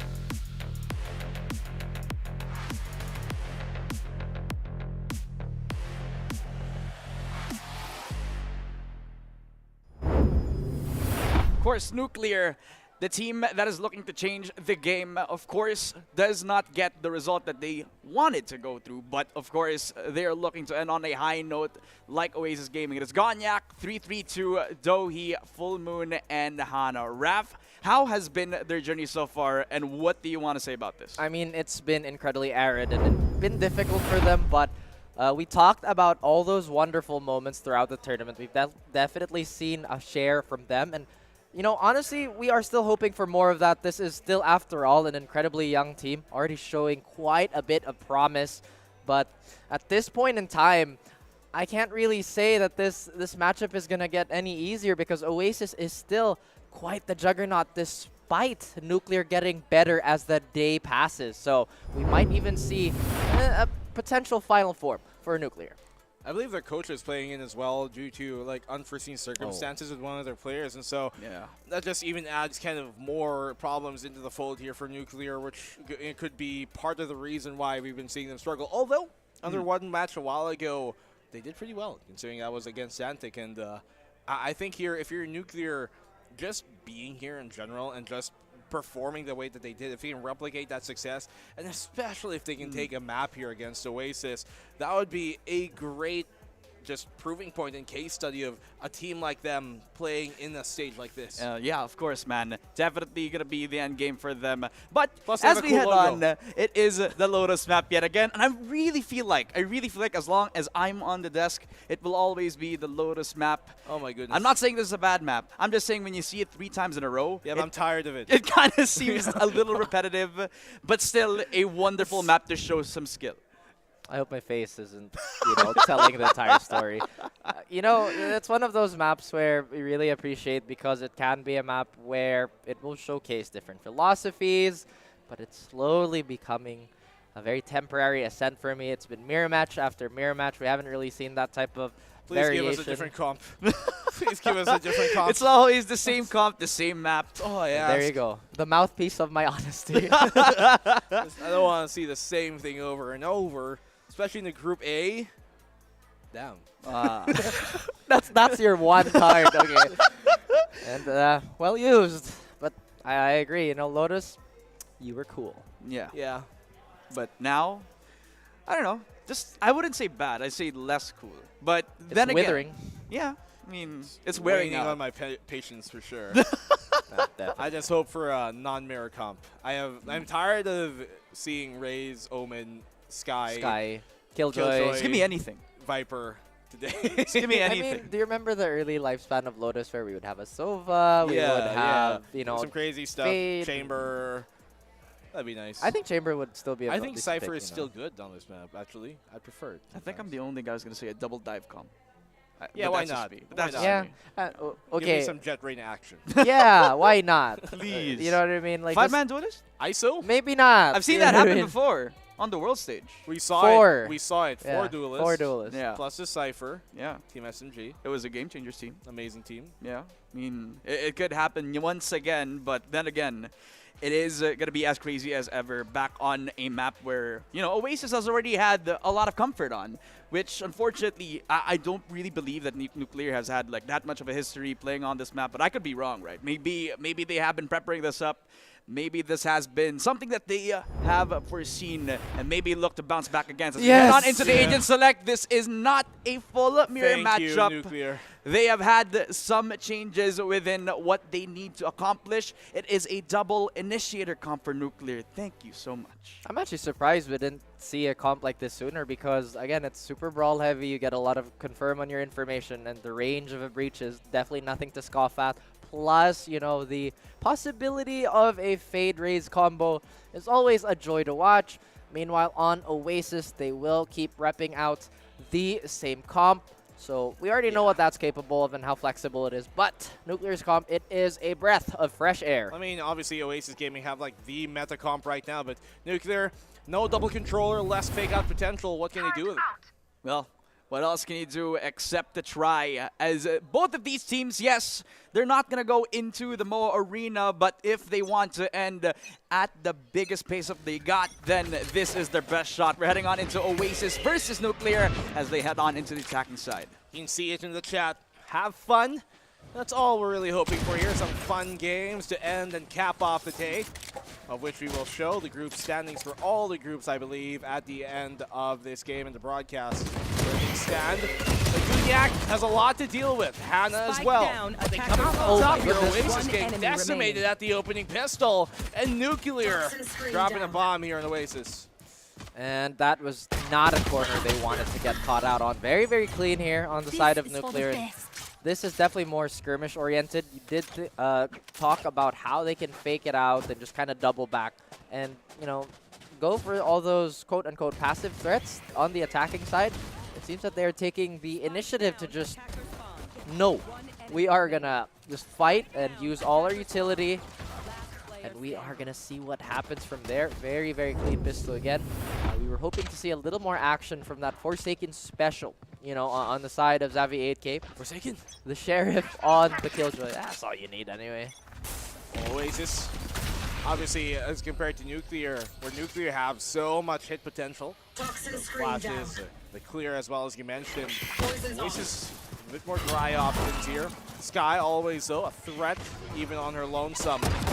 Push on in. Okay, the Classic's doing some work here. Jumping on in. Spectre is going to shred them apart as they try an entry here on towards the site. Yonju's found the double for her name. Oasis Gaming. No real chance here for Savvy to take this one. Yep, too many numbers. Does have that Guardian, but you talked about all this disposable utility. Did he choose to die to that? I'm not entirely sure. This is it. I've accepted my fate. This straight line is where I will make my stand, apparently. It's pretty evident from the opening words exchange here from either side that this game doesn't really matter much to them, but I'll see still what they've got to bring to the table here. Yeah. Nuclear, obviously. I think it matters more for Nuclear to win a game like this. I mean, how often do you actually see? Let's address the elephant in the room here. How often do you see a game changers team, play in a tournament like this? It's a great thing to see. And so I just want a fun match to be played. Exactly. And I think that's where we also see quite a bit of stylistic differences. There are some different statistics, especially in game changers, that are also vastly different on the co-ed side of things. And right now, Nuclear, they're really rushing it up on Oasis, as Oasis is still looking to find a control or grip on the situation. There is a double person flank here, but I believe that turret is going to spot it out. Kelly S, first point of contact. They know the alarm bot's there. He kind of flirted with the outer range of it, so good clearance is there. Nano Swarm going to shred him apart. Kelly S takes the one on a full moon. Youngju playing up close, which is a good idea, just cannot connect, especially with Draxi with better weaponry. 4v3 on the retake here, and something might come from the flank. I'm not sure if that's the best idea by Hannah. He does get punished for it. Yeah. And he does, and huge swing here on this bonus round. Nuclear, they did find one, and I think they still have the potential to get another if the weapon is acquired, but I don't think any of it is in seizable range. Sheriff is going to ring true, but Draxi gets the final two, clears out, gets that bonus away from Nuclear, not allowing any sort of snowball to happen. A good one from Dunyak too at the end. Youngju here trying to do what she could. Almost could have been good for another. I like the repositioning by her. Just obviously the Spectre versus the Vandal, they're not as favorable, although at close range shouldn't be that big of a difference, but ultimately enough. Oasis still have a round to cut into to take this lead away and tie things on up. No operators out just yet early. And Nuclear looking to actually keep, I think, here towards the end. They do expend that teleport very quickly as they try to wrestle C away. Early pressure is something that Oasis don't want to deal with. And it's already evident as Zavi gets the first kill. Will get reduced to 1 HP. And for both those players' sakes, none of the sprays will connect. Unfortunately there for Nuclear too, just losing a big gun in that raise. Could have been very beneficial to keep her alive, but doesn't come to pass. Oasis Gaming looking to maybe tie up the game here. They have the showstopper as well. Sure, the ult from Nuclear, the only one they got is on that fade, but that Nightfall, I don't think it's going to be that big of a difference to weigh against the showstopper when it does come. They got the brief stun, arguably early, and now that's a signal here for Nuclear that they can, rather for Oasis, that they can commit. Wow, that's honestly a big investment there. Yeah. I would have not thought that they would expend the Nightfall here, but again, maybe a band-aid solution to stop the temporary bleeding, but they have not converted out of that at all. In fact, nothing really, but Voltron has snuck in here. Unfortunately, the bot and the exclamation point will find her. Wild Oreo, despite being full blind, will get bailed out by his teammate. Great shots here from Oasis. And as I said, with the Nightfall being thrown out and the fault line towards B, and you mentioned a big investment, that was the go signal for Oasis to just haul tail towards that A site, knowing it was wide open, knowing there's no PC utility that could stop him at that point, barring maybe a paranoia to just delay stuff here early on from Oasis. And the technical pause, obviously, is we gotta make sure that we hit Midnight Oil on the last game of the day. Please, don't will that into a reality. As much as we would love to have as much Valorant action to call, I'm thinking overtime from this point of the night would be not long, right? Theoretically, how many overtimes would that be? From 8 o'clock to potentially 12. I don't think about it. I don't want to think about it. It's too much. Although, do you think that Lotus is going to replace Haven as the super default heavy map?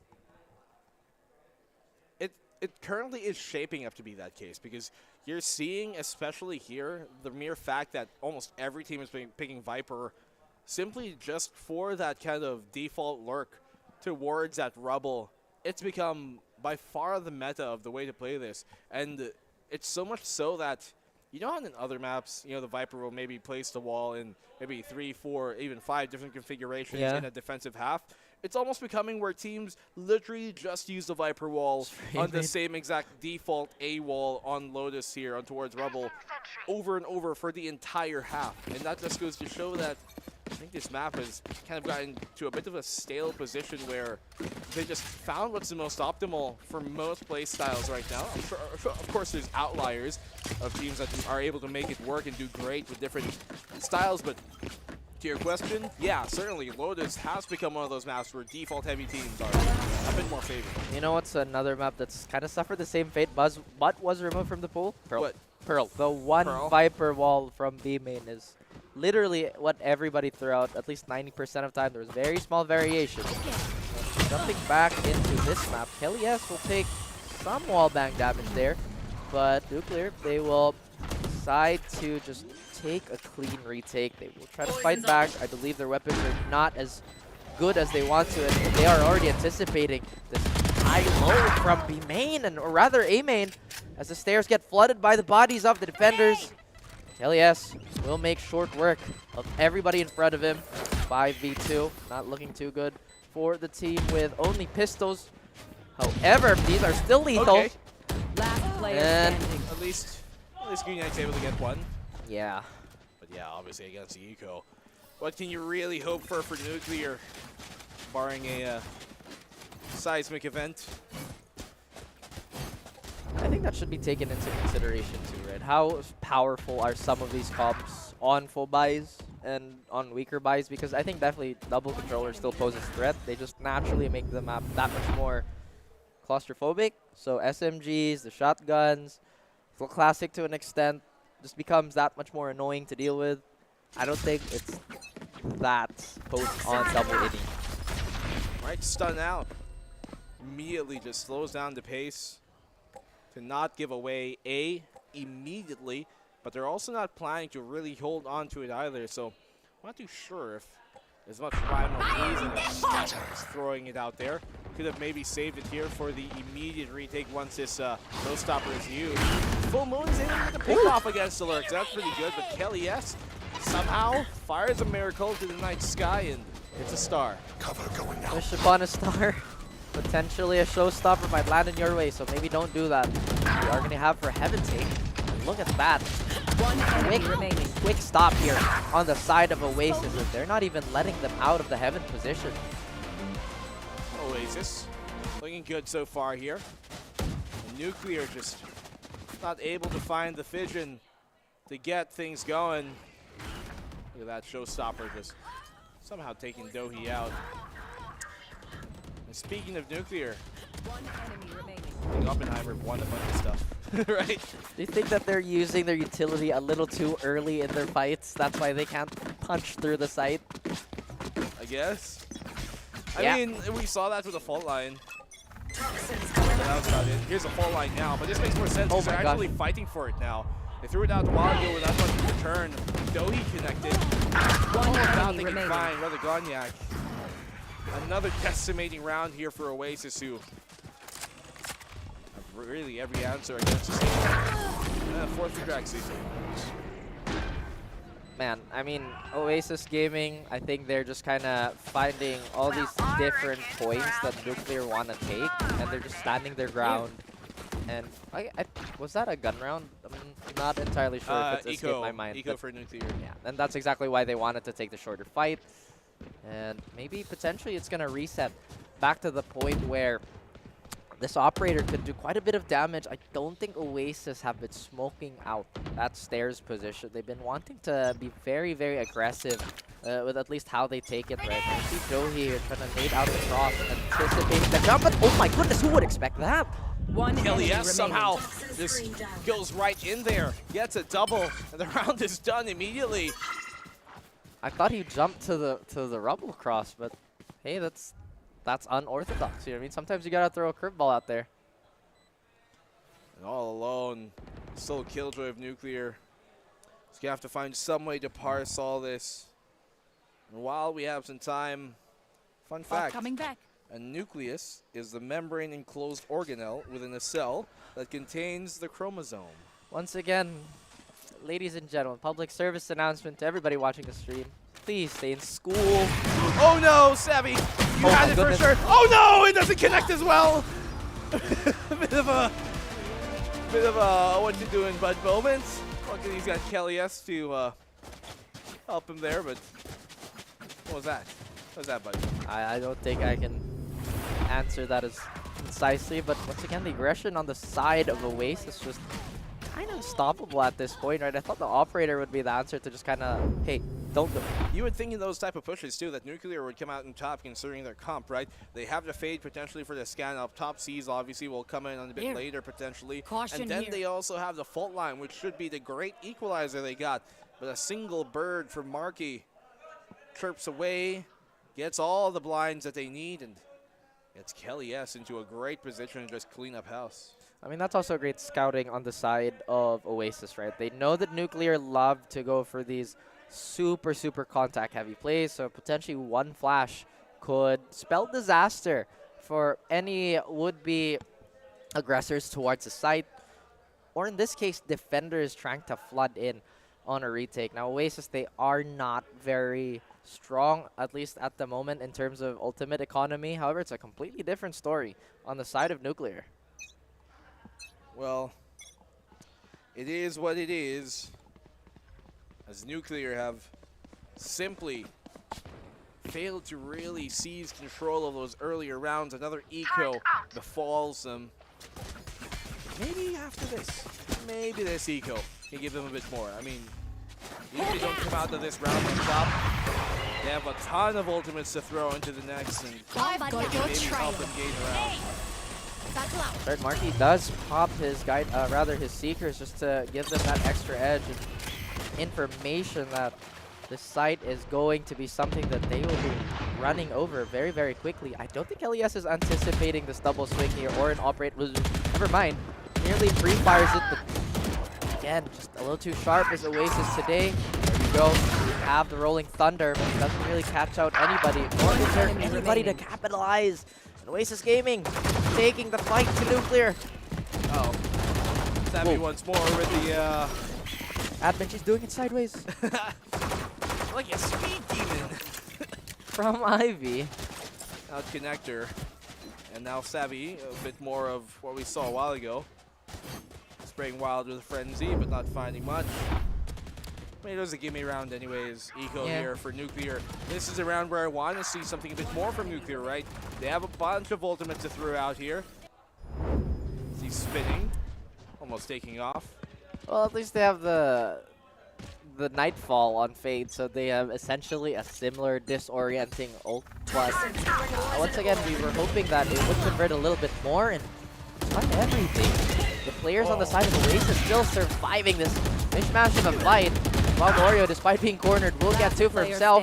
There you go. Down A. Reduced to what you want to get. Could be it. Both Killjoys here with a lockdown. Killjoy versus Killjoy. Can't use that yet.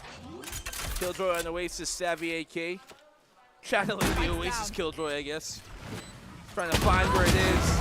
As Full Moon strikes the werewolf up in the night. And Savvy, this time around, not as savvy as he might be once more. Not slick at all as Nuclear finally get another round on the board here. Possible comeback, but difficult, tremendously difficult mountain to climb as Oasis, just to cut it short, they've just been running this offense by trying to bulldoze through everything.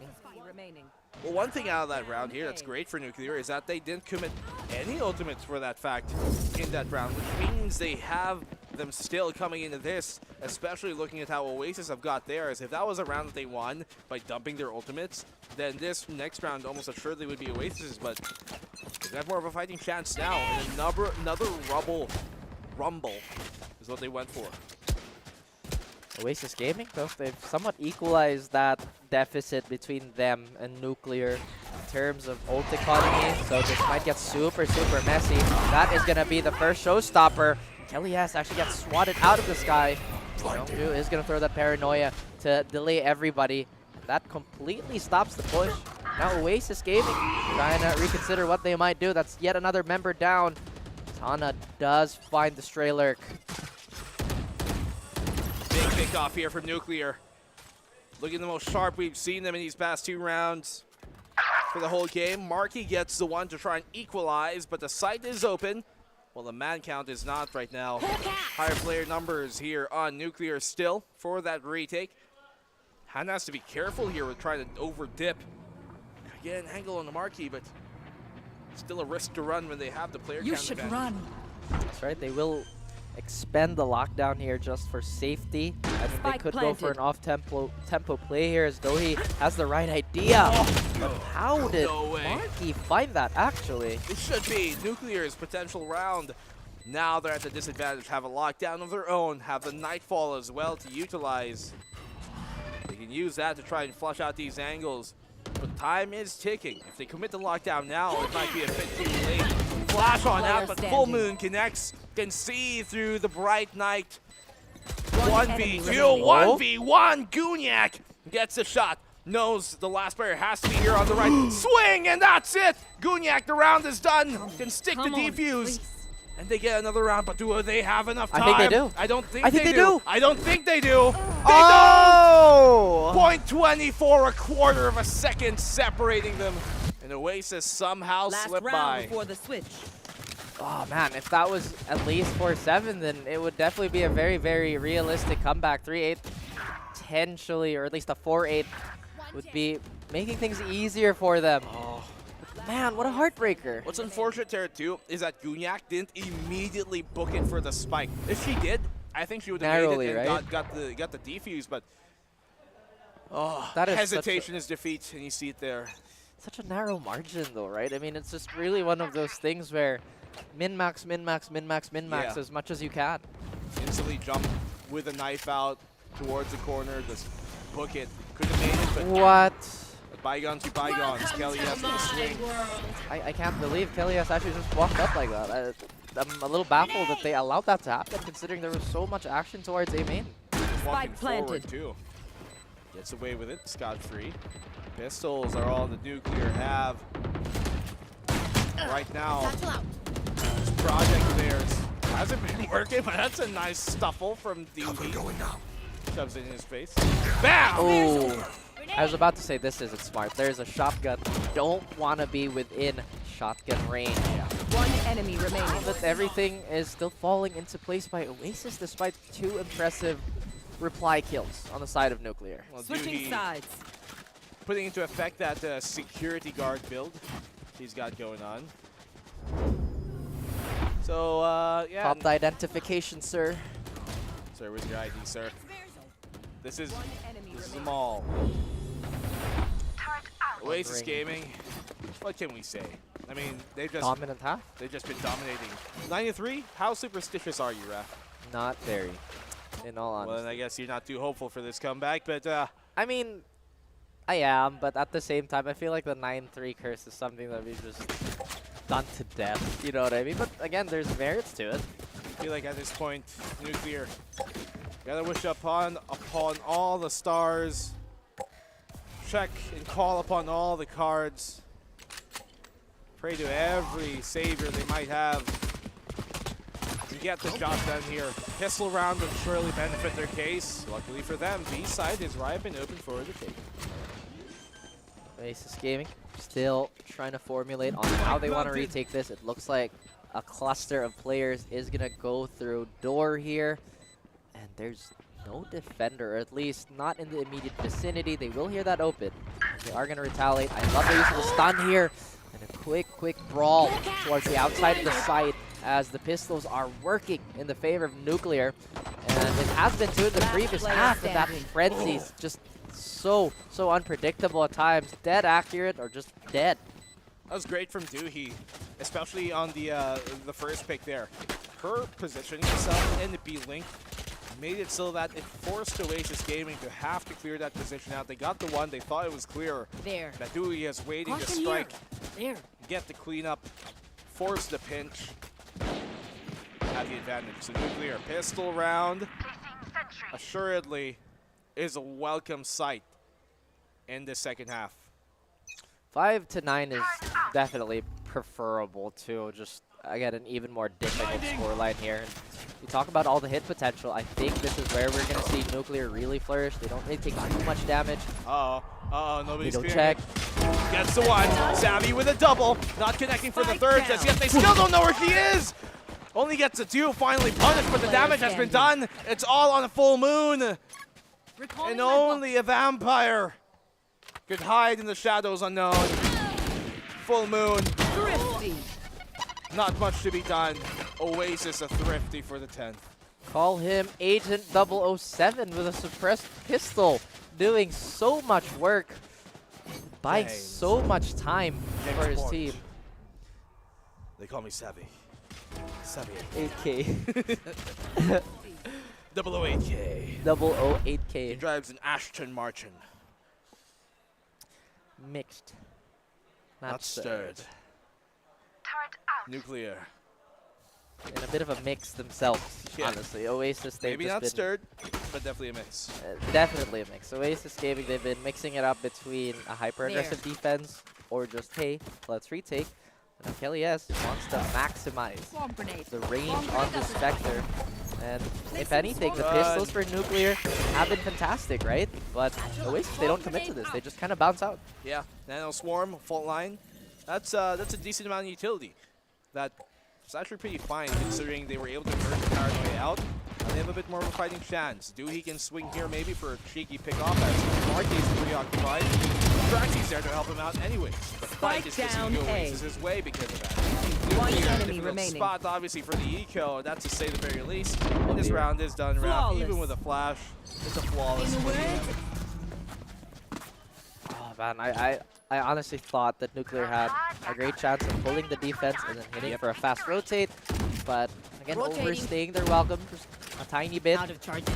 And ultimately, Oasis Gaming, their whole game plan has been let us. Oh, come on, man. Let's like just corgis. punish. I do love corgis too. Don't distract me. You know how easily distracted I get when it comes to dogs. Pets. There it is. There he is Aw. again. Hello. Look at it, he's so happy. I love Hey. this spray. I'm so sad I didn't win. Okay. Straight up into the next round. Wide from Kelly S. And Kalina Prue is here. And once again, this Lurk could get caught off guard, but Savvy 8K is just a little too sharp for all the shenanigans that One enemy Nuclear could remaining. potentially throw at their direction. It's the last Hannah of does get one, but the numbers is just, at this point, insurmountable when you're stuck in a Match corner. point.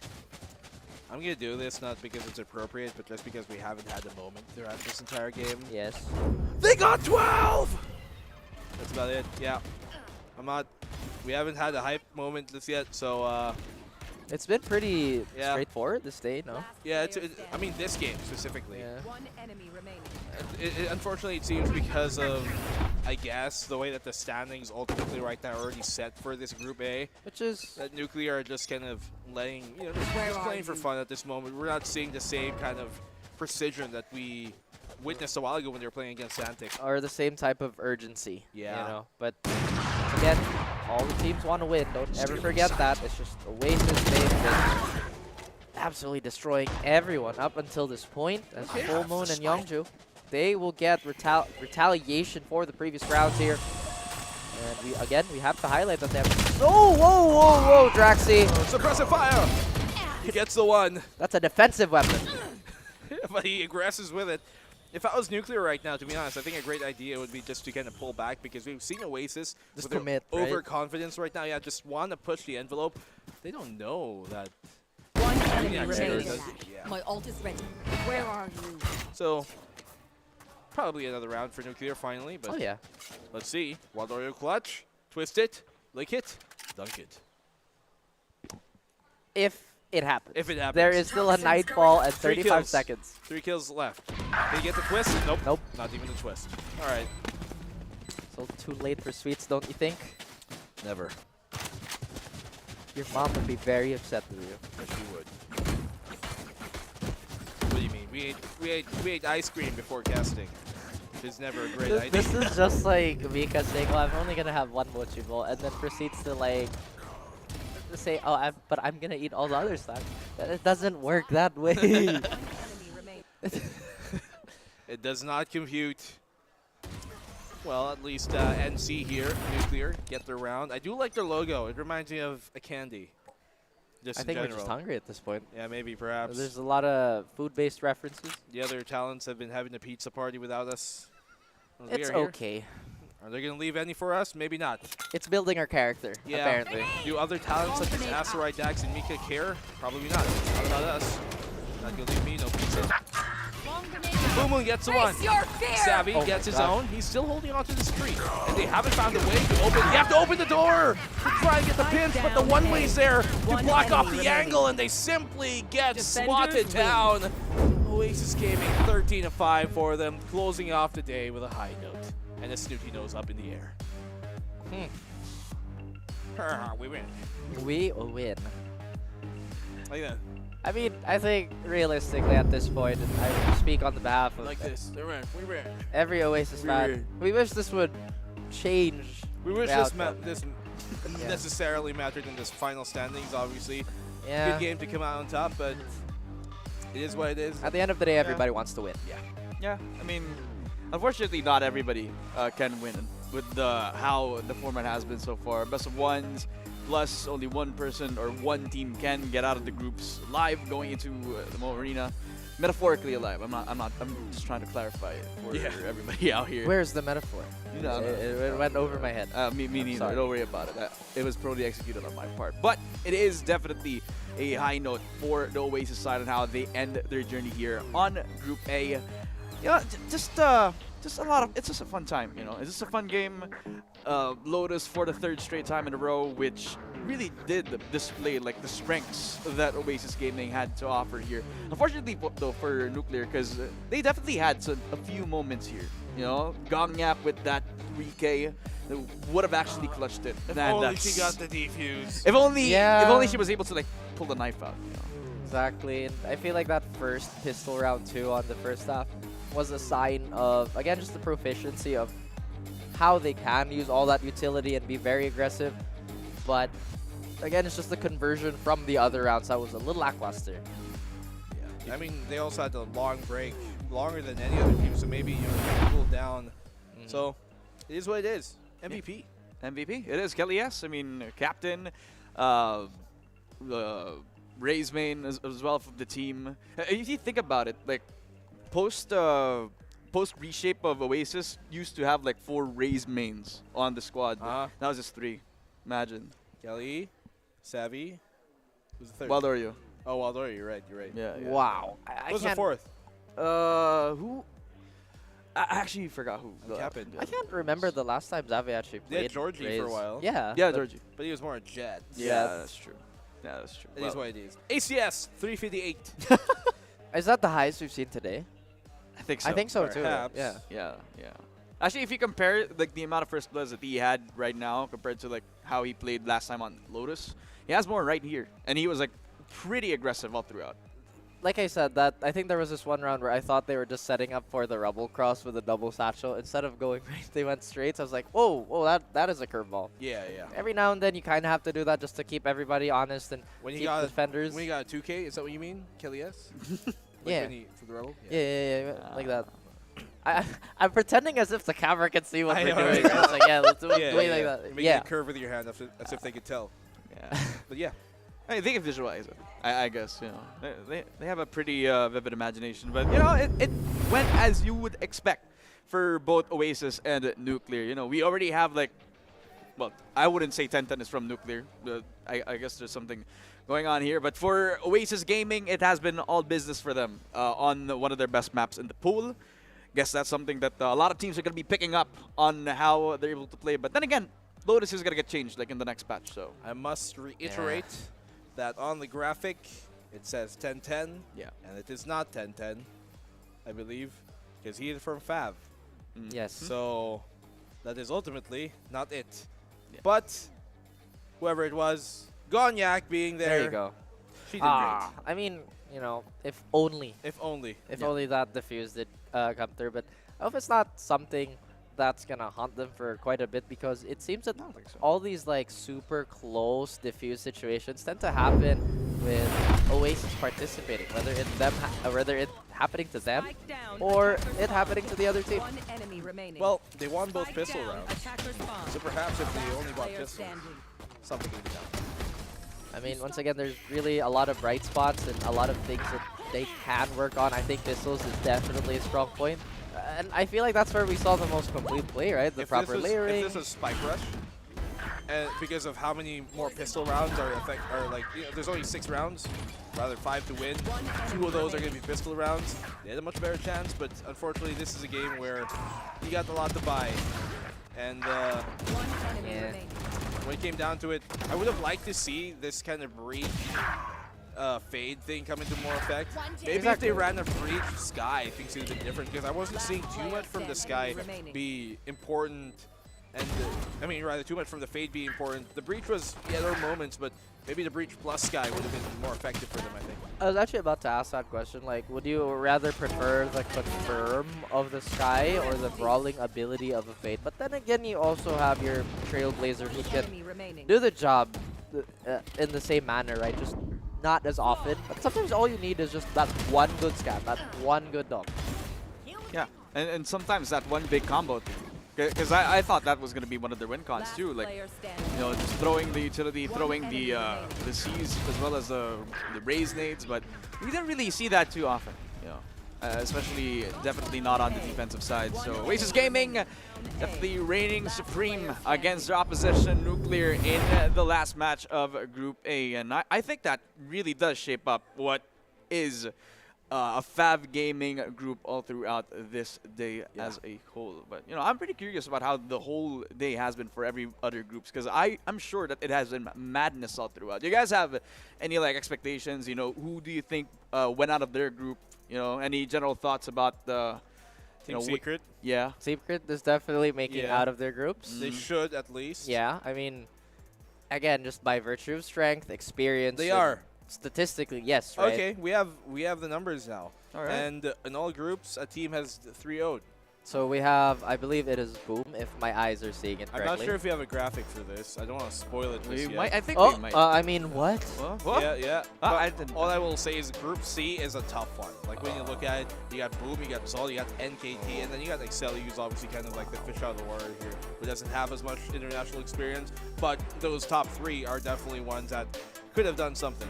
Yeah, well, looks like we're going to have it right here, right now, ladies and gentlemen. If you want visual aids, it will be provided on the screen as the group stage standings are here right now. As you mentioned, there is a 3-0 victory for anybody who has come out of the group stages, so no tiebreakers, none as a whole. That just means that we went from 3 Filipino teams in the group stages, now down to 1. And it is Team Secret all the way from Group D, Team Flash from Vietnam on Group B, Fab Gaming on Japan, and Boom Esports from Indonesia. Every single one of them will be expecting all the way to the MOA Arena. Well, Group A, by the way, is not entirely updated, so don't worry, guys. It's 2-1 for Oasis and 0-3 there, unfortunately, for Nuclear. But yeah, I'm surprised to see that we got 3-0s actually for every single group. I thought, like, in Group B and Group C, I think they would have been competitive too. Yeah, I thought those are going to be a bit more competitive, like 2-1s, maybe a 2-way tie. But no, just decimation. So for Boom, great, finally, right, to dominate like that. Team Secret, they should. And I think the big surprise there is Team Flash, performing it the way they are. Doesn't Team Flash have QQ I think that's Team Flash, does. right? Yeah, so I still remember, like, so much talk about QQ Chamber. Again, this was a different time. They also have Dorf. Actually, no, they don't have QQ. They have Killers from that former Big Bam team. Oh, that's right. That's right. From Big Bam, and they have Dorf as well, and who from former Alpha Esports Pro as well. So, pretty pride, right? I mean, pride. Yeah. Yeah. Filipinos out there. I mean, at one point he was from the Filipino squad, so we could say that there's like some representation here. I mean, in general, that makes them in a group that isn't in Group B, which isn't super experienced as a whole anyways. That already makes them one of the more experienced teams in that group against like Oblivion, Force, and ARF, so it makes sense. But you know what? I'm just happy that I think we had a little bit of a preview of how everybody might turn out for the rest of the year, or how they could potentially develop. I think we saw, as you mentioned, so many moments where they can just kind of root from and just expand. It's still a very long season ahead of us, and we're just really happy to see a lot of the early action. Yeah, I mean, it's kind of like it's almost like a precursor to like the Challenger League, right? That tier of scene. And yeah, it was great to kind of get a quick glimpse, even at the teams who didn't make it, we get glimpses of those teams like NKT, what they could potentially do in Thailand. Once it comes to the VCT there, Zol, what they could do in the Philippines when it comes there, ARF, what they could do in Indonesia when it comes there. So, yeah, great glimpses of the future of the VCT. True, true. I'm just happy to be at the best seat of the house for everything that I've seen here on Group A. And I'm sure that we will also have the same experience all the way over to the Moa Arena, if not better, right? Since the audience is going to be here. We're all going to be partying all the way down in 2 days' time, ladies and gentlemen. It has been a blast sharing the spotlight with you guys here on the broadcast desk. It has been a pleasure, Black and Blue and Raph. But it is time to put it all onto a close. Group A is done. It is now time for us to take a breather, rest for the 2 days that we have so far. In Moa Arena, of course, we also have to take some dinner. I'm sure everybody had a lot of time to actually, get their own dinner, get their own pizza parties, Dax, Mika. But, Who probably didn't leave any for us. That's fine. Yeah, it's okay, it's okay. Well, that's just how it is, right? I guess so, I guess so. What are friends for? Yeah, well, before anything else, I would like to take this opportunity to thank our sponsors. The Asia Pacific Predator League 2024 is presented by Predator and co-presented by Intel. Also, special thanks to our sponsor, Xbox PC Game Pass. We will see you in 2 days' time over at the Mall of Asia Arena. Ladies and gentlemen, my name is Ramon. With me is Black and Blue and Raph. We'll see you over at